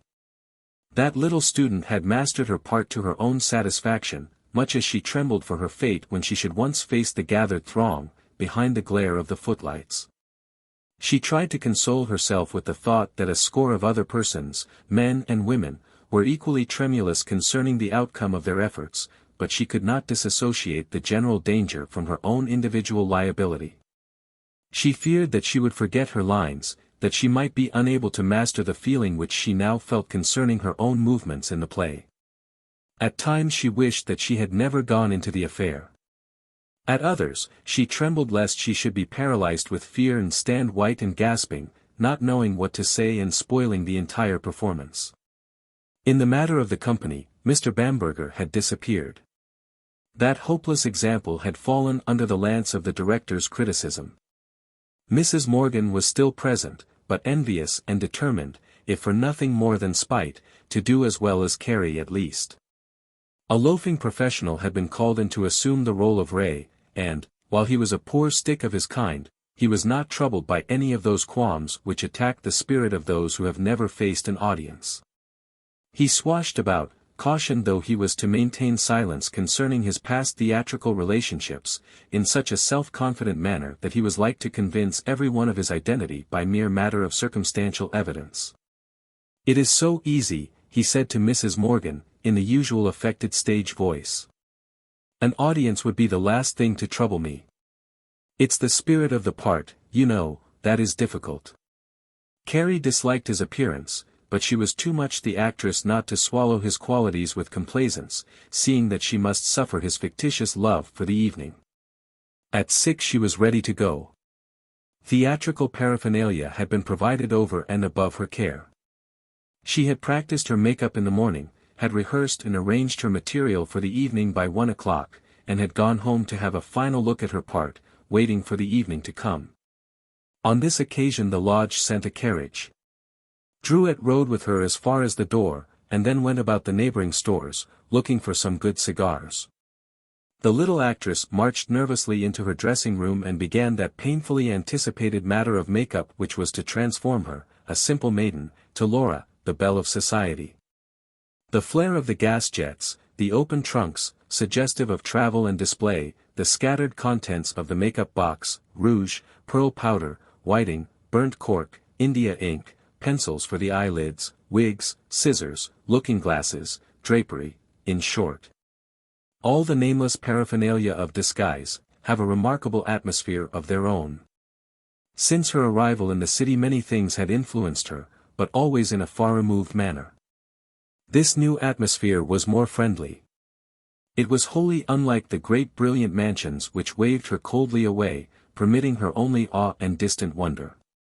This took her by the hand kindly, as one who says, "My dear, come in." It opened for her as if for its own. She had wondered at the greatness of the names upon the billboards, the marvel of the long notices in the papers, the beauty of the dresses upon the stage, the atmosphere of carriages, flowers, refinement. Here was no illusion. Here was an open door to see all of that. She had come upon it as one who stumbles upon a secret passage and, behold, she was in the chamber of diamonds and delight. As she dressed with a flutter, in her little stage room, hearing the voices outside, seeing Mr. Quinsel hurrying here and there, noting Mrs. Morgan and Mrs. Hoagland at their nervous work of preparation, seeing all the 20 members of the cast moving about and worrying over what the result would be, she could not help thinking what a delight this would be if it would endure. How perfect a state, if she could only do well now, and then sometime get a place as a real actress. The thought had taken a mighty hold upon her. It hummed in her ears as the melody of an old song. Outside in the little lobby another scene was being enacted. Without the interest of Hustwood, the little hall would probably have been comfortably filled, for the members of the lodge were moderately interested in its welfare. Hustwood's word, however, had gone the rounds. It was to be a full-dress affair. The 4 boxes had been taken. Dr. Norman McNeill Hale and his wife were to occupy one. This was quite a card. C.R. Walker, dry goods merchant and possessor of at least $200,000, had taken another, a well-known coal merchant had been induced to take the third, and Hustwood and his friends the fourth. Among the latter was Drouet. The people who were now pouring here were not celebrities, nor even local notabilities, in a general sense. They were the lights of a certain circle, the circle of small fortunes and secret order distinctions. These gentlemen Elks knew the standing of one another. They had regard for the ability which could amass a small fortune, own a nice home, keep a barouche or carriage, perhaps, wear fine clothes, and maintain a good mercantile position. Naturally, Hustwood, who was a little above the order of mind which accepted this standard as perfect, who had shrewdness and much assumption of dignity, who held an imposing and authoritative position, and commanded friendship by intuitive tact in handling people, was quite a figure.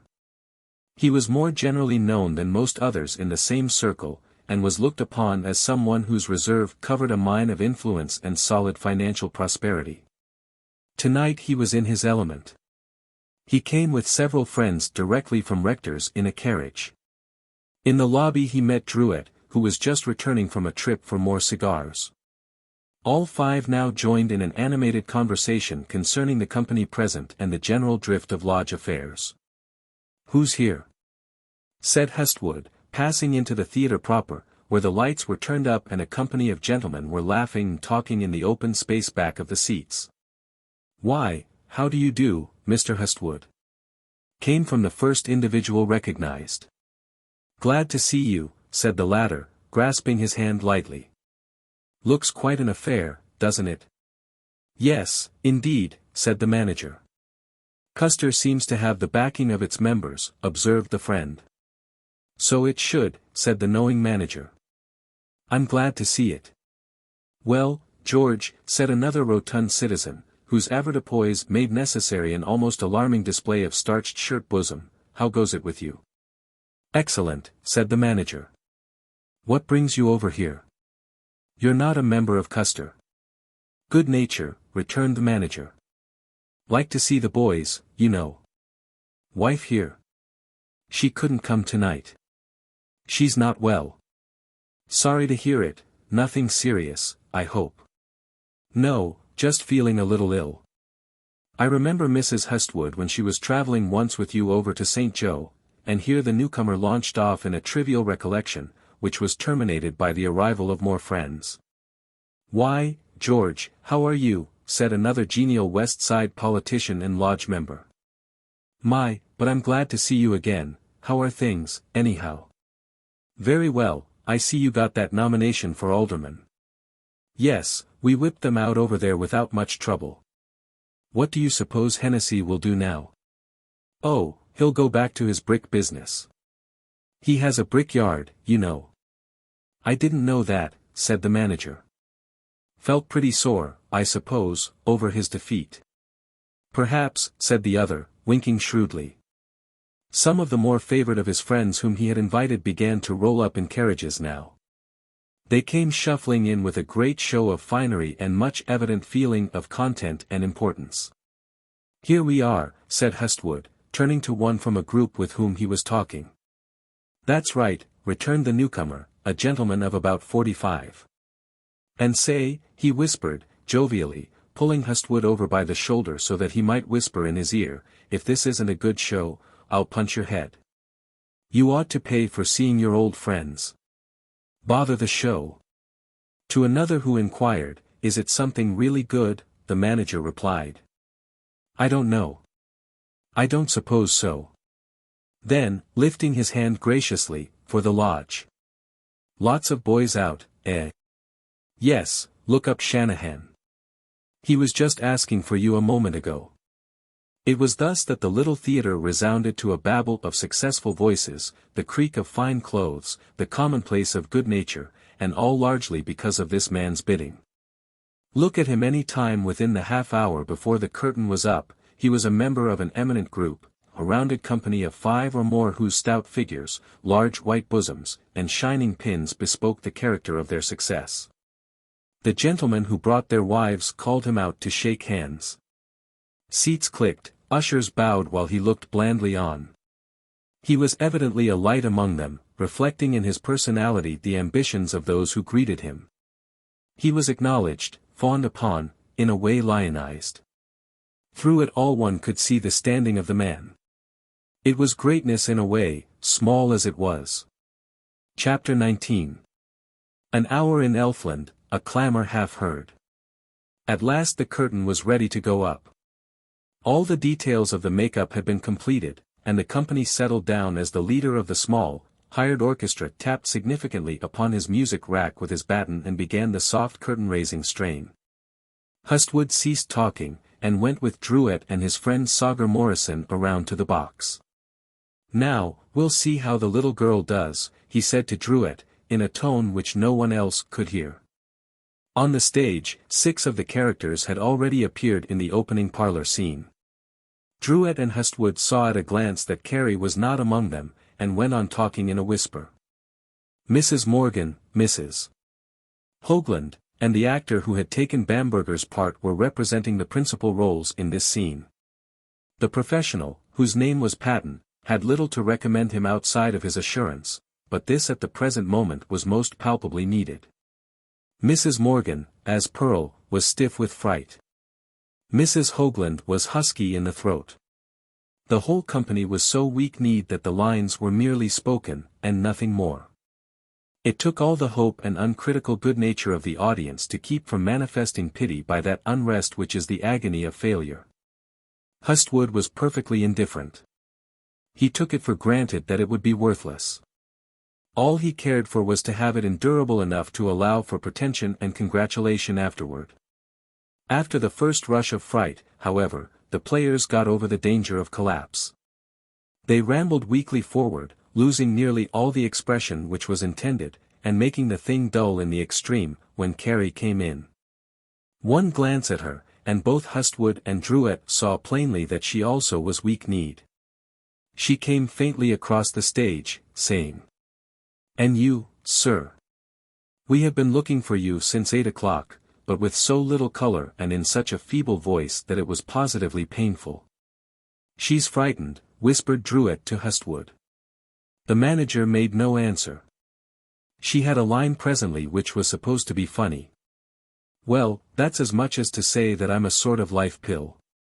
It came out so flat, however, that it was a deathly thing. Druet fidgeted. Hustwood moved his toe the least bit. There was another place in which Laura was to rise and, with a sense of impending disaster, say, sadly, "I wish you hadn't said that, Pearl. You know the old proverb, call a maid by a married name." The lack of feeling in the thing was ridiculous. Carrie did not get it at all. She seemed to be talking in her sleep. It looked as if she were certain to be a wretched failure. She was more hopeless than Mrs. Morgan, who had recovered somewhat, and was now saying her lines clearly at least. Druet looked away from the stage at the audience. The latter held out silently, hoping for a general change, of course. Hustwood fixed his eye on Carrie, as if to hypnotize her into doing better. He was pouring determination of his own in her direction. He felt sorry for her. In a few more minutes it fell to her to read the letter sent in by the strange villain. The audience had been slightly diverted by a conversation between the professional actor and the character called Snorky, impersonated by a short little American, who really developed some humor as a half-crazed, one-armed soldier. Turned messenger for a living. He bawled his lines out with such defiance that, while they really did not partake of the humor intended, they were funny. Now he was off, however, and it was back to pathos, with Carrie as the chief figure. She did not recover. She wandered through the whole scene between herself and the intruding villain, straining the patience of the audience, and finally exiting, much to their relief. "She's too nervous," said Druet, feeling in the mildness of the remark that he was lying for once. "Better go back and say a word to her." Druet was glad to do anything for relief. He fairly hustled around to the side entrance, and was let in by the friendly doorkeeper. Carrie was standing in the wings, weakly waiting her next cue, all the snap and nerve gone out of her. "Say, Cad," he said, looking at her, "you mustn't be nervous. Wake up. Those guys out there don't amount to anything. What are you afraid of?" "I don't know," said Carrie. "I just don't seem to be able to do it." She was grateful for the drummer's presence, though. She had found the company so nervous that her own strength had gone. "Come on," said Druet. "Brace up. What are you afraid of? Go on out there now, and do the trick. What do you care?" Carrie revived a little under the drummer's electrical, nervous condition. "Did I do so very bad?" "Not a bit. All you need is a little more ginger. Do it as you showed me. Get that toss of your head you had the other night." Carrie remembered her triumph in the room. She tried to think she could do it. "What's next?" he said, looking at her part, which she had been studying. "Why, the scene between Ray and me when I refuse him." "Well, now you do that lively," said the drummer. "Put in snap, that's the thing. Act as if you didn't care." "Your turn next, Miss Medenda," said the prompter. "Oh, dear," said Carrie. "Well, you're a chump for being afraid," said Druet. "Come on now, brace up. I'll watch you from right here." "Will you?" said Carrie. "Yes, now go on. Don't be afraid." The prompter signaled her. She started out, weak as ever, but suddenly her nerve partially returned. She thought of Druet looking.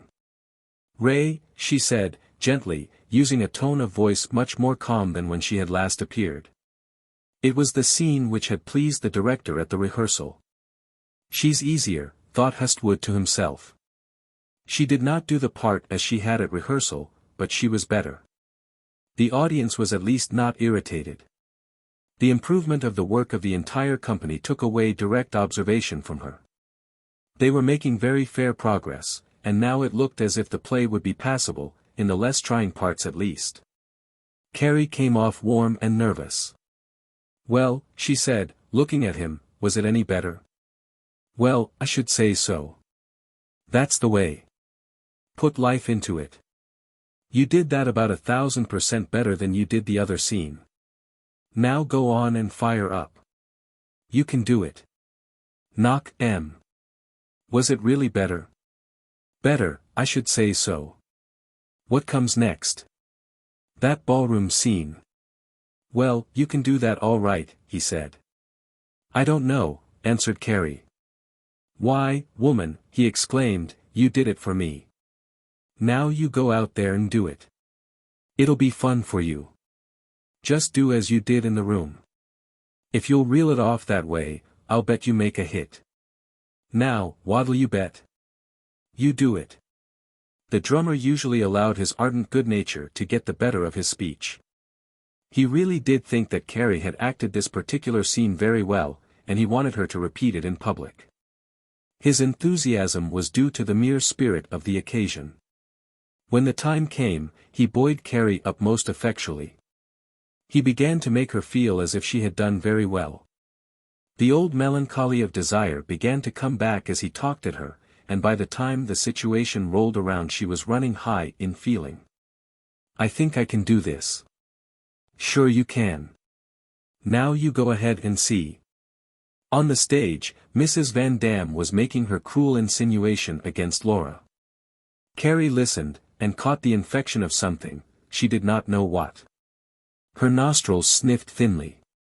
"It means," the professional actor began, speaking as Ray, "that society is a terrible avenger of insult. Have you ever heard of the Siberian wolves? When one of the pack falls through weakness, the others devour him.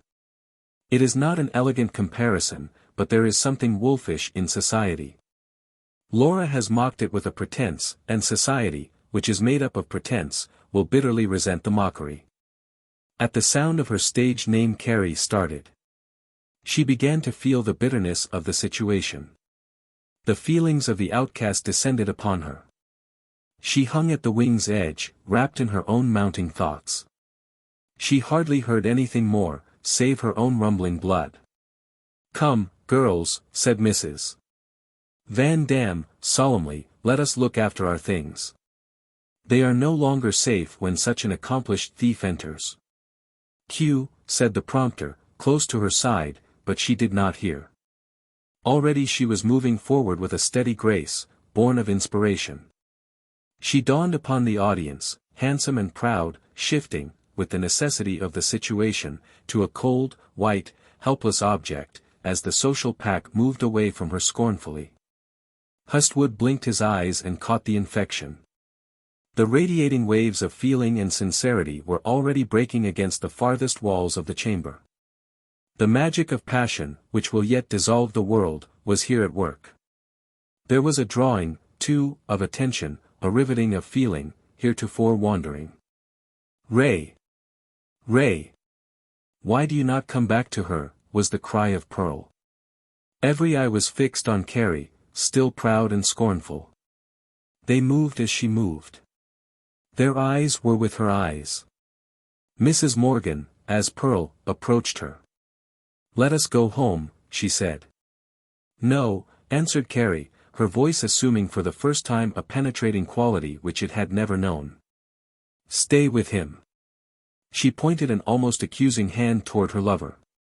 Then, with a pathos which struck home because of its utter simplicity, "He shall not suffer long." Hustwood realized that he was seeing something extraordinarily good. It was heightened for him by the applause of the audience as the curtain descended and the fact that it was Carrie. He thought now that she was beautiful. She had done something which was above his sphere. He felt a keen delight in realizing that she was his. "Fine," he said, and then, seized by a sudden impulse, arose and went about to the stage door. When he came in upon Carrie she was still with Druet. His feelings for her were most exuberant. He was almost swept away by the strength and feeling she exhibited. His desire was to pour forth his praise with the unbounded feelings of a lover, but here was Druet, whose affection was also rapidly reviving. The latter was more fascinated, if anything, than Hustwood. At least, in the nature of things, it took a more ruddy form. "Well, well," said Druet, "you did out of sight. That was simply great. I knew you could do it. Oh, but you're a little daisy." Carrie's eyes flamed with the light of achievement. "Did I do all right?" "Did you?" "Well, I guess." "Didn't you hear the applause?" "There was some faint sound of clapping yet. I thought I got it something like, I felt it." Just then Hustwood came in. Instinctively he felt the change in Druet. He saw that the drummer was near to Carrie, and jealousy leaped alight in his bosom. In a flash of thought, he reproached himself for having sent him back. Also, he hated him as an intruder. He could scarcely pull himself down to the level where he would have to congratulate Carrie as a friend. Nevertheless, the man mastered himself, and it was a triumph. He almost jerked the old subtle light to his eyes. "I thought," he said, looking at Carrie, "I would come around and tell you how well you did, Mrs. Druet. It was delightful." Carrie took the cue, and replied. "Oh, thank you. I was just telling her," put in Druet, now delighted with his possession, "that I thought she did fine." "Indeed you did," said Hustwood, turning upon Carrie eyes in which she read more than the words. Carrie laughed luxuriantly. "If you do as well in the rest of the play, you will make us all think you are a born actress." Carrie smiled again. She felt the acuteness of Hustwood's position, and wished deeply that she could be alone with him, but she did not understand the change in Druet. Hustwood found that he could not talk, repressed as he was, and grudging Druet every moment of his presence, he bowed himself out with the elegance of a Faust. Outside he set his teeth with envy. "Damn it," he said, "is he always going to be in the way?" He was moody when he got back to the box, and could not talk for thinking of his wretched situation. As the curtain for the next act arose, Druet came back. He was very much enlivened in temper and inclined to whisper, but Hustwood pretended interest. He fixed his eyes on the stage, although Carrie was not there, a short bit of melodramatic comedy preceding her entrance. He did not see what was going on, however. He was thinking his own thoughts, and they were wretched. The progress of the play did not improve matters for him. Carrie, from now on, was easily the center of interest. The audience, which had been inclined to feel that nothing could be good after the first gloomy impression, now went to the other extreme and saw power where it was not. The general feeling reacted on Carrie. She presented her part with some felicity, though nothing like the intensity which had aroused the feeling at the end of the long first act. Both Hustwood and Druet viewed her pretty figure with rising feelings. The fact that such ability should reveal itself in her, that they should see it set forth under such effective circumstances, framed almost in massy gold and shone upon by the appropriate lights of sentiment and personality, heightened her charm for them. She was more than the old Carrie to Druet. He longed to be at home with her until he could tell her. He awaited impatiently the end, when they should go home alone. Hustwood, on the contrary, saw in the strength of her new attractiveness his miserable predicament. He could have cursed the man beside him. By the Lord, he could not even applaud feelingly as he would. For once he must simulate, and it left a taste in his mouth. It was in the last act that Carrie's fascination for her lovers assumed its most effective character. Hustwood listened to its progress, wondering when Carrie would come on. He had not long to wait. The author had used the artifice of sending all the merry company for a drive, and now Carrie came in alone. It was the first time that Hustwood had had a chance to see her facing the audience quite alone, for nowhere else had she been without a foil of some sort. He suddenly felt, as she entered, that her old strength, the power that had grasped him at the end of the first act, had come back. She seemed to be gaining feeling, now that the play was drawing to a close and the opportunity for great action was passing. "Poor Pearl," she said, speaking with natural pathos. "It is a sad thing to want for happiness, but it is a terrible thing to see another groping about blindly for it, when it is almost within the grasp." She was gazing now sadly out upon the open sea, her arm resting listlessly upon the polished doorpost. Hustwood began to feel a deep sympathy for her and for himself. He could almost feel that she was talking to him. He was, by a combination of feelings and entanglements, almost deluded by that quality of voice and manner which, like a pathetic strain of music, seems ever a personal and intimate thing. Pathos has this quality, that it seems ever addressed to one alone. "And yet, she can be very happy with him," went on the little actress. "Her sunny temper, her joyous face will brighten any home." She turned slowly toward the audience without seeing. There was so much simplicity in her movements that she seemed wholly alone. Then she found a seat by a table, and turned over some books, devoting a thought to them. "With no longings for what I may not have," she breathed in conclusion, and it was almost a sigh, "my existence hidden from all save two in the wide world, and making my joy out of the joy of that innocent girl who will soon be his wife." Hustwood was sorry when a character, known as Peach Blossom, interrupted her. He stirred irritably, for he wished her to go on. He was charmed by the pale face, the lissom figure, draped in pearl grey, with a coiled string of pearls at the throat. Carrie had the air of one who was weary and in need of protection, and, under the fascinating make-believe of the moment, he rose in feeling until he was ready in spirit to go to her and ease her out of her misery by adding to his own delight. In a moment Carrie was alone again, and was saying, with animation, "I must return to the city, no matter what dangers may lurk here. I must go, secretly if I can, openly, if I must." There was a sound of horses' hoofs outside, and then Ray's voice saying, "No, I shall not ride again. Put him up." He entered, and then began a scene which had as much to do with the creation of the tragedy of affection in Hustwood as anything in his peculiar and involved career. For Carrie had resolved to make something of this scene, and, now that the cue had come, it began to take a feeling hold upon her. Both Hustwood and Druitt noted the rising sentiment as she proceeded. "I thought you had gone with Pearl," she said to her lover.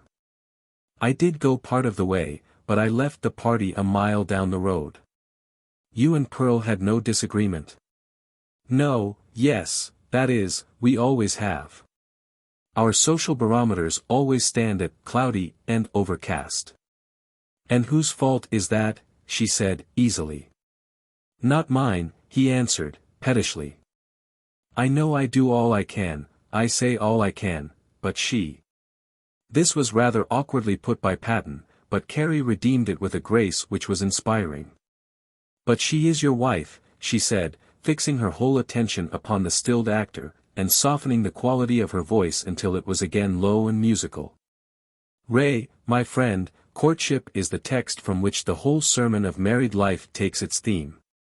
Do not let yours be discontented and unhappy." She put her two little hands together and pressed them appealingly. Hustwood gazed with slightly parted lips. Druitt was fidgeting with satisfaction. "To be my wife, yes," went on the actor in a manner which was weak by comparison, but which could not now spoil the tender atmosphere which Carrie had created and maintained. She did not seem to feel that he was wretched. She would have done nearly as well with a block of wood. The accessories she needed were within her own imagination. The acting of others could not affect them. "And you repent already?" she said, slowly. "I lost you," he said, seizing her little hand, "and I was at the mercy of any flirt who chose to give me an inviting look. It was your fault, you know it was. Why did you leave me?" Carrie turned slowly away, and seemed to be mastering some impulse in silence. Then she turned back. "Ray," she said, "the greatest happiness I have ever felt has been the thought that all your affection was forever bestowed upon a virtuous woman, your equal in family, fortune, and accomplishments. What a revelation do you make to me now? What is it makes you continually war with your happiness? The last question was asked so simply that it came to the audience and the lover as a personal thing. At last it came to the part where the lover exclaimed, "Be to me as you used to be." Carrie answered, with affecting sweetness, "I cannot be that to you, but I can speak in the spirit of the Laura who is dead to you forever." "Be it as you will," said Patten. Hustwood leaned forward. The whole audience was silent and intent. "Let the woman you look upon be wise or vain," said Carrie, her eyes bent sadly upon the lover, who had sunk into a seat, "beautiful or homely, rich or poor, she has but one thing she can really give or refuse, her heart." Druitt felt a scratch in his throat. "Her beauty, her wit, her accomplishments, she may sell to you, but her love is the treasure without money and without price." The manager suffered this as a personal appeal. It came to him as if they were alone, and he could hardly restrain the tears for sorrow over the hopeless, pathetic, and yet dainty and appealing woman whom he loved.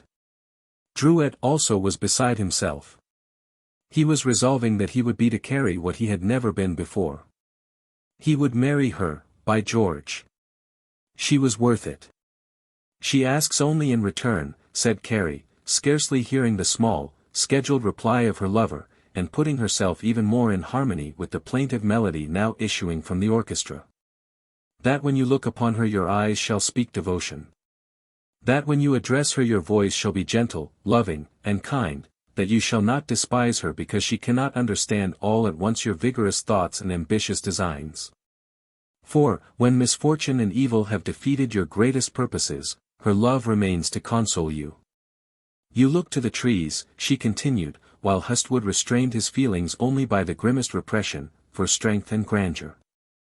Do not despise the flowers because their fragrance is all they have to give. Remember," she concluded, tenderly, "love is all a woman has to give," and she laid a strange, sweet accent on the all, "but it is the only thing which God permits us to carry beyond the grave." The two men were in the most harrowed state of affection. They scarcely heard the few remaining words with which the scene concluded. They only saw their idol, moving about with appealing grace, continuing a power which to them was a revelation. Hustwood resolved 1,000 things, Druitt as well. They joined equally in the burst of applause which called Carrie out. Druitt pounded his hands until they ached. Then he jumped up again and started out. As he went, Carrie came out, and, seeing an immense basket of flowers being hurried down the aisle toward her, she waited. They were Hustwood's. She looked toward the manager's box for a moment, caught his eye, and smiled. He could have leaped out of the box to enfold her. He forgot the need of circumspectness which his married state enforced. He almost forgot that he had with him in the box those who knew him. By the Lord, he would have that lovely girl if it took his all. He would act at once. This should be the end of Druitt, and don't you forget it. He would not wait another day. The drummer should not have her. He was so excited that he could not stay in the box.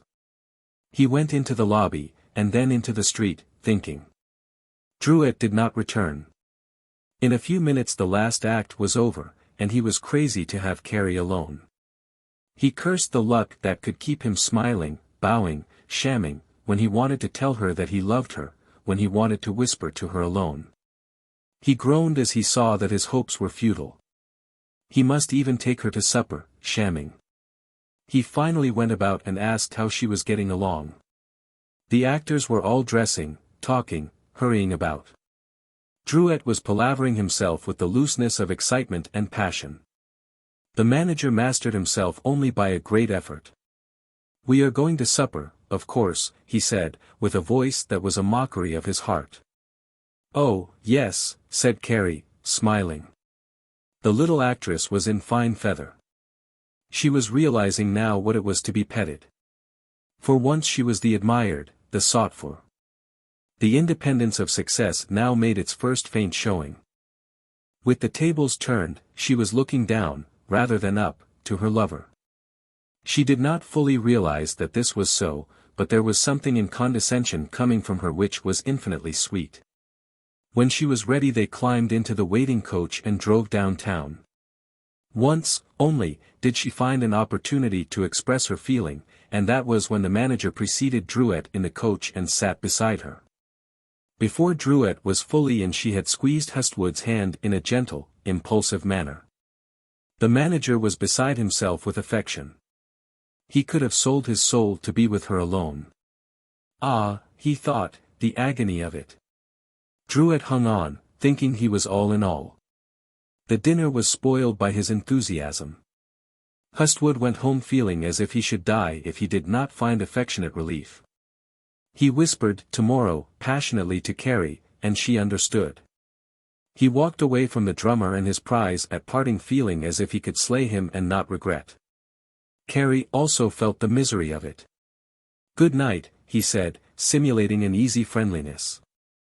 "Good night," said the little actress, tenderly. "The fool," he said, now hating Druitt. "The idiot. I'll do him yet, and that quick. We'll see tomorrow." "Well, if you aren't a wonder," Druitt was saying, complacently, squeezing Carrie's arm. "You are the dandiest little girl on earth." Chapter 20. The lure of the spirit, the flesh in pursuit. Passion in a man of Hustwood's nature takes a vigorous form. It is no musing, dreamy thing. There is none of the tendency to sing outside of my lady's window, to languish and repine in the face of difficulties. In the night he was long getting to sleep because of too much thinking, and in the morning he was early awake, seizing with alacrity upon the same dear subject and pursuing it with vigor. He was out of sorts physically, as well as disordered mentally, for did he not delight in a new manner in his Carrie, and was not Druitt in the way? Never was man more harassed than he by the thoughts of his love being held by the elated, flush-mannered drummer. He would have given anything, it seemed to him, to have the complication ended, to have Carrie acquiesce to an arrangement which would dispose of Druitt effectually and forever. What to do? He dressed thinking. He moved about in the same chamber with his wife, unmindful of her presence. At breakfast he found himself without an appetite. The meat to which he helped himself remained on his plate untouched. His coffee grew cold, while he scanned the paper indifferently. Here and there he read a little thing, but remembered nothing. Jessica had not yet come down. His wife sat at one end of the table revolving thoughts of her own in silence.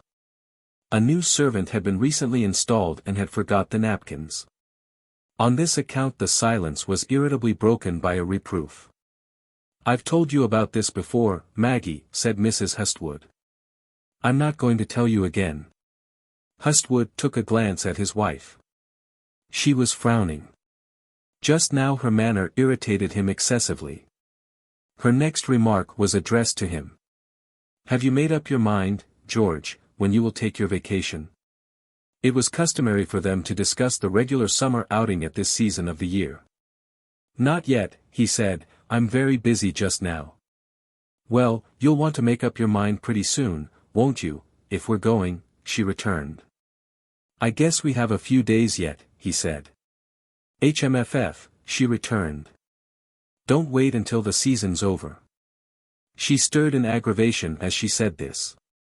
"There you go again," he observed. "One would think I never did anything, the way you begin." "Well, I want to know about it," she reiterated. "You've got a few days yet," he insisted. "You'll not want to start before the races are over." He was irritated to think that this should come up when he wished to have his thoughts for other purposes. "Well, we may. Jessica doesn't want to stay until the end of the races." "What did you want with a season ticket, then?" "Ah," she said, using the sound as an exclamation of disgust, "I'll not argue with you," and therewith arose to leave the table. "Say," he said, rising, putting a note of determination in his voice which caused her to delay her departure, "what's the matter with you of late? Can't I talk with you any more?" "Certainly, you can talk with me," she replied, laying emphasis on the word. "Well, you wouldn't think so by the way you act. Now, you want to know when I'll be ready, not for a month yet. Maybe not then. We'll go without you." "You will, eh?" He sneered. "Yes, we will. He was astonished at the woman's determination, but it only irritated him the more. "Well, we'll see about that. It seems to me you're trying to run things with a pretty high hand of late. You talk as though you settled my affairs for me. Well, you don't. You don't regulate anything that's connected with me. If you want to go, go, but you won't hurry me by any such talk as that." He was thoroughly aroused now. His dark eyes snapped, and he crunched his paper as he laid it down.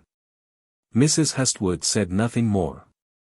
He was just finishing when she turned on her heel and went out into the hall and upstairs. He paused for a moment, as if hesitating, then sat down and drank a little coffee, and thereafter arose and went for his hat and gloves upon the main floor. His wife had really not anticipated a row of this character. She had come down to the breakfast table feeling a little out of sorts with herself and revolving a scheme which she had in her mind. Jessica had called her attention to the fact that the races were not what they were supposed to be. The social opportunities were not what they had thought they would be this year. The beautiful girl found going every day a dull thing. There was an earlier exodus this year of people who were anybody to the watering places and Europe. In her own circle of acquaintances several young men in whom she was interested had gone to Waukesha. She began to feel that she would like to go too, and her mother agreed with her. Accordingly, Mrs. Hestwood decided to broach the subject. She was thinking this over when she came down to the table, but for some reason the atmosphere was wrong. She was not sure, after it was all over, just how the trouble had begun.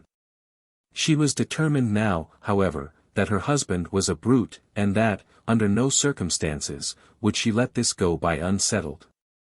She would have more ladylike treatment or she would know why.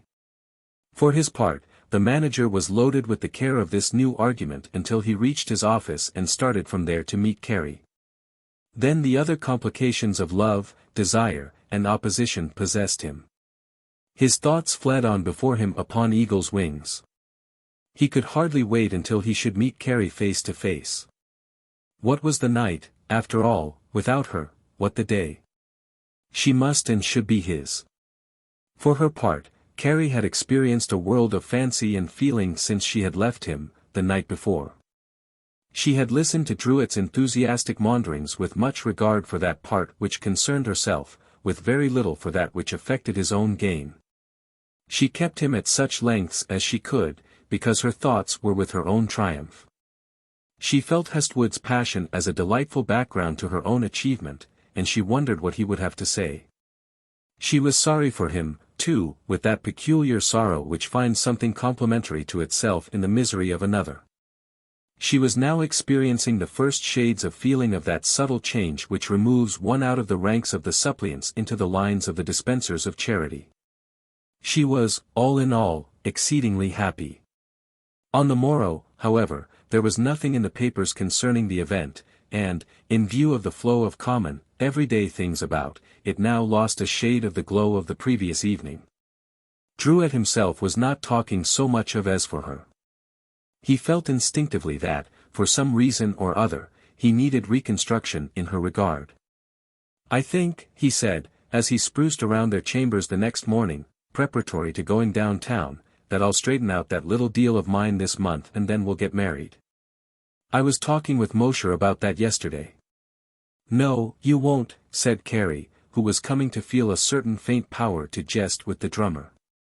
"Yes, I will," he exclaimed, more feelingly than usual, adding, with the tone of one who pleads, "Don't you believe what I've told you?" Carrie laughed a little. "Of course I do," she answered. Druitt's assurance now misgave him. Shallow as was his mental observation, there was that in the things which had happened which made his little power of analysis useless. Carrie was still with him, but not helpless and pleading. There was a lilt in her voice which was new. She did not study him with eyes expressive of dependence. The drummer was feeling the shadow of something which was coming. It colored his feelings and made him develop those little attentions and say those little words which were mere forfendations against danger. Shortly afterward he departed, and Carrie prepared for her meeting with Hestwood. She hurried at her toilet, which was soon made, and hastened down the stairs. At the corner she passed Druet, but they did not see each other. The drummer had forgotten some bills which he wished to turn into his house. He hastened up the stairs and burst into the room, but found only the chambermaid, who was cleaning up. "Hello," he exclaimed, half to himself, "has Carrie gone?" "Your wife?" "Yes, she went out just a few minutes ago." "That's strange," thought Druet. "She didn't say a word to me. I wonder where she went." He hastened about, rummaging in his valise for what he wanted, and finally pocketing it. Then he turned his attention to his fair neighbor, who was good-looking and kindly disposed towards him. "What are you up to?" he said, smiling. "Just cleaning," she replied, stopping and winding a dusting towel about her hand. "Tired of it?" "Not so very." "Let me show you something," he said, affably, coming over and taking out of his pocket a little lithographed card which had been issued by a wholesale tobacco company. On this was printed a picture of a pretty girl, holding a striped parasol, the colors of which could be changed by means of a revolving disc in the back, which showed red, yellow, green, and blue through little interstices made in the ground occupied by the umbrella top. "Isn't that clever?" he said, handing it to her and showing her how it worked. "You never saw anything like that before." "Isn't it nice?" she answered. "You can have it if you want it," he remarked. "That's a pretty ring you have," he said, touching a commonplace setting which adorned the hand holding the card he had given her. "Do you think so?" "That's right," he answered, making use of a pretense at examination to secure her finger. "That's fine." The ice being thus broken, he launched into further observation, pretending to forget that her fingers were still retained by his. She soon withdrew them, however, and retreated a few feet to rest against the windowsill. "I didn't see you for a long time," she said, coquettishly, repulsing one of his exuberant approaches. "You must have been away." "I was," said Druet. "Do you travel far?" "Pretty far, yes." "Do you like it?" "Oh, not very well. You get tired of it after a while." "I wish I could travel," said the girl, gazing idly out of the window. "What has become of your friend, Mr. Hustwood?" she suddenly asked, bethinking herself of the manager, who, from her own observation, seemed to contain promising material. "He's here in town." "What makes you ask about him?" "Oh, nothing, only he hasn't been here since you got back." "How did you come to know him?" "Didn't I take up his name a dozen times in the last month?" "Get out," said the drummer, lightly. "He hasn't called more than half a dozen times since we've been here." "He hasn't, eh?" said the girl, smiling. "That's all you know about it?" Druet took on a slightly more serious tone. He was uncertain as to whether she was joking or not. "Tease," he said, "what makes you smile that way?" "Oh, nothing." "Have you seen him recently?" "Not since you came back," she laughed. "Before?" "Certainly." "How often?" "Why, nearly every day." She was a mischievous newsmonger, and was keenly wondering what the effect of her words would be. "Who did he come to see?" asked the drummer, incredulously. "Mrs. Druet." He looked rather foolish at this answer, and then attempted to correct himself so as not to appear a dupe. "Well," he said, "what of it?" "Nothing," replied the girl, her head cocked coquettishly on one side. "He's an old friend," he went on, getting deeper into the mire. He would have gone on further with his little flirtation, but the taste for it was temporarily removed. He was quite relieved when the girl's name was called from below. "I've got to go," she said, moving away from him airily. "I'll see you later," he said, with a pretense of disturbance at being interrupted. When she was gone, he gave freer play to his feelings. His face, never easily controlled by him, expressed all the perplexity and disturbance which he felt. Could it be that Carrie had received so many visits and yet said nothing about them? Was Hustwood lying? What did the chambermaid mean by it, anyway? He had thought there was something odd about Carrie's manner at the time. Why did she look so disturbed when he had asked her how many times Hustwood had called? By George! He remembered now. There was something strange about the whole thing. He sat down in a rocking chair to think the better, drawing up one leg on his knee and frowning mightily. His mind ran on at a great rate. And yet Carrie hadn't acted out of the ordinary. It couldn't be, by George, that she was deceiving him. She hadn't acted that way. Why, even last night she had been as friendly toward him as could be, and Hustwood too. Look how they acted. He could hardly believe they would try to deceive him. His thoughts burst into words. She did act sort of funny at times. Here she had dressed, and gone out this morning and never said a word. He scratched his head and prepared to go downtown. He was still frowning. As he came into the hall he encountered the girl, who was now looking after another chamber. She had on a white dusting cap, beneath which her chubby face shone good-naturedly. Drouet almost forgot his worry in the fact that she was smiling on him. He put his hand familiarly on her shoulder, as if only to greet her in passing. "Got over being mad," she said, still mischievously inclined. "I'm not mad," he answered. "I thought you were," she said, smiling. "Quit your fooling about that," he said, in an offhand way. "Were you serious?" "Certainly," she answered. Then, with an air of one who did not intentionally mean to create trouble, he came lots of times. "I thought you knew." The game of deception was up with Drouet. He did not try to simulate indifference further. "Did he spend the evenings here?" he asked. "Sometimes. Sometimes they went out." "In the evening?" "Yes." "You mustn't look so mad, though." "I'm not," he said. "Did anyone else see him?" "Of course," said the girl, as if, after all, it were nothing in particular. "How long ago was this?" "Just before you came back." The drummer pinched his lip nervously.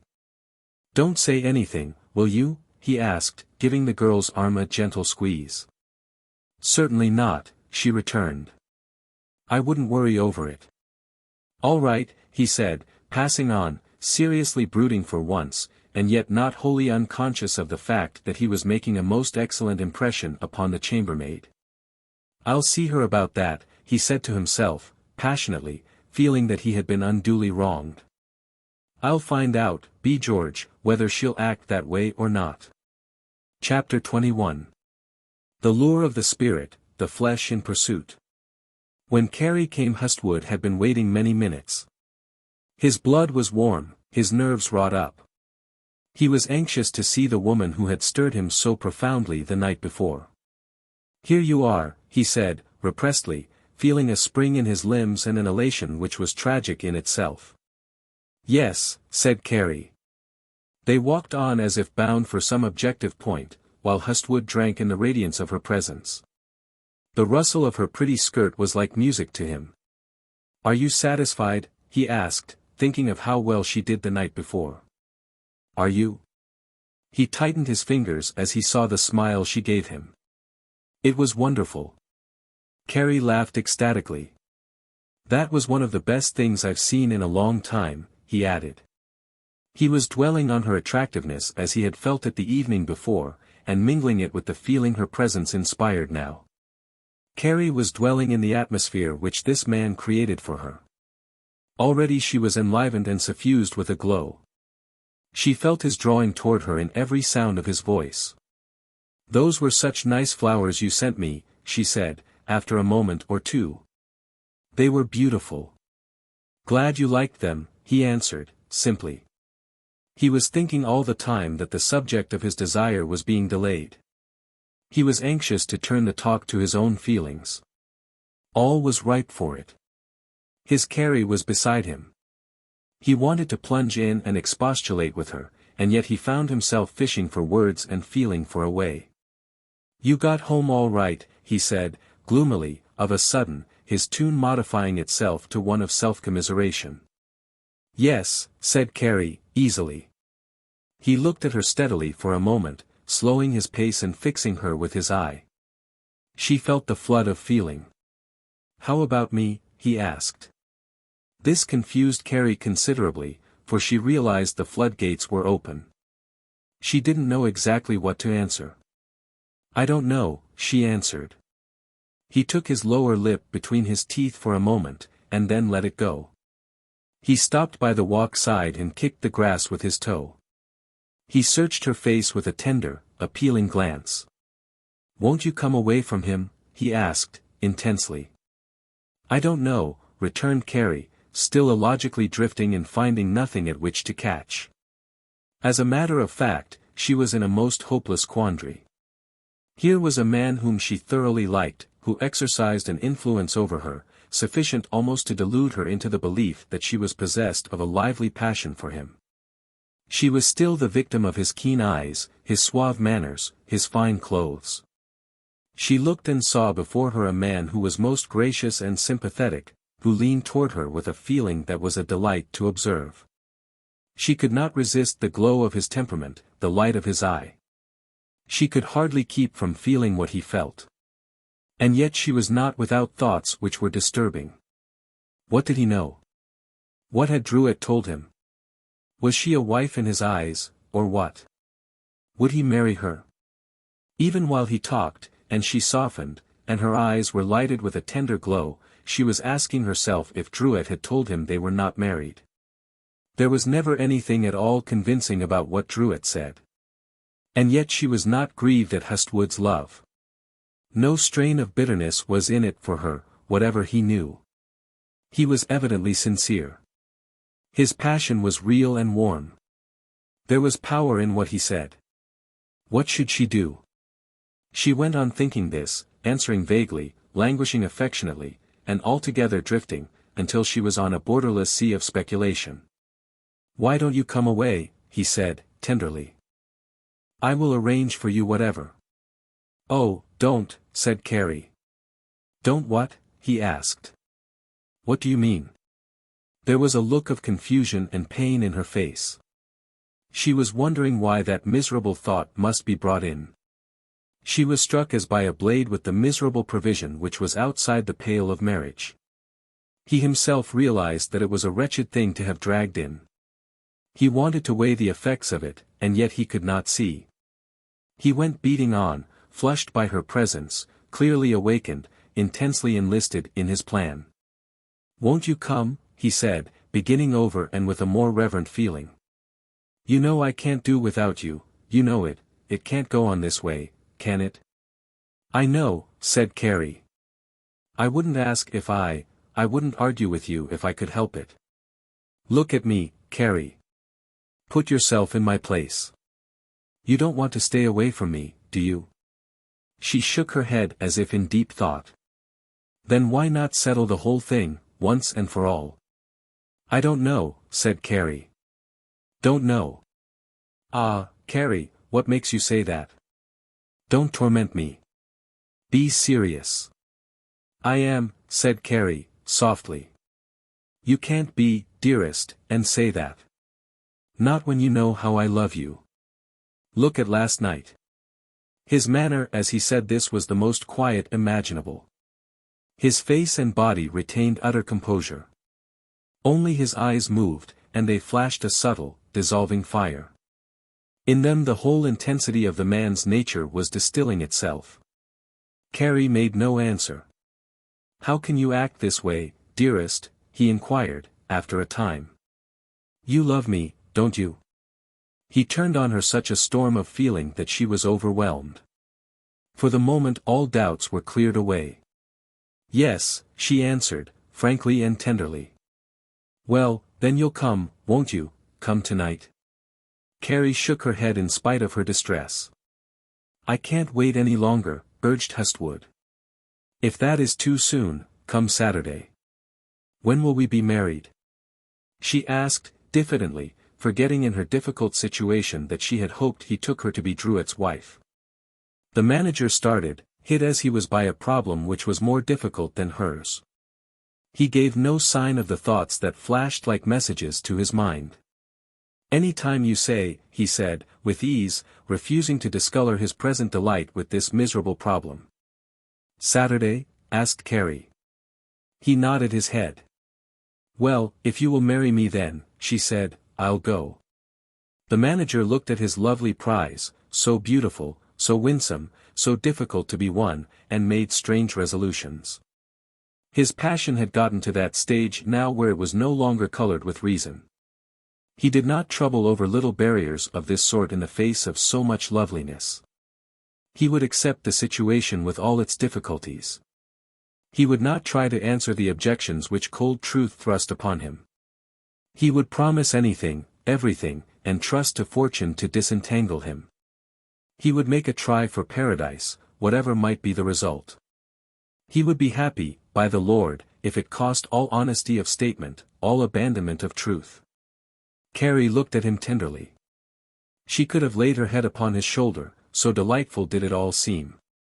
Well, she said, I'll try and get ready then. Hustwood looked into her pretty face, crossed with little shadows of wonder and misgiving, and thought he had never seen anything more lovely. I'll see you again tomorrow, he said, joyously, and we'll talk over the plans. He walked on with her, elated beyond words, so delightful had been the result. He impressed a long story of joy and affection upon her, though there was but here and there a word. After a half-hour he began to realize that the meeting must come to an end, so exacting is the world. Tomorrow, he said at parting, a gaiety of manner adding wonderfully to his brave demeanor. Yes, said Carrie, tripping elatedly away. There had been so much enthusiasm engendered that she was believing herself deeply in love. She sighed as she thought of her handsome adorer. Yes, she would get ready by Saturday. She would go, and they would be happy. Chapter 22. The blaze of the tinder, flesh wars with the flesh. The misfortune of the Hustwood household was due to the fact that jealousy, having been born of love, did not perish with it. Mrs. Hustwood retained this in such form that subsequent influences could transform it into hate. Hustwood was still worthy, in a physical sense, of the affection his wife had once bestowed upon him, but in a social sense he fell short. With his regard died his power to be attentive to her, and this, to a woman, is much greater than outright crime toward another. Our self-love dictates our appreciation of the good or evil in another. In Mrs. Hustwood it discolored the very hue of her husband's indifferent nature. She saw design in deeds and phrases which sprung only from a faded appreciation of her presence. As a consequence, she was resentful and suspicious. The jealousy that prompted her to observe every falling away from the little amenities of the married relation on his part served to give her notice of the airy grace with which he still took the world. She could see from the scrupulous care which he exercised in the matter of his personal appearance that his interest in life had abated not a jot. Every motion, every glance had something in it of the pleasure he felt in Carrie, of the zest this new pursuit of pleasure lent to his days. Mrs. Hustwood felt something, sniffing change, as animals do danger, afar off. This feeling was strengthened by actions of a direct and more potent nature on the part of Hustwood. We have seen with what irritation he shirked those little duties which no longer contained any amusement of satisfaction for him, and the open snarls with which, more recently, he resented her irritating goads. These little rows were really precipitated by an atmosphere which was surcharged with dissension. That it would shower, with a sky so full of blackening thunderclouds, would scarcely be thought worthy of comment. Thus, after leaving the breakfast table this morning, raging inwardly at his blank declaration of indifference at her plans, Mrs. Hustwood encountered Jessica in her dressing-room, very leisurely arranging her hair. Hustwood had already left the house. "I wish you wouldn't be so late coming down to breakfast," she said, addressing Jessica, while making for her crochet basket. "Now here the things are quite cold, and you haven't eaten." Her natural composure was sadly ruffled, and Jessica was doomed to feel the fag end of the storm. "I'm not hungry," she answered. "Then why don't you say so, and let the girl put away the things, instead of keeping her waiting all morning?" "She doesn't mind," answered Jessica, coolly. "Well, I do, if she doesn't," returned the mother, "and, anyhow, I don't like you to talk that way to me. You're too young to put on such an air with your mother." "Oh, Mama, don't row," answered Jessica. What's the matter this morning, anyway? Nothing's the matter, and I'm not rowing. You mustn't think because I indulge you in some things that you can keep everybody waiting. I won't have it. I'm not keeping anybody waiting, returned Jessica, sharply, stirred out of a cynical indifference to a sharp defense. I said I wasn't hungry. I don't want any breakfast. Mind how you address me, missy. I'll not have it. Hear me now. I'll not have it. Jessica heard this last while walking out of the room, with a toss of her head and a flick of her pretty skirts indicative of the independence and indifference she felt. She did not propose to be quarrelled with. Such little arguments were all too frequent, the result of a growth of natures which were largely independent and selfish. George, Jr. manifested even greater touchiness and exaggeration in the matter of his individual rights, and attempted to make all feel that he was a man with a man's privileges, an assumption which, of all things, is most groundless and pointless in a youth of 19. Hustwood was a man of authority and some fine feeling, and it irritated him excessively to find himself surrounded more and more by a world upon which he had no hold, and of which he had a lessening understanding. Now, when such little things, such as the proposed earlier start to Waukesha, came up, they made clear to him his position. He was being made to follow, was not leading.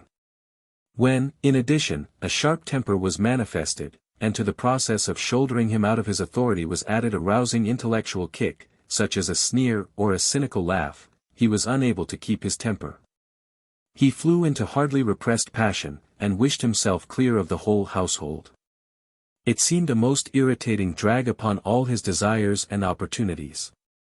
For all this, he still retained the semblance of leadership and control, even though his wife was straining to revolt.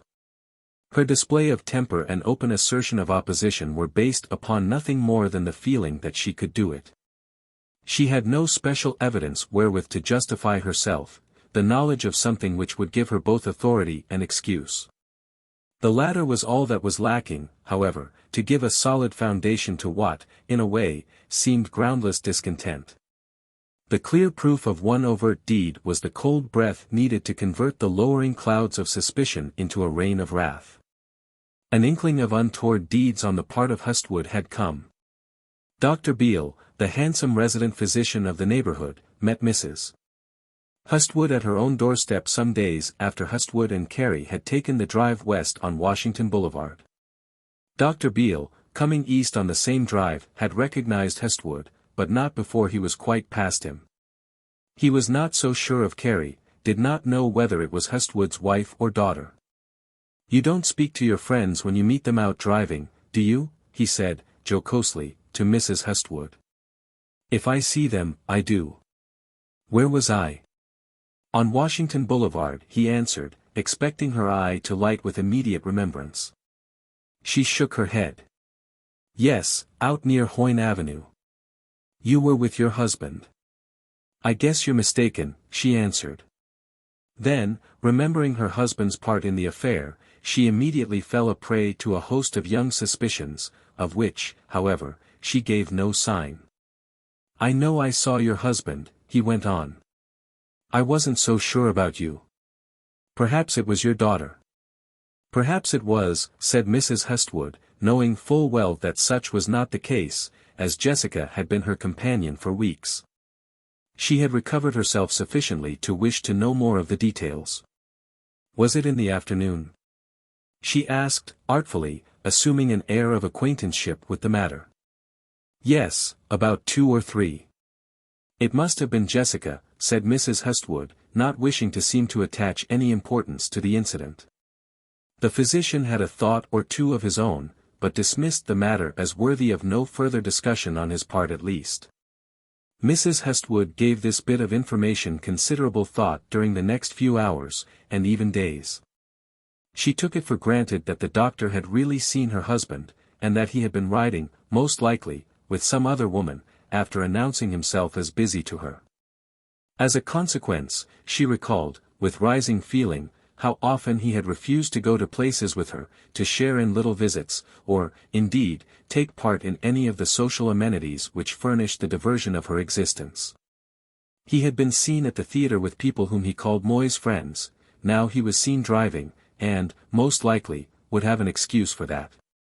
Perhaps there were others of whom she did not hear, or why should he be so busy, so indifferent, of late? In the last 6 weeks he had become strangely irritable, strangely satisfied to pick up and go out, whether things were right or wrong in the house. Why? She recalled, with more subtle emotions, that he did not look at her now with any of the old light of satisfaction or approval in his eye. Evidently, along with other things, he was taking her to be getting old and uninteresting.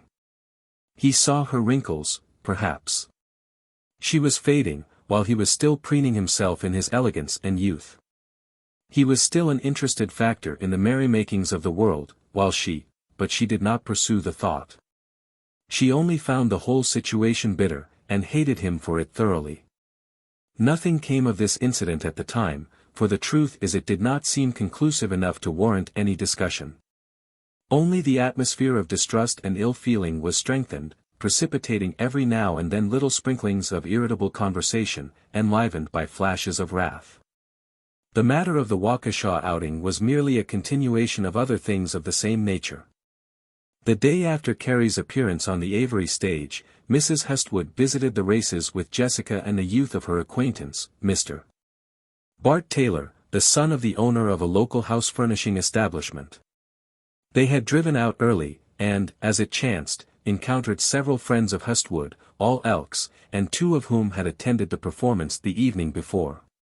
1,000 chances the subject of the performance had never been brought up had Jessica not been so engaged by the attentions of her young companion, who usurped as much time as possible.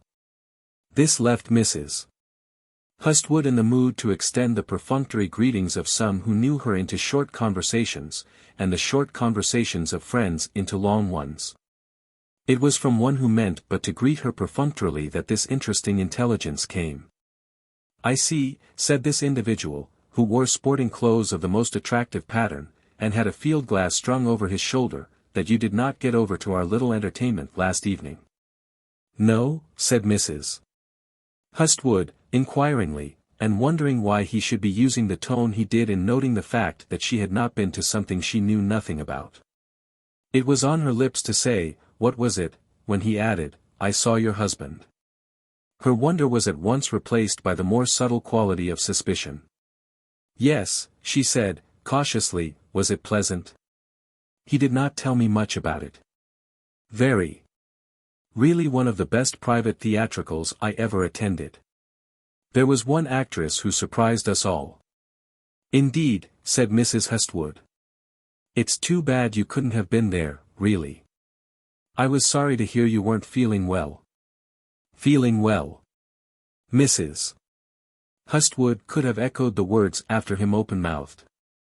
As it was, she extricated herself from her mingled impulse to deny and question, and said, almost raspingly, "Yes, it is too bad." "Looks like there will be quite a crowd here today, doesn't it?" the acquaintance observed, drifting off upon another topic. The manager's wife would have questioned farther, but she saw no opportunity.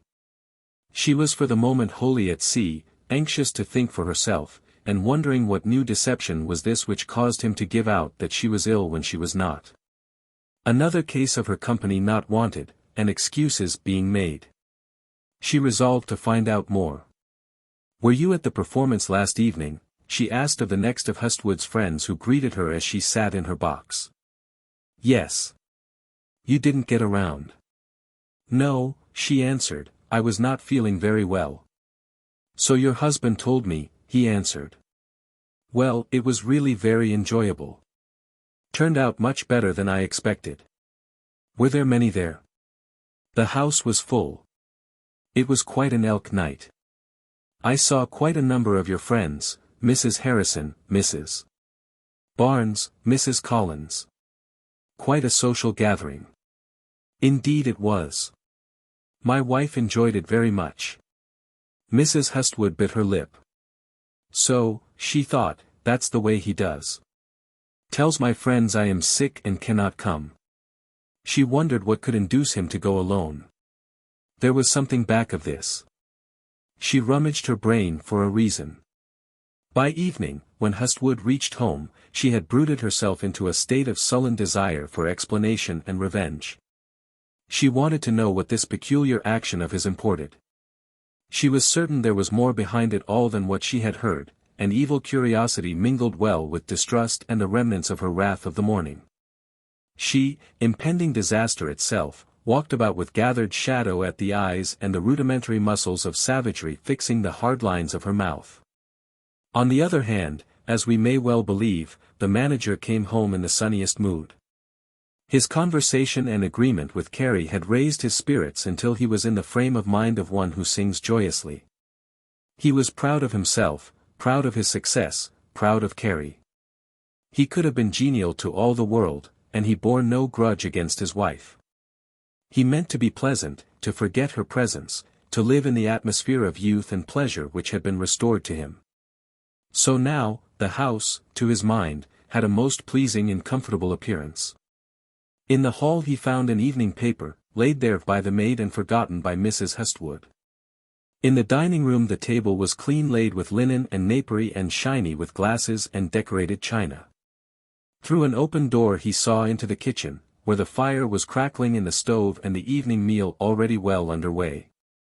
Out in the small backyard was George, Jr., frolicking with a young dog he had recently purchased, and in the parlor Jessica was playing at the piano, the sounds of a merry waltz filling every nook and corner of the comfortable home. Every one, like himself, seemed to have regained his good spirits, to be in sympathy with youth and beauty, to be inclined to joy and merrymaking. He felt as if he could say a good word all around himself. And took a most genial glance at the spread table and polished sideboard before going upstairs to read his paper in the comfortable armchair of the sitting room which looked through the open windows into the street. When he entered there, however, he found his wife brushing her hair and musing to herself the while. He came lightly in, thinking to smooth over any feeling that might still exist by a kindly word and a ready promise, but Mrs. Hustwood said nothing. He seated himself in the large chair, stirred lightly in making himself comfortable, opened his paper, and began to read. In a few moments he was smiling merrily over a very comical account of a baseball game which had taken place between the Chicago and Detroit teams. The while he was doing this Mrs. Hustwood was observing him casually through the medium of the mirror which was before her. She noticed his pleasant and contented manner, his airy grace and smiling humor, and it merely aggravated her the more. She wondered how he could think to carry himself so in her presence after the cynicism, indifference, and neglect he had heretofore manifested and would continue to manifest so long as she would endure it.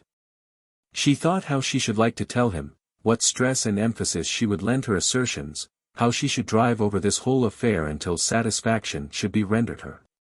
Indeed, the shining sword of her wrath was but weakly suspended by a thread of thought.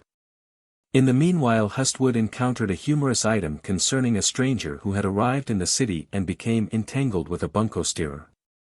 It amused him immensely, and at last he stirred and chuckled to himself. He wished that he might enlist his wife's attention and read it to her. "Ha, ha," he exclaimed softly, as if to himself, "that's funny." Mrs. Hustwood kept on arranging her hair, not so much as deigning a glance. He stirred again and went on to another subject. At last he felt as if his good humor must find some outlet. Julia was probably still out of humor over that affair of this morning, but that could easily be straightened. As a matter of fact, she was in the wrong, but he didn't care. She could go to Waukesha right away if she wanted to. The sooner the better. He would tell her that as soon as he got a chance, and the whole thing would blow over. "Did you notice," he said, at last, breaking forth concerning another item which he had found, "that they have entered suit to compel the Illinois Central to get off the lake front, Julia?" he asked. She could scarcely force herself to answer, but managed to say "no," sharply. Hustwood pricked up his ears. There was a note in her voice which vibrated keenly. "It would be a good thing if they did," he went on, half to himself, half to her, though he felt that something was amiss in that quarter. He withdrew his attention to his paper very circumspectly, listening mentally for the little sounds which should show him what was on foot. As a matter of fact, no man as clever as Hestwood, as observant and sensitive to atmospheres of many sorts, particularly upon his own plane of thought, would have made the mistake which he did in regard to his wife, wrought up as she was. Had he not been occupied mentally with a very different train of thought. Had not the influence of Carrie's regard for him, the elation which her promise aroused in him, lasted over, he would not have seen the house in so pleasant a mood. It was not extraordinarily bright and merry this evening. He was merely very much mistaken, and would have been much more fitted to cope with it had he come home in his normal state. After he had studied his paper a few moments longer, he felt that he ought to modify matters in some way or other. Evidently his wife was not going to patch up peace at a word. So he said. "Where did George get the dog he has there in the yard?" "I don't know," she snapped. He put his paper down on his knees and gazed idly out of the window. He did not propose to lose his temper, but merely to be persistent and agreeable, and by a few questions bring around a mild understanding of some sort. "Why do you feel so bad about that affair of this morning?" he said, at last. "We needn't quarrel about that. You know you can go to Waukesha if you want to. So you can stay here and trifle around with someone else," she exclaimed, turning to him a determined countenance upon which was drawn a sharp and wrathful sneer. He stopped as if slapped in the face. In an instant his persuasive, conciliatory manner fled. He was on the defensive at a wink and puzzled for a word to reply. "What do you mean?" he said at last, straightening himself and gazing at the cold, determined figure before him, who paid no attention, but went on arranging herself before the mirror. "You know what I mean," she said, finally, as if there were a world of information which she held in reserve, which she did not need to tell. "Well, I don't," he said, stubbornly, yet nervous and alert for what should come next. The finality of the woman's manner took away his feeling of superiority in battle. She made no answer. "Humph," he murmured, with a movement of his head to one side. It was the weakest thing he had ever done. It was totally unassured. "Mrs. Hestwood noticed the lack of color in it. She turned upon him, animal-like, able to strike an effectual second blow. "I want the Waukesha money tomorrow morning," she said. He looked at her in amazement. Never before had he seen such a cold, steely determination in her eye, such a cruel look of indifference. She seemed a thorough master of her mood, thoroughly confident and determined to wrest all control from him. He felt that all his resources could not defend him. He must attack. "What do you mean?" he said, jumping up. "You want? I'd like to know what's got into you tonight." "Nothing's got into me," she said, flaming. "I want that money. You can do your swaggering afterwards." "Swaggering, eh? What? You'll get nothing from me." "What do you mean by your insinuations, anyhow?" "Where were you last night?" she answered. The words were hot as they came. "Who were you driving with on Washington Boulevard? Who were you with at the theater when George saw you? Do you think I'm a fool to be duped by you? Do you think I'll sit at home here and take your too busies and can't come, while you parade around and make out that I'm unable to come? I want you to know that lordly airs have come to an end so far as I am concerned. You can't dictate to me nor my children. I'm through with you entirely." "It's a lie," he said, driven to a corner and knowing no other excuse. "Lie, she said, fiercely, but with returning reserve. "You may call it a lie if you want to, but I know. It's a lie, I tell you," he said, in a low, sharp voice. "You've been searching around for some cheap accusation for months and now you think you have it. You think you'll spring something and get the upper hand. Well, I tell you, you can't.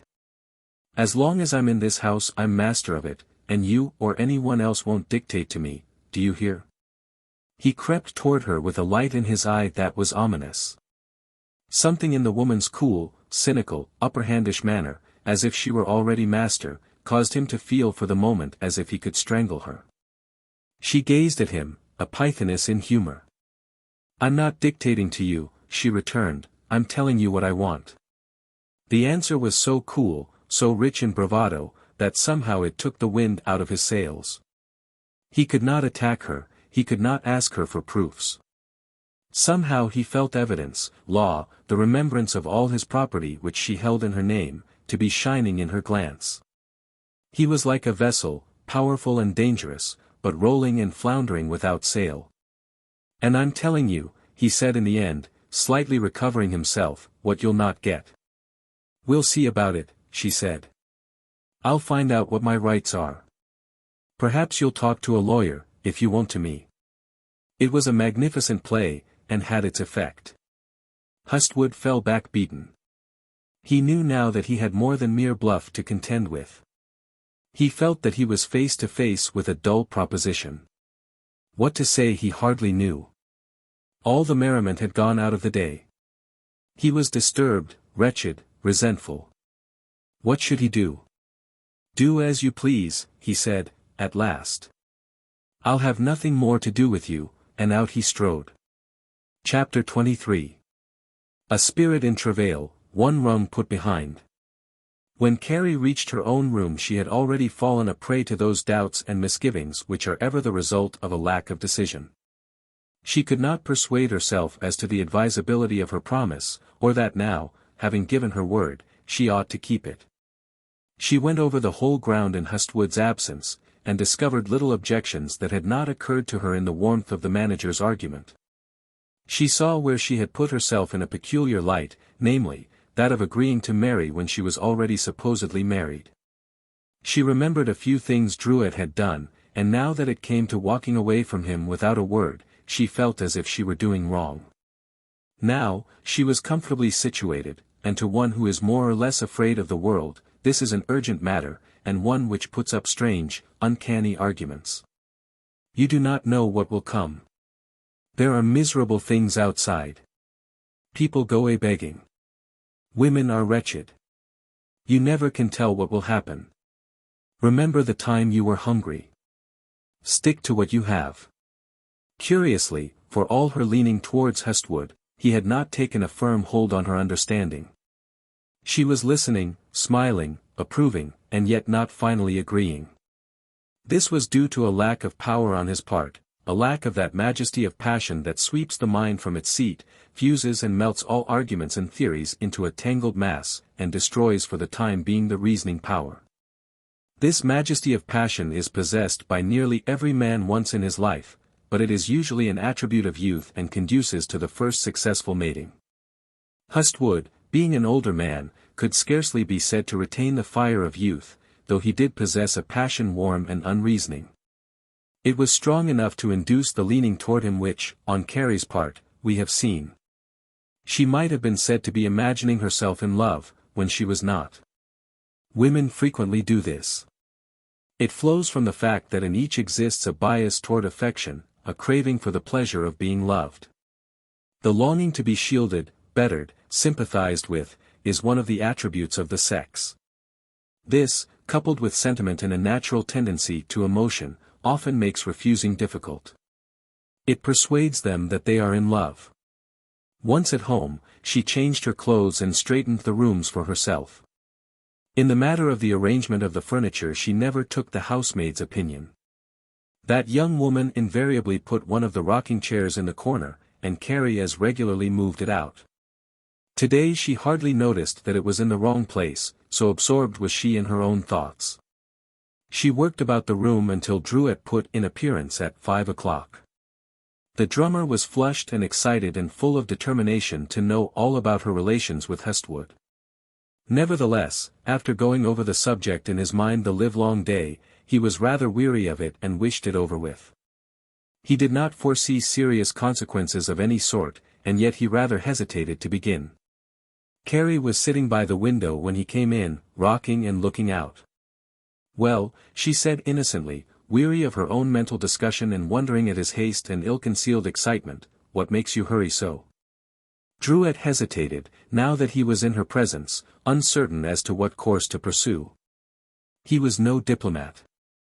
He could neither read nor see. "When did you get home?" he asked foolishly. "Oh, an hour or so ago." What makes you ask that? You weren't here, he said, when I came back this morning, and I thought you had gone out. So I did, said Carrie simply. I went for a walk. Druitt looked at her wonderingly. For all his lack of dignity in such matters he did not know how to begin. He stared at her in the most flagrant manner until at last she said. What makes you stare at me so? What's the matter? Nothing, he answered. I was just thinking. Just thinking what? She returned smilingly, puzzled by his attitude. Oh, nothing, nothing much. Well, then, what makes you look so? Druitt was standing by the dresser, gazing at her in a comic manner. He had laid off his hat and gloves and was now fidgeting with the little toilet pieces which were nearest him. He hesitated to believe that the pretty woman before him was involved in anything so unsatisfactory to himself. He was very much inclined to feel that it was all right, after all.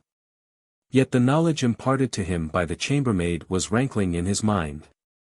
He wanted to plunge in with a straight remark of some sort, but he knew not what. Where did you go this morning? He finally asked weakly. Why, I went for a walk, said Carrie. Sure you did, he asked. Yes, what makes you ask? She was beginning to see now that he knew something. Instantly she drew herself into a more reserved position. Her cheeks blanched slightly. I thought maybe you didn't, he said, beating about the bush in the most useless manner.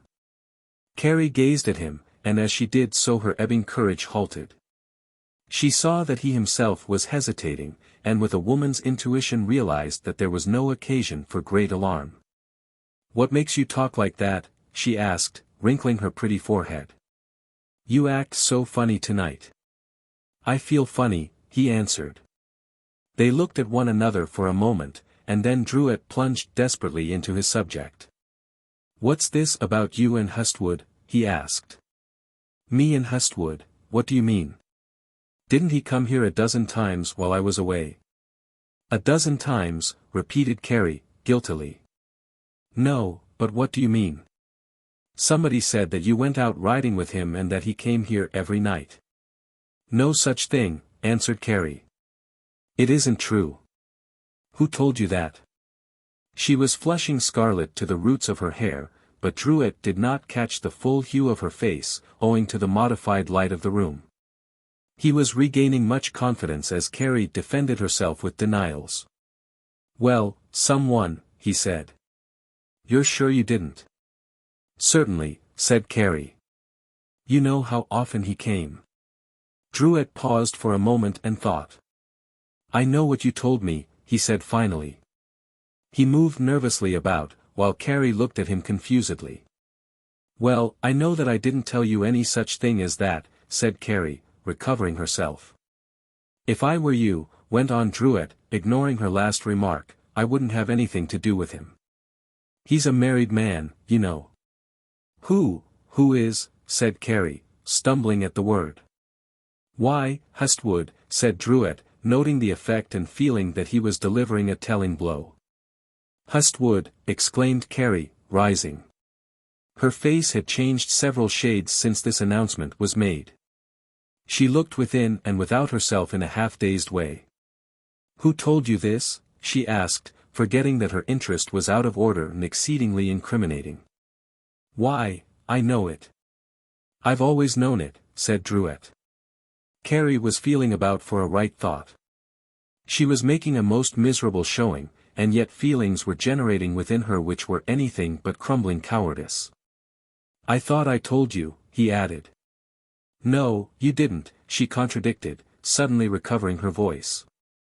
You didn't do anything of the kind. Druitt listened to her in astonishment. This was something new. I thought I did, he said.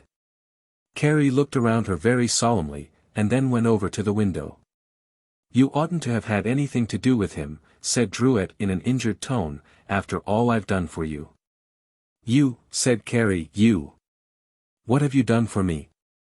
Her little brain had been surging with contradictory feelings, shame at exposure, shame at Hustwood's perfidy, anger at Druitt's deception, the mockery he had made at her. Now one clear idea came into her head. He was at fault. There was no doubt about it. Why did he bring Hustwood out, Hustwood, a married man, and never say a word to her?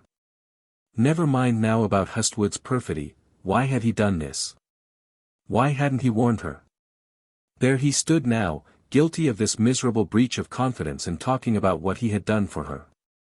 "Well, I like that," exclaimed Druitt, little realizing the fire his remark had generated. "I think I've done a good deal." "You have, eh?" she answered. "You've deceived me, that's what you've done. You've brought your old friends out here under false pretenses. You've made me out to be, oh," and with this her voice broke and she pressed her two little hands together tragically. "I don't see what that's got to do with it," said the drummer quaintly. "No," she answered, recovering herself and shutting her teeth. "No, of course you don't see. There isn't anything you see. You couldn't have told me in the first place, could you?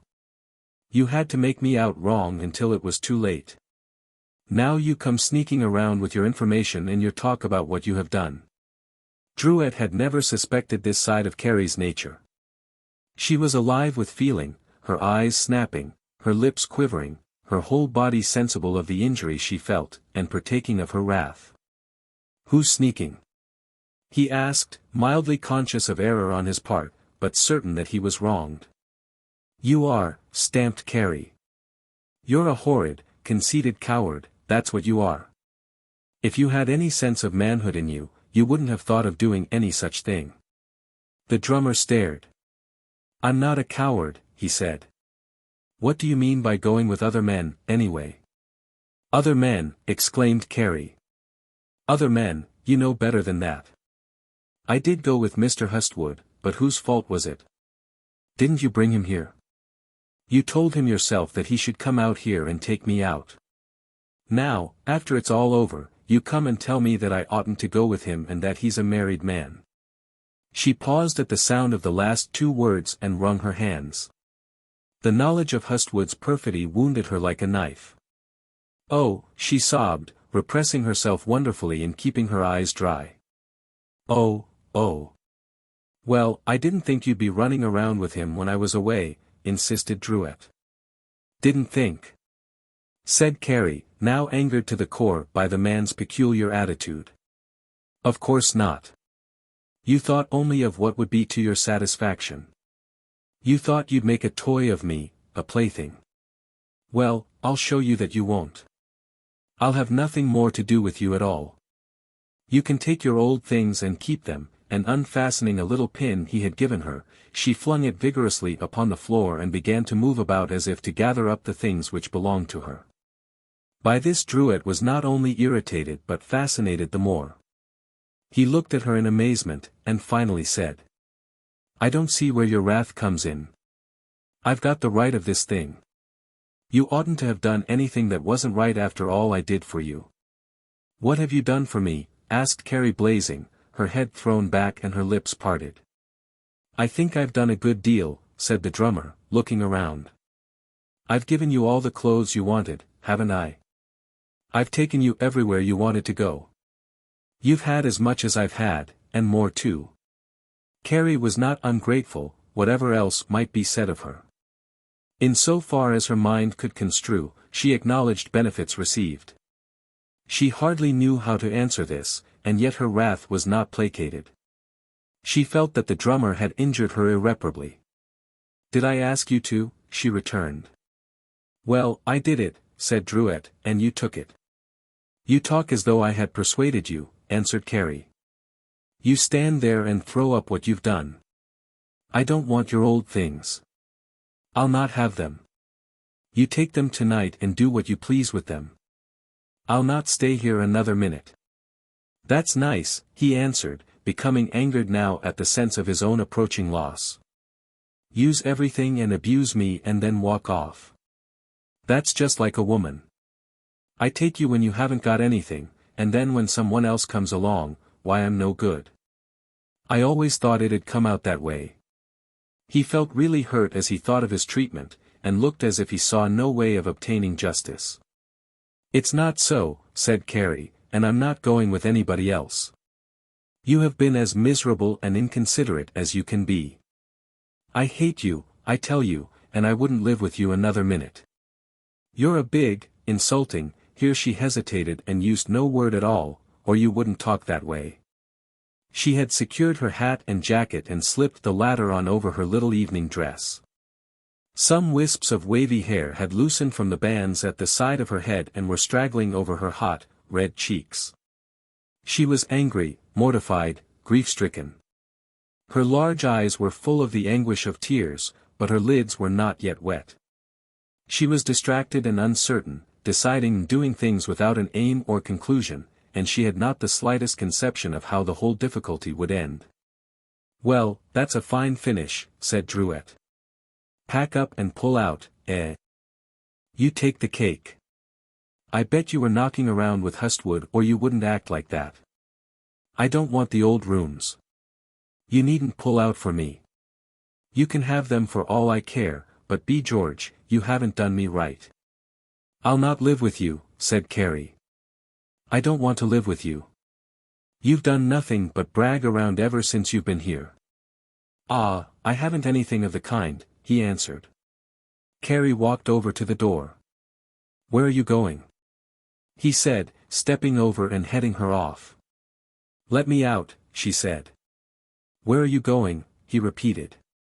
He was, above all, sympathetic, and the sight of Carrie wandering out, he knew not where, affected him, despite his grievance. Carrie merely pulled at the door. The strain of the situation was too much for her, however. She made one more vain effort and then burst into tears. "Now, be reasonable, cad," said Drouet gently. "What do you want to rush out for this way? You haven't any place to go. Why not stay here now and be quiet? I'll not bother you. I don't want to stay here any longer." Carrie had gone sobbing from the door to the window. She was so overcome she could not speak. "Be reasonable now," he said. "I don't want to hold you. You can go if you want to, but why don't you think it over? Lord knows, I don't want to stop you." He received no answer. Carrie was quieting, however, under the influence of his plea. "You stay here now, and I'll go," he added at last. Carrie listened to this with mingled feelings. Her mind was shaken loose from the little mooring of logic that it had. She was stirred by this thought, angered by that, her own injustice, Hustwood's, Drouet's, their respective qualities of kindness and favor, the threat of the world outside, in which she had failed once before. The impossibility of this state inside, where the chambers were no longer justly hers, the effect of the argument upon her nerves, all combined to make her a mass of jangling fibers, an anchorless, storm-beaten little craft which could do absolutely nothing but drift. "Say," said Drouet, coming over to her after a few moments, with a new idea, and putting his hand upon her. "Don't," said Carrie, drawing away, but not removing her handkerchief from her eyes. "Never mind about this quarrel now. Let it go. You stay here until the month's out, anyhow, and then you can tell better what you want to do." "Eh?" Carrie made no answer. "You'd better do that," he said. "There's no use your packing up now. You can't go anywhere." Still he got nothing for his words. "If you'll do that, we'll call it off for the present and I'll get out." Carrie lowered her handkerchief slightly and looked out of the window. "Will you do that?" he asked. Still no answer. "Will you?" he repeated. She only looked vaguely into the street. "Ah. Come on," he said, "tell me. Will you?" "I don't know," said Carrie softly, forced to answer. "Promise me you'll do that," he said, "and we'll quit talking about it. It'll be the best thing for you." Carrie heard him, but she could not bring herself to answer reasonably. She felt that the man was gentle, and that his interest in her had not abated, and it made her suffer a pang of regret. She was in a most helpless plight. As for Drouet, his attitude had been that of the jealous lover. Now his feelings were a mixture of anger at deception, sorrow at losing Carrie, misery at being defeated. He wanted his rights in some way or other, and yet his rights included the retaining of Carrie, the making her feel her error. "Will you?" he urged. "Well, I'll see," said Carrie. This left the matter as open as before, but it was something. It looked as if the quarrel would blow over, if they could only get some way of talking to one another. Carrie was ashamed, and Druitt aggrieved. He pretended to take up the task of packing some things in a valise. Now, as Carrie watched him out of the corner of her eye, certain sound thoughts came into her head. He had erred, true, but what had she done? He was kindly and good-natured for all his egotism. Throughout this argument he had said nothing very harsh. On the other hand, there was Hustwood, a greater deceiver than he. He had pretended all this affection, all this passion, and he was lying to her all the while. Oh, the perfidy of men! And she had loved him. There could be nothing more in that quarter. She would see Hustwood no more. She would write him and let him know what she thought. Thereupon what would she do? Here were these rooms. Here was Druitt, pleading for her to remain. Evidently things could go on here somewhat as before, if all were arranged. It would be better than the street, without a place to lay her head. All this she thought of as Druitt rummaged the drawers for collars and labored long and painstakingly at finding a shirt stud. He was in no hurry to rush this matter. He felt an attraction to Carrie which would not down. He could not think that the thing would end by his walking out of the room. There must be some way round, some way to make her own up that he was right and she was wrong, to patch up a peace and shut out Hustwood forever. Mercy, how he turned at the man's shameless duplicity. "Do you think," he said, after a few moments' silence, "that you'll try and get on the stage?" He was wondering what she was intending. "I don't know what I'll do yet," said Carrie. "If you do, maybe I can help you. I've got a lot of friends in that line." She made no answer to this. "Don't go and try to knock around now without any money. Let me help you," he said. "It's no easy thing to go on your own hook here." Carrie only rocked back and forth in her chair. "I don't want you to go up against a hard game that way." He bestirred himself about some other details and Carrie rocked on. "Why don't you tell me all about this thing," he said, after a time, "and let's call it off. You don't really care for Hustwood, do you?" "Why do you want to start on that again?" said Carrie. "You were to blame." "No, I wasn't," he answered. "Yes, you were, too," said Carrie. "You shouldn't have ever told me such a story as that." "But you didn't have much to do with him, did you?" went on Druitt, anxious for his own peace of mind to get some direct denial from her. "I won't talk about it," said Carrie, pained at the quizzical turn the peace arrangement had taken. "What's the use of acting like that now, cad?" insisted the drummer, stopping in his work and putting up a hand expressively. "You might let me know where I stand, at least." "I won't," said Carrie, feeling no refuge but in anger. "Whatever has happened is your own fault." "Then you do care for him," said Druitt, stopping completely and experiencing a rush of feeling. "Oh, stop," said Carrie. "Well, I'll not be made a fool of," exclaimed Druitt. "You may trifle around with him if you want to, but you can't lead me. You can tell me or not, just as you want to, but I won't fool any longer." He shoved the last few remaining things he had laid out into his valise and snapped it with a vengeance. Then he grabbed his coat, which he had laid off to work, picked up his gloves, and started out. "You can go to the deuce as far as I am concerned," he said, as he reached the door. "I'm no sucker," and with that he opened it with a jerk and closed it equally vigorously. Carrie listened at her window view, more astonished than anything else at this sudden rise of passion in the drummer. She could hardly believe her senses, so good-natured and tractable had he invariably been. It was not for her to see the wellspring of human passion. A real flame of love is a subtle thing. It burns as a will-o'-the-wisp, dancing onward to fairylands of delight. It roars as a furnace. Too often jealousy is the quality upon which it feeds. Chapter 24. Ashes of Tinder, a face at the window. That night Hestwood remained downtown entirely, going to the Palmer House for a bed after his work was through. He was in a fevered state of mind, owing to the blight his wife's action threatened to cast upon his entire future. While he was not sure how much significance might be attached to the threat she had made, he was sure that her attitude, if long continued, would cause him no end of trouble. She was determined, and had worsted him in a very important contest. How would it be from now on? He walked the floor of his little office, and later that of his room, putting one thing and another together to no avail.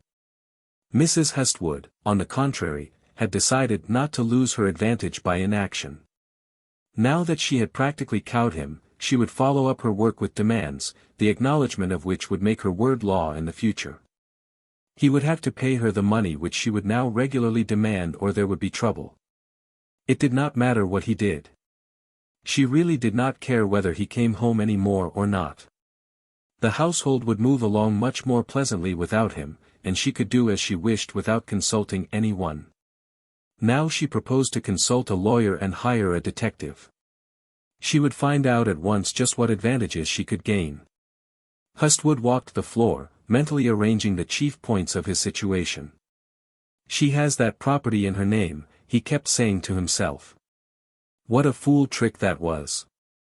Curse it. What a fool move that was. He also thought of his managerial position.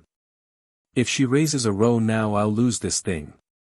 They won't have me around if my name gets in the papers. My friends, too. He grew more angry as he thought of the talk any action on her part would create. How would the papers talk about it? Every man he knew would be wondering. He would have to explain and deny and make a general mark of himself. Then Moy would come and confer with him, and there would be the devil to pay. Many little wrinkles gathered between his eyes as he contemplated this, and his brow moistened. He saw no solution of anything, not a loophole left. Through all this thoughts of Carrie flashed upon him, and the approaching affair of Saturday. Tangled as all his matters were, he did not worry over that. It was the one pleasing thing in this whole rout of trouble. He could arrange that satisfactorily, for Carrie would be glad to wait, if necessary. He would see how things turned out tomorrow, and then he would talk to her. They were going to meet as usual. He saw only her pretty face and neat figure and wondered why life was not arranged so that such joy as he found with her could be steadily maintained. How much more pleasant it would be. Then he would take up his wife's thread again, and the wrinkles and moisture would return. In the morning he came over from the hotel and opened his mail, but there was nothing in it outside the ordinary run. For some reason he felt as if something might come that way, and was relieved when all the envelopes had been scanned and nothing suspicious noticed. He began to feel the appetite that had been wanting before he had reached the office, and decided before going out to the park to meet Carrie to drop in at the Grand Pacific and have a pot of coffee and some rolls. While the danger had not lessened, it had not as yet materialized, and with him no news was good news. If he could only get plenty of time to think, perhaps something would turn up. Surely, this thing would not drift along to catastrophe and he not find a way out. His spirits fell, however, when, upon reaching the park, he waited and Carrie did not come. He held his favorite post for an hour or more, then arose and began to walk about restlessly. Could something have happened out there to keep her away? Could she have been reached by his wife? Surely not. So little did he consider Druitt that it never once occurred to him to worry about his finding out. He grew restless as he ruminated, and then decided that perhaps it was nothing. She had not been able to get away this morning. That was why no letter notifying him had come. He would get one today. It would probably be on his desk when he got back. He would look for it at once. After a time he gave up waiting and drearily headed for the Madison car. To add to his distress, the bright blue sky became overcast with little fleecy clouds which shut out the sun. The wind veered to the east, and by the time he reached his office it was threatening to drizzle all afternoon. He went in and examined his letters, but there was nothing from Carrie. Fortunately, there was nothing from his wife either. He thanked his stars that he did not have to confront that proposition just now when he needed to think so much. He walked the floor again, pretending to be in an ordinary mood, but secretly troubled beyond the expression of words. At 1:30 he went to Rector's for lunch, and when he returned a messenger was waiting for him. He looked at the little chap with a feeling of doubt. "I'm to bring an answer," said the boy. Hustwood recognized his wife's writing. He tore it open and read without a show of feeling. It began in the most formal manner and was sharply and coldly worded throughout. "I want you to send the money I asked for at once. I need it to carry out my plans. You can stay away if you want to. It doesn't matter in the least. But I must have some money. So don't delay, but send it by the boy." When he had finished it, he stood holding it in his hands. The audacity of the thing took his breath. It roused his ire also, the deepest element of revolt in him. His first impulse was to write but 4 words in reply, "Go to the devil." But he compromised by telling the boy that there would be no reply. Then he sat down in his chair and gazed without seeing, contemplating the result of his work. What would she do about that? The confounded wretch. Was she going to try to bulldoze him into submission? He would go up there and have it out with her, that's what he would do. She was carrying things with too high a hand. These were his first thoughts. Later, however, his old discretion asserted itself. Something had to be done. A climax was near and she would not sit idle. He knew her well enough to know that when she had decided upon a plan she would follow it up. Possibly matters would go into a lawyer's hands at once. "Damn her," he said softly, with his teeth firmly set, "I'll make it hot for her if she causes me trouble. I'll make her change her tone if I have to use force to do it." He arose from his chair and went and looked out into the street. The long drizzle had begun. Pedestrians had turned up collars, and trousers at the bottom. Hands were hidden in the pockets of the umbrellaless, umbrellas were up. The street looked like a sea of round black cloth roofs, twisting, bobbing, moving.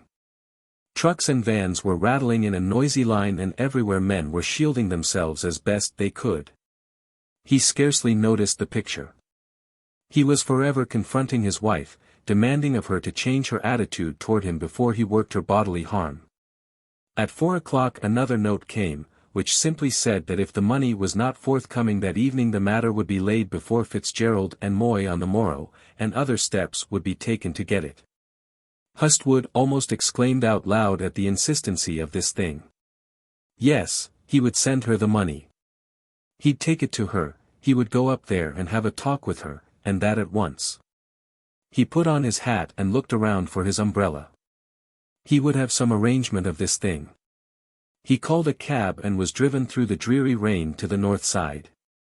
On the way his temper cooled as he thought of the details of the case. What did she know? What had she done? Maybe she'd got hold of Carrie, who knows, or Druet. Perhaps she really had evidence, and was prepared to fell him as a man does another from secret ambush. She was shrewd. Why should she taunt him this way unless she had good grounds? He began to wish that he had compromised in some way or other, that he had sent the money. Perhaps he could do it up here. He would go in and see, anyhow. He would have no row.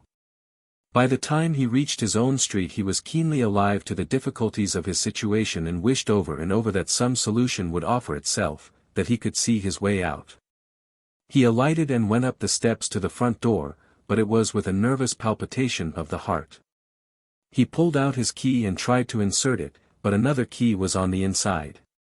He shook at the knob, but the door was locked. Then he rang the bell. No answer. He rang again, this time harder.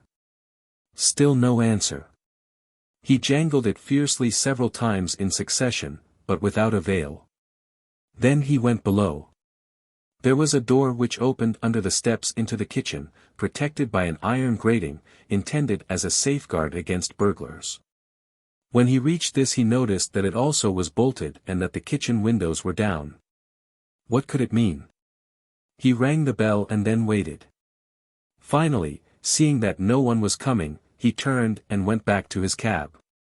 "I guess they've gone out," he said apologetically to the individual who was hiding his red face in a loose tarpaulin raincoat. "I saw a young girl up in that winder," returned the cabbie. Hustwood looked, but there was no face there now. He climbed moodily into the cab, relieved and distressed.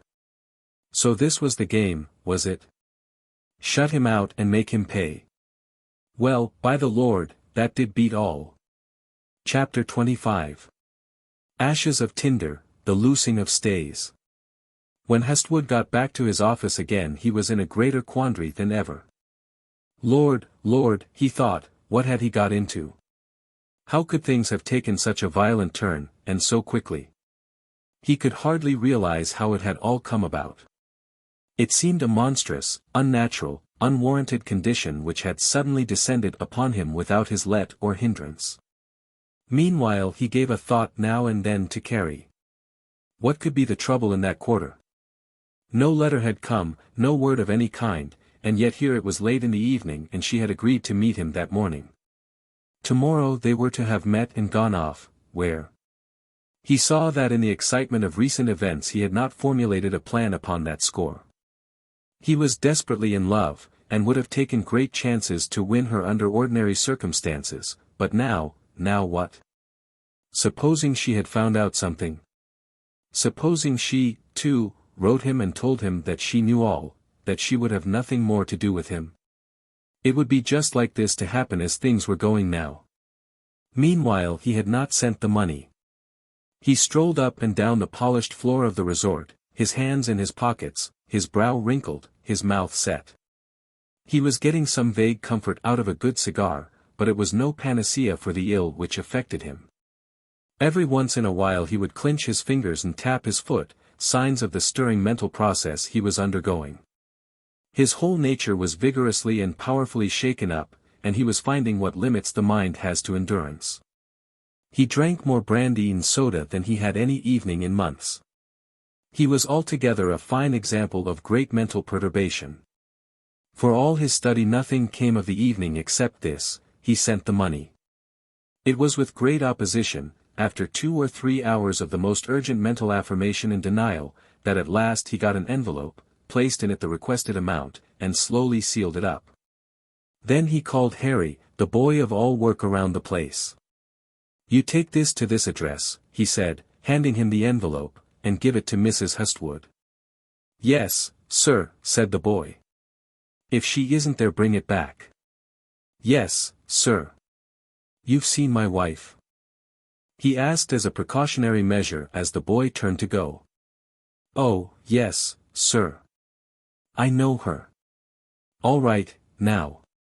Hurry right back." "Any answer?" "I guess not." The boy hastened away and the manager fell to his musings. Now he had done it. There was no use speculating over that. He was beaten for tonight and he might just as well make the best of it. But, oh, the wretchedness of being forced this way. He could see her meeting the boy at the door and smiling sardonically. She would take the envelope and know that she had triumphed.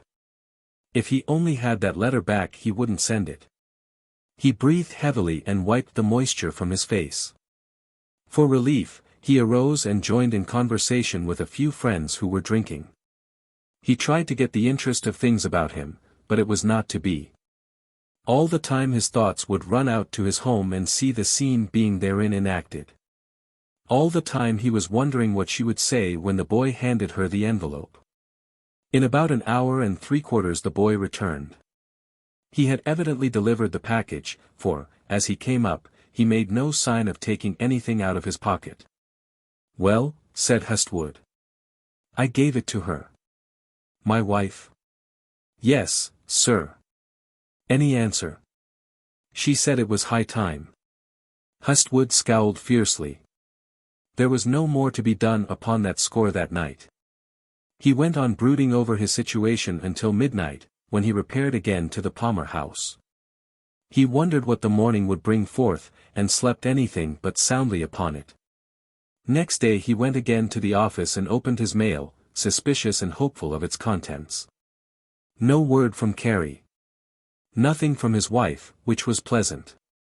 The fact that he had sent the money and that she had received it worked to the ease of his mind, for, as the thought that he had done it receded, his chagrin at it grew less and his hope of peace more.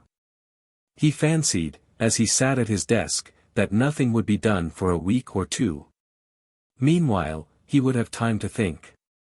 This process of thinking began by a reversion to Carrie and the arrangement by which he was to get her away from Druitt. How about that now? His pain at her failure to meet or write him rapidly increased as he devoted himself to this subject.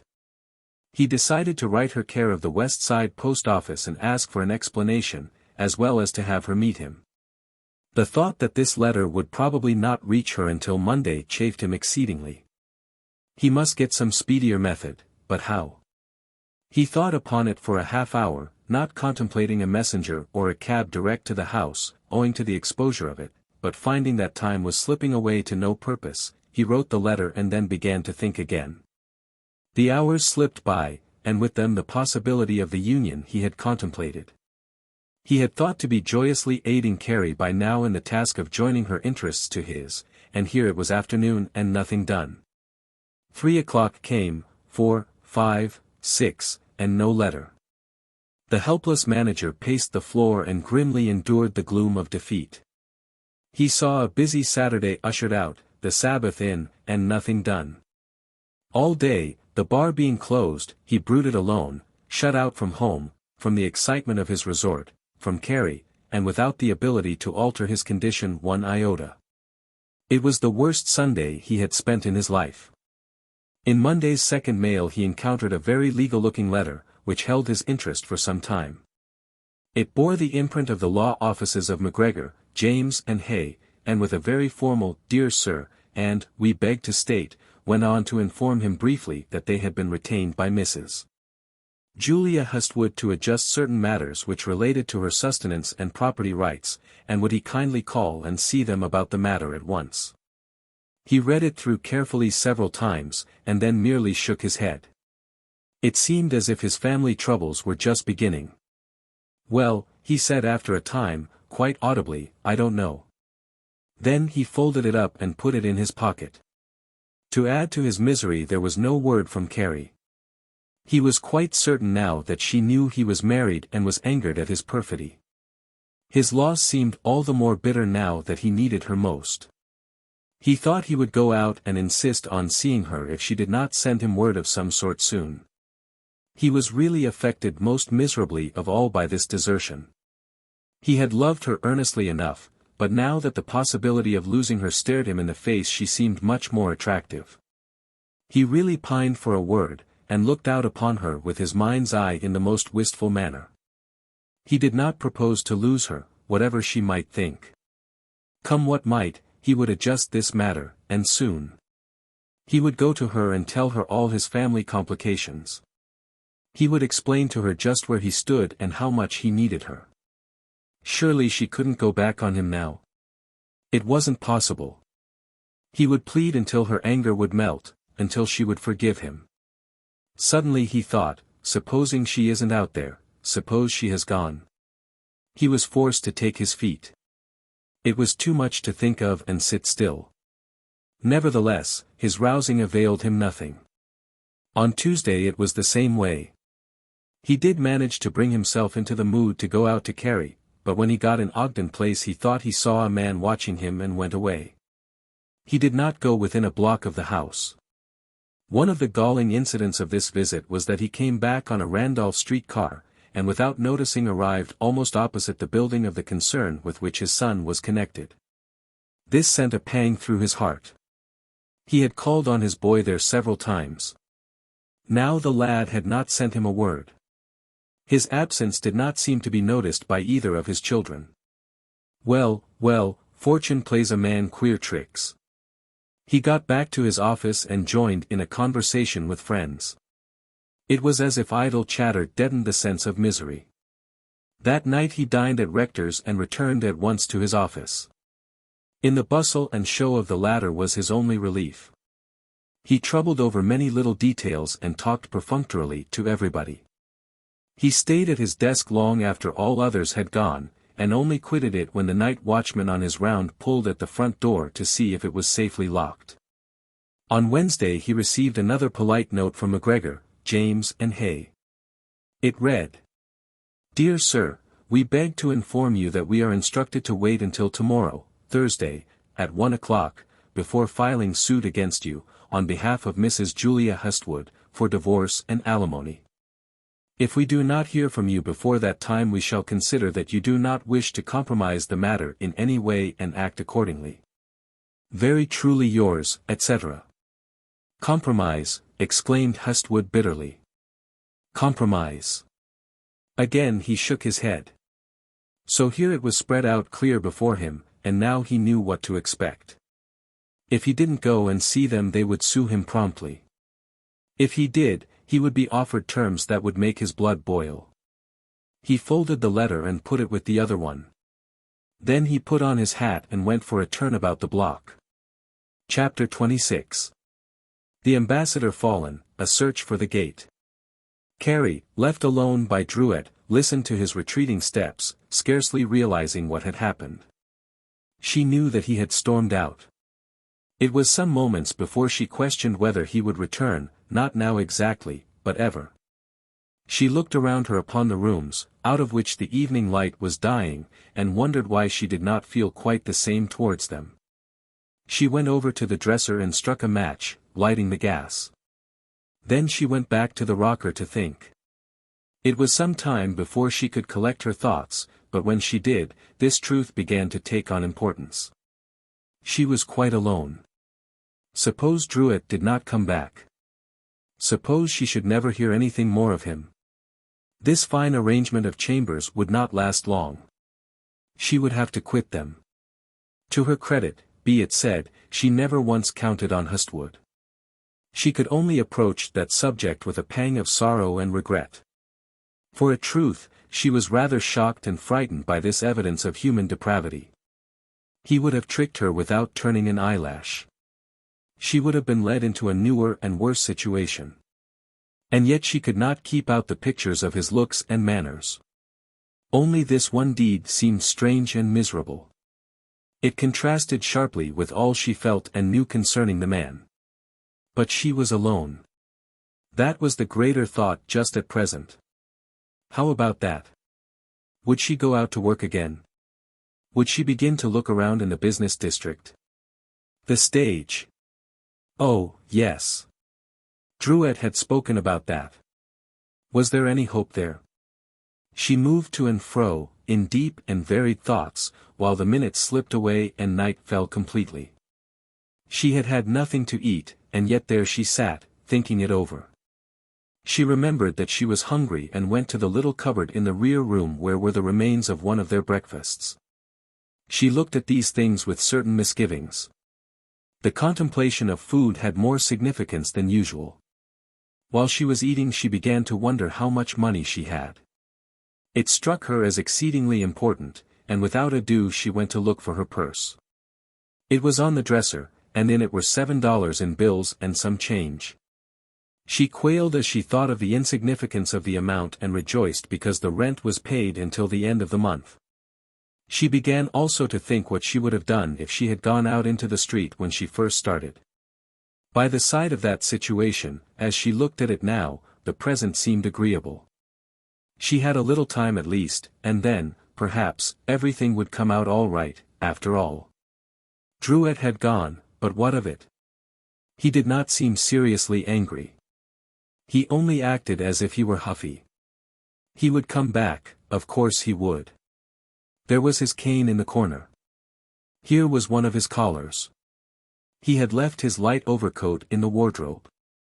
She looked about and tried to assure herself with the sight of a dozen such details, but, alas, the secondary thought arrived.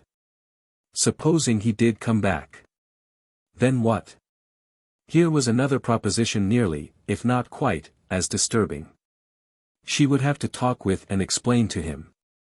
He would want her to admit that he was right. It would be impossible for her to live with him. On Friday Carrie remembered her appointment with Hustwood, and the passing of the hour when she should, by all right of promise, have been in his company served to keep the calamity which had befallen her exceedingly fresh and clear. In her nervousness and stress of mind she felt it necessary to act, and consequently put on a brown street dress, and at 11 o'clock started to visit the business portion once again. She must look for work.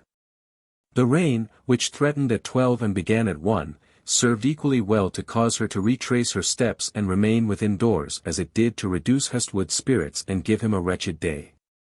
The morrow was Saturday, a half-holiday in many business quarters, and besides it was a balmy, radiant day, with the trees and grass shining exceedingly green after the rain of the night before.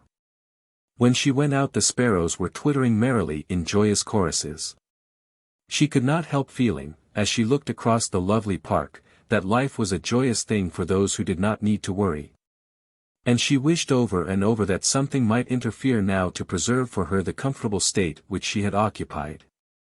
She did not want Druitt or his money when she thought of it, nor anything more to do with Hestwood, but only the content and ease of mind she had experienced, for, after all, she had been happy, happier, at least, than she was now when confronted by the necessity of making her way alone. When she arrived in the business part it was quite 11 o'clock, and the business had little longer to run.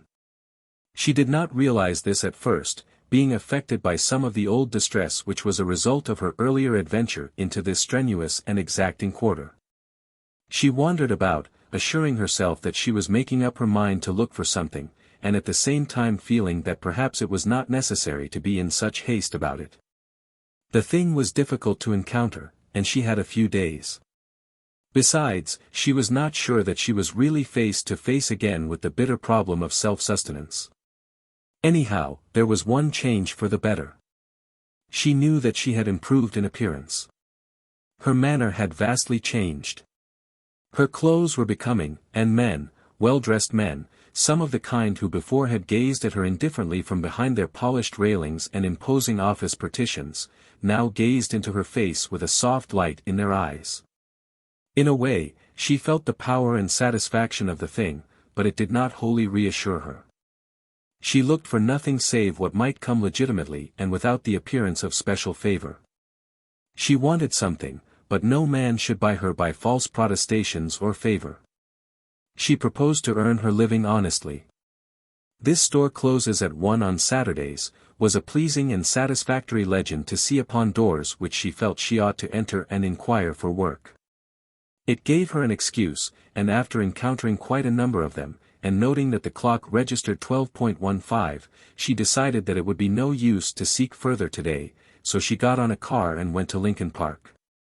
There was always something to see there, the flowers, the animals, the lake, and she flattered herself that on Monday she would be up betimes and searching.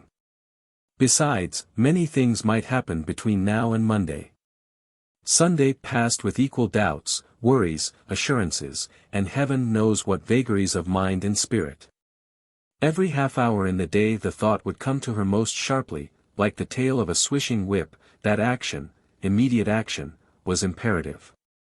At other times she would look about her and assure herself that things were not so bad, that certainly she would come out safe and sound. At such times she would think of Druitt's advice about going on the stage, and saw some chance for herself in that quarter. She decided to take up that opportunity on the morrow. Accordingly, she arose early Monday morning and dressed herself carefully. She did not know just how such applications were made, but she took it to be a matter which related more directly to the theater buildings. All you had to do was to inquire of someone about the theater for the manager and ask for a position. If there was anything, you might get it, or, at least, he could tell you how. She had had no experience with this class of individuals whatsoever, and did not know the salacity and humor of the theatrical tribe. She only knew of the position which Mr. Hale occupied, but, of all things, she did not wish to encounter that personage, on account of her intimacy with his wife. There was, however, at this time, one theater, the Chicago Opera House, which was considerably in the public eye, and its manager, David Henderson, had a fair local reputation. Carrie had seen 1 or 2 elaborate performances there and had heard of several others.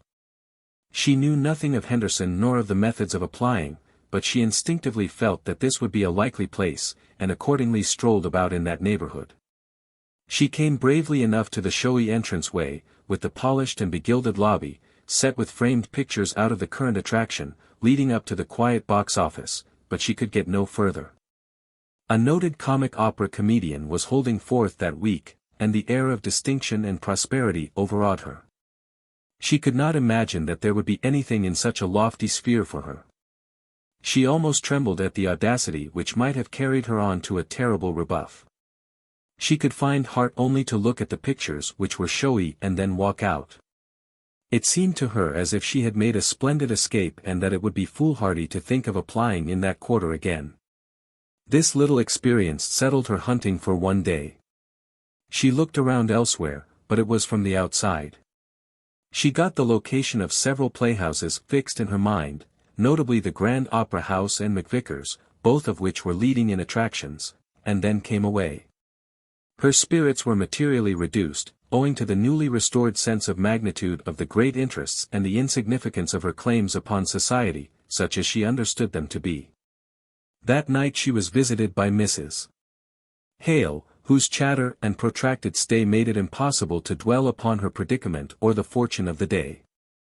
Before retiring, however, she sat down to think, and gave herself up to the most gloomy forebodings. Druitt had not put in an appearance. She had had no word from any quarter, she had spent $1 of her precious sum in procuring food and paying car fare. It was evident that she would not endure long. Besides, she had discovered no resource. In this situation her thoughts went out to her sister in Van Buren Street, whom she had not seen since the night of her flight, and to her home at Columbia City, which seemed now a part of something that could not be again.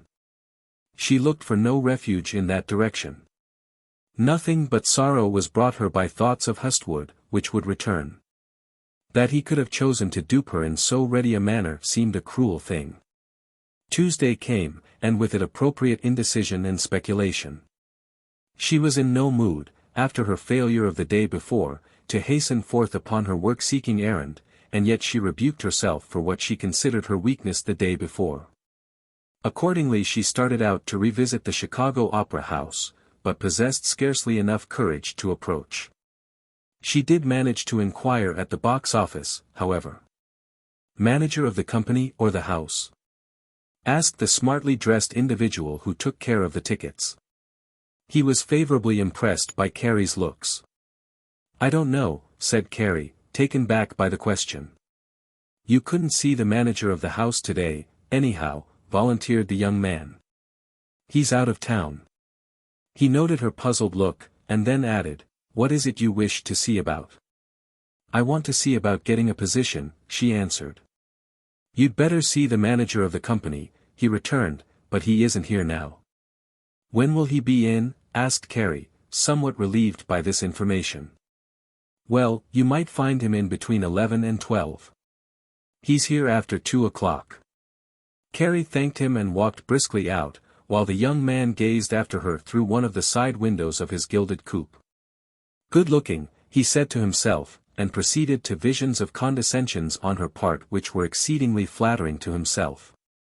One of the principal comedy companies of the day was playing an engagement at the Grand Opera House. Here Carrie asked to see the manager of the company.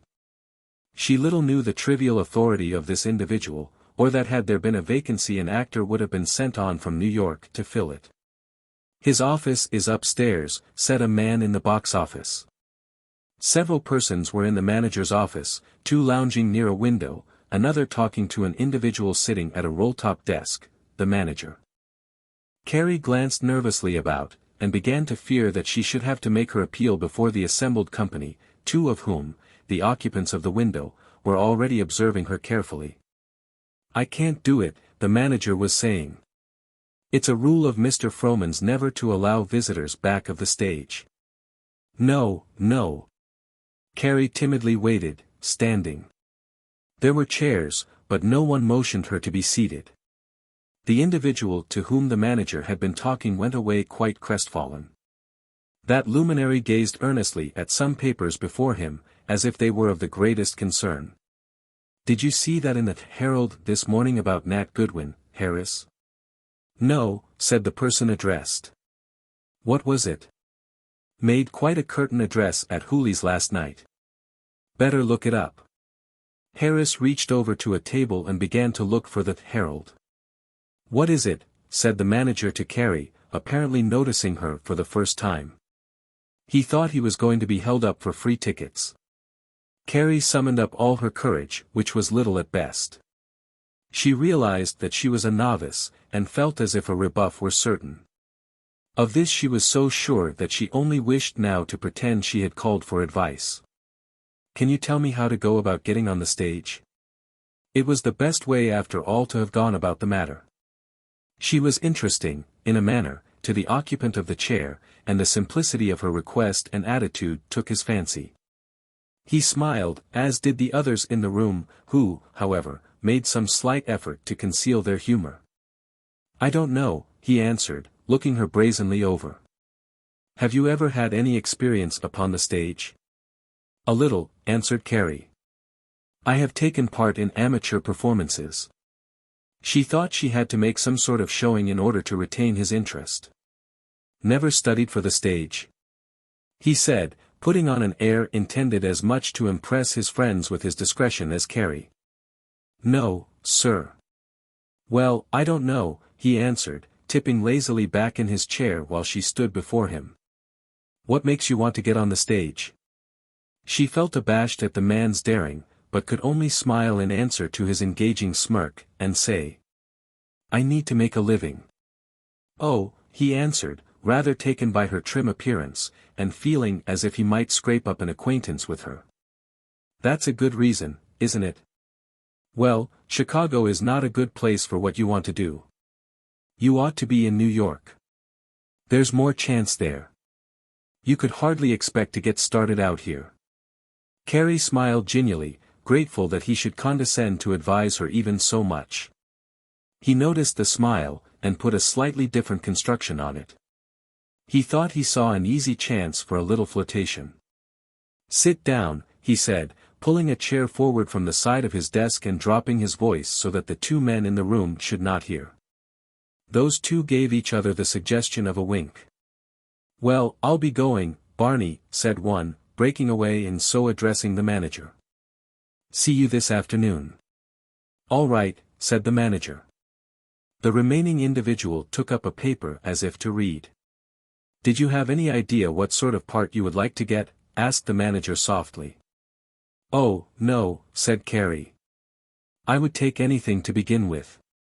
I see, he said. Do you live here in the city? Yes, sir. The manager smiled most blandly.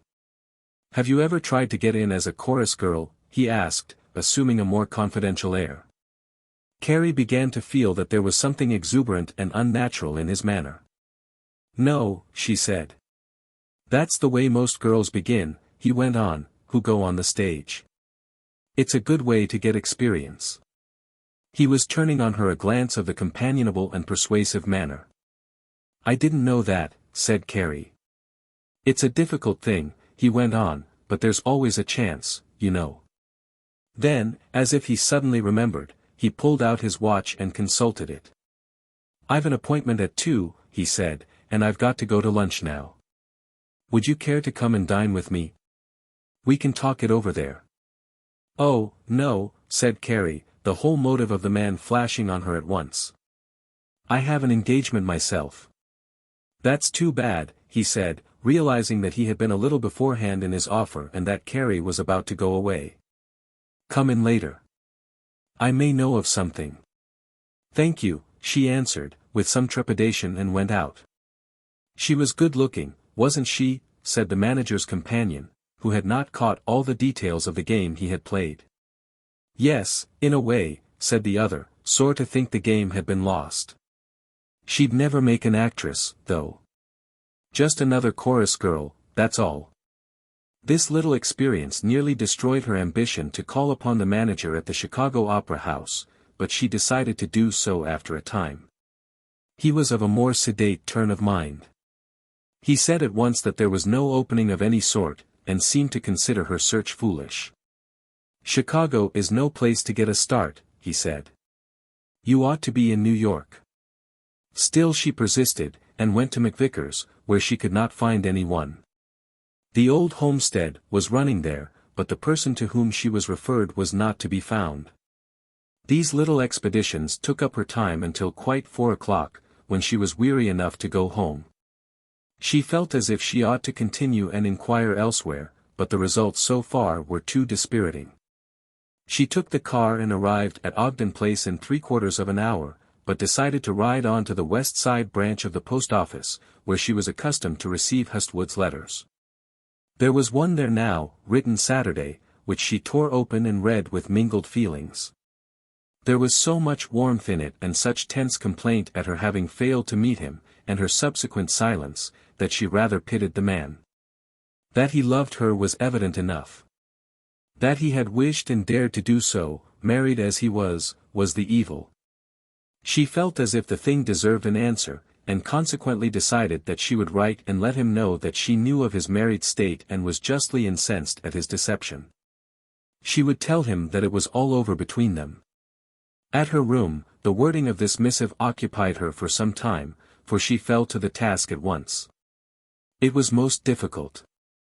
"You do not need to have me explain why I did not meet you," she wrote in part.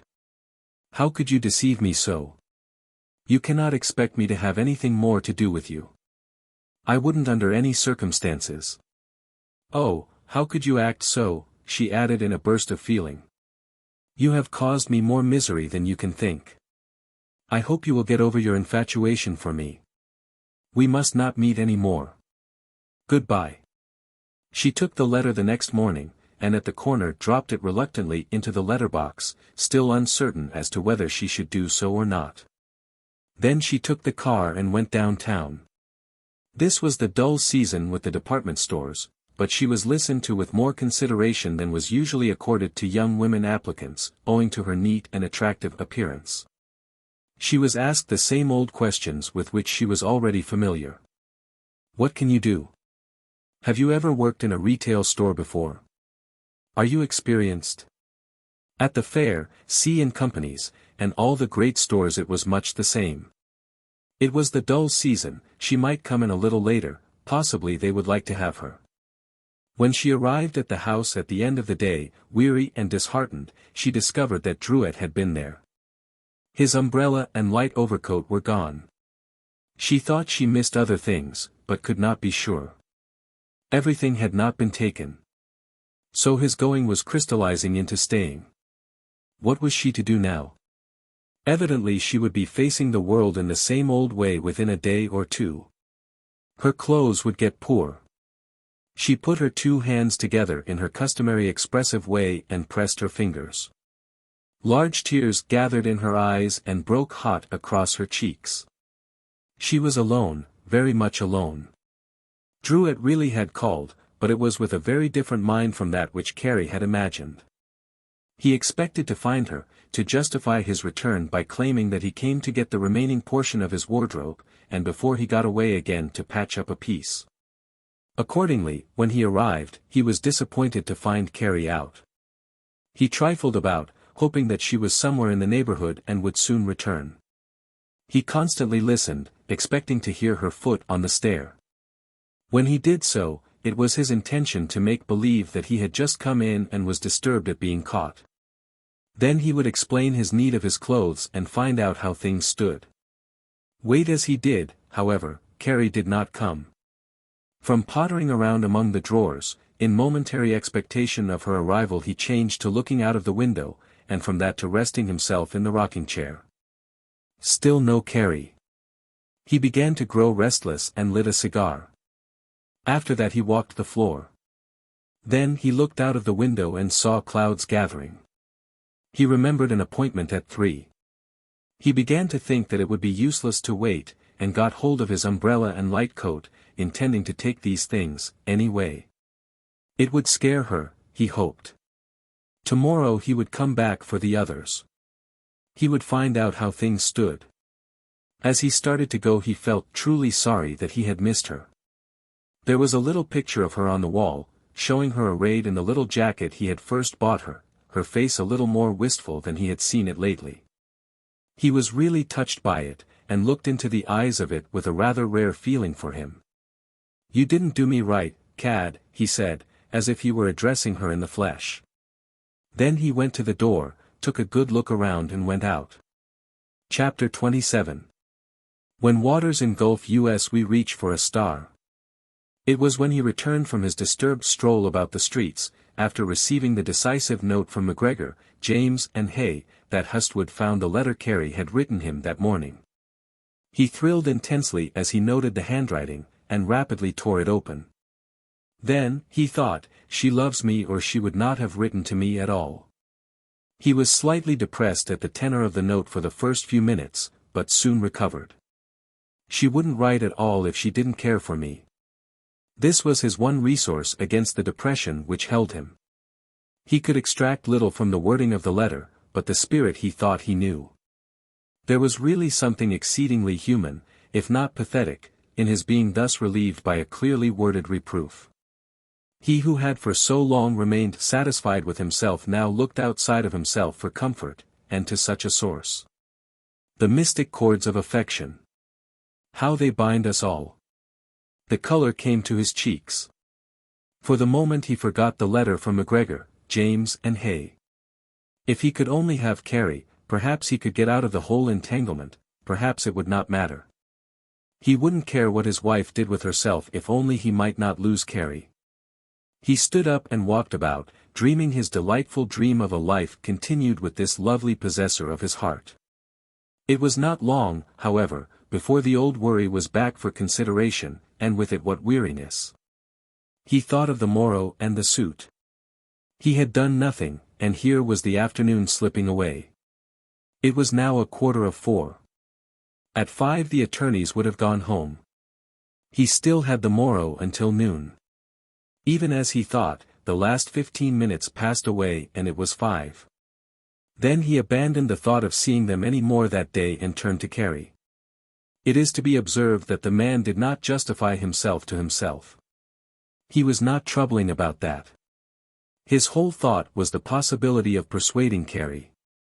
Nothing was wrong in that. He loved her dearly. Their mutual happiness depended upon it. Would that Druitt were only away. While he was thinking thus elatedly, he remembered that he wanted some clean linen in the morning. This he purchased, together with a half-dozen ties, and went to the Palmer house. As he entered he thought he saw Druitt ascending the stairs with a key. Surely not Druitt. Then he thought, perhaps they had changed their abode temporarily. He went straight up to the desk. "Is Mr. Druitt stopping here?" he asked of the clerk. "I think he is," said the latter, consulting his private registry list. "Yes." "Is that so?" exclaimed Hustwood, otherwise concealing his astonishment. "Alone?" he added. "Yes," said the clerk. Hustwood turned away and set his lips so as best to express and conceal his feelings. "How's that?" he thought. "They've had a row." He hastened to his room with rising spirits and changed his linen. As he did so, he made up his mind that if Carrie was alone, or if she had gone to another place, it behooved him to find out. He decided to call at once. "I know what I'll do," he thought. "I'll go to the door and ask if Mr. Druitt is at home. That will bring out whether he is there or not and where Carrie is." He was almost moved to some muscular display as he thought of it. He decided to go immediately after supper. On coming down from his room at 6, he looked carefully about to see if Druitt was present and then went out to lunch. He could scarcely eat, however, he was so anxious to be about his errand. Before starting he thought it well to discover where Druitt would be, and returned to his hotel. "Has Mr. Druitt gone out?" he asked of the clerk. "No," answered the latter, "he's in his room." "Do you wish to send up a card?" "No, I'll call around later," answered Hustwood, and strolled out. He took a Madison car and went direct to Ogden Place, this time walking boldly up to the door. The chambermaid answered his knock. "Is Mr. Druitt in?" said Hustwood blandly. "He is out of the city," said the girl, who had heard Carrie tell this to Mrs. Hale. Is Mrs. Druitt in? No, she has gone to the theatre. Is that so? Said Hustwood, considerably taken back. Then, as if burdened with something important, you don't know to which theatre? The girl really had no idea where she had gone, but not liking Hustwood, and wishing to cause him trouble, answered, yes, Hooley's. Thank you, returned the manager, and, tipping his hat slightly, went away. I'll look in at Hooley's, thought he, but as a matter of fact he did not. Before he had reached the central portion of the city he thought the whole matter over and decided it would be useless.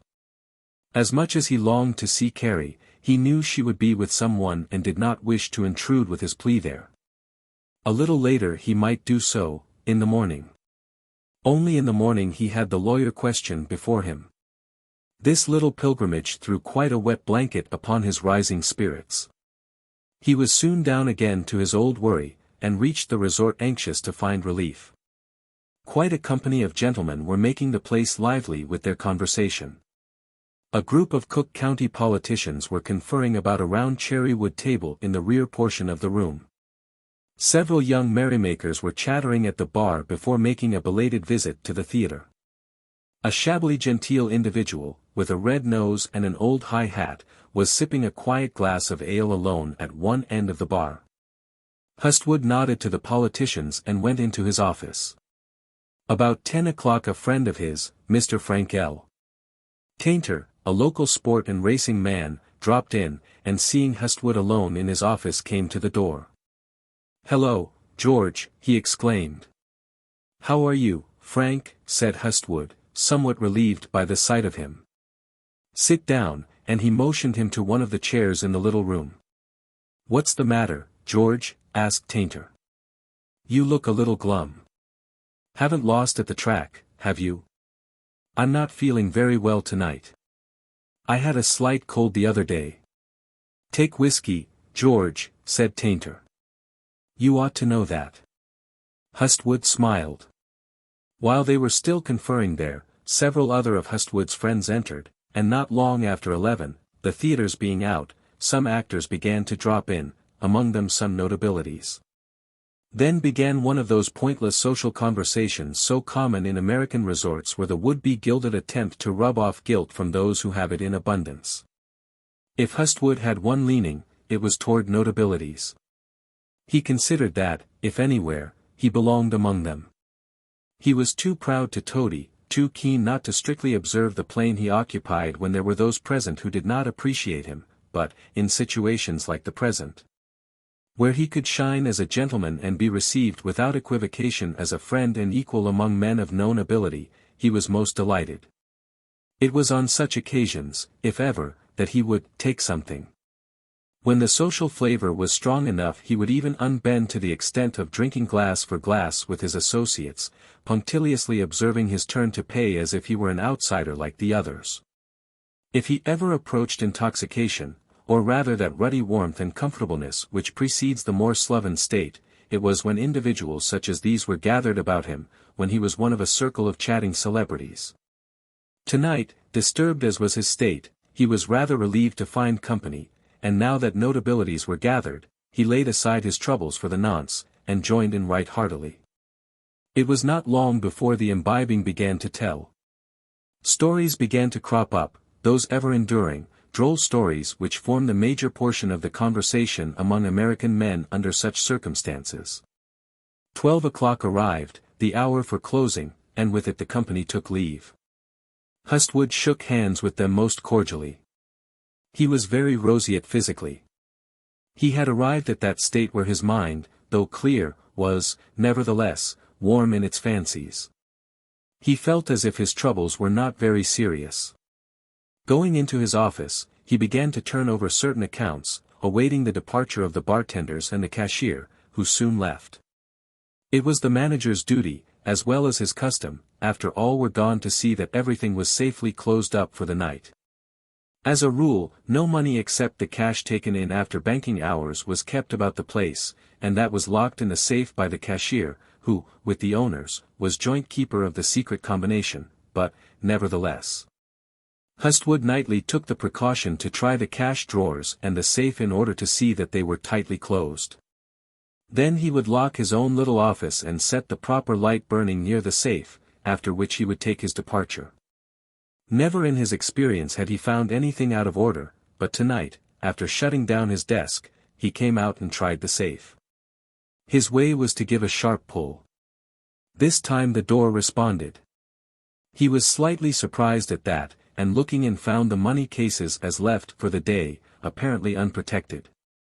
His first thought was, of course, to inspect the drawers and shut the door. "I'll speak to Mayhew about this tomorrow," he thought. The latter had certainly imagined upon going out a half-hour before that he had turned the knob on the door so as to spring the lock. He had never failed to do so before. But tonight Mayhew had other thoughts. He had been revolving the problem of a business of his own. "I'll look in here," thought the manager, pulling out the money drawers. He did not know why he wished to look in there. It was quite a superfluous action, which another time might not have happened at all. As he did so, a layer of bills, in parcels of 1,000, such as banks issue, caught his eye. He could not tell how much they represented, but paused to view them. Then he pulled out the second of the cash drawers. In that were the receipts of the day. "I didn't know Fitzgerald and Moy ever left any money this way," his mind said to itself. "They must have forgotten it." He looked at the other drawer and paused again. "Count them," said a voice in his ear. He put his hand into the first of the boxes and lifted the stack, letting the separate parcels fall. They were bills of $50 and $100 done in packages of 1,000. He thought he counted 10 such. "Why don't I shut the safe?" his mind said to itself, lingering. "What makes me pause here?" For answer there came the strangest words. "Did you ever have $10,000 in ready money?" Lo, the manager remembered that he had never had so much. All his property had been slowly accumulated, and now his wife owned that.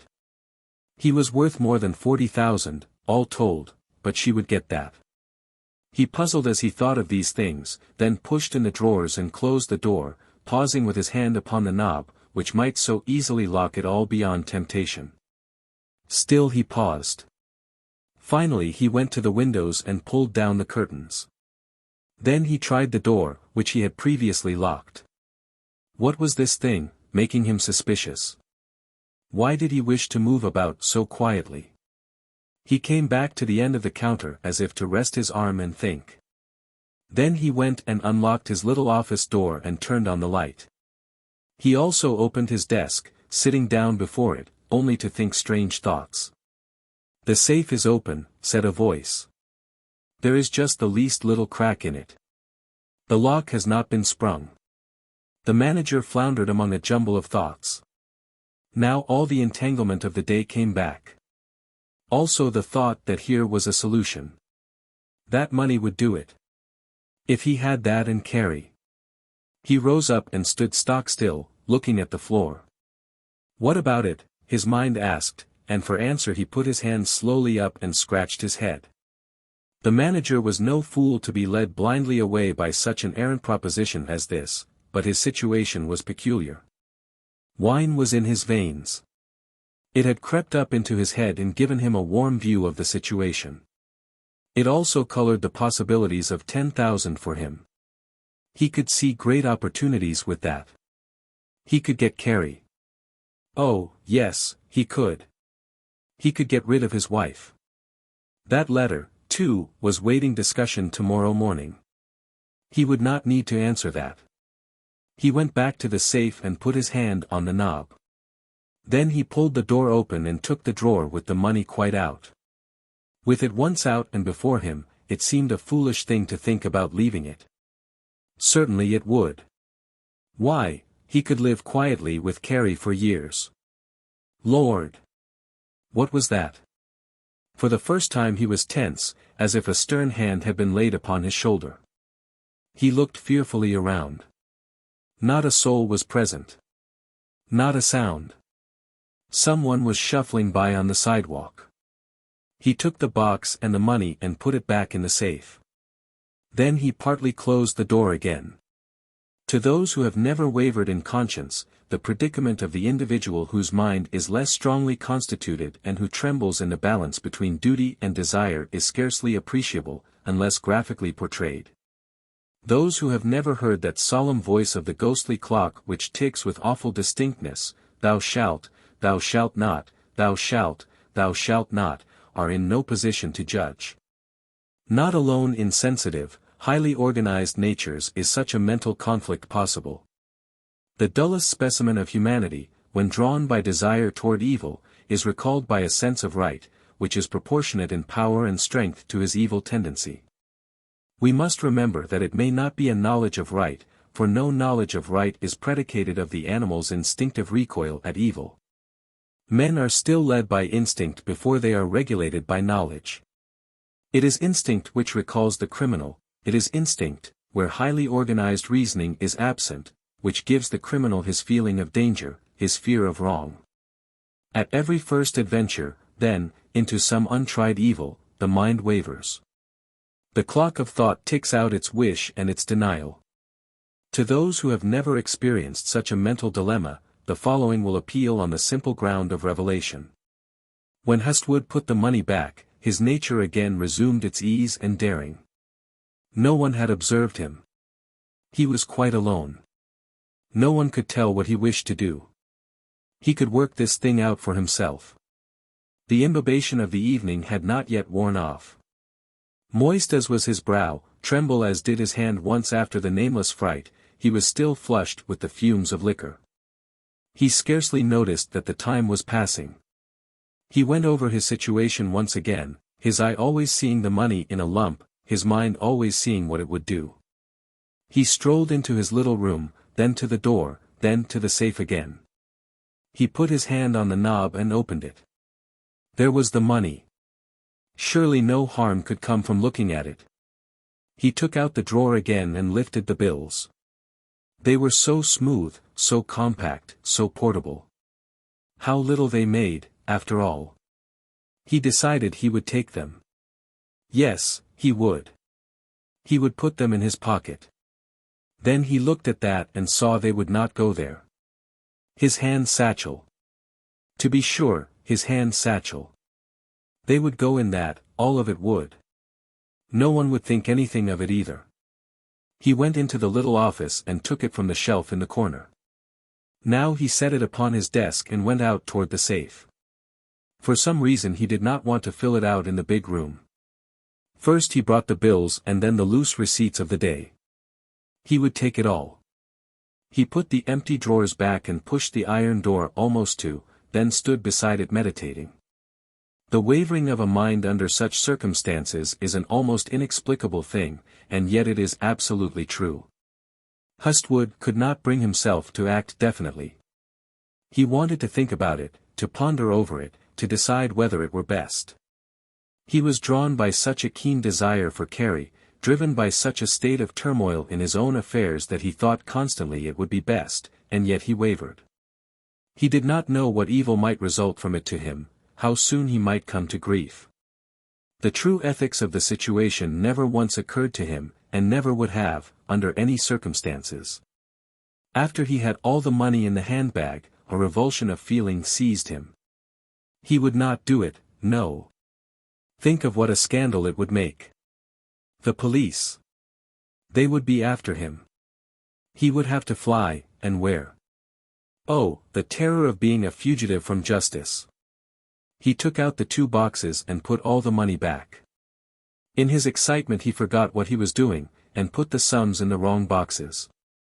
As he pushed the door to, he thought he remembered doing it wrong and opened the door again. There were the 2 boxes mixed. He took them out and straightened the matter, but now the terror had gone. Why be afraid? While the money was in his hand the lock clicked. It had sprung. Did he do it? He grabbed at the knob and pulled vigorously. It had closed. Heavens! He was in for it now, sure enough. The moment he realized that the safe was locked for a surety, the sweat burst out upon his brow and he trembled violently. He looked about him and decided instantly. There was no delaying now. "Supposing I do lay it on the top," he said, "and go away, they'll know who took it. I'm the last to close up. Besides, other things will happen." At once he became the man of action. "I must get out of this," he thought. He hurried into his little room, took down his light overcoat and hat, locked his desk, and grabbed the satchel. Then he turned out all but one light and opened the door. He tried to put on his old assured air, but it was almost gone. He was repenting rapidly. "I wish I hadn't done that," he said. "That was a mistake." He walked steadily down the street, greeting a night watchman whom he knew who was trying doors. He must get out of the city, and that quickly. "I wonder how the trains run," he thought. Instantly he pulled out his watch and looked. It was nearly 1:30. At the first drugstore he stopped, seeing a long-distance telephone booth inside. It was a famous drugstore, and contained one of the first private telephone booths ever erected. "I want to use your phone a minute," he said to the night clerk. The latter nodded. "Give me 1643, he called to Central, after looking up the Michigan Central Depot number. Soon he got the ticket agent. "How do the trains leave here for Detroit?" he asked. The man explained the hours. "No more tonight. Nothing with a sleeper." "Yes, there is, too," he added. "There is a mail train out of here at 3 o'clock. "All right," said Hustwood. "What time does that get to Detroit?" He was thinking if he could only get there and cross the river into Canada, he could take his time about getting to Montreal. He was relieved to learn that it would reach there by noon. "Mayhew won't open the safe till 9, he thought. "They can't get on my track before noon." Then he thought of Carrie. With what speed must he get her, if he got her at all? She would have to come along. He jumped into the nearest cab standing by. "To Ogden Place," he said sharply. "I'll give you $1 more if you make good time." The cabbie beat his horse into a sort of imitation gallop which was fairly fast, however. On the way Hustwood thought what to do. Reaching the number, he hurried up the steps and did not spare the bell in waking the servant. "Is Mrs. Druitt in?" he asked. "Yes," said the astonished girl. "Tell her to dress and come to the door at once. Her husband is in the hospital, injured, and wants to see her." The servant girl hurried upstairs, convinced by the man's strained and emphatic manner. "What?" said Carrie, lighting the gas and searching for her clothes. "Mr. Druitt is hurt and in the hospital. He wants to see you. The cab's downstairs." Carrie dressed very rapidly, and soon appeared below, forgetting everything save the necessities. "Druitt is hurt," said Hustwood quickly. "He wants to see you. Come quickly." Carrie was so bewildered that she swallowed the whole story. "Get in," said Hustwood, helping her and jumping after. The cabbie began to turn the horse around. "Michigan Central Depot," he said, standing up and speaking so low that Carrie could not hear, "as fast as you can go." Chapter 28. A pilgrim, an outlaw, the spirit detained.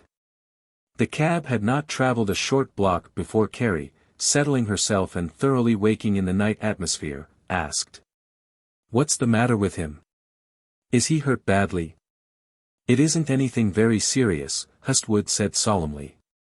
He was very much disturbed over his own situation, and now that he had Carrie with him, he only wanted to get safely out of reach of the law. Therefore he was in no mood for anything save such words as would further his plans distinctly. Carrie did not forget that there was something to be settled between her and Hustwood, but the thought was ignored in her agitation. The one thing was to finish this strange pilgrimage. "Where is he?" "Way out on the south side," said Hustwood. "We'll have to take the train. It's the quickest way." Carrie said nothing, and the horse gambled on. The weirdness of the city by night held her attention.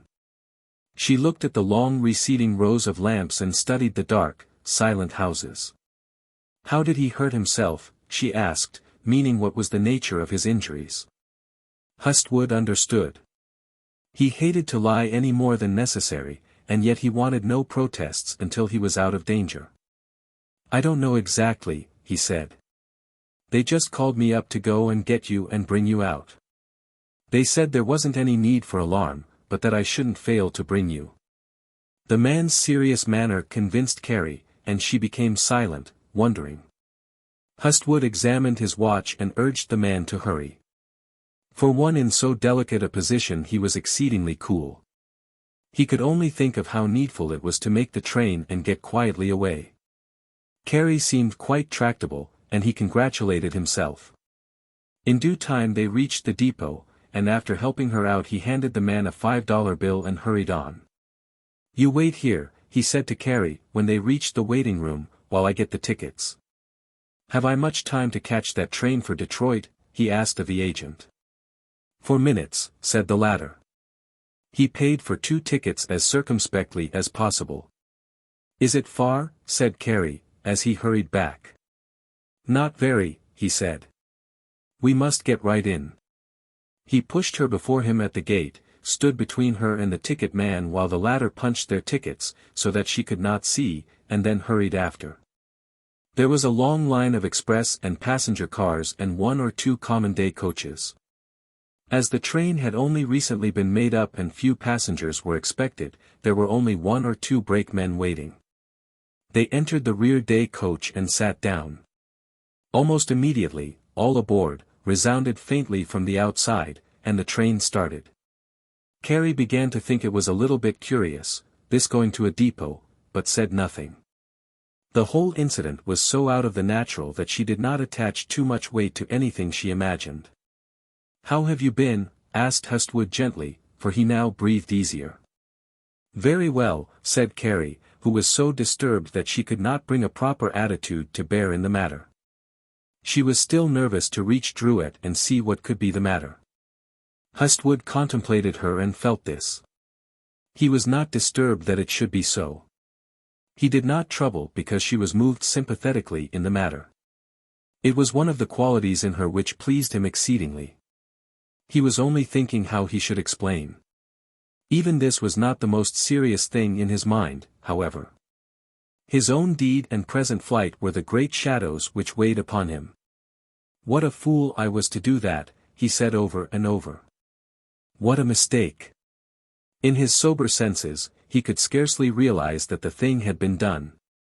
He could not begin to feel that he was a fugitive from justice. He had often read of such things, and had thought they must be terrible, but now that the thing was upon him, he only sat and looked into the past. The future was a thing which concerned the Canadian line. He wanted to reach that. As for the rest, he surveyed his actions for the evening, and counted them parts of a great mistake. "Still," he said, "what could I have done?" Then he would decide to make the best of it, and would begin to do so by starting the whole inquiry over again. It was a fruitless, harassing round, and left him in a queer mood to deal with the proposition he had in the presence of Carrie. The train clacked through the yards along the lake front, and ran rather slowly to 24th Street. Brakes and signals were visible without. The engine gave short calls with its whistle, and frequently the bell rang. Several brakemen came through, bearing lanterns. They were locking the vestibules and putting the cars in order for a long run. Presently it began to gain speed, and Carrie saw the silent streets flashing by in rapid succession. The engine also began its whistle calls of 4 parts, with which it signaled danger to important crossings. "Is it very far?" asked Carrie. "Not so very," said Hustwood. He could hardly repress a smile at her simplicity.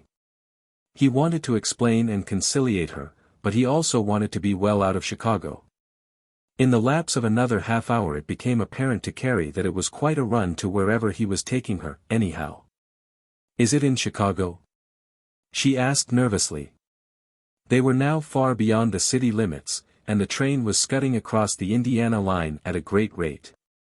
"No," he said, "not where we are going." There was something in the way he said this which aroused her in an instant. Her pretty brow began to contract. "We are going to see Charlie, aren't we?" she asked. He felt that the time was up. An explanation might as well come now as later. Therefore, he shook his head in the most gentle negative. "What?" said Carrie. She was nonplussed at the possibility of the errand being different from what she had thought. He only looked at her in the most kindly and mollifying way. "Well, where are you taking me, then?" she asked, her voice showing the quality of fright. "I'll tell you, Carrie, if you'll be quiet. I want you to come along with me to another city." "Oh," said Carrie, her voice rising into a weak cry. "Let me off. I don't want to go with you." She was quite appalled at the man's audacity. This was something which had never for a moment entered her head. Her one thought now was to get off and away. If only the flying train could be stopped, the terrible trick would be amended. She arose and tried to push out into the aisle, anywhere. She knew she had to do something. Hustwood laid a gentle hand on her. "Sit still, Carrie," he said. "Sit still. It won't do you any good to get up here. Listen to me and I'll tell you what I'll do. Wait a moment." She was pushing at his knees, but he only pulled her back. No one saw this little altercation, for very few persons were in the car, and they were attempting to doze. "I won't," said Carrie, who was, nevertheless, complying against her will. "Let me go," she said. "How dare you?" and large tears began to gather in her eyes. Hustwood was now fully aroused to the immediate difficulty, and ceased to think of his own situation. He must do something with this girl, or she would cause him trouble. He tried the art of persuasion with all his powers aroused. "Look here now, Carrie," he said, "you mustn't act this way. I didn't mean to hurt your feelings. I don't want to do anything to make you feel bad." "Oh," sobbed Carrie, "oh, oh, oh, oh, oh." There, he said, "you mustn't cry. Won't you listen to me? Listen to me a minute, and I'll tell you why I came to do this thing. I couldn't help it. I assure you I couldn't. Won't you listen?" Her sobs disturbed him so that he was quite sure she did not hear a word he said. "Won't you listen?" he asked. "No, I won't," said Carrie, flashing up. "I want you to take me out of this, or I'll tell the conductor. I won't go with you." "It's a shame," and again sobs of fright cut off her desire for expression. Hustwood listened with some astonishment. He felt that she had just cause for feeling as she did, and yet he wished that he could straighten this thing out quickly. Shortly the conductor would come through for the tickets. He wanted no noise, no trouble of any kind. Before everything he must make her quiet. "You couldn't get out until the train stops again," said Hustwood. "It won't be very long until we reach another station. You can get out then if you want to. I won't stop you. All I want you to do is to listen a moment. You'll let me tell you, won't you?" Carrie seemed not to listen. She only turned her head toward the window, where outside all was black. The train was speeding with steady grace across the fields and through patches of wood. The long whistles came with sad, musical effect as the lonely woodland crossings were approached. Now the conductor entered the car and took up the 1 or 2 fares that had been added at Chicago. He approached Hustwood, who handed out the tickets. Poised as she was to act, Carrie made no move. She did not look about. When the conductor had gone again, Hustwood felt relieved. "You're angry at me because I deceived you," he said. "I didn't mean to, Carrie. As I live, I didn't. I couldn't help it. I couldn't stay away from you after the first time I saw you." He was ignoring the last deception as something that might go by the board. He wanted to convince her that his wife could no longer be a factor in their relationship. The money he had stolen he tried to shut out of his mind. "Don't talk to me," said Carrie, "I hate you. I want you to go away from me. I am going to get out at the very next station." She was in a tremble of excitement and opposition as she spoke. "All right," he said, "but you'll hear me out, won't you? After all you have said about loving me, you might hear me. I don't want to do you any harm. I'll give you the money to go back with when you go. I merely want to tell you, Carrie. You can't stop me from loving you, whatever you may think. He looked at her tenderly, but received no reply. You think I have deceived you badly, but I haven't. I didn't do it willingly. I'm through with my wife. She hasn't any claims on me. I'll never see her any more. That's why I'm here tonight. That's why I came and got you. You said Charlie was hurt, said Carrie, savagely. You deceived me. You've been deceiving me all the time, and now you want to force me to run away with you. She was so excited that she got up and tried to get by him again. He let her, and she took another seat. Then he followed. Don't run away from me, Carrie, he said gently. Let me explain. If you will only hear me out, you will see where I stand. I tell you, my wife is nothing to me. She hasn't been anything for years, or I wouldn't have ever come near you. I'm going to get a divorce just as soon as I can. I'll never see her again. I'm done with all that. You're the only person I want. If I can have you, I won't ever think of another woman again. Carrie heard all this in a very ruffled state. It sounded sincere enough, however, despite all he had done. There was a tenseness in Hustwood's voice and manner which could but have some effect. She did not want anything to do with him. He was married, he had deceived her once, and now again, and she thought him terrible. Still, there is something in such daring and power which is fascinating to a woman, especially if she can be made to feel that it is all prompted by love of her.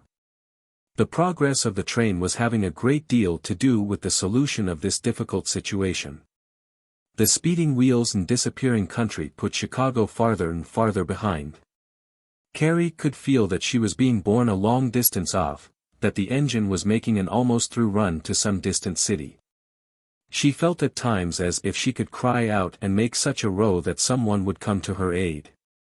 At other times it seemed an almost useless thing, so far was she from any aid, no matter what she did.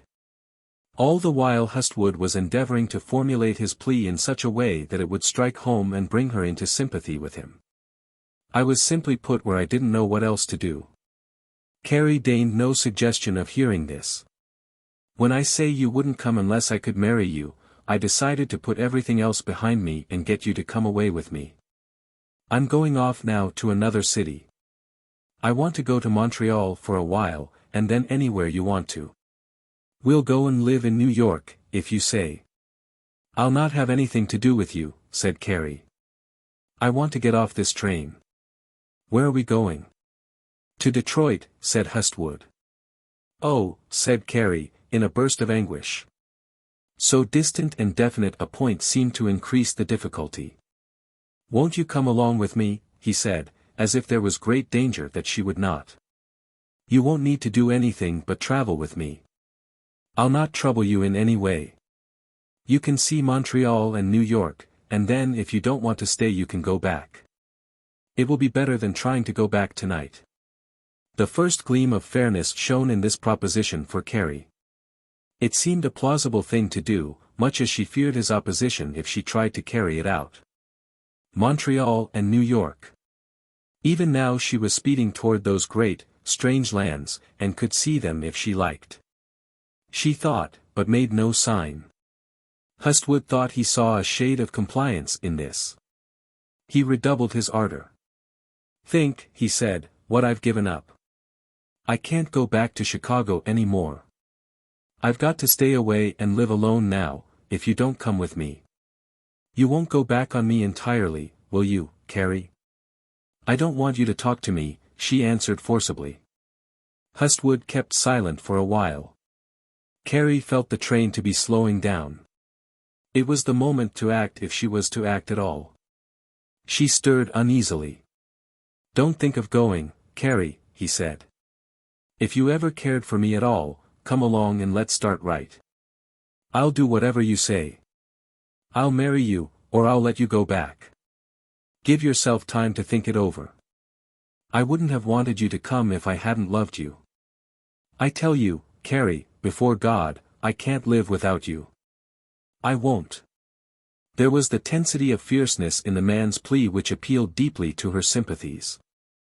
It was a dissolving fire which was actuating him now.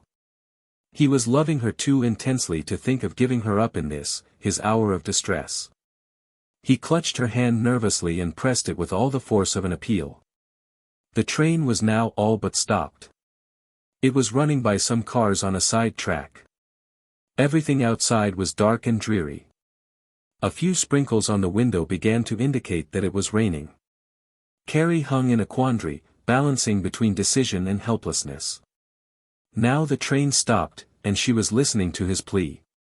The engine backed a few feet and all was still. She wavered, totally unable to make a move. Minute after minute slipped by and still she hesitated, he pleading. "Will you let me come back if I want to?" She asked, as if she now had the upper hand and her companion was utterly subdued. "Of course," he answered, "you know I will." Carrie only listened as one who has granted a temporary amnesty. She began to feel as if the matter were in her hands entirely. The train was again in rapid motion. Hustwood changed the subject. "Aren't you very tired?" he said. "No," she answered. "Won't you let me get you a berth in the sleeper?" She shook her head, though for all her distress and his trickery she was beginning to notice what she had always felt, his thoughtfulness. "Oh, yes," he said, "you will feel so much better." She shook her head. "Let me fix my coat for you, anyway," and he arose and arranged his light coat in a comfortable position to receive her head. "There," he said tenderly, "now see if you can't rest a little." He could have kissed her for her compliance. He took his seat beside her and thought a moment. "I believe we're in for a heavy rain," he said.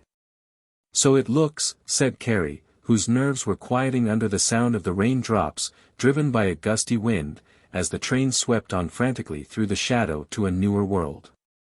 The fact that he had in a measure mollified Carrie was a source of satisfaction to Hustwood, but it furnished only the most temporary relief. Now that her opposition was out of the way, he had all of his time to devote to the consideration of his own error. His condition was bitter in the extreme, for he did not want the miserable sum he had stolen. He did not want to be a thief.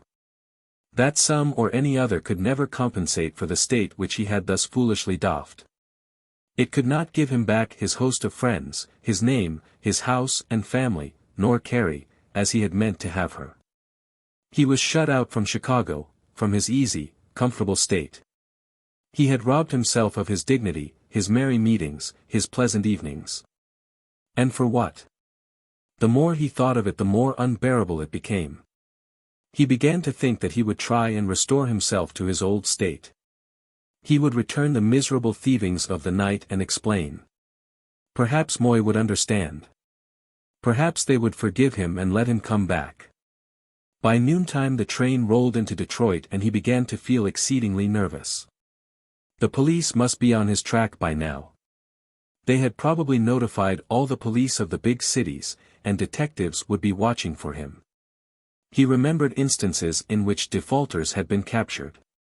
Consequently, he breathed heavily and paled somewhat. His hands felt as if they must have something to do. He simulated interest in several scenes without which he did not feel. He repeatedly beat his foot upon the floor. Carrie noticed his agitation, but said nothing.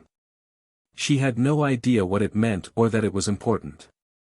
He wondered now why he had not asked whether this train went on through to Montreal or some Canadian point. Perhaps he could have saved time. He jumped up and sought the conductor. "Does any part of this train go to Montreal?" he asked. "Yes, the next sleeper back does." He would have asked more, but it did not seem wise, so he decided to inquire at the depot. The train rolled into the yards, clanging and puffing. "I think we had better go right on through to Montreal," he said to Carrie. "I'll see what the connections are when we get off." He was exceedingly nervous, but did his best to put on a calm exterior. Carrie only looked at him with large, troubled eyes. She was drifting mentally, unable to say to herself what to do. The train stopped and Hustwood led the way out. He looked warily around him, pretending to look after Carrie. Seeing nothing that indicated studied observation, he made his way to the ticket office. "The next train for Montreal leaves when?" he asked. "In 20 minutes, said the man. He bought 2 tickets and Pullman berths. Then he hastened back to Carrie. "We go right out again," he said, scarcely noticing that Carrie looked tired and weary. "I wish I was out of all this," she exclaimed gloomily. "You'll feel better when we reach Montreal," he said. "I haven't an earthly thing with me," said Carrie, "not even a handkerchief." "You can buy all you want as soon as you get there, dearest," he explained. "You can call in a dressmaker." Now the crier called the train ready and they got on. Hustwood breathed a sigh of relief as it started. There was a short run to the river, and there they were ferried over. They had barely pulled the train off the ferry boat when he settled back with a sigh. "It won't be so very long now," he said, remembering her in his relief. "We get there the first thing in the morning." Carrie scarcely deigned to reply. "I'll see if there is a dining car," he added. "I'm hungry."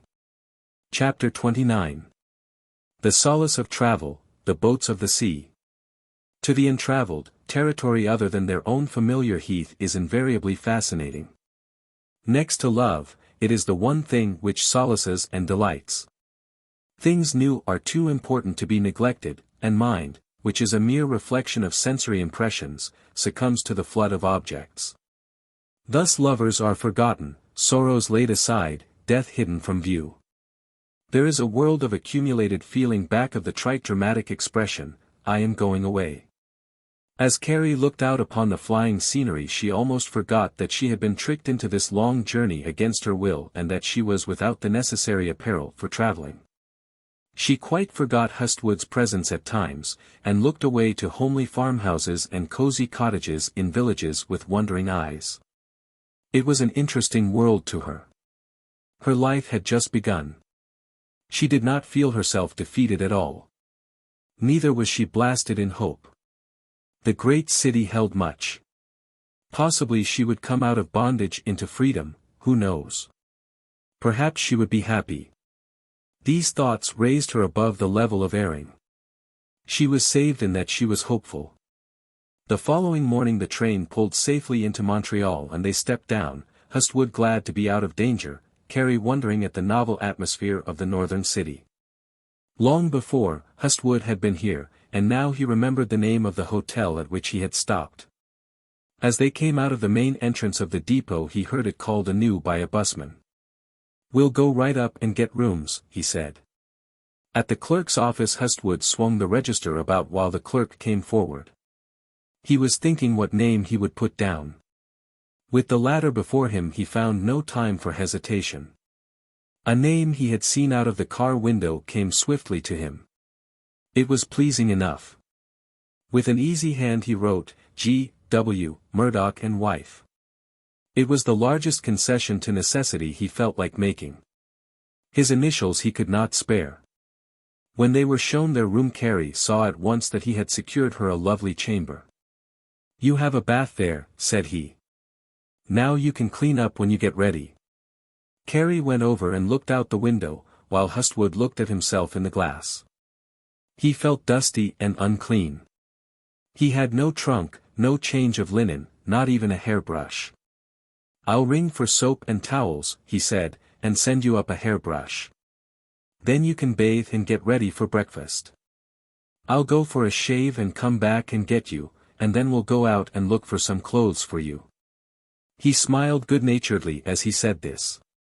"All right," said Carrie. She sat down in one of the rocking chairs, while Hustwood waited for the boy, who soon knocked. "Soap, towels, and a pitcher of ice water." "Yes, sir." "I'll go now," he said to Carrie, coming toward her and holding out his hands, but she did not move to take them.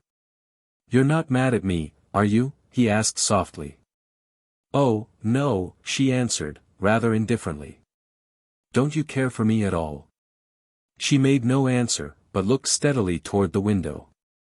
"Don't you think you could love me a little?" he pleaded, taking one of her hands, which she endeavored to draw away. "You once said you did." "What made you deceive me so?" asked Carrie. I couldn't help it, he said, I wanted you too much. You didn't have any right to want me, she answered, striking cleanly home. Oh, well, Carrie, he answered, here I am. It's too late now. Won't you try and care for me a little? He looked rather worsted in thought as he stood before her. She shook her head negatively. Let me start all over again. Be my wife from today on. Carrie rose up as if to step away, he holding her hand. Now he slipped his arm about her and she struggled, but in vain. He held her quite close. Instantly there flamed up in his body the all-compelling desire. His affection took an ardent form. Let me go, said Carrie, who was folded close to him. Won't you love me, he said. Won't you be mine from now on? Carrie had never been ill-disposed toward him. Only a moment before she had been listening with some complacency, remembering her old affection for him. He was so handsome, so daring. Now, however, this feeling had changed to one of opposition, which rose feebly. It mastered her for a moment, and then, held close as she was, began to wane. Something else in her spoke. This man, to whose bosom she was being pressed, was strong. He was passionate, he loved her, and she was alone.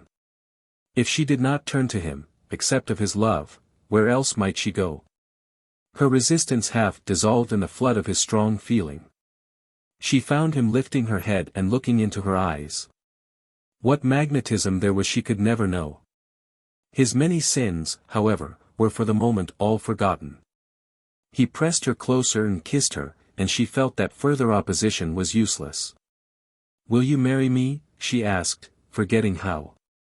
This very day, he said, with all delight. Now the hall boy pounded on the door and he released his hold upon her regretfully. You get ready now, will you, he said, at once. Yes, she answered.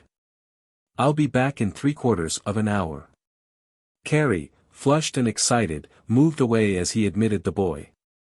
Below stairs, he halted in the lobby to look for a barber shop. For the moment, he was in fine feather. His recent victory over Carrie seemed to atone for much he had endured during the last few days. Life seemed worth fighting for. This eastward flight from all things customary and attached seemed as if it might have happiness in store. The storm showed a rainbow at the end of which might be a pot of gold. He was about to cross to a little red and white striped bar which was fastened up beside a door when a voice greeted him familiarly. Instantly his heart sank. Why, hello, George, old man, said the voice. What are you doing down here? Hustwood was already confronted, and recognized his friend Kenny, the stockbroker. Just attending to a little private matter, he answered, his mind working like a keyboard of a telephone station. This man evidently did not know, he had not read the papers. Well, it seems strange to see you way up here, said Mr. Kenny genially. Stopping here? Yes, said Hustwood uneasily, thinking of his handwriting on the register. Going to be in town long? No, only a day or so. Is that so? Had your breakfast? Yes, said Hustwood, lying blandly. I'm just going for a shave. Won't you come have a drink? Not until afterwards, said the ex-manager. I'll see you later. Are you stopping here? Yes, said Mr. Kenny, and then, turning the word again added, how are things out in Chicago? About the same as usual, said Hustwood, smiling genially. Wife with you? No. Well, I must see more of you today.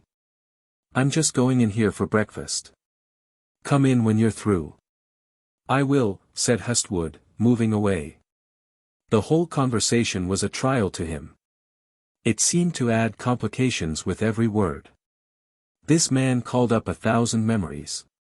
He represented everything he had left.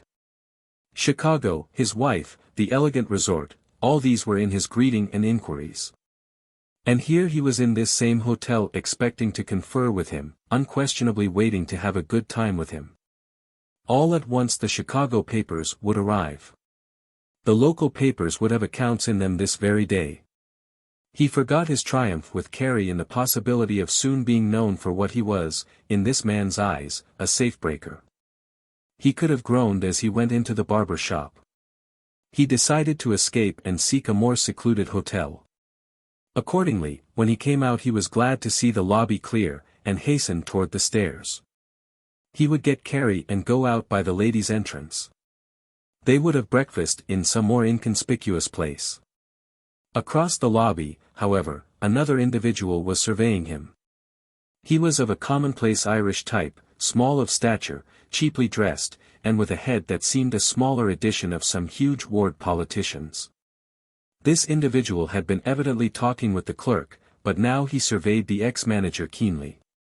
Hustwood felt the long-range examination and recognized the type.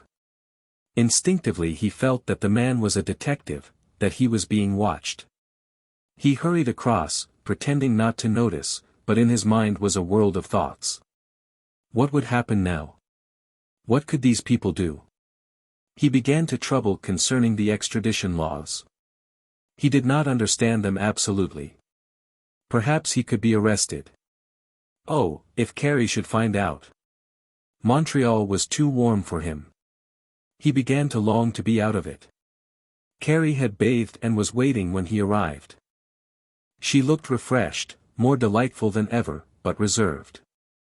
Since he had gone she had resumed somewhat of her cold attitude towards him. Love was not blazing in her heart. He felt it, and his troubles seemed increased. He could not take her in his arms, he did not even try. Something about her forbade it. In part his opinion was the result of his own experiences and reflections below stairs. "You're ready, are you?" he said kindly. "Yes," she answered. "We'll go out for breakfast. This place down here doesn't appeal to me very much." "All right," said Carrie. They went out, and at the corner the commonplace Irish individual was standing, eyeing him. Hustwood could scarcely refrain from showing that he knew of this chap's presence. The insolence in the fellow's eye was galling. Still they passed, and he explained to Carrie concerning the city. Another restaurant was not long in showing itself, and here they entered. "What a queer town this is," said Carrie, who marveled at it solely because it was not like Chicago. "It isn't as lively as Chicago," said Hustwood. "Don't you like it?" "No," said Carrie, whose feelings were already localized in the great western city. "Well, it isn't as interesting," said Hustwood. "What's here?" asked Carrie, wondering at his choosing to visit this town. "Nothing much," returned Hustwood.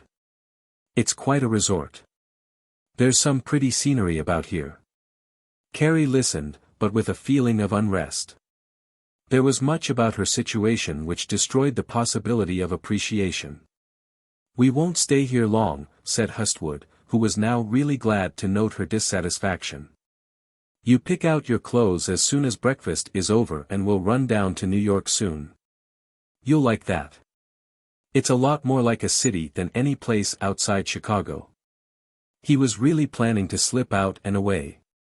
He would see what these detectives would do, what move his employers at Chicago would make, then he would slip away, down to New York, where it was easy to hide. He knew enough about that city to know that its mysteries and possibilities of mystification were infinite. The more he thought, however, the more wretched his situation became. He saw that getting here did not exactly clear up the ground. The firm would probably employ detectives to watch him, Pinkerton men or agents of Mooney and Boland. They might arrest him the moment he tried to leave Canada. So he might be compelled to remain here months, and in what a state. Back at the hotel Hustwood was anxious and yet fearful to see the morning papers. He wanted to know how far the news of his criminal deed had spread. So he told Carrie he would be up in a few moments, and went to secure and scan the dailies. No familiar or suspicious faces were about, and yet he did not like reading in the lobby, so he sought the main parlor on the floor above and, seated by a window there, looked them over. Very little was given to his crime, but it was there, several sticks, in all, among all the riffraff of telegraphed murders, accidents, marriages, and other news. He wished, half sadly, that he could undo it all. Every moment of his time in this far-off abode of safety but added to his feeling that he had made a great mistake.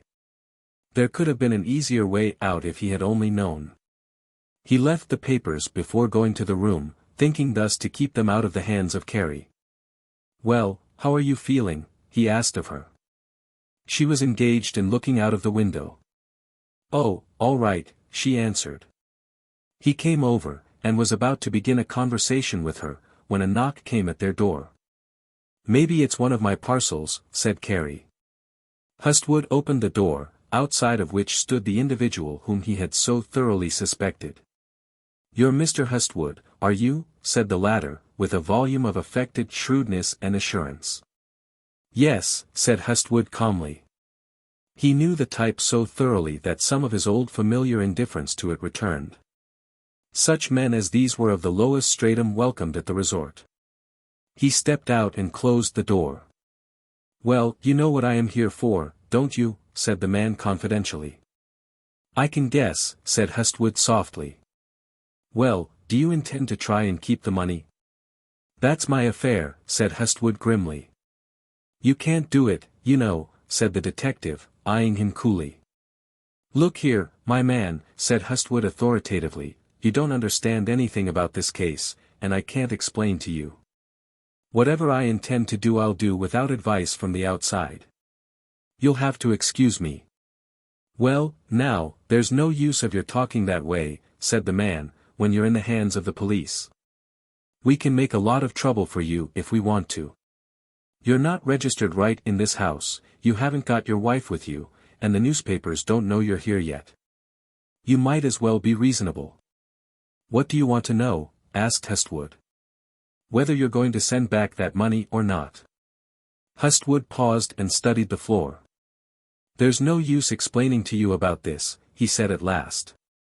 "There's no use of your asking me. I'm no fool, you know. I know just what you can do and what you can't. You can create a lot of trouble if you want to. I know that all right, but it won't help you to get the money. Now, I've made up my mind what to do.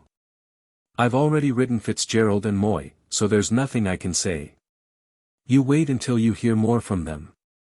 All the time he had been talking he had been moving away from the door, down the corridor, out of the hearing of Carrie. They were now near the end where the corridor opened into the large general parlor. "You won't give it up," said the man. The words irritated Hustwood greatly. Hot blood poured into his brain. Many thoughts formulated themselves. He was no thief. He didn't want the money.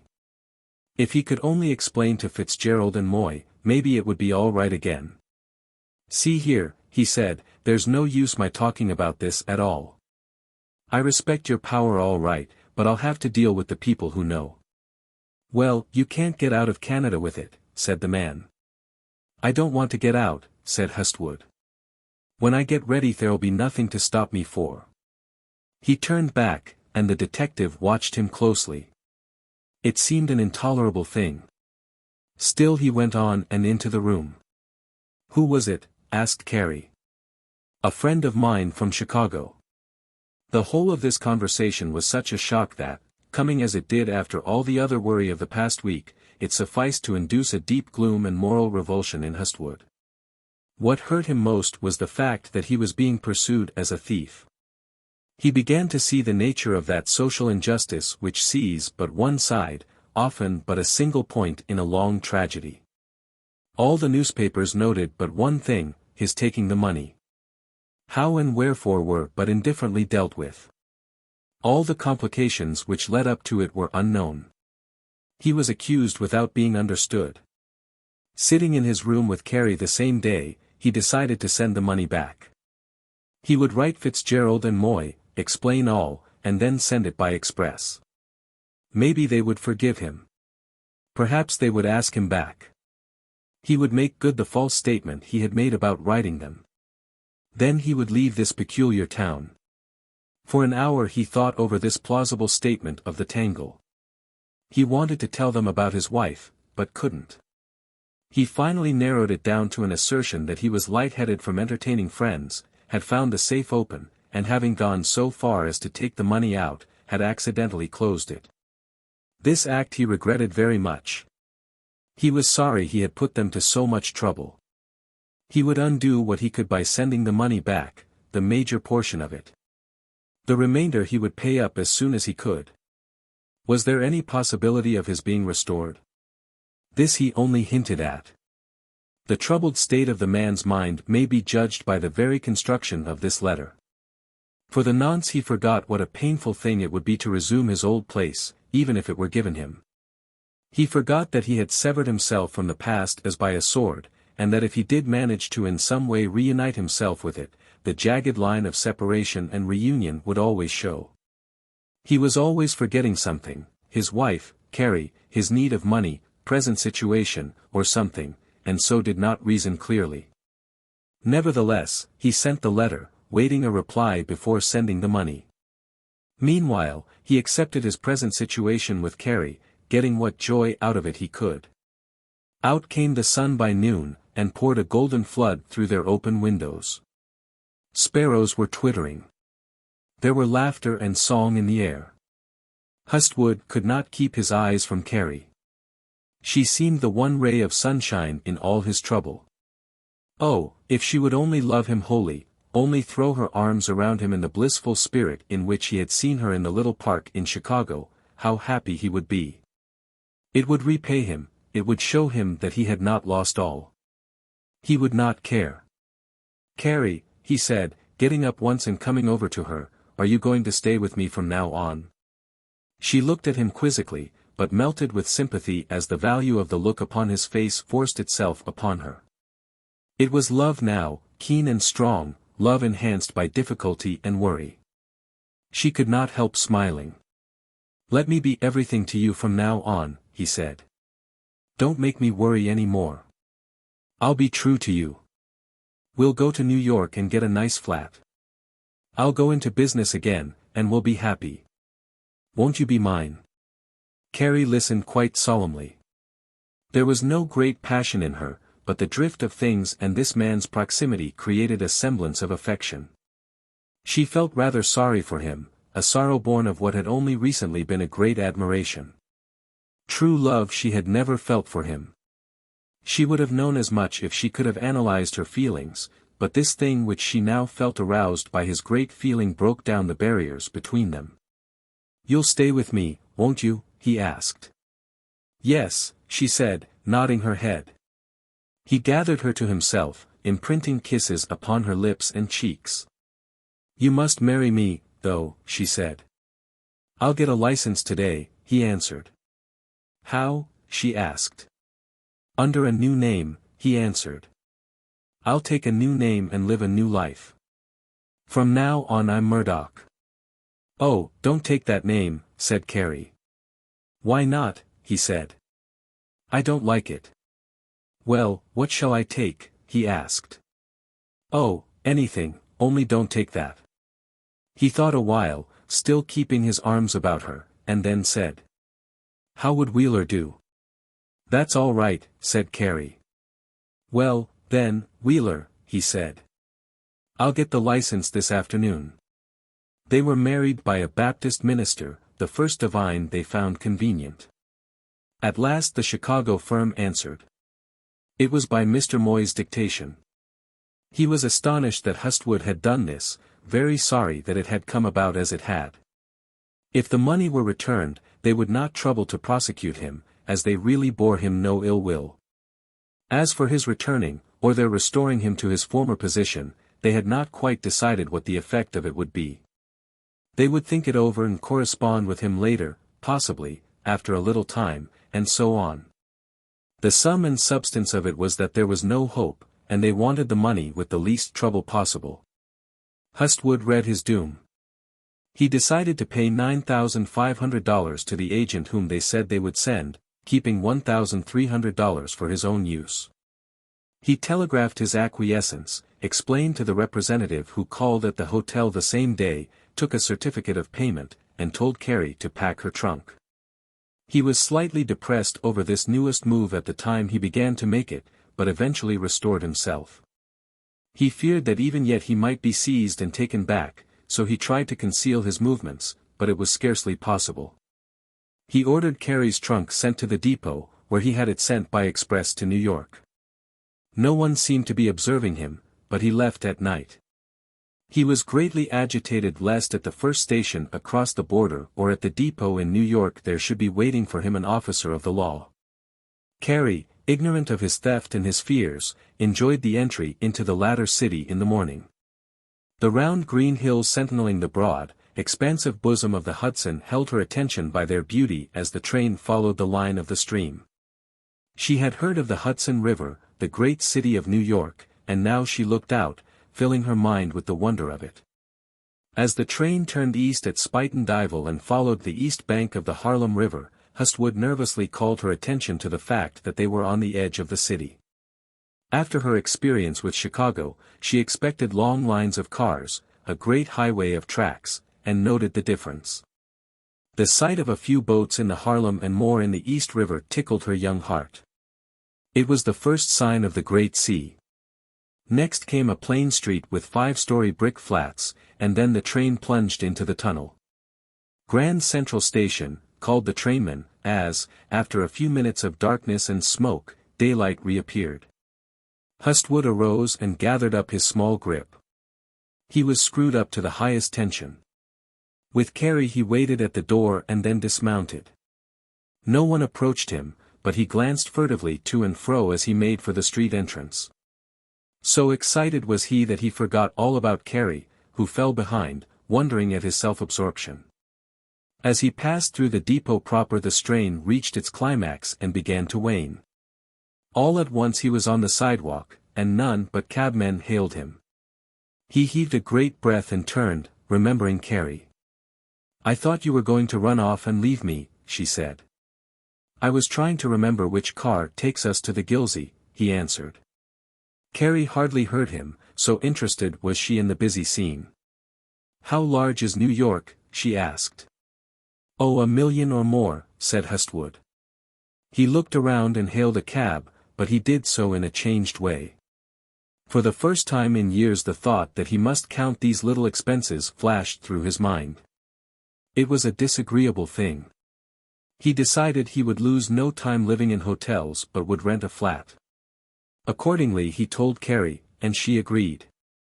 "We'll look today, if you want to," she said. Suddenly he thought of his experience in Montreal. At the more important hotels he would be certain to meet Chicagoans whom he knew. He stood up and spoke to the driver. "Take me to the Belford," he said, knowing it to be less frequented by those whom he knew. Then he sat down. "Where is the residence part?" asked Carrie, who did not take the tall 5-story walls on either hand to be the abodes of families. "Everywhere," said Hustwood, who knew the city fairly well. "There are no lawns in New York. All these are houses." "Well, then, I don't like it," said Carrie, who was coming to have a few opinions of her own. Chapter 30. The Kingdom of Greatness, the Pilgrim a Dream. Whatever a man like Hustwood could be in Chicago, it is very evident that he would be but an inconspicuous drop in an ocean like New York. In Chicago, whose population still ranged about 500,000, millionaires were not numerous. The rich had not become so conspicuously rich as to drown all moderate incomes in obscurity. The attention of the inhabitants was not so distracted by local celebrities in the dramatic, artistic, social, and religious fields as to shut the well-positioned man from view. In Chicago the two roads to distinction were politics and trade. In New York the roads were any one of 100, and each had been diligently pursued by hundreds, so that celebrities were numerous. The sea was already full of whales. A common fish must needs disappear wholly from view, remain unseen. In other words, Hustwood was nothing. There is a more subtle result of such a situation as this, which, though not always taken into account, produces the tragedies of the world. The great create an atmosphere which reacts badly upon the small. This atmosphere is easily and quickly felt. Walk among the magnificent residences, the splendid equipages, the gilded shops, restaurants, resorts of all kinds, scent the flowers, the silks, the wines. Drink of the laughter springing from the soul of luxurious content, of the glances which gleam like light from defiant spears. Feel the quality of the smiles which cut like glistening swords and of strides born of place, and you shall know of what is the atmosphere of the high and mighty. Little use to argue that of such is not the kingdom of greatness, but so long as the world is attracted by this and the human heart views this as the one desirable realm which it must attain, so long, to that heart, will this remain the realm of greatness. So long, also, will the atmosphere of this realm work its desperate results in the soul of man. It is like a chemical reagent. One day of it, like one drop of the other, will so affect and discolor the views, the aims, the desire of the mind, that it will thereafter remain forever dyed. A day of it to the untried mind is like opium to the untried body. A craving is set up which, if gratified, shall eternally result in dreams and death. Dreams unfulfilled, gnawing, luring, idle phantoms which beckon and lead, until death and dissolution dissolve their power and restore us blind to nature's heart. A man of Hustwood's age and temperament is not subject to the illusions and burning desires of youth, but neither has he the strength of hope which gushes as a fountain in the heart of youth. Such an atmosphere could not incite in him the cravings of a boy of 18, but in so far as they were excited, the lack of hope made them proportionately bitter. He could not fail to notice the signs of affluence and luxury on every hand. He had been to New York before and knew the resources of its folly. In part it was an awesome place to him, for here gathered all that he most respected on this earth, wealth, place, and fame. The majority of the celebrities with whom he had tipped glasses in his day as manager hailed from this self-centered and populous spot. The most inviting stories of pleasure and luxury had been told of places and individuals here.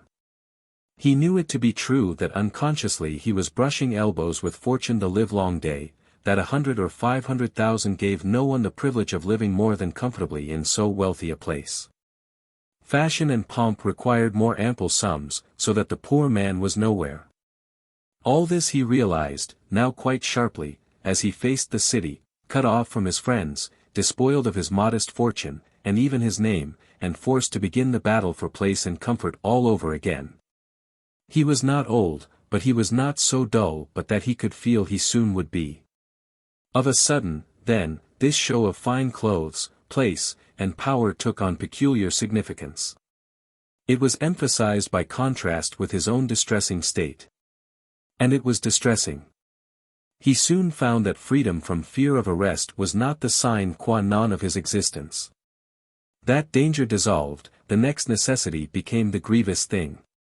The paltry sum of $1,300 and some odd dollars set against the need of rent, clothing, food, and pleasure for years to come was a spectacle little calculated to induce peace of mind in one who had been accustomed to spend 5 times that sum in the course of a year. He thought upon the subject rather actively the first few days he was in New York, and decided that he must act quickly.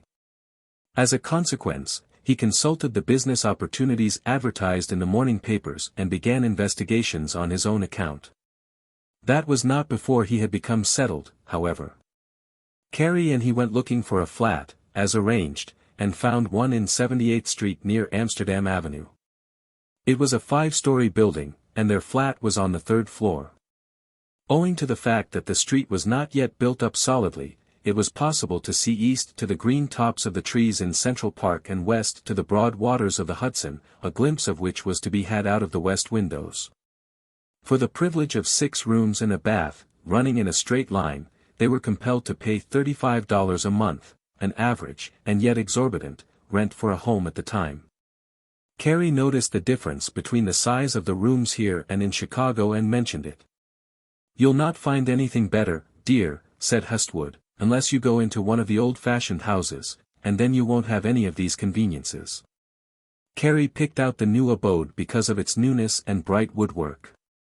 It was one of the very new ones supplied with steam heat, which was a great advantage. The stationary range, hot and cold water, dumb waiter, speaking tubes, and call bell for the janitor pleased her very much. She had enough of the instincts of a housewife to take great satisfaction in these things. Hustwood made arrangements with one of the installment houses whereby they furnished the flat complete and accepted $50 down and $10 a month. He then had a little plate, bearing the name G.W. Wheeler, maid, which he placed on his letterbox in the hall. It sounded exceedingly odd to Carrie to be called Mrs. Wheeler by the janitor, but in time she became used to it and looked upon the name as her own. These house details settled, Hustwood visited some of the advertised opportunities to purchase an interest in some flourishing downtown bar. After the palatial resort in Adams Street, he could not stomach the commonplace saloons which he found advertised. He lost a number of days looking up these and finding them disagreeable.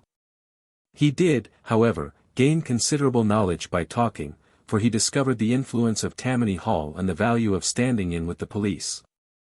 The most profitable and flourishing places he found to be those which conducted anything but a legitimate business, such as that controlled by Fitzgerald and Moy. Elegant back rooms and private drinking booths on the second floor were usually adjuncts of very profitable places.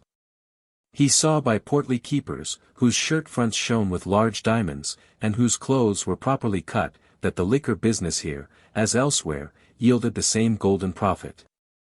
At last he found an individual who had a resort in Warren Street, which seemed an excellent venture. It was fairly well appearing and susceptible of improvement. The owner claimed the business to be excellent, and it certainly looked so. "We deal with a very good class of people," he told Hustwood. "Merchants, salesmen, and professionals. It's a well-dressed class. No bums. We don't allow 'em in the place." Hustwood listened to the cash register ring, and watched the trade for a while. "It's profitable enough for two, is it?" he asked. "You can see for yourself if you're any judge of the liquor trade," said the owner. "This is only one of the two places I have. The other is down in Nassau Street. I can't tend to them both alone. If I had someone who knew the business thoroughly I wouldn't mind sharing with him in this one and letting him manage it." "I've had experience enough," said Hustwood blandly, but he felt a little diffident about referring to Fitzgerald and Moy. "Well, you can suit yourself, Mr. Wheeler," said the proprietor. He only offered a third interest in the stock, fixtures, and goodwill, and this in return for $1,000 and managerial ability on the part of the one who should come in. There was no property involved, because the owner of the saloon merely rented from an estate. The offer was genuine enough, but it was a question with Hustwood whether a third interest in that locality could be made to yield $150 a month. Which he figured he must have in order to meet the ordinary family expenses and be comfortable. It was not the time, however, after many failures to find what he wanted, to hesitate. It looked as though a third would pay $100 a month now. By judicious management and improvement, it might be made to pay more. Accordingly he agreed to enter into partnership, and made over his $1,000, preparing to enter the next day. His first inclination was to be elated, and he confided to Carrie that he thought he had made an excellent arrangement. Time, however, introduced food for reflection. He found his partner to be very disagreeable. Frequently he was the worse for liquor, which made him surly. This was the last thing which Hustwood was used to in business. Besides, the business varied. It was nothing like the class of patronage which he had enjoyed in Chicago. He found that it would take a long time to make friends. These people hurried in and out without seeking the pleasures of friendship. It was no gathering or lounging place. Whole days and weeks passed without one such hearty greeting as he had been wont to enjoy every day in Chicago. For another thing, Hustwood missed the celebrities, those well-dressed, elite individuals who lend grace to the average bars and bring news from far-off and exclusive circles. He did not see one such in a month. Evenings, when still at his post, he would occasionally read in the evening papers incidents concerning celebrities whom he knew, whom he had drunk a glass with many a time. They would visit a bar like Fitzgerald and Moy's in Chicago, or the Hoffman House, uptown, but he knew that he would never see them down here. Again, the business did not pay as well as he thought. It increased a little, but he found he would have to watch his household expenses, which was humiliating. In the very beginning it was a delight to go home late at night, as he did, and find Carrie. He managed to run up and take dinner with her between 6 and 7, and to remain home until 9 o'clock in the morning, but the novelty of this waned after a time, and he began to feel the drag of his duties. The first month had scarcely passed before Carrie said in a very natural way, "I think I'll go down this week and buy a dress." "What kind?" said Hustwood.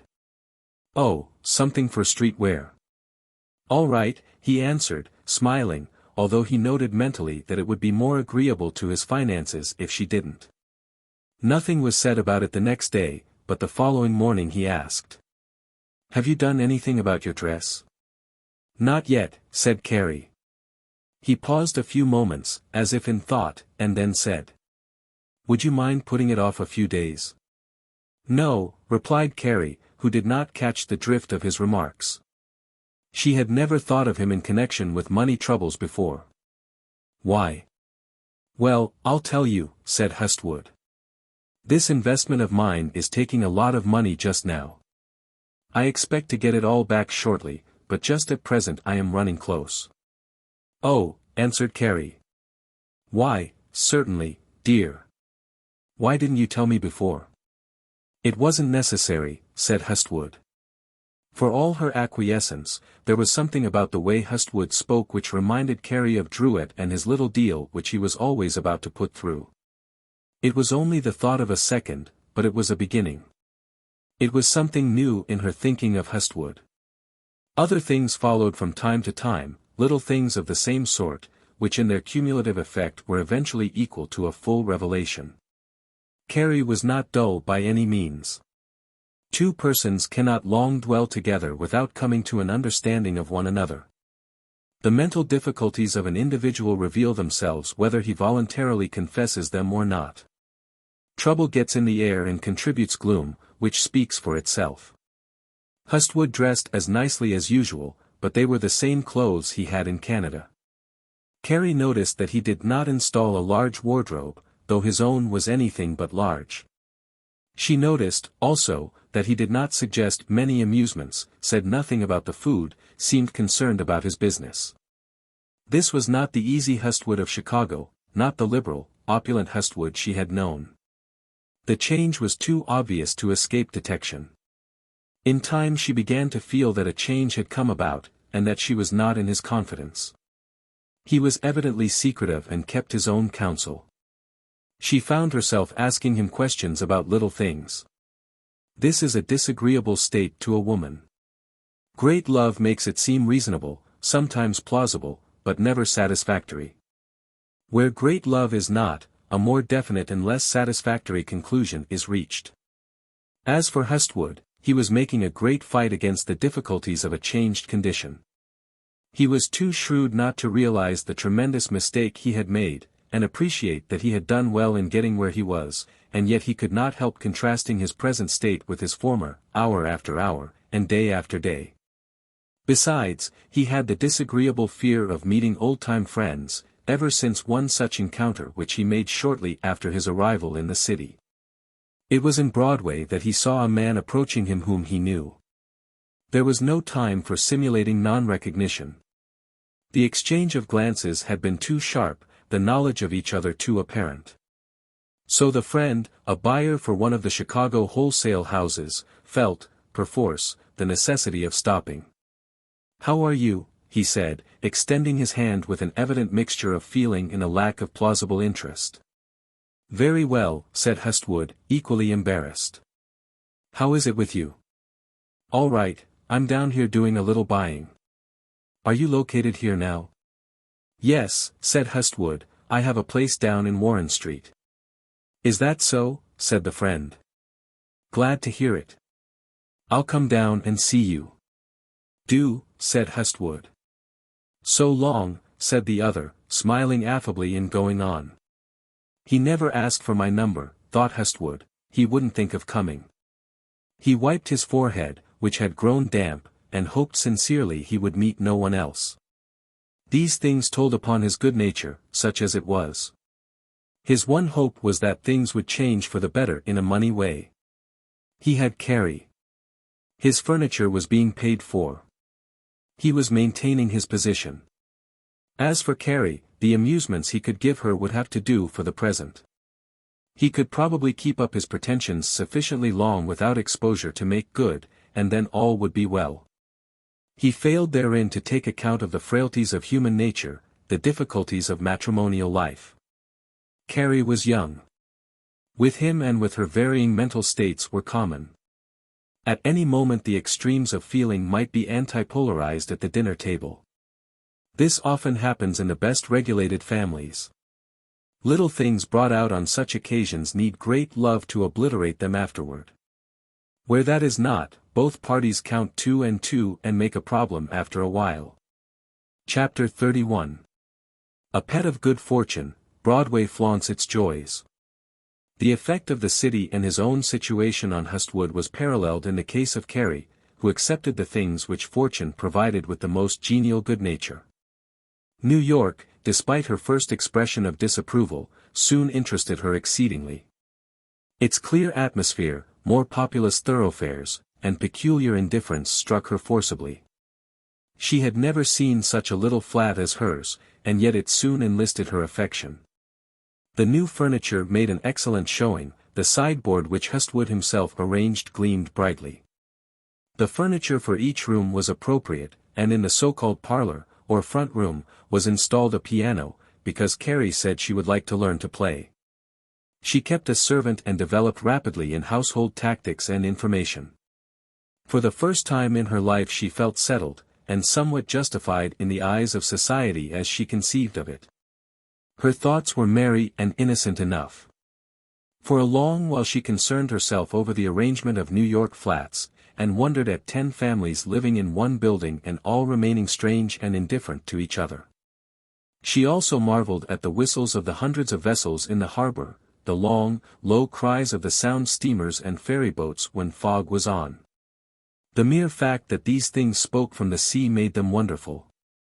She looked much at what she could see of the Hudson from her west windows and of the great city building up rapidly on either hand. It was much to ponder over, and sufficed to entertain her for more than a year without becoming stale. For another thing, Hustwood was exceedingly interesting in his affection for her. Troubled as he was, he never exposed his difficulties to her. He carried himself with the same self-important air, took his new state with easy familiarity, and rejoiced in Carrie's proclivities and successes. Each evening he arrived promptly to dinner, and found the little dining room a most inviting spectacle. In a way, the smallness of the room added to its luxury. It looked full and replete. The white-covered table was arrayed with pretty dishes and lighted with a 4-armed candelabra, each light of which was topped with a red shade. Between Carrie and the girl the steaks and chops came out all right, and canned goods did the rest for a while.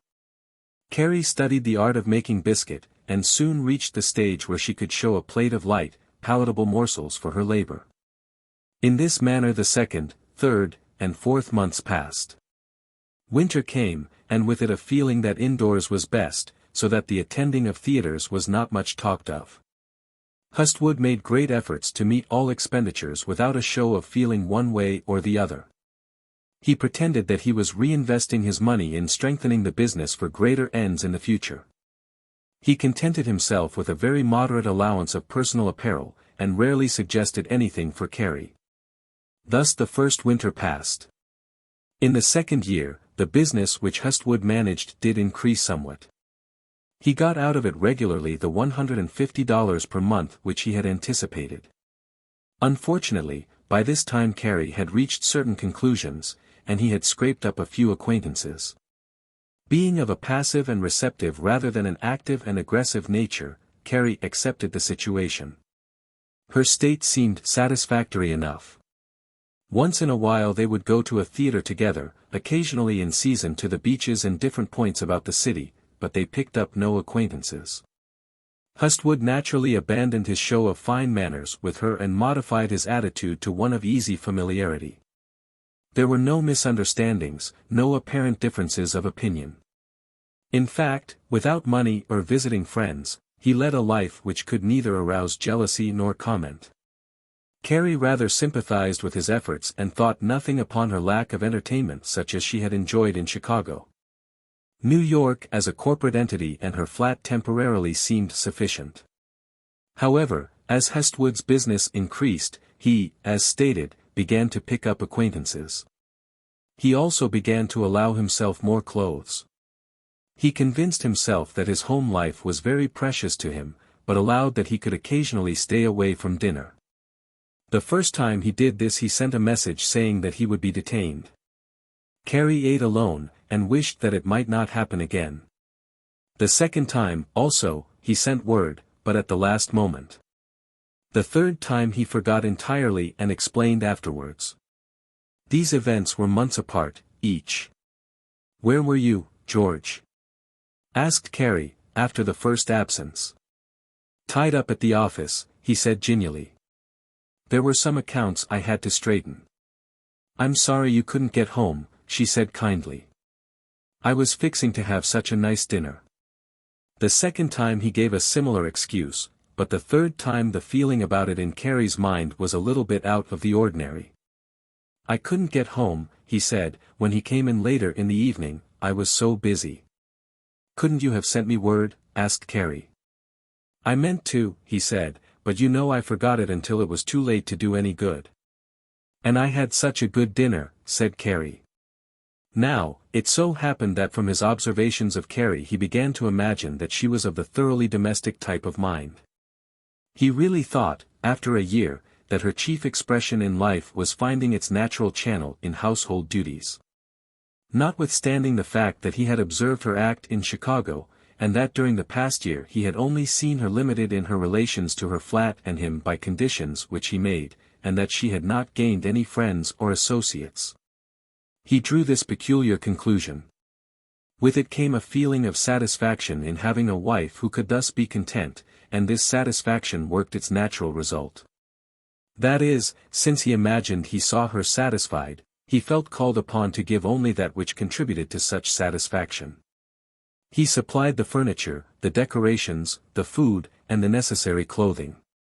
Thoughts of entertaining her, leading her out into the shine and show of life, grew less and less. He felt attracted to the outer world, but did not think she would care to go along. Once he went to the theater alone. Another time he joined a couple of his new friends at an evening game of poker. Since his money feathers were beginning to grow again he felt like sprucing about. All this, however, in a much less imposing way than had been his wont in Chicago. He avoided the gay places where he would be apt to meet those who had known him. Now, Carrie began to feel this in various sensory ways. She was not the kind to be seriously disturbed by his actions. Not loving him greatly, she could not be jealous in a disturbing way. In fact, she was not jealous at all. Hestwood was pleased with her placid manner, when he should have duly considered it. When he did not come home it did not seem anything like a terrible thing to her. She gave him credit for having the usual allurements of men, people to talk to, places to stop, friends to consult with. She was perfectly willing that he should enjoy himself in his way, but she did not care to be neglected herself. Her state still seemed fairly reasonable, however. All she did observe was that Hestwood was somewhat different. Sometime in the second year of their residence in 78th Street the flat across the hall from Carrie became vacant, and into it moved a very handsome young woman and her husband, with both of whom Carrie afterwards became acquainted. This was brought about solely by the arrangement of the flats, which were united in one place, as it were, by the dumbwaiter. This useful elevator, by which fuel, groceries, and the like were sent up from the basement, and garbage and waste sent down, was used by both residents of one floor, that is, a small door opened into it from each flat. If the occupants of both flats answered to the whistle of the janitor at the same time, they would stand face to face when they opened the dumbwaiter doors. One morning, when Carrie went to remove her paper, the newcomer, a handsome brunette of perhaps 23 years of age, was there for a like purpose. She was in a night-robe and dressing gown, with her hair very much tousled, but she looked so pretty and good-natured that Carrie instantly conceived a liking for her. The newcomer did no more than smile shamefacedly, but it was sufficient. Carrie felt that she would like to know her, and a similar feeling stirred in the mind of the other, who admired Carrie's innocent face. "That's a real pretty woman who has moved in next door," said Carrie to Hustwood at the breakfast table. "Who are they?" asked Hustwood. "I don't know," said Carrie. "The name on the bell is Vance. Someone over there plays beautifully. I guess it must be she." "Well, you never can tell what sort of people you're living next to in this town, can you?" said Hustwood, expressing the customary New York opinion about neighbors. "Just think," said Carrie, "I have been in this house with 9 other families for over a year and I don't know a soul. These people have been here over a month and I haven't seen anyone before this morning." "It's just as well," said Hustwood. "You never know who you're going to get in with. Some of these people are pretty bad company." "I expect so," said Carrie, agreeably. The conversation turned to other things, and Carrie thought no more upon the subject until a day or two later, when, going out to market, she encountered Mrs. Vance coming in. The latter recognized her and nodded, for which Carrie returned a smile. This settled the probability of acquaintanceship. If there had been no faint recognition on this occasion, there would have been no future association.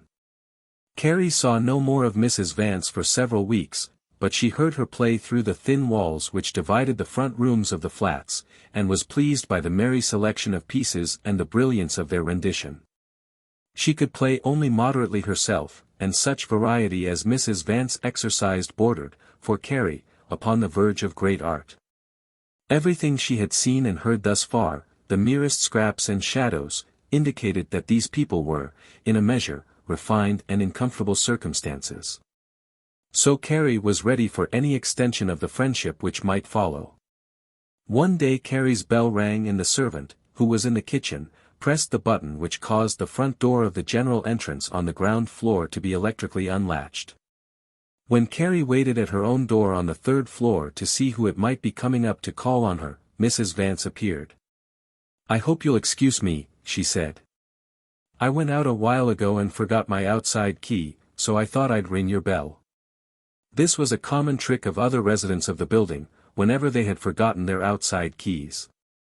They did not apologize for it, however. "Certainly," said Carrie. "I'm glad you did. I do the same thing sometimes." "Isn't it just delightful weather?" said Mrs. Vance, pausing for a moment. Thus, after a few more preliminaries, this visiting acquaintance was well launched, and in the young Mrs. Vance Carrie found an agreeable companion. On several occasions Carrie visited her and was visited. Both flats were good to look upon, though that of the Vances tended somewhat more to the luxurious. "I want you to come over this evening and meet my husband," said Mrs. Vance, not long after their intimacy began. "He wants to meet you. You play cards, don't you?" "A little," said Carrie. "Well, we'll have a game of cards. If your husband comes home, bring him over." "He's not coming to dinner tonight," said Carrie. "Well, when he does come we'll call him in." Carrie acquiesced, and that evening met the portly Vance, an individual a few years younger than Hustwood, and who owed his seemingly comfortable matrimonial state much more to his money than to his good looks. He thought well of Carrie upon the first glance and laid himself out to be genial, teaching her a new game of cards and talking to her about New York and its pleasures. Mrs. Vance played some upon the piano, and at last Hustwood came. "I am very glad to meet you," he said to Mrs. Vance when Carrie introduced him, showing much of the old grace which had captivated Carrie. "Did you think your wife had run away?" said Mr. Vance, extending his hand upon introduction. "I didn't know but what she might have found a better husband," said Hustwood. He now turned his attention to Mrs. Vance, and in a flash Carrie saw again what she for some time had subconsciously missed in Hustwood, the adroitness and flattery of which he was capable. She also saw that she was not well dressed, not nearly as well dressed, as Mrs. Vance. These were not vague ideas any longer. Her situation was cleared up for her. She felt that her life was becoming stale, and therein she felt cause for gloom. The old helpful, urging melancholy was restored. The desirous Carrie was whispered to concerning her possibilities. There were no immediate results to this awakening, for Carrie had little power of initiative. But, nevertheless, she seemed ever capable of getting herself into the tide of change where she would be easily borne along. Hustwood noticed nothing. He had been unconscious of the marked contrasts which Carrie had observed. He did not even detect the shade of melancholy which settled in her eyes. Worst of all, she now began to feel the loneliness of the flat and seek the company of Mrs. Vance, who liked her exceedingly. "Let's go to the matinee this afternoon," said Mrs. Vance, who had stepped across into Carrie's flat one morning, still arrayed in a soft pink dressing gown, which she had donned upon rising. Hustwood and Vance had gone their separate ways nearly an hour before. "All right," said Carrie, noticing the air of the petted and well-groomed woman in Mrs. Vance's general appearance. She looked as though she was dearly loved and her every wish gratified. "What shall we see?" "Oh, I do want to see Nat Goodwin," said Mrs. Vance. "I do think he is the jolliest actor. The papers say this is such a good play." "What time will we have to start?" asked Carrie. "Let's go at once and walk down Broadway from 34th Street, said Mrs. Vance. "It's such an interesting walk. He's at the Madison Square." "I'll be glad to go," said Carrie. "How much will we have to pay for seats?" "Not more than $1, said Mrs. Vance. The latter departed, and at 1 o'clock reappeared, stunningly arrayed in a dark blue walking dress, with a knobby hat to match. Carrie had gotten herself up charmingly enough, but this woman pained her by contrast. She seemed to have so many dainty little things which Carrie had not. There were trinkets of gold, an elegant green leather purse set with her initials, a fancy handkerchief, exceedingly rich in design, and the like. Carrie felt that she needed more and better clothes to compare with this woman, and that anyone looking at the two would pick Mrs. Vance for her raiment alone.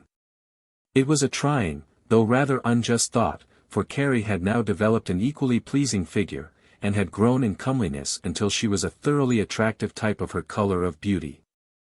There was some difference in the clothing of the two, both of quality and age, but this difference was not especially noticeable. It served, however, to augment Carrie's dissatisfaction with her state. The walk down Broadway, then as now, was one of the remarkable features of the city. There gathered, before the matinee and afterwards, not only all the pretty women who love a showy parade, but the men who love to gaze upon and admire them. It was a very imposing procession of pretty faces and fine clothes. Women appeared in their very best hats, shoes, and gloves, and walked arm in arm on their way to the fine shops or theaters strung along from 14th to 34th Streets. Equally the men paraded with the very latest they could afford.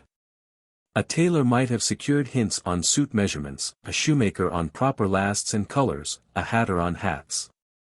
It was literally true that if a lover of fine clothes secured a new suit, it was sure to have its first airing on Broadway. So true and well understood was this fact, that several years later a popular song, detailing this and other facts concerning the afternoon parade on matinee days, and entitled, "What Right Has He on Broadway?" was published, and had quite a vogue about the music halls of the city. In all her stay in the city, Carrie had never heard of this showy parade, had never even been on Broadway when it was taking place. On the other hand, it was a familiar thing to Mrs. Vance, who not only knew of it as an entity, but had often been in it, going purposely to see and be seen. To create a stir with her beauty and dispel any tendency to fall short in dressiness by contrasting herself with the beauty and fashion of the town. Carrie stepped along easily enough after they got out of the car at 34th Street, but soon fixed her eyes upon the lovely company which swarmed by and with them as they proceeded. She noticed suddenly that Mrs. Vance's manner had rather stiffened under the gaze of handsome men and elegantly dressed ladies, whose glances were not modified by any rules of propriety. To stare seemed the proper and natural thing. Carrie found herself stared at and ogled. Men in flawless topcoats, high hats, and silver-headed walking sticks elbowed near and looked too often into conscious eyes. Ladies rustled by in dresses of stiff cloth, shedding affected smiles and perfume. Carrie noticed among them the sprinkling of goodness and the heavy percentage of vice. The rouged and powdered cheeks and lips, the scented hair, the large, misty, and languorous eye, were common enough. With a start she awoke to find that she was in fashion's crowd, on parade in a show place, and such a show place. Jewelers' windows gleamed along the path with remarkable frequency. Florist shops, furriers, haberdashers, confectioners, all followed in rapid succession. The street was full of coaches. Pompous doormen in immense coats, shiny brass belts and buttons, waited in front of expensive salesrooms. Coachmen in tan boots, white tights, and blue jackets waited obsequiously for the mistresses of carriages who were shopping inside. The whole street bore the flavor of riches and show, and Carrie felt that she was not of it. She could not, for the life of her, assume the attitude and smartness of Mrs. Vance, who, in her beauty, was all assurance. She could only imagine that it must be evident to many that she was the less handsomely dressed of the two. It cut her to the quick, and she resolved that she would not come here again until she looked better. At the same time she longed to feel the delight of parading here as an equal. Ah, then she would be happy. Chapter 32. The Feast of Belshazzar, a Seer to Translate. Such feelings as were generated in Carrie by this walk put her in an exceedingly receptive mood for the pathos which followed in the play. The actor whom they had gone to see had achieved his popularity by presenting a mellow type of comedy, in which sufficient sorrow was introduced to lend contrast and relief to humor. For Carrie, as we well know, the stage had a great attraction. She had never forgotten her one histrionic achievement in Chicago. It dwelt in her mind and occupied her consciousness during many long afternoons in which her rocking chair and her latest novel contributed the only pleasures of her state. Never could she witness a play without having her own ability vividly brought to consciousness. Some scenes made her long to be a part of them, to give expression to the feelings which she, in the place of the character represented, would feel. Almost invariably she would carry the vivid imaginations away with her and brood over them the next day alone. She lived as much in these things as in the realities which made up her daily life. It was not often that she came to the play stirred to her heart's core by actualities. Today a low song of longing had been set singing in her heart by the finery, the merriment, the beauty she had seen. Oh, these women who had passed her by, hundreds and hundreds strong, who were they? Whence came the rich, elegant dresses, the astonishingly colored buttons, the knickknacks of silver and gold? Where were these lovely creatures housed? Amid what elegancies of carved furniture, decorated walls, elaborate tapestries did they move? Where were their rich apartments, loaded with all that money could provide? In what stables champed these sleek, nervous horses and rested the gorgeous carriages? Where lounged the richly groomed footmen? Oh, the mansions, the lights, the perfume, the loaded boudoirs and tables. New York must be filled with such bowers, or the beautiful, insolent, supercilious creatures could not be. Some hothouses held them. It ached her to know that she was not one of them, that, alas, she had dreamed a dream and it had not come true. She wondered at her own solitude these 2 years past, her indifference to the fact that she had never achieved what she had expected. The play was one of those drawing-room concoctions in which charmingly overdressed ladies and gentlemen suffer the pangs of love and jealousy amid gilded surroundings. Such bon mots are ever enticing to those who have all their days longed for such material surroundings and have never had them gratified. They have the charm of showing suffering under ideal conditions. Who would not grieve upon a gilded chair? Who would not suffer amid perfumed tapestries, cushioned furniture, and liveried servants?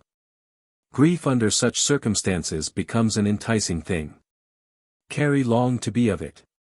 She wanted to take her sufferings, whatever they were, in such a world, or failing that, at least to simulate them under such charming conditions upon the stage.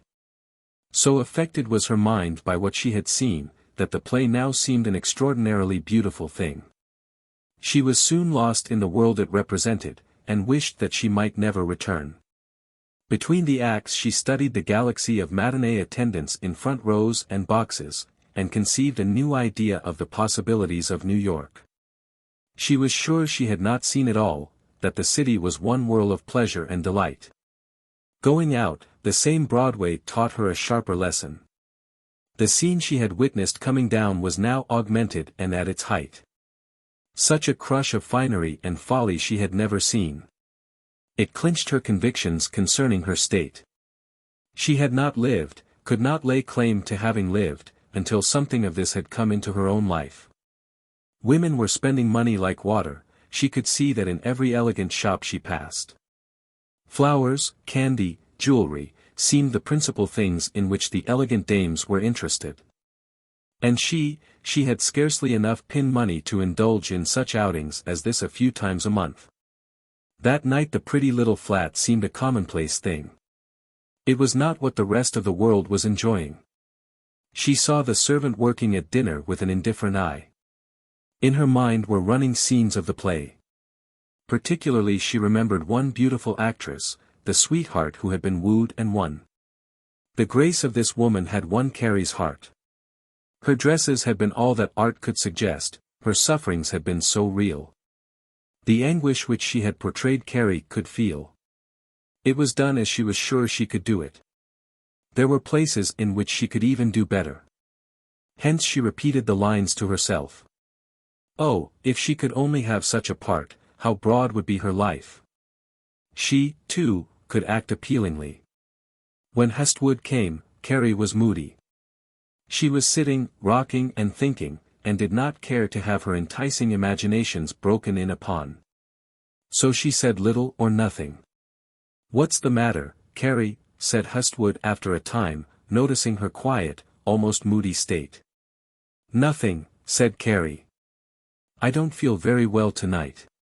"Not sick, are you?" he asked, approaching very close. "Oh, no," she said, almost pettishly, "I just don't feel very good." "That's too bad," he said, stepping away and adjusting his vest after his slight bending over. "I was thinking we might go to a show tonight." "I don't want to go," said Carrie, annoyed that her fine visions should have thus been broken into and driven out of her mind. "I've been to the matinee this afternoon." "Oh, you have," said Hestwood. "What was it?" "A gold mine." "How was it?" "Pretty good," said Carrie. "And you don't want to go again tonight?" "I don't think I do," she said. Nevertheless, wakened out of her melancholia and called to the dinner table, she changed her mind. A little food in the stomach does wonders. She went again, and in so doing temporarily recovered her equanimity. The great awakening blow had, however, been delivered. As often as she might recover from these discontented thoughts now, they would occur again. Time and repetition, ah, the wonder of it. The dropping water and the solid stone, how utterly it yields at last. Not long after this matinee experience, perhaps a month, Mrs. Vance invited Carrie to an evening at the theatre with them. She heard Carrie say that Hestwood was not coming home to dinner. "Why don't you come with us? Don't get dinner for yourself. We're going down to Sherry's for dinner and then over to the Lyceum. Come along with us." "I think I will," answered Carrie. She began to dress at 3 o'clock for her departure at 5:30 for the noted dining room which was then crowding Delmonico's for position in society. In this dressing Carrie showed the influence of her association with the dashing Mrs. Vance. She had constantly had her attention called by the latter to novelties in everything which pertains to a woman's apparel. "Are you going to get such and such a hat?" or, "Have you seen the new gloves with the oval pearl buttons?" were but sample phrases out of a large selection. "The next time you get a pair of shoes, dearie," said Mrs. Vance, "get button, with thick soles and patent leather tips. They're all the rage this fall." "I will," said Carrie. "Oh, dear, have you seen the new shirtwaists at Altman's? They have some of the loveliest patterns. I saw one there that I know would look stunning on you. I said so when I saw it." Carrie listened to these things with considerable interest, for they were suggested with more of friendliness than is usually common between pretty women. Mrs. Vance liked Carrie's stable good nature so well that she really took pleasure in suggesting to her the latest things. "Why don't you get yourself one of those nice serge skirts they're selling at Lord & Taylor's?" she said one day. "They're the circular style, and they're going to be worn from now on. A dark blue one would look so nice on you." Carrie listened with eager ears. These things never came up between her and Hestwood. Nevertheless, she began to suggest one thing and another, which Hestwood agreed to without any expression of opinion. He noticed the new tendency on Carrie's part, and finally, hearing much of Mrs. Vance and her delightful ways, suspected whence the change came. He was not inclined to offer the slightest objection so soon, but he felt that Carrie's wants were expanding. This did not appeal to him exactly, but he cared for her in his own way, and so the thing stood. Still, there was something in the details of the transactions which caused Carrie to feel that her requests were not a delight to him. He did not enthuse over the purchases. This led her to believe that neglect was creeping in, and so another small wedge was entered. Nevertheless, one of the results of Mrs. Vance's suggestions was the fact that on this occasion Carrie was dressed somewhat to her own satisfaction. She had on her best, but there was comfort in the thought that if she must confine herself to a best, it was neat and fitting. She looked the well-groomed woman of 21, and Mrs. Vance praised her, which brought color to her plump cheeks and a noticeable brightness into her large eyes. It was threatening rain, and Mr. Vance, at his wife's request, had called a coach. "Your husband isn't coming?" suggested Mr. Vance, as he met Carrie in his little parlor. "No, he said he wouldn't be home for dinner. Better leave a little note for him, telling him where we are.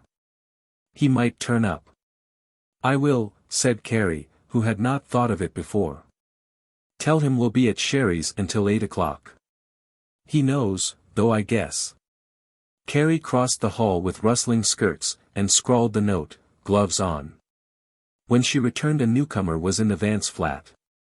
"Mrs. Wheeler, let me introduce Mr. Ames, a cousin of mine," said Mrs. Vance. "He's going along with us, aren't you, Bob?" "I'm very glad to meet you," said Ames, bowing politely to Carrie. The latter caught in a glance the dimensions of a very stalwart figure. She also noticed that he was smooth-shaven, good-looking, and young, but nothing more. "Mr. Ames is just down in New York for a few days," put in Vance, "and we're trying to show him around a little." "Oh, are you?" said Carrie, taking another glance at the newcomer. "Yes. I am just on here from Indianapolis for a week or so," said young Ames, seating himself on the edge of a chair to wait while Mrs. Vance completed the last touches of her toilet. "I guess you find New York quite a thing to see, don't you?" said Carrie, venturing something to avoid a possible deadly silence. "It is rather large to get around in a week," answered Ames, pleasantly. He was an exceedingly genial soul, this young man, and wholly free of affectation. It seemed to Carrie he was as yet only overcoming the last traces of the bashfulness of youth. He did not seem apt at conversation, but he had the merit of being well-dressed and wholly courageous. Carrie felt as if it were not going to be hard to talk to him. "Well, I guess we're ready now. The coach is outside." "Come on, people," said Mrs. Vance, coming in smiling. "Bob, you'll have to look after Mrs. Wheeler." "I'll try to," said Bob smiling, and edging closer to Carrie. "You won't need much watching, will you?" he volunteered, in a sort of ingratiating and help-me-out kind of way. "Not very, I hope," said Carrie. They descended the stairs, Mrs. Vance offering suggestions, and climbed into the open coach. "All right," said Vance, slamming the coach door, and the conveyance rolled away. "What is it we're going to see?" asked Ames. "Southern," said Vance, implored Chumley. "Oh, he is so good," said Mrs. Vance. "He's just the funniest man." "I notice the papers praise it," said Ames. "I haven't any doubt," put in Vance, "but we'll all enjoy it very much." Ames had taken a seat beside Carrie, and accordingly he felt it his bounden duty to pay her some attention. He was interested to find her so young a wife, and so pretty, though it was only a respectful interest. There was nothing of the dashing lady's man about him. He had respect for the married state, and thought only of some pretty marriageable girls in Indianapolis. "Are you a born New Yorker?" asked Ames of Carrie. "Oh, no. I've only been here for 2 years." "Oh, well, you've had time to see a great deal of it, anyhow." "I don't seem to have," answered Carrie. "It's about as strange to me as when I first came here." "You're not from the West, are you?" "Yes. I'm from Wisconsin," she answered. "Well, it does seem as if most people in this town haven't been here so very long. I hear of lots of Indiana people in my line who are here." "What is your line?" asked Carrie. "I'm connected with an electrical company," said the youth. Carrie followed up this desultory conversation with occasional interruptions from the Vances. Several times it became general and partially humorous, and in that manner the restaurant was reached. Carrie had noticed the appearance of gaiety and pleasure-seeking in the streets which they were following. Coaches were numerous, pedestrians many, and in 59th Street the streetcars were crowded. At 59th Street and Fifth Avenue a blaze of lights from several new hotels which bordered the Plaza Square gave a suggestion of sumptuous hotel life. Fifth Avenue, the home of the wealthy, was noticeably crowded with carriages, and gentlemen in evening dress. At Sherry's an imposing doorman opened the coach door and helped them out. Young Ames held Carrie's elbow as he helped her up the steps. They entered the lobby already swarming with patrons, and then, after divesting themselves of their wraps, went into a sumptuous dining room. In all Carrie's experience she had never seen anything like this. In the whole time she had been in New York Hustwood's modified state had not permitted his bringing her to such a place. There was an almost indescribable atmosphere about it which convinced the newcomer that this was the proper thing. Here was the place where the matter of expense limited the patrons to the moneyed or pleasure-loving class. Carrie had read of it often in the morning and evening world. She had seen notices of dances, parties, balls, and suppers at Sherry's. The Mrs. So-and-so would give a party on Wednesday evening at Sherry's. Young Mr. So-and-so would entertain a party of friends at a private luncheon on the 16th, at Sherry's. The common run of conventional, perfunctory notices of the doings of society, which she could scarcely refrain from scanning each day, had given her a distinct idea of the gorgeousness and luxury of this wonderful temple of gastronomy. Now, at last, she was really in it. She had come up the imposing steps, guarded by the large and portly doorman. She had seen the lobby, guarded by another large and portly gentleman, and been waited upon by uniformed youths who took care of canes, overcoats, and the like. Here was the splendid dining chamber, all decorated and aglow, where the wealthy ate. Ah, how fortunate was Mrs. Vance, young, beautiful, and well off, at least, sufficiently so to come here in a coach. What a wonderful thing it was to be rich. Vance led the way through lanes of shining tables, at which were seated parties of 2, 3, 4, 5, or 6. The air of assurance and dignity about it all was exceedingly noticeable to the novitiate. Incandescent lights, the reflection of their glow in polished glasses, and the shine of gilt upon the walls, combined into one tone of light which it requires minutes of complacent observation to separate and take particular note of. The white shirt fronts of the gentlemen, the bright costumes of the ladies, diamonds, jewels, fine feathers, all were exceedingly noticeable. Carrie walked with an air equal to that of Mrs. Vance, and accepted the seat which the head waiter provided for her. She was keenly aware of all the little things that were done, the little genuflections and attentions of the waiters and head waiter which Americans pay for. The air with which the latter pulled out each chair, and the wave of the hand with which he motioned them to be seated, were worth several dollars in themselves. Once seated, there began that exhibition of showy, wasteful, and unwholesome gastronomy as practiced by wealthy Americans, which is the wonder and astonishment of true culture and dignity the world over. The large bill of fare held an array of dishes sufficient to feed an army, sidelined with prices which made reasonable expenditure a ridiculous impossibility, an order of soup at 50 cents or $1, with a dozen kinds to choose from. Oysters in 40 styles and at 60 cents the half dozen, entrees, fish, and meats at prices which would house one overnight in an average hotel. $1.50 and $2 seemed to be the most common figures upon this most tastefully printed bill of fare. Carrie noticed this, and in scanning it the price of spring chicken carried her back to that other bill of fare and far different occasion when, for the first time, she sat with Druitt in a good restaurant in Chicago. It was only momentary, a sad note as out of an old song, and then it was gone. But in that flash was seen the other Carrie, poor, hungry, drifting at her wits' ends, and all Chicago a cold and closed world, from which she only wandered because she could not find work.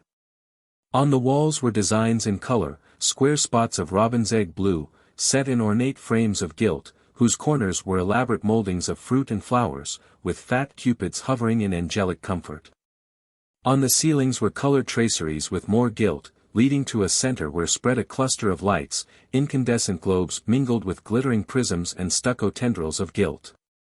The floor was of a reddish hue, waxed and polished, and in every direction were mirrors, tall, brilliant, bevel-edged mirrors, reflecting and re-reflecting forms, faces, and candelabra a score and 100 times. The tables were not so remarkable in themselves, and yet the imprint of Sherry upon the napery, the name of Tiffany upon the silverware, the name of Haviland upon the china, and over all the glow of the small red-shaded candelabra and the reflected tints of the walls on garments and faces, made them seem remarkable. Each waiter added an air of exclusiveness and elegance by the manner in which he bowed, scraped, touched, and trifled with things. The exclusively personal attention which he devoted to each one, standing half bent, ear to one side, elbows akimbo, saying, "Soup, green turtle, yes. One portion, yes. Oysters, certainly, half dozen, yes. Asparagus. Olives, yes."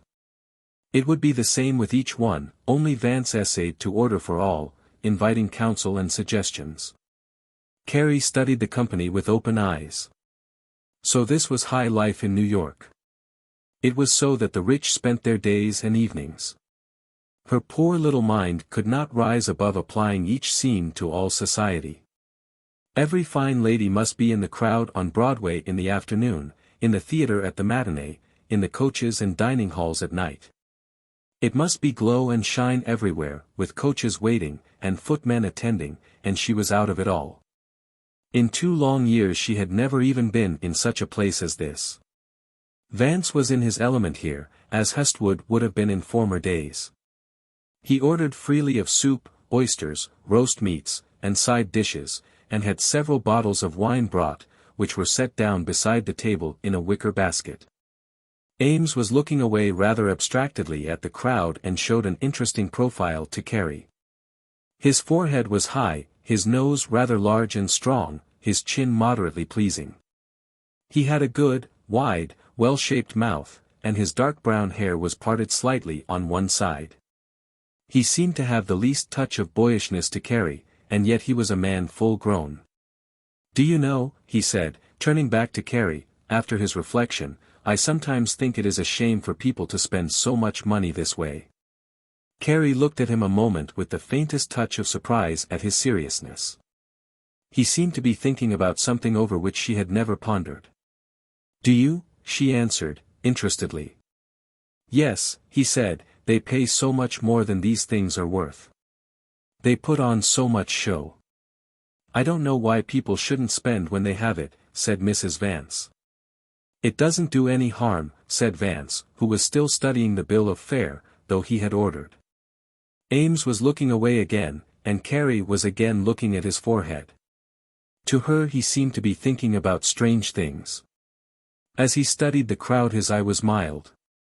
"Look at that woman's dress over there," he said, again turning to Carrie, and nodding in a direction. "Where?" said Carrie, following his eyes. "Over there in the corner, way over. Do you see that brooch?" "Isn't it large?" said Carrie. "One of the largest clusters of jewels I have ever seen," said Ames. "It is, isn't it?" said Carrie. She felt as if she would like to be agreeable to this young man, and also there came with it, or perhaps preceded it, the slightest shade of a feeling that he was better educated than she was, that his mind was better. He seemed to look it, and the saving grace in Carrie was that she could understand that people could be wiser. She had seen a number of people in her life who reminded her of what she had vaguely come to think of as scholars. This strong young man beside her, with his clear, natural look, seemed to get a hold of things which she did not quite understand, but approved of. It was fine to be so, as a man, she thought. The conversation changed to a book that was having its vogue at the time, Molding a Maiden, by Albert Ross. Mrs. Vance had read it. Vance had seen it discussed in some of the papers. "A man can make quite a strike writing a book," said Vance. "I notice this fellow Ross is very much talked about." He was looking at Carrie as he spoke. "I hadn't heard of him," said Carrie, honestly. "Oh, I have," said Mrs. Vance. "He's written lots of things. This last story is pretty good." "He doesn't amount to much," said Ames. Carrie turned her eyes toward him as to an oracle. "His stuff is nearly as bad as Dora Thorne," concluded Ames. Carrie felt this as a personal reproof. She read Dora Thorne, or had a great deal in the past. It seemed only fair to her, but she supposed that people thought it very fine. Now this clear-eyed, fine-headed youth, who looked something like a student to her, made fun of it. It was poor to him, not worth reading. She looked down, and for the first time felt the pain of not understanding. Yet there was nothing sarcastic or supercilious in the way Ames spoke. He had very little of that in him. Carrie felt that it was just kindly thought of a high order, the right thing to think, and wondered what else was right, according to him. He seemed to notice that she listened and rather sympathized with him, and from now on he talked mostly to her. As the waiter bowed and scraped about, felt the dishes to see if they were hot enough, brought spoons and forks, and did all those little attentive things calculated to impress the luxury of the situation upon the diner. Ames also leaned slightly to one side and told her of Indianapolis in an intelligent way. He really had a very bright mind, which was finding its chief development in electrical knowledge. His sympathies for other forms of information, however, and for types of people, were quick and warm. The red glow on his head gave it a sandy tinge and put a bright glint in his eye. Carrie noticed all these things as he leaned toward her and felt exceedingly young. This man was far ahead of her. He seemed wiser than Hustwood, saner and brighter than Druett. He seemed innocent and clean, and she thought that he was exceedingly pleasant. She noticed, also, that his interest in her was a far-off one. She was not in his life, nor any of the things that touched his life, and yet now, as he spoke of these things, they appealed to her. "I shouldn't care to be rich," he told her, as the dinner proceeded and the supply of food warmed up his sympathies, "not rich enough to spend my money this way." "Oh, wouldn't you?" said Carrie, to her, new attitude forcing itself distinctly upon her for the first time. "No," he said. "What good would it do? A man doesn't need this sort of thing to be happy." Carrie thought of this doubtfully. But, coming from him, it had weight with her. He probably could be happy, she thought to herself, all alone. He's so strong. Mr. and Mrs. Vance kept up a running fire of interruptions, and these impressive things by Ames came at odd moments. They were sufficient, however, for the atmosphere that went with this youth impressed itself upon Carrie without words. There was something in him, or the world he moved in, which appealed to her. He reminded her of scenes she had seen on the stage, the sorrows and sacrifices that always went with she knew not what. He had taken away some of the bitterness of the contrast between this life and her life, and all by a certain calm indifference which concerned only him. As they went out, he took her arm and helped her into the coach, and then they were off again, and so to the show. During the acts Carrie found herself listening to him very attentively. He mentioned things in the play which she most approved of, things which swayed her deeply. "Don't you think it rather fine to be an actor?" she asked once. "Yes, I do," he said, "to be a good one. I think the theater a great thing." Just this little approval set Carrie's heart bounding. Ah, if she could only be an actress, a good one. This man was wise, he knew, and he approved of it. If she were a fine actress, such men as he would approve of her. She felt that he was good to speak as he had, although it did not concern her at all. She did not know why she felt this way. At the close of the show it suddenly developed that he was not going back with them. "Oh, aren't you?" said Carrie, with an unwarrantable feeling. "Oh, no," he said, "I'm stopping right around here in 33rd Street. Carrie could not say anything else, but somehow this development shocked her. She had been regretting the wane of a pleasant evening, but she had thought there was a half-hour more. Oh, the half-hours, the minutes of the world, what miseries and griefs are crowded into them. She said goodbye with feigned indifference. What matter could it make? Still, the coach seemed lorn. When she went into her own flat she had this to think about. She did not know whether she would ever see this man any more. What difference could it make? What difference could it make? Hustwood had returned, and was already in bed. His clothes were scattered loosely about. Carrie came to the door and saw him, then retreated. She did not want to go in yet a while. She wanted to think. It was disagreeable to her. Back in the dining room she sat in her chair and rocked. Her little hands were folded tightly as she thought. Through a fog of longing and conflicting desires she was beginning to see. Oh, ye legions of hope and pity, of sorrow and pain. She was rocking, and beginning to see. Chapter 33. Without the walled city, the slope of the years. The immediate result of this was nothing.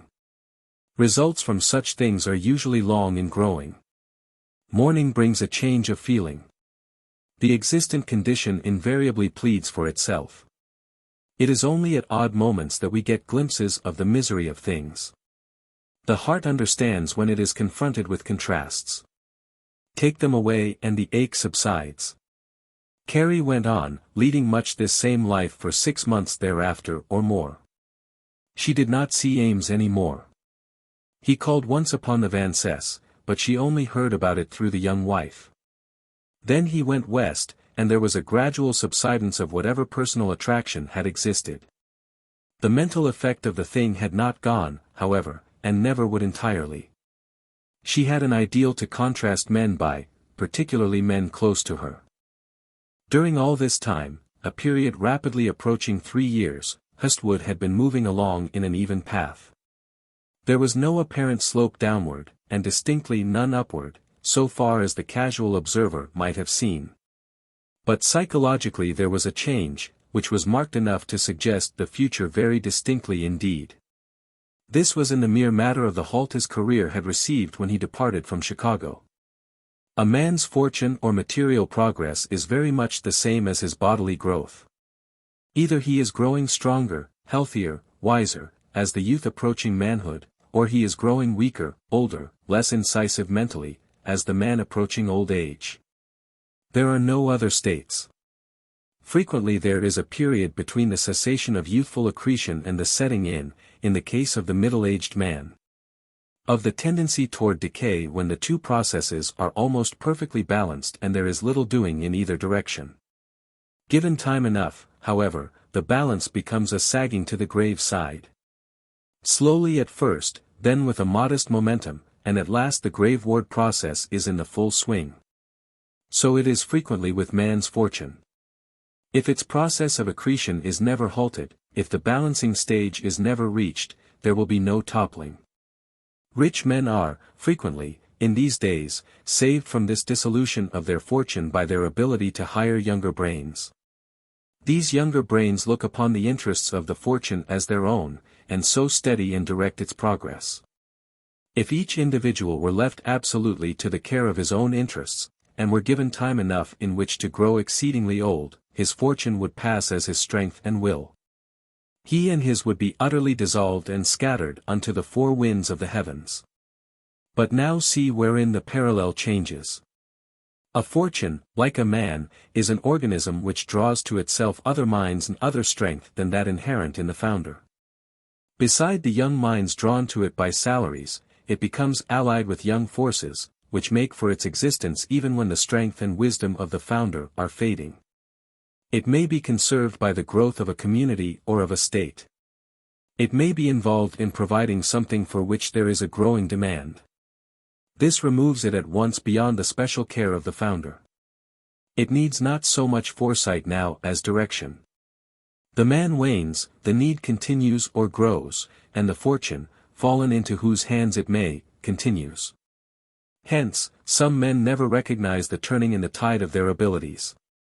It is only in chance cases, where a fortune or a state of success is wrested from them, that the lack of ability to do as they did formerly becomes apparent. Hustwood, set down under new conditions, was in a position to see that he was no longer young. If he did not, it was due wholly to the fact that his state was so well balanced that an absolute change for the worse did not show. Not trained to reason or introspect himself, he could not analyze the change that was taking place in his mind, and hence his body, but he felt the depression of it.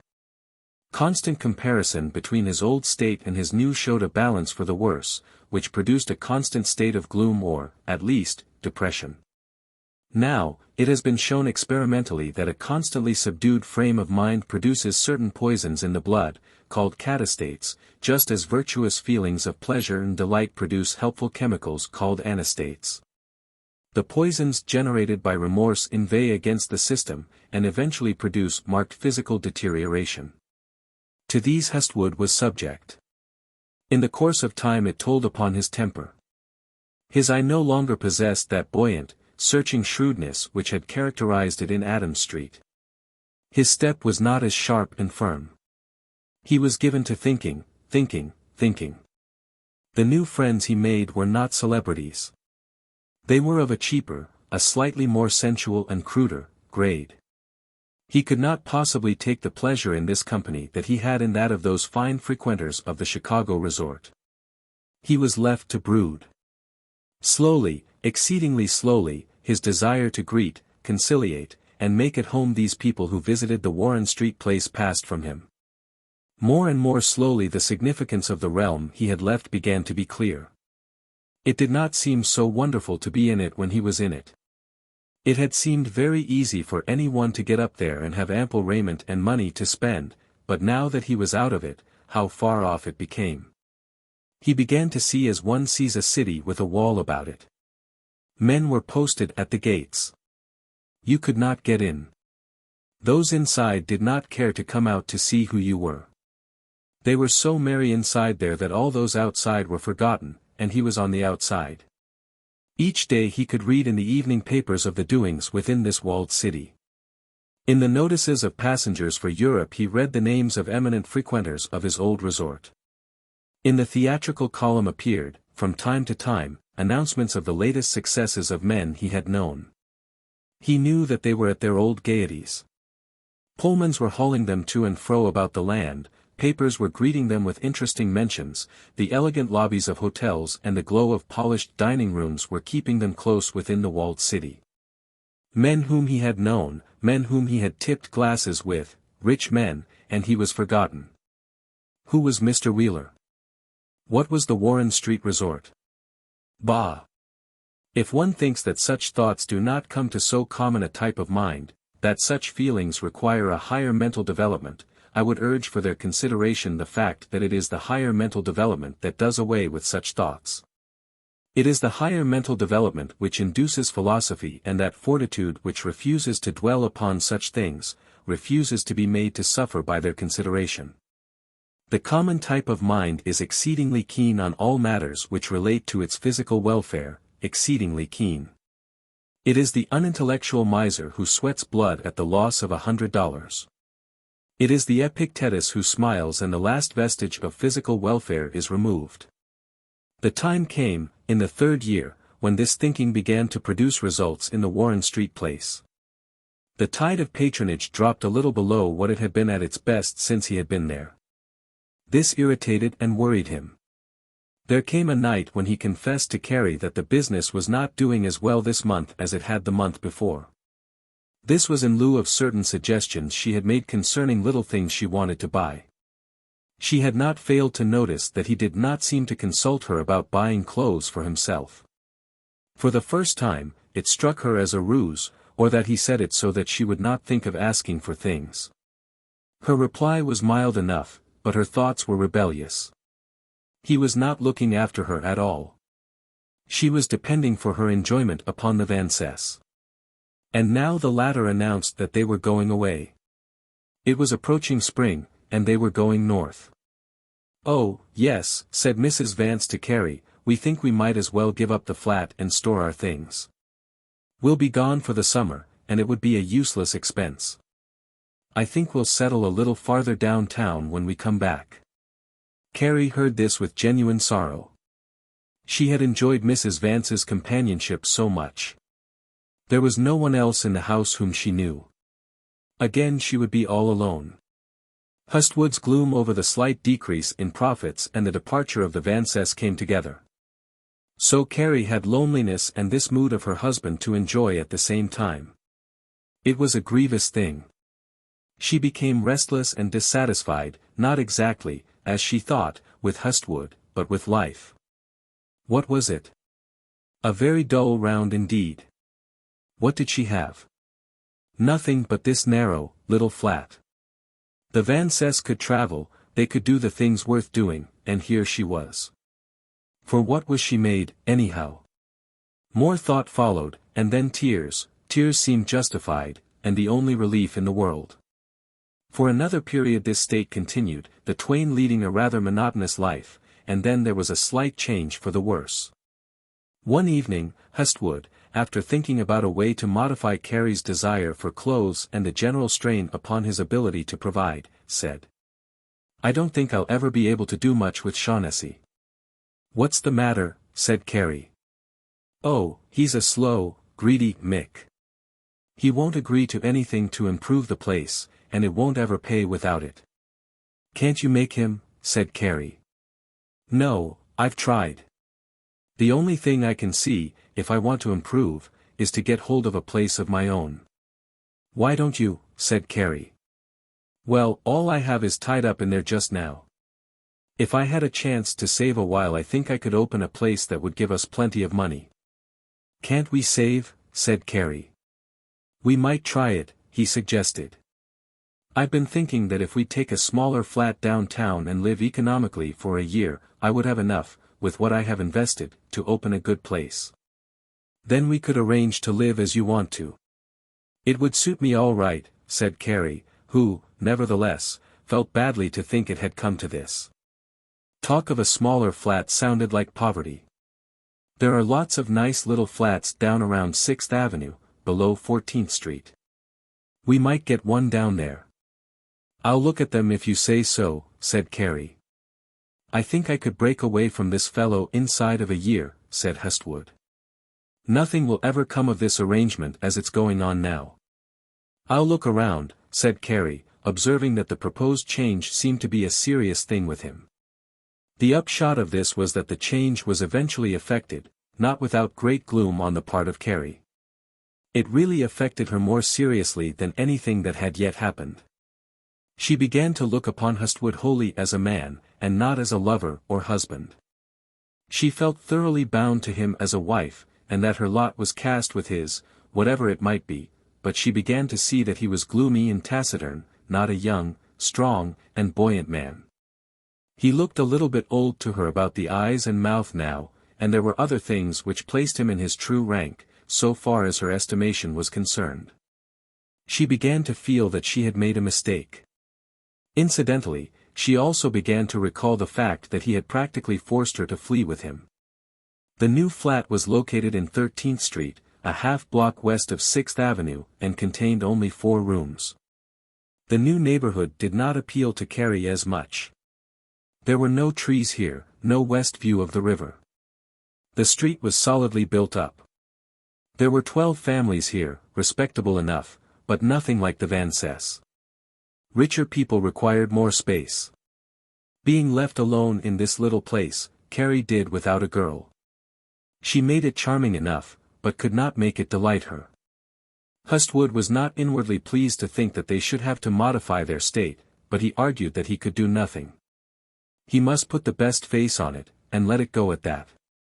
He tried to show Carrie that there was no cause for financial alarm, but only congratulation over the chance he would have at the end of the year by taking her rather more frequently to the theater and by providing a liberal table. This was for the time only. He was getting in the frame of mind where he wanted principally to be alone and to be allowed to think. The disease of brooding was beginning to claim him as a victim. Only the newspapers and his own thoughts were worthwhile. The delight of love had again slipped away. It was a case of live, now, making the best you can out of a very commonplace station in life. The road downward has but few landings and level places. The very state of his mind, superinduced by his condition, caused the breach to widen between him and his partner. At last that individual began to wish that Hustwood was out of it. It so happened, however, that a real estate deal on the part of the owner of the land arranged things even more effectually than ill will could have schemed. "Did you see that?" said Shaughnessy one morning to Hustwood, pointing to the real estate column in a copy of the Herald, which he held. "No, what is it?" said Hustwood, looking down the items of news. "The man who owns this ground has sold it." "You don't say so," said Hustwood. He looked, and there was the notice. Mr. August Veely had yesterday registered the transfer of the lot, 25 by 75 feet, at the corner of Warren and Hudson Streets, to J. F. Slauson for the sum of $57,000. "Our lease expires when?" asked Hustwood, thinking. "Next February, isn't it?" "That's right," said Shaughnessy. "It doesn't say what the new man's going to do with it," remarked Hustwood, looking back to the paper. "We'll hear, I guess, soon enough," said Shaughnessy. Sure enough, it did develop. Mr. Slauson owned the property adjoining, and was going to put up a modern office building. The present one was to be torn down. It would take probably a year and a half to complete the other one. All these things developed by degrees, and Hustwood began to ponder over what would become of the saloon. One day he spoke about it to his partner. "Do you think it would be worth while to open up somewhere else in the neighborhood?" "What would be the use?" said Shaughnessy. "We couldn't get another corner around here." "It wouldn't pay anywhere else, do you think?" "I wouldn't try it," said the other. The approaching change now took on a most serious aspect to Hustwood.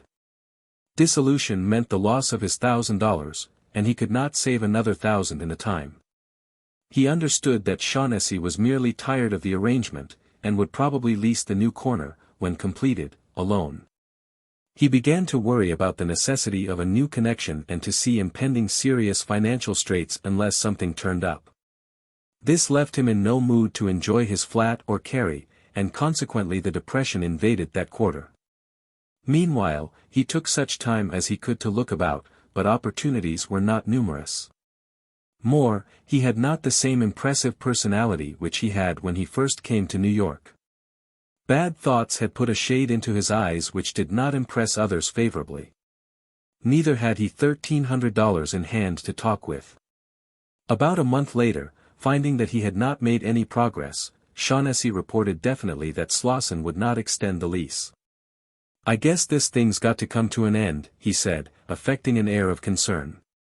"Well, if it has, answered Hustwood, grimly. He would not give the other a key to his opinions, whatever they were. He should not have the satisfaction. A day or two later he saw that he must say something to Carrie. "You know," he said, "I think I'm going to get the worst of my deal down there." "How is that?" asked Carrie in astonishment. "Well, the man who owns the ground has sold it, and the new owner won't release it to us. The business may come to an end. Can't you start somewhere else? There doesn't seem to be any place. Shaughnessy doesn't want to. Do you lose what you put in?" "Yes," said Hustwood, whose face was a study. "Oh, isn't that too bad?" said Carrie. "It's a trick," said Hustwood. "That's all. They'll start another place, they're all right." Carrie looked at him, and gathered from his whole demeanor what it meant. It was serious, very serious. "Do you think you can get something else?" she ventured, timidly. Hustwood thought a while.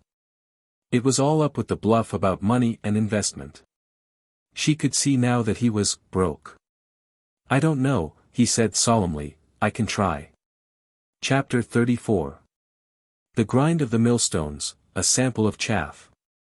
Carrie pondered over this situation as consistently as Hustwood, once she got the facts adjusted in her mind. It took several days for her to fully realize that the approach of the dissolution of her husband's business meant commonplace struggle and privation.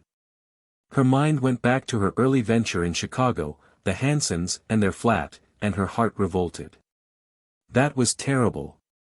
Everything about poverty was terrible. She wished she knew a way out. Her recent experiences with the Vances had wholly unfitted her to view her own state with complacence. The glamour of the high life of the city had, in the few experiences afforded her by the former, seized her completely.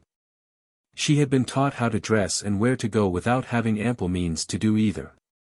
Now, these things, ever-present realities as they were, filled her eyes and mind. The more circumscribed became her state, the more entrancing seemed this other.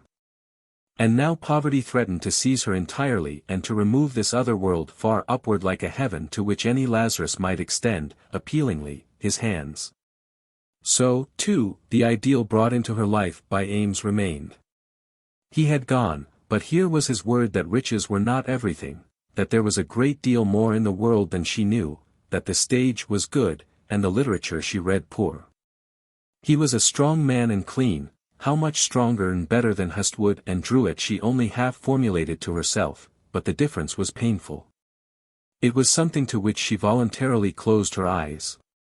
During the last 3 months of the Warren Street connection, Hustwood took parts of days off and hunted, tracking the business advertisements.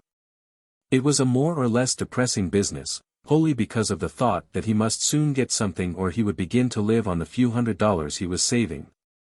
And then he would have nothing to invest, he would have to hire out as a clerk. Everything he discovered in his line advertised as an opportunity, was either too expensive or too wretched for him. Besides, winter was coming, the papers were announcing hardships, and there was a general feeling of hard times in the air, or, at least, he thought so. In his worry, other people's worries became apparent. No item about a firm failing, a family starving, or a man dying upon the streets, supposedly of starvation, but arrested his eye as he scanned the morning papers.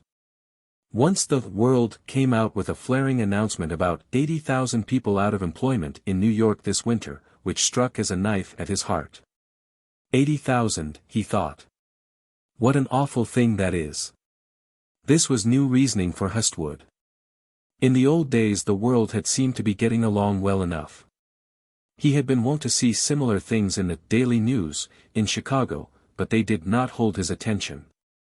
Now, these things were like gray clouds hovering along the horizon of a clear day. They threatened to cover and obscure his life with chilly grayness.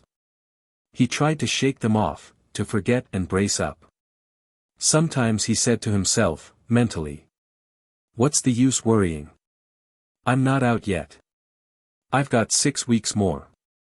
Even if worst comes to worst, I've got enough to live on for 6 months." Curiously, as he troubled over his future, his thoughts occasionally reverted to his wife and family. He had avoided such thoughts for the first 3 years as much as possible. He hated her, and he could get along without her. Let her go. He would do well enough. Now, however, when he was not doing well enough, he began to wonder what she was doing, how his children were getting along. He could see them living as nicely as ever, occupying the comfortable house and using his property. By George! It's a shame they should have it all, he vaguely thought to himself on several occasions. I didn't do anything. As he looked back now and analyzed the situation which led up to his taking the money, he began mildly to justify himself. What had he done, what in the world, that should bar him out this way and heap such difficulties upon him? It seemed only yesterday to him since he was comfortable and well-to-do. But now it was all wrested from him. She didn't deserve what she got out of me, that is sure. I didn't do so much, if everybody could just know. There was no thought that the facts ought to be advertised. It was only a mental justification he was seeking from himself, something that would enable him to bear his state as a righteous man. One afternoon, 5 weeks before the Warren Street place closed up, he left the saloon to visit 3 or 4 places he saw advertised in the Herald. One was down in Gold Street, and he visited that, but did not enter. It was such a cheap-looking place he felt that he could not abide it. Another was on the Bowery, which he knew contained many showy resorts. It was near Grand Street, and turned out to be very handsomely fitted up. He talked around about investments for fully 3/4 of an hour with the proprietor, who maintained that his health was poor, and that was the reason he wished a partner. "Well, now, just how much money would it take to buy a half-interest here?" said Hustwood, who saw $700 as his limit. "3,000, said the man. Hustwood's jaw fell. "Cash," he said. "Cash." He tried to put on an air of deliberation, as one who might really buy, but his eyes showed gloom. He wound up by saying he would think it over, and came away. The man he had been talking to sensed his condition in a vague way.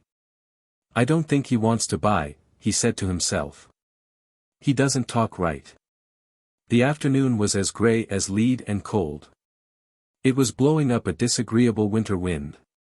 He visited a place far up on the east side, near 69th Street, and it was 5 o'clock, and growing dim, when he reached there. A portly German kept this place. "How about this ad of yours?" asked Hustwood, who rather objected to the looks of the place. "Oh, that ISS all over," said the German. "I will not sell now." "Oh, is that so?" "Yes, dear, is nothing to dat. It ISS all over."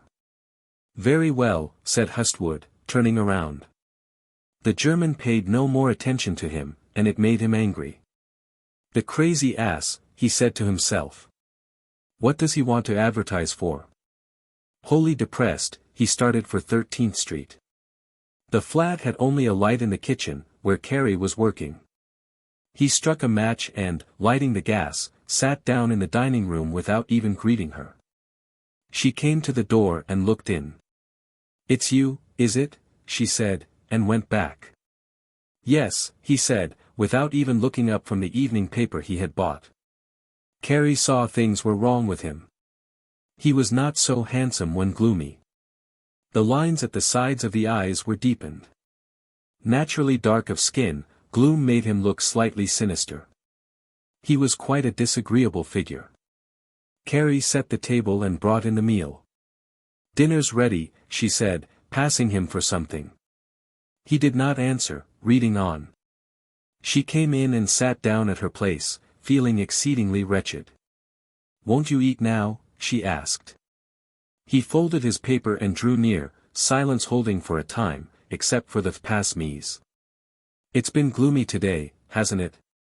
ventured Carrie, after a time. "Yes," he said. He only picked at his food. "Are you still sure to close up?" said Carrie, venturing to take up the subject which they had discussed often enough. "Of course we are," he said, with the slightest modification of sharpness. This retort angered Carrie. She had had a dreary day of it herself. "You needn't talk like that," she said. "Oh!" he exclaimed, pushing back from the table, as if to say more, but letting it go at that. Then he picked up his paper. Carrie left her seat, containing herself with difficulty. He saw she was hurt. "Don't go away," he said, as she started back into the kitchen. "Eat your dinner." She passed, not answering. He looked at the paper a few moments, and then rose up and put on his coat. "I'm going downtown, Carrie," he said, coming out. "I'm out of sorts tonight." She did not answer. "Don't be angry," he said. "It will be all right tomorrow." He looked at her, but she paid no attention to him, working at her dishes. "Goodbye," he said finally, and went out. This was the first strong result of the situation between them, but with the nearing of the last day of the business the gloom became almost a permanent thing. Hustwood could not conceal his feelings about the matter. Carrie could not help wondering where she was drifting. It got so that they talked even less than usual, and yet it was not Hestwood who felt any objection to Carrie. It was Carrie who shied away from him. This he noticed. It aroused an objection to her becoming indifferent to him. He made the possibility of friendly intercourse almost a giant task, and then noticed with discontent that Carrie added to it by her manner and made it more impossible. At last the final day came. When it actually arrived, Hestwood, who had got his mind into such a state where a thunderclap and raging storm would have seemed highly appropriate, was rather relieved to find that it was a plain, ordinary day. The sun shone, the temperature was pleasant. He felt, as he came to the breakfast table, that it wasn't so terrible, after all. "Well," he said to Carrie, "today's my last day on earth." Carrie smiled in answer to his humor. Hestwood glanced over his paper rather gaily. He seemed to have lost a load. "I'll go down for a little while," he said after breakfast, "and then I'll look around. Tomorrow I'll spend the whole day looking about. I think I can get something, now this thing's off my hands." He went out smiling and visited the place. Shaughnessy was there. They had made all arrangements to share according to their interests. When, however, he had been there several hours, gone out 3 more, and returned, his elation had departed. As much as he had objected to the place, now that it was no longer to exist, he felt sorry. He wished that things were different. Shaughnessy was coolly businesslike. "Well," he said at 5 o'clock, "we might as well count the change and divide." They did so. The fixtures had already been sold and the sum divided. "Good night," said Hestwood at the final moment, in a last effort to be genial. "So long," said Shaughnessy, scarcely deigning a notice. Thus the Warren Street arrangement was permanently concluded. Carrie had prepared a good dinner at the flat, but after his ride up, Hestwood was in a solemn and reflective mood. "Well?" said Carrie, inquisitively. "I'm out of that," he answered, taking off his coat. As she looked at him, she wondered what his financial state was now. They ate and talked a little. "Will you have enough to buy in anywhere else?" asked Carrie. "No," he said. "I'll have to get something else and save up." "It would be nice if you could get some place," said Carrie, prompted by anxiety and hope. "I guess I will," he said reflectively. For some days thereafter he put on his overcoat regularly in the morning and sallied forth. On these ventures he first consoled himself with the thought that with the $700 he had he could still make some advantageous arrangement. He thought about going to some brewery, which, as he knew, frequently controlled saloons which they leased, and get them to help him. Then he remembered that he would have to pay out several hundred anyway for fixtures and that he would have nothing left for his monthly expenses. It was costing him nearly $80 a month to live. "No," he said, in his sanest moments, "I can't do it. I'll get something else and save up." This getting something proposition complicated itself the moment he began to think of what it was he wanted to do. Manage a place. Where should he get such a position? The papers contained no requests for managers. Such positions, he knew well enough, were either secured by long years of service or were bought with a half or third interest. Into a place important enough to need such a manager he had not money enough to buy. Nevertheless, he started out. His clothes were very good and his appearance still excellent, but it involved the trouble of diluting. People, looking at him, imagined instantly that a man of his age, stout and well-dressed, must be well off. He appeared a comfortable owner of something, a man from whom the common run of mortals could well expect gratuities. Being now 43 years of age, and comfortably built, walking was not easy. He had not been used to exercise for many years. His legs tired, his shoulders ached, and his feet pained him at the close of the day, even when he took streetcars in almost every direction. The mere getting up and down, if long continued, produced this result. The fact that people took him to be better off than he was, he well understood. It was so painfully clear to him that it retarded his search. Not that he wished to be less well-appearing, but that he was ashamed to belie his appearance by incongruous appeals. So he hesitated, wondering what to do. He thought of the hotels, but instantly he remembered that he had had no experience as a clerk, and, what was more important, no acquaintances or friends in that line to whom he could go. He did know some hotel owners in several cities, including New York, but they knew of his dealings with Fitzgerald and Moy. He could not apply to them. He thought of other lines suggested by large buildings or businesses which he knew of, wholesale groceries, hardware, insurance concerns, and the like, but he had had no experience. How to go about getting anything was a bitter thought. Would he have to go personally and ask, wait outside an office door, and, then, distinguished and affluent-looking, announce that he was looking for something to do? He strained painfully at the thought. No, he could not do that. He really strolled about, thinking, and then, the weather being cold, stepped into a hotel. He knew hotels well enough to know that any decent individual was welcome to a chair in the lobby.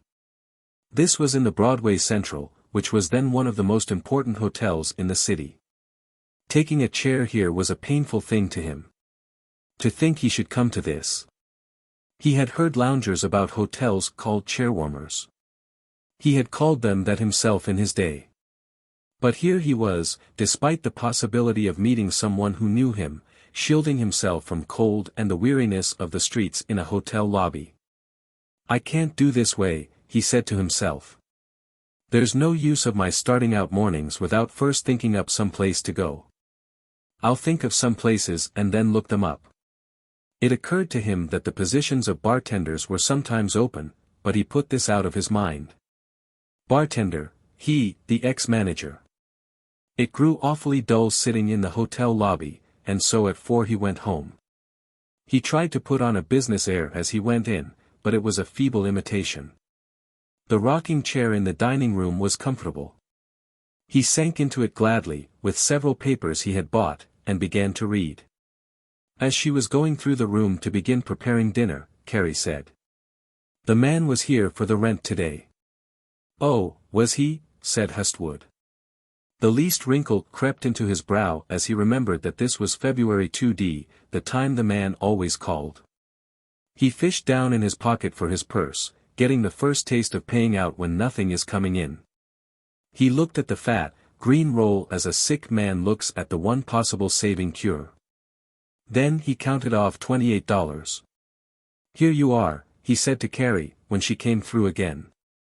He buried himself in his papers and read. Oh, the rest of it, the relief from walking and thinking. What Lethean waters were these floods of telegraphed intelligence? He forgot his troubles, in part.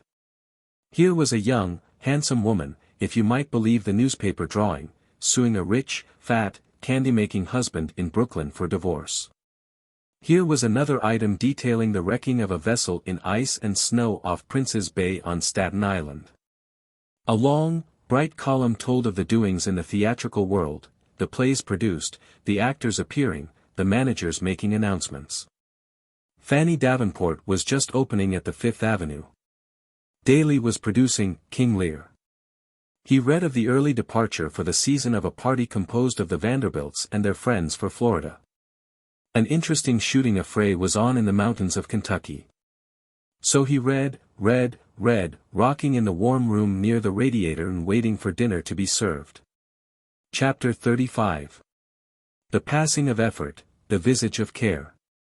The next morning he looked over the papers and waded through a long list of advertisements, making a few notes. Then he turned to the male help wanted column, but with disagreeable feelings. The day was before him, a long day in which to discover something, and this was how he must begin to discover. He scanned the long column, which mostly concerned bakers, bushelmen, cooks, compositors, drivers, and the like, finding two things only which arrested his eye. One was a cashier wanted in a wholesale furniture house, and the other a salesman for a whiskey house. He had never thought of the latter. At once he decided to look that up. The firm in question was Alsbury and Company, whiskey brokers. He was admitted almost at once to the manager on his appearance. "Good morning, sir," said the latter, thinking at first that he was encountering one of his out-of-town customers. "Good morning," said Hustwood. "You advertised, I believe, for a salesman." "Oh," said the man, showing plainly the enlightenment which had come to him. "Yes. Yes, I did. I thought I'd drop in," said Hustwood, with dignity. "I've had some experience in that line myself." "Oh, have you?" said the man. "What experience have you had?" "Well, I've managed several liquor houses in my time. Recently I owned a third interest in a saloon at Warren and Hudson Streets." "I see," said the man. Hustwood ceased, waiting for some suggestion. "We did want a salesman," said the man. "I don't know as it's anything you'd care to take hold of, though." "I see," said Hustwood. "Well, I'm in no position to choose, just at present. If it were open, I should be glad to get it." The man did not take kindly at all to his "no position to choose." He wanted someone who wasn't thinking of a choice or something better. Especially not an old man. He wanted someone young, active, and glad to work actively for a moderate sum. Hustwood did not please him at all. He had more of an air than his employers. "Well," he said in answer, "we'd be glad to consider your application. We shan't decide for a few days yet. Suppose you send us your references." "I will," said Hustwood. He nodded good morning and came away. At the corner he looked at the furniture company's address, and saw that it was in West 23rd Street. Accordingly, he went up there. The place was not large enough, however. It looked moderate, the men in it idle and small salaried. He walked by, glancing in, and then decided not to go in there. "They want a girl, probably, at 10 a week," he said. At 1 o'clock he thought of eating, and went to a restaurant in Madison Square. There he pondered over places which he might look up. He was tired. It was blowing up gray again. Across the way, through Madison Square Park, stood the great hotels, looking down upon a busy scene. He decided to go over to the lobby of one and sit a while. It was warm in there and bright. He had seen no one he knew at the Broadway Central. In all likelihood he would encounter no one here.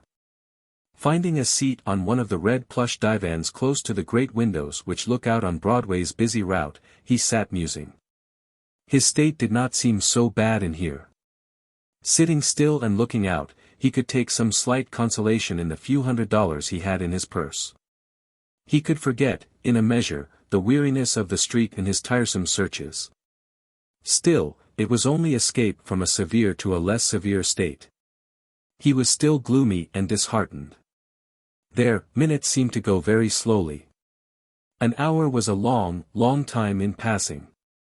It was filled for him with observations and mental comments concerning the actual guests of the hotel, who passed in and out, and those more prosperous pedestrians whose good fortune showed in their clothes and spirits as they passed along Broadway. Outside.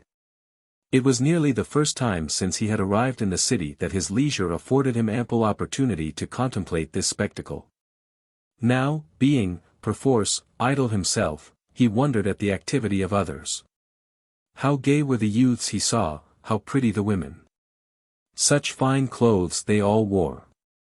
They were so intent upon getting somewhere. He saw coquettish glances cast by magnificent girls. Ah, the money it required to train with such, how well he knew. How long it had been since he had had the opportunity to do so. The clock outside registered 4. It was a little early, but he thought he would go back to the flat.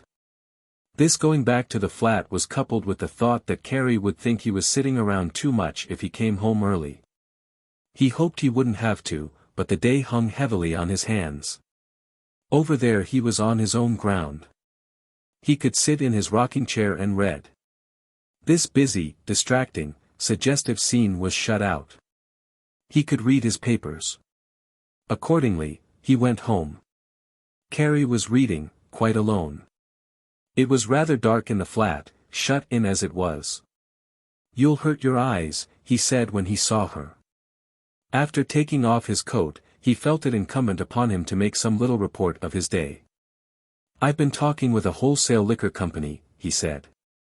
I may go on the road. Wouldn't that be nice, said Carrie. It wouldn't be such a bad thing, he answered. Always from the man at the corner now he bought two papers, the Evening World and Evening Sunday.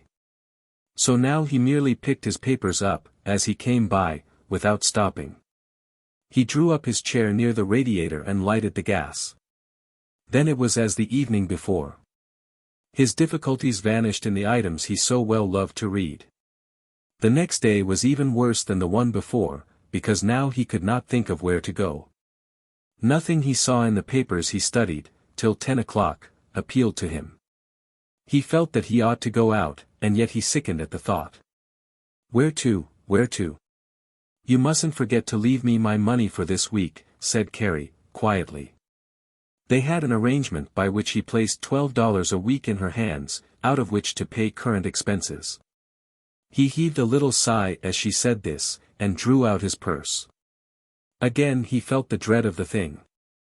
Here he was taking off, and nothing coming in. Lord, he said, in his own thoughts, this can't go on. To Carrie he said nothing whatsoever. She could feel that her request disturbed him. To pay her would soon become a distressing thing. Yet, what have I got to do with it, she thought. Oh, why should I be made to worry?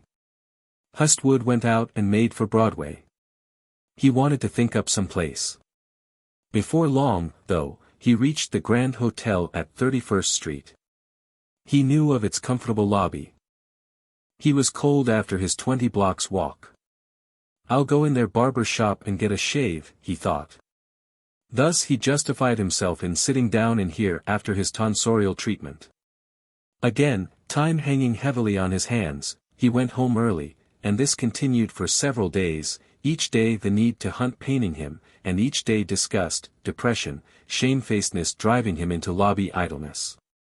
At last 3 days came in which a storm prevailed, and he did not go out at all. The snow began to fall late one afternoon.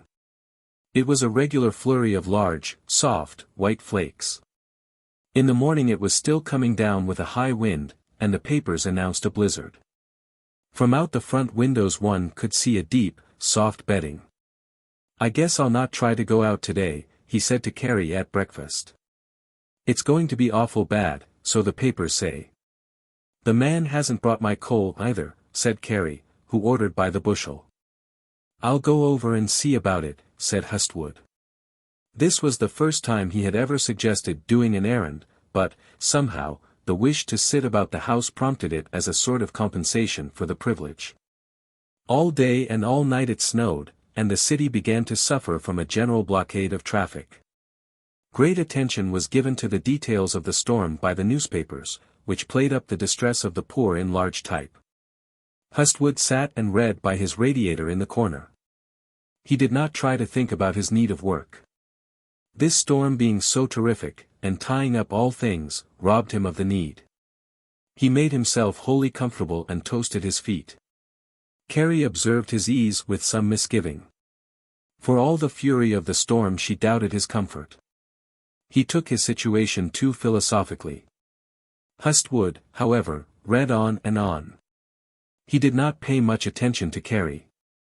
She fulfilled her household duties and said little to disturb him. The next day it was still snowing, and the next, bitter cold. Hustwood took the alarm of the paper and sat still. Now he volunteered to do a few other little things. One was to go to the butcher, another to the grocery. He really thought nothing of these little services in connection with their true significance. He felt as if he were not wholly useless, indeed, in such a stress of weather, quite worth-while about the house. On the 4th day, however, it cleared, and he read that the storm was over. Now, however, he idled, thinking how sloppy the streets would be. It was noon before he finally abandoned his papers and got under way. Owing to the slightly warmer temperature the streets were bad. He went across 14th Street on the car and got a transfer south on Broadway.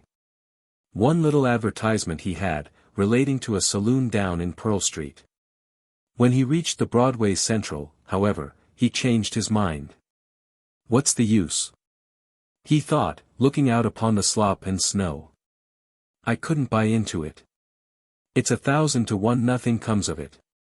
I guess I'll get off, and off he got. In the lobby he took a seat and waited again, wondering what he could do. While he was idly pondering, satisfied to be inside, a well-dressed man passed up the lobby, stopped, looked sharply, as if not sure of his memory, and then approached.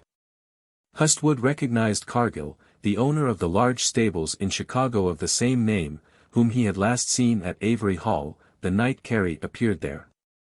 The remembrance of how this individual brought up his wife to shake hands on that occasion was also on the instant clear. Hustwood was greatly abashed. His eyes expressed the difficulty he felt. "Why, it's Hustwood," said Cargill, remembering now, and sorry that he had not recognized him quickly enough in the beginning to have avoided this meeting. "Yes," said Hustwood. "How are you?" "Very well," said Cargill, troubled for something to talk about. "Stopping here?" "No," said Hustwood, "just keeping an appointment." "I knew you had left Chicago. I was wondering what had become of you." "Oh, I'm here now," answered Hustwood, anxious to get away. "Doing well, I suppose?" "Excellent. Glad to hear it." They looked at one another, rather embarrassed. "Well, I have an engagement with a friend upstairs. I'll leave you." "So long." Hustwood nodded his head. "Damn it all," he murmured, turning toward the door. "I knew that would happen." He walked several blocks up the street. His watch only registered 1.30. He tried to think of some place to go or something to do. The day was so bad he wanted only to be inside. Finally his feet began to feel wet and cold, and he boarded a car. This took him to 59th Street, which was as good as anywhere else.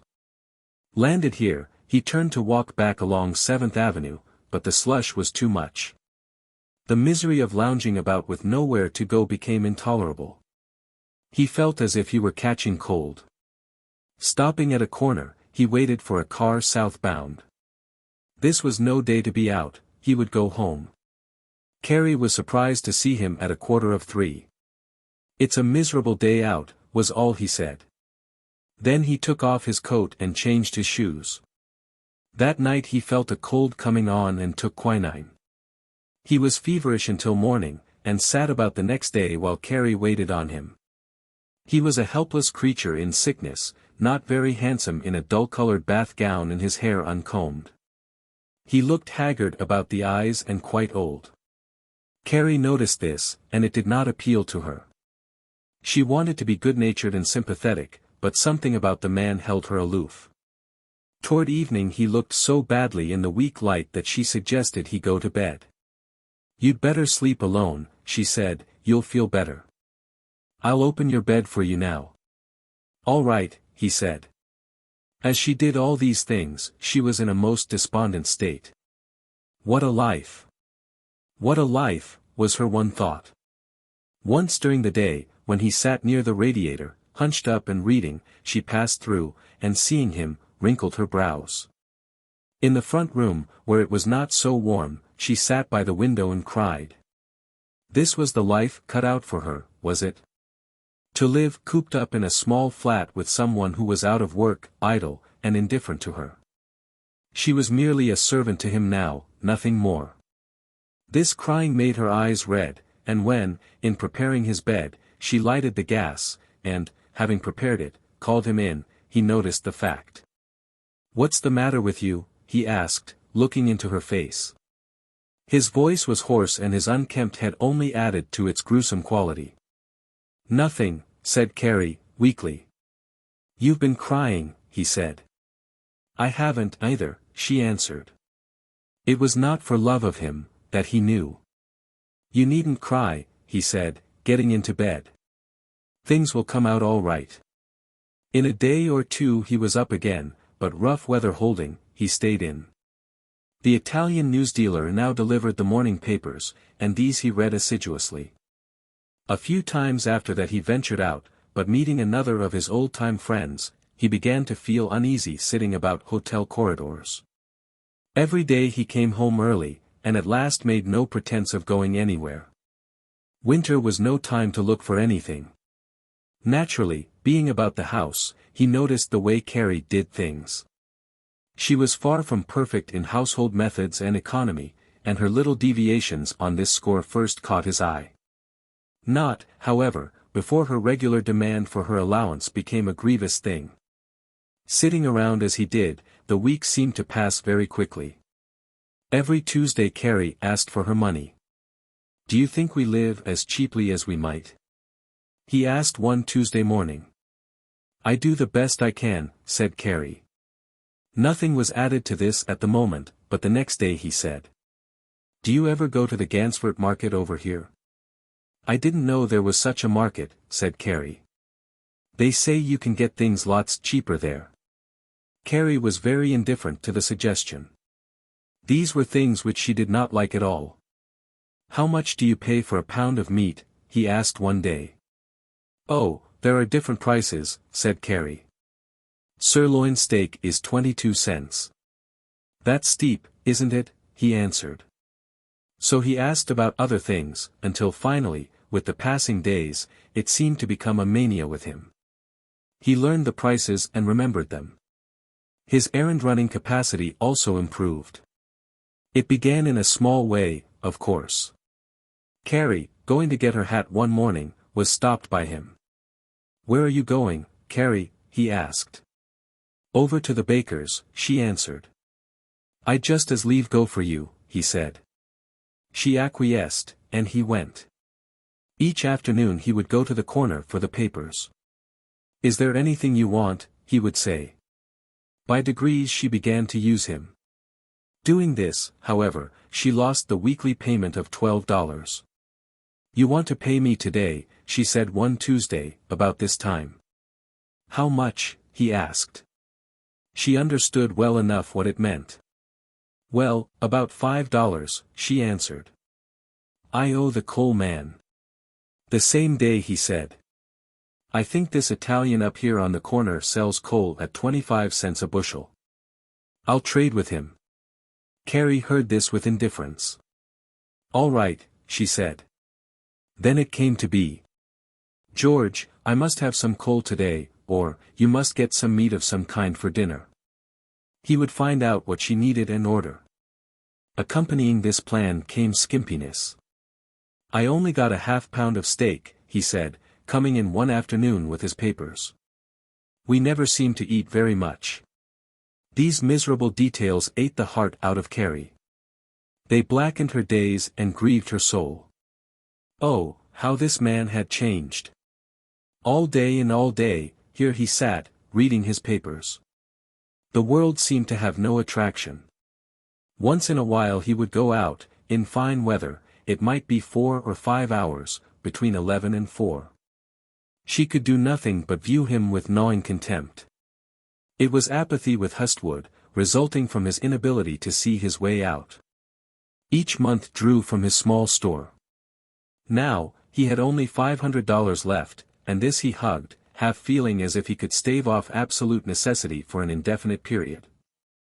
Sitting around the house, he decided to wear some old clothes he had. This came first with the bad days. Only once he apologized in the very beginning. "It's so bad today, I'll just wear these around."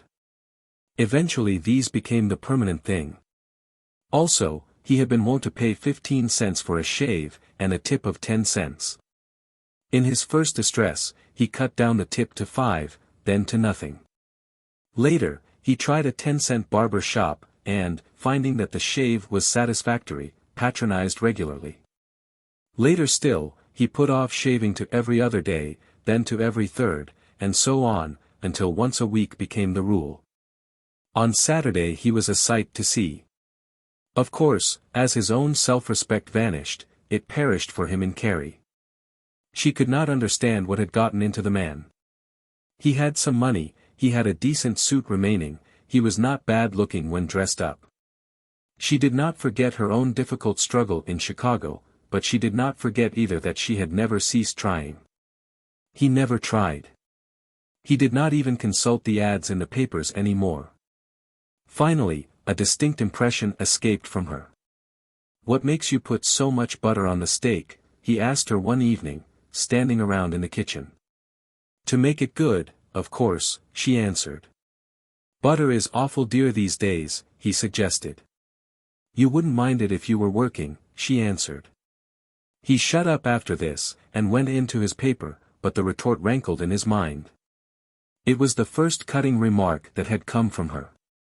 That same evening, Carrie, after reading, went off to the front room to bed. This was unusual. When Hustwood decided to go, he retired, as usual, without a light. It was then that he discovered Carrie's absence. "That's funny," he said, "maybe she's sitting up." He gave the matter no more thought, but slept. In the morning she was not beside him. Strange to say, this passed without comment.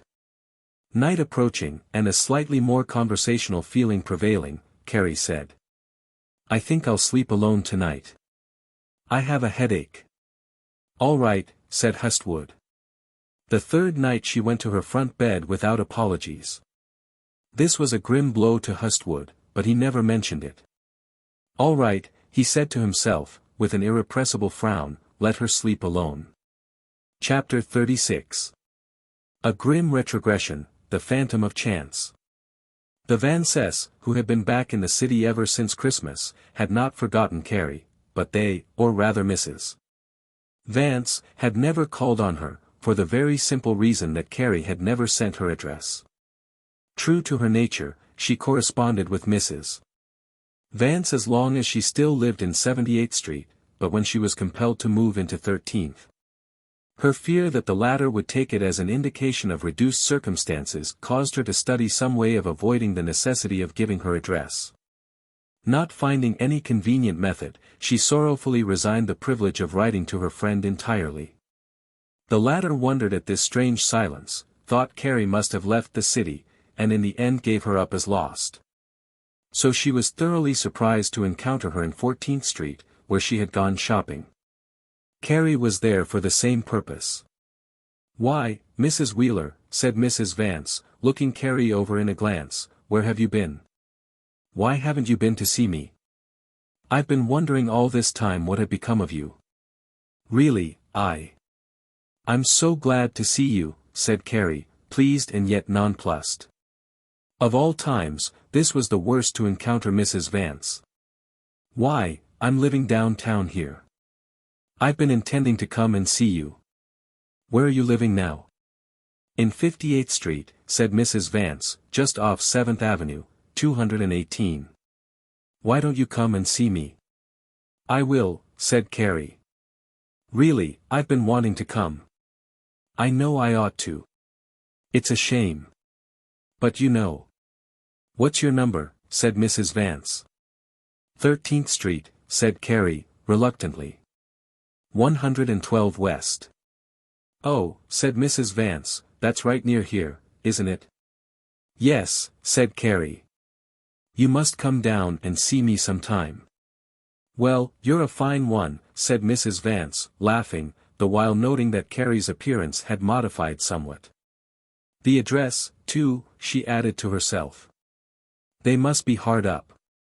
Still she liked Carrie well enough to take her in tow. "Come with me in here a minute," she exclaimed, turning into a store. When Carrie returned home, there was Hustwood, reading as usual. He seemed to take his condition with the utmost nonchalance. His beard was at least 4 days old. Oh, thought Carrie, if she were to come here and see him. She shook her head in absolute misery. It looked as if her situation was becoming unbearable.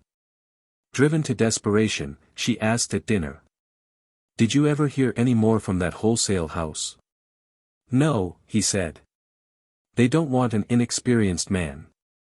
Carrie dropped the subject, feeling unable to say more. "I met Mrs. Vance this afternoon," she said, after a time. "Did, he answered.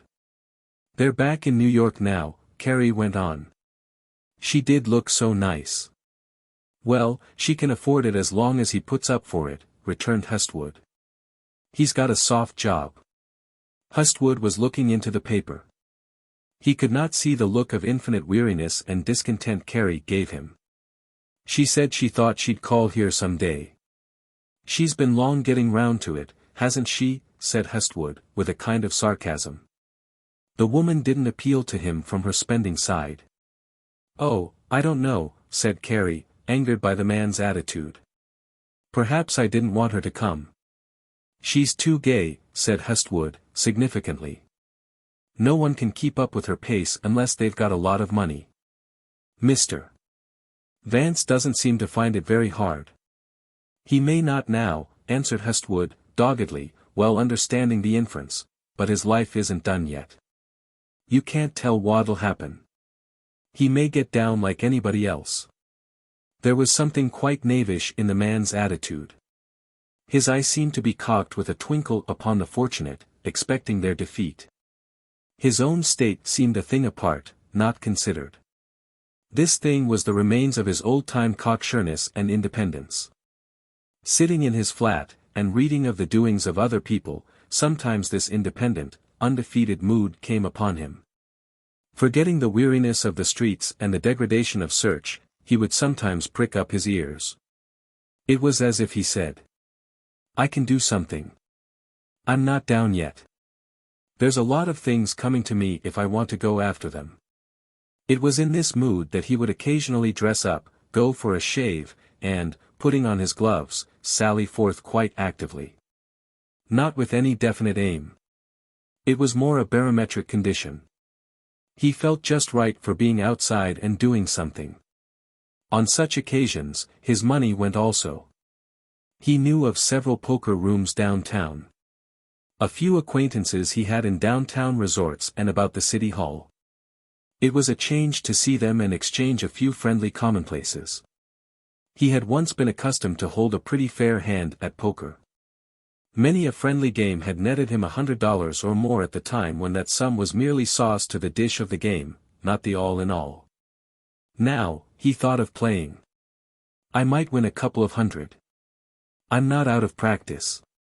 It is but fair to say that this thought had occurred to him several times before he acted upon it. The poker room which he first invaded was over a saloon in West Street, near one of the ferries. He had been there before. Several games were going. These he watched for a time and noticed that the pots were quite large for the ante involved. Deal me a hand, he said at the beginning of a new shuffle. He pulled up a chair and studied his cards. Those playing made that quiet study of him which is so unapparent, and yet invariably so searching. Poor fortune was with him at first. He received a mixed collection without progression or pairs. The pot was opened. I pass, he said. On the strength of this, he was content to lose his ante. The deals did fairly by him in the long run, causing him to come away with a few dollars to the good. The next afternoon he was back again, seeking amusement and profit. This time he followed up three of a kind to his doom. There was a better hand across the table, held by a pugnacious Irish youth, who was a political hanger-on of the Tammany district in which they were located. Hustwood was surprised at the persistence of this individual, whose bets came with a sang-froid which, if a bluff, was excellent art. Hustwood began to doubt, but kept, or thought to keep, at least, the cool demeanor with which, in olden times, he deceived those psychic students of the gaming table, who seemed to read thoughts and moods, rather than exterior evidences. However subtle. He could not down the cowardly thought that this man had something better and would stay to the end, drawing his last dollar into the pot, should he choose to go so far. Still, he hoped to win much, his hand was excellent. Why not raise it 5 more? I raise you 3, said the youth. Make it 5, said Hustwood, pushing out his chips. Come again, said the youth, pushing out a small pile of reds. Let me have some more chips, said Hustwood to the keeper in charge, taking out a bill. A cynical grin lit up the face of his youthful opponent. When the chips were laid out, Hustwood met the raise. 5 again, said the youth. Hustwood's brow was wet. He was deep in now, very deep for him. $60 of his good money was up. He was ordinarily no coward, but the thought of losing so much weakened him. Finally he gave way. He would not trust to this fine hand any longer. "I call," he said. "A full house," said the youth, spreading out his cards. Hustwood's hand dropped. "I thought I had you," he said, weakly. The youth raked in his chips, and Hustwood came away, not without first stopping to count his remaining cash on the stair. $340, he said. With this loss and ordinary expenses, so much had already gone. Back in the flat, he decided he would play no more. Remembering Mrs. Vance's promise to call, Carrie made one other mild protest. It was concerning Hustwood's appearance. This very day, coming home, he changed his clothes to the old togs he sat around in. "What makes you always put on those old clothes?" asked Carrie. "What's the use wearing my good ones around here?" he asked. "Well, I should think you'd feel better." Then she added, "Someone might call." "Who?" he said. "Well, Mrs. Vance," said Carrie. "She needn't see me," he answered, sullenly. This lack of pride and interest made Carrie almost hate him. "Oh," she thought, "there he sits. She needn't see me. I should think he would be ashamed of himself." The real bitterness of this thing was added, and Mrs. Vance did call. It was on one of her shopping rounds. Making her way up the commonplace hall, she knocked at Carrie's door. To her subsequent and agonizing distress, Carrie was out. Hustwood opened the door, half thinking that the knock was Carrie's. For once, he was taken honestly aback. The lost voice of youth and pride spoke in him. "Why," he said, actually stammering, "how do you do?" "How do you do?" said Mrs. Vance, who could scarcely believe her eyes. His great confusion she instantly perceived. He did not know whether to invite her in or not. "Is your wife at home?" she inquired. "No," he said, "Carrie's out, but won't you step in? She'll be back shortly." "No, oh," said Mrs. Vance, realizing the change of it all. "I'm really very much in a hurry. I thought I'd just run up and look in, but I couldn't stay. Just tell your wife she must come and see me." "I will," said Hustwood, standing back, and feeling intense relief at her going. He was so ashamed that he folded his hands weakly, as he sat in the chair afterwards, and thought. Carrie, coming in from another direction, thought she saw Mrs. Vance going away. She strained her eyes, but could not make sure. "Was anybody here just now?" she asked of Hustwood. "Yes," he said guiltily, "Mrs. Vance." "Did she see you?" she asked, expressing her full despair. This cut Hustwood like a whip, and made him sullen. If she had eyes, she did. "I opened the door." "Oh," said Carrie, closing one hand tightly out of sheer nervousness. "What did she have to say?" "Nothing," he answered. "She couldn't stay." "And you looking like that," said Carrie, throwing aside a long reserve. "What of it?" he said, angering. "I didn't know she was coming, did I?" "You knew she might," said Carrie. "I told you she said she was coming. I've asked you a dozen times to wear your other clothes." "Oh, I think this is just terrible." "Oh, let up," he answered.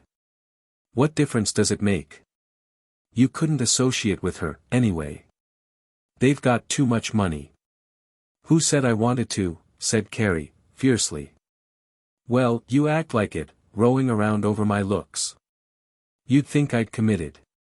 Carrie interrupted. "It's true," she said. "I couldn't if I wanted to, but whose fault is it? You're very free to sit and talk about who I could associate with. Why don't you get out and look for work?" This was a thunderbolt in camp. "What's it to you?" he said, rising, almost fiercely. "I pay the rent, don't I? I furnish the—" "Yes, you pay the rent," said Carrie. "You talk as if there was nothing else in the world but a flat to sit around in. You haven't done a thing for 3 months except sit around and interfere here. I'd like to know what you married me for." "I didn't marry you," he said, in a snarling tone. "I'd like to know what you did, then, in Montreal," she answered. "Well, I didn't marry you," he answered. "You can get that out of your head. You talk as though you didn't know." Carrie looked at him a moment, her eyes distending. She had believed it was all legal and binding enough. "What did you lie to me for, then?" she asked, fiercely. "What did you force me to run away with you for?" Her voice became almost a sob. "Force," he said, with curled lip. "A lot of forcing I did." "Oh," said Carrie, breaking under the strain, and turning. Oh, and she hurried into the front room. Hustwood was now hot and waked up. It was a great shaking up for him, both mental and moral. He wiped his brow as he looked around, and then went for his clothes and dressed. Not a sound came from Carrie. She ceased sobbing when she heard him dressing. She thought, at first, with the faintest alarm, of being left without money, not of losing him, though he might be going away permanently. She heard him open the top of the wardrobe and take out his hat. Then the dining room door closed, and she knew he had gone. After a few moments of silence, she stood up, dry-eyed, and looked out the window. Hustwood was just strolling up the street, from the flat, towards 6th Avenue. The latter made progress along 13th and across 14th Street to Union Square. "Look for work," he said to himself. "Look for work. She tells me to get out and look for work." He tried to shield himself from his own mental accusation, which told him that she was right. What a cursed thing that Mrs. Vance's call was, anyhow, he thought. Stood right there, and looked me over. I know what she was thinking.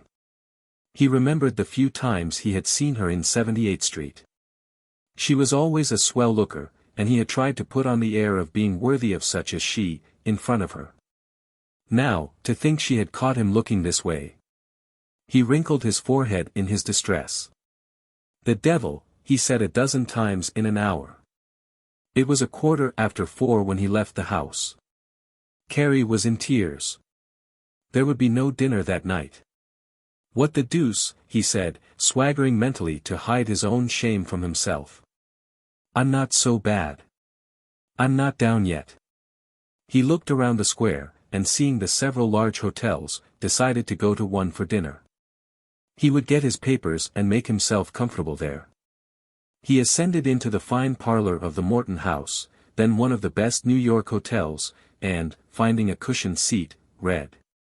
It did not trouble him much that his decreasing sum of money did not allow of such extravagance. Like the morphine fiend, he was becoming addicted to his ease. Anything to relieve his mental distress, to satisfy his craving for comfort. He must do it. No thoughts for the morrow, he could not stand to think of it any more than he could of any other calamity. Like the certainty of death, he tried to shut the certainty of soon being without a dollar completely out of his mind, and he came very near doing it. Well-dressed guests moving to and fro over the thick carpets carried him back to the old days. A young lady, a guest of the house, playing a piano in an alcove pleased him. He sat there reading. His dinner cost him $1.50. By 8 o'clock he was through, and then, seeing guests leaving and the crowd of pleasure-seekers thickening outside, wondered where he should go. Not home. Carrie would be up. No, he would not go back there this evening. He would stay out and knock around as a man who was independent, not broke, well might. He bought a cigar, and went outside on the corner where other individuals were lounging, brokers, racing people, thespians, his own flesh and blood. As he stood there, he thought of the old evenings in Chicago, and how he used to dispose of them. Many's the game he had had. This took him to poker. I didn't do that thing right the other day, he thought, referring to his loss of $60. I shouldn't have weakened. I could have bluffed that fellow down. I wasn't in form, that's what ailed me. Then he studied the possibilities of the game as it had been played, and began to figure how he might have won, in several instances, by bluffing a little harder. I'm old enough to play poker and do something with it. I'll try my hand tonight. Visions of a big stake floated before him. Supposing he did win a couple of hundred, wouldn't he be in it? Lots of sports he knew made their living at this game, and a good living, too. They always had as much as I had, he thought. So off he went to a poker room in the neighborhood, feeling much as he had in the old days. In this period of self-forgetfulness, aroused first by the shock of argument and perfected by a dinner in the hotel, with cocktails and cigars, he was as nearly like the old Hustwood as he would ever be again. It was not the old Hustwood, only a man arguing with a divided conscience and lured by a phantom. This poker room was much like the other one, only it was a back room in a better drinking resort. Hustwood watched a while, and then, seeing an interesting game, joined in. As before, it went easy for a while, he winning a few times and cheering up, losing a few pots and growing more interested and determined on that account. At last the fascinating game took a strong hold on him. He enjoyed its risks and ventured, on a trifling hand, to bluff the company and secure a fair stake. To his self-satisfaction intense and strong, he did it. In the height of this feeling he began to think his luck was with him. No one else had done so well. Now came another moderate hand, and again he tried to open the jackpot on it. There were others there who were almost reading his heart, so close was their observation. "I have three of a kind," said one of the players to himself. "I'll just stay with that fellow to the finish." The result was that bidding began. "I raise you 10. Good. 10 more. Good. 10 again. Right you are." It got to where Hustwood had $75 up. The other man really became serious. Perhaps this individual, Hustwood, really did have a stiff hand. "I call," he said. Hustwood showed his hand. He was done. The bitter fact that he had lost $75 made him desperate. "Let's have another pot," he said, grimly. "All right," said the man. Some of the other players quit, but observant loungers took their places. Time passed, and it came to 12 o'clock. Hustwood held on, neither winning nor losing much. Then he grew weary, and on a last hand lost 20 more. He was sick at heart. At 1:15 in the morning he came out of the place. The chill, bare streets seemed a mockery of his state. He walked slowly west, little thinking of his row with Carrie. He ascended the stairs and went into his room as if there had been no trouble. It was his loss that occupied his mind. Sitting down on the bedside he counted his money. There was now but $190 and some change. He put it up and began to undress. "I wonder what's getting into me, anyhow," he said. In the morning Carrie scarcely spoke and he felt as if he must go out again. He had treated her badly, but he could not afford to make up. Now desperation seized him, and for a day or two, going out thus, he lived like a gentleman, or what he conceived to be a gentleman, which took money. For his escapades he was soon poorer in mind and body, to say nothing of his purse, which had lost 30 by the process. Then he came down to cold, bitter sense again. "The rent man comes today," said Carrie, greeting him thus indifferently 3 mornings later. "He does." "Yes, this is the second," answered Carrie. Hustwood frowned.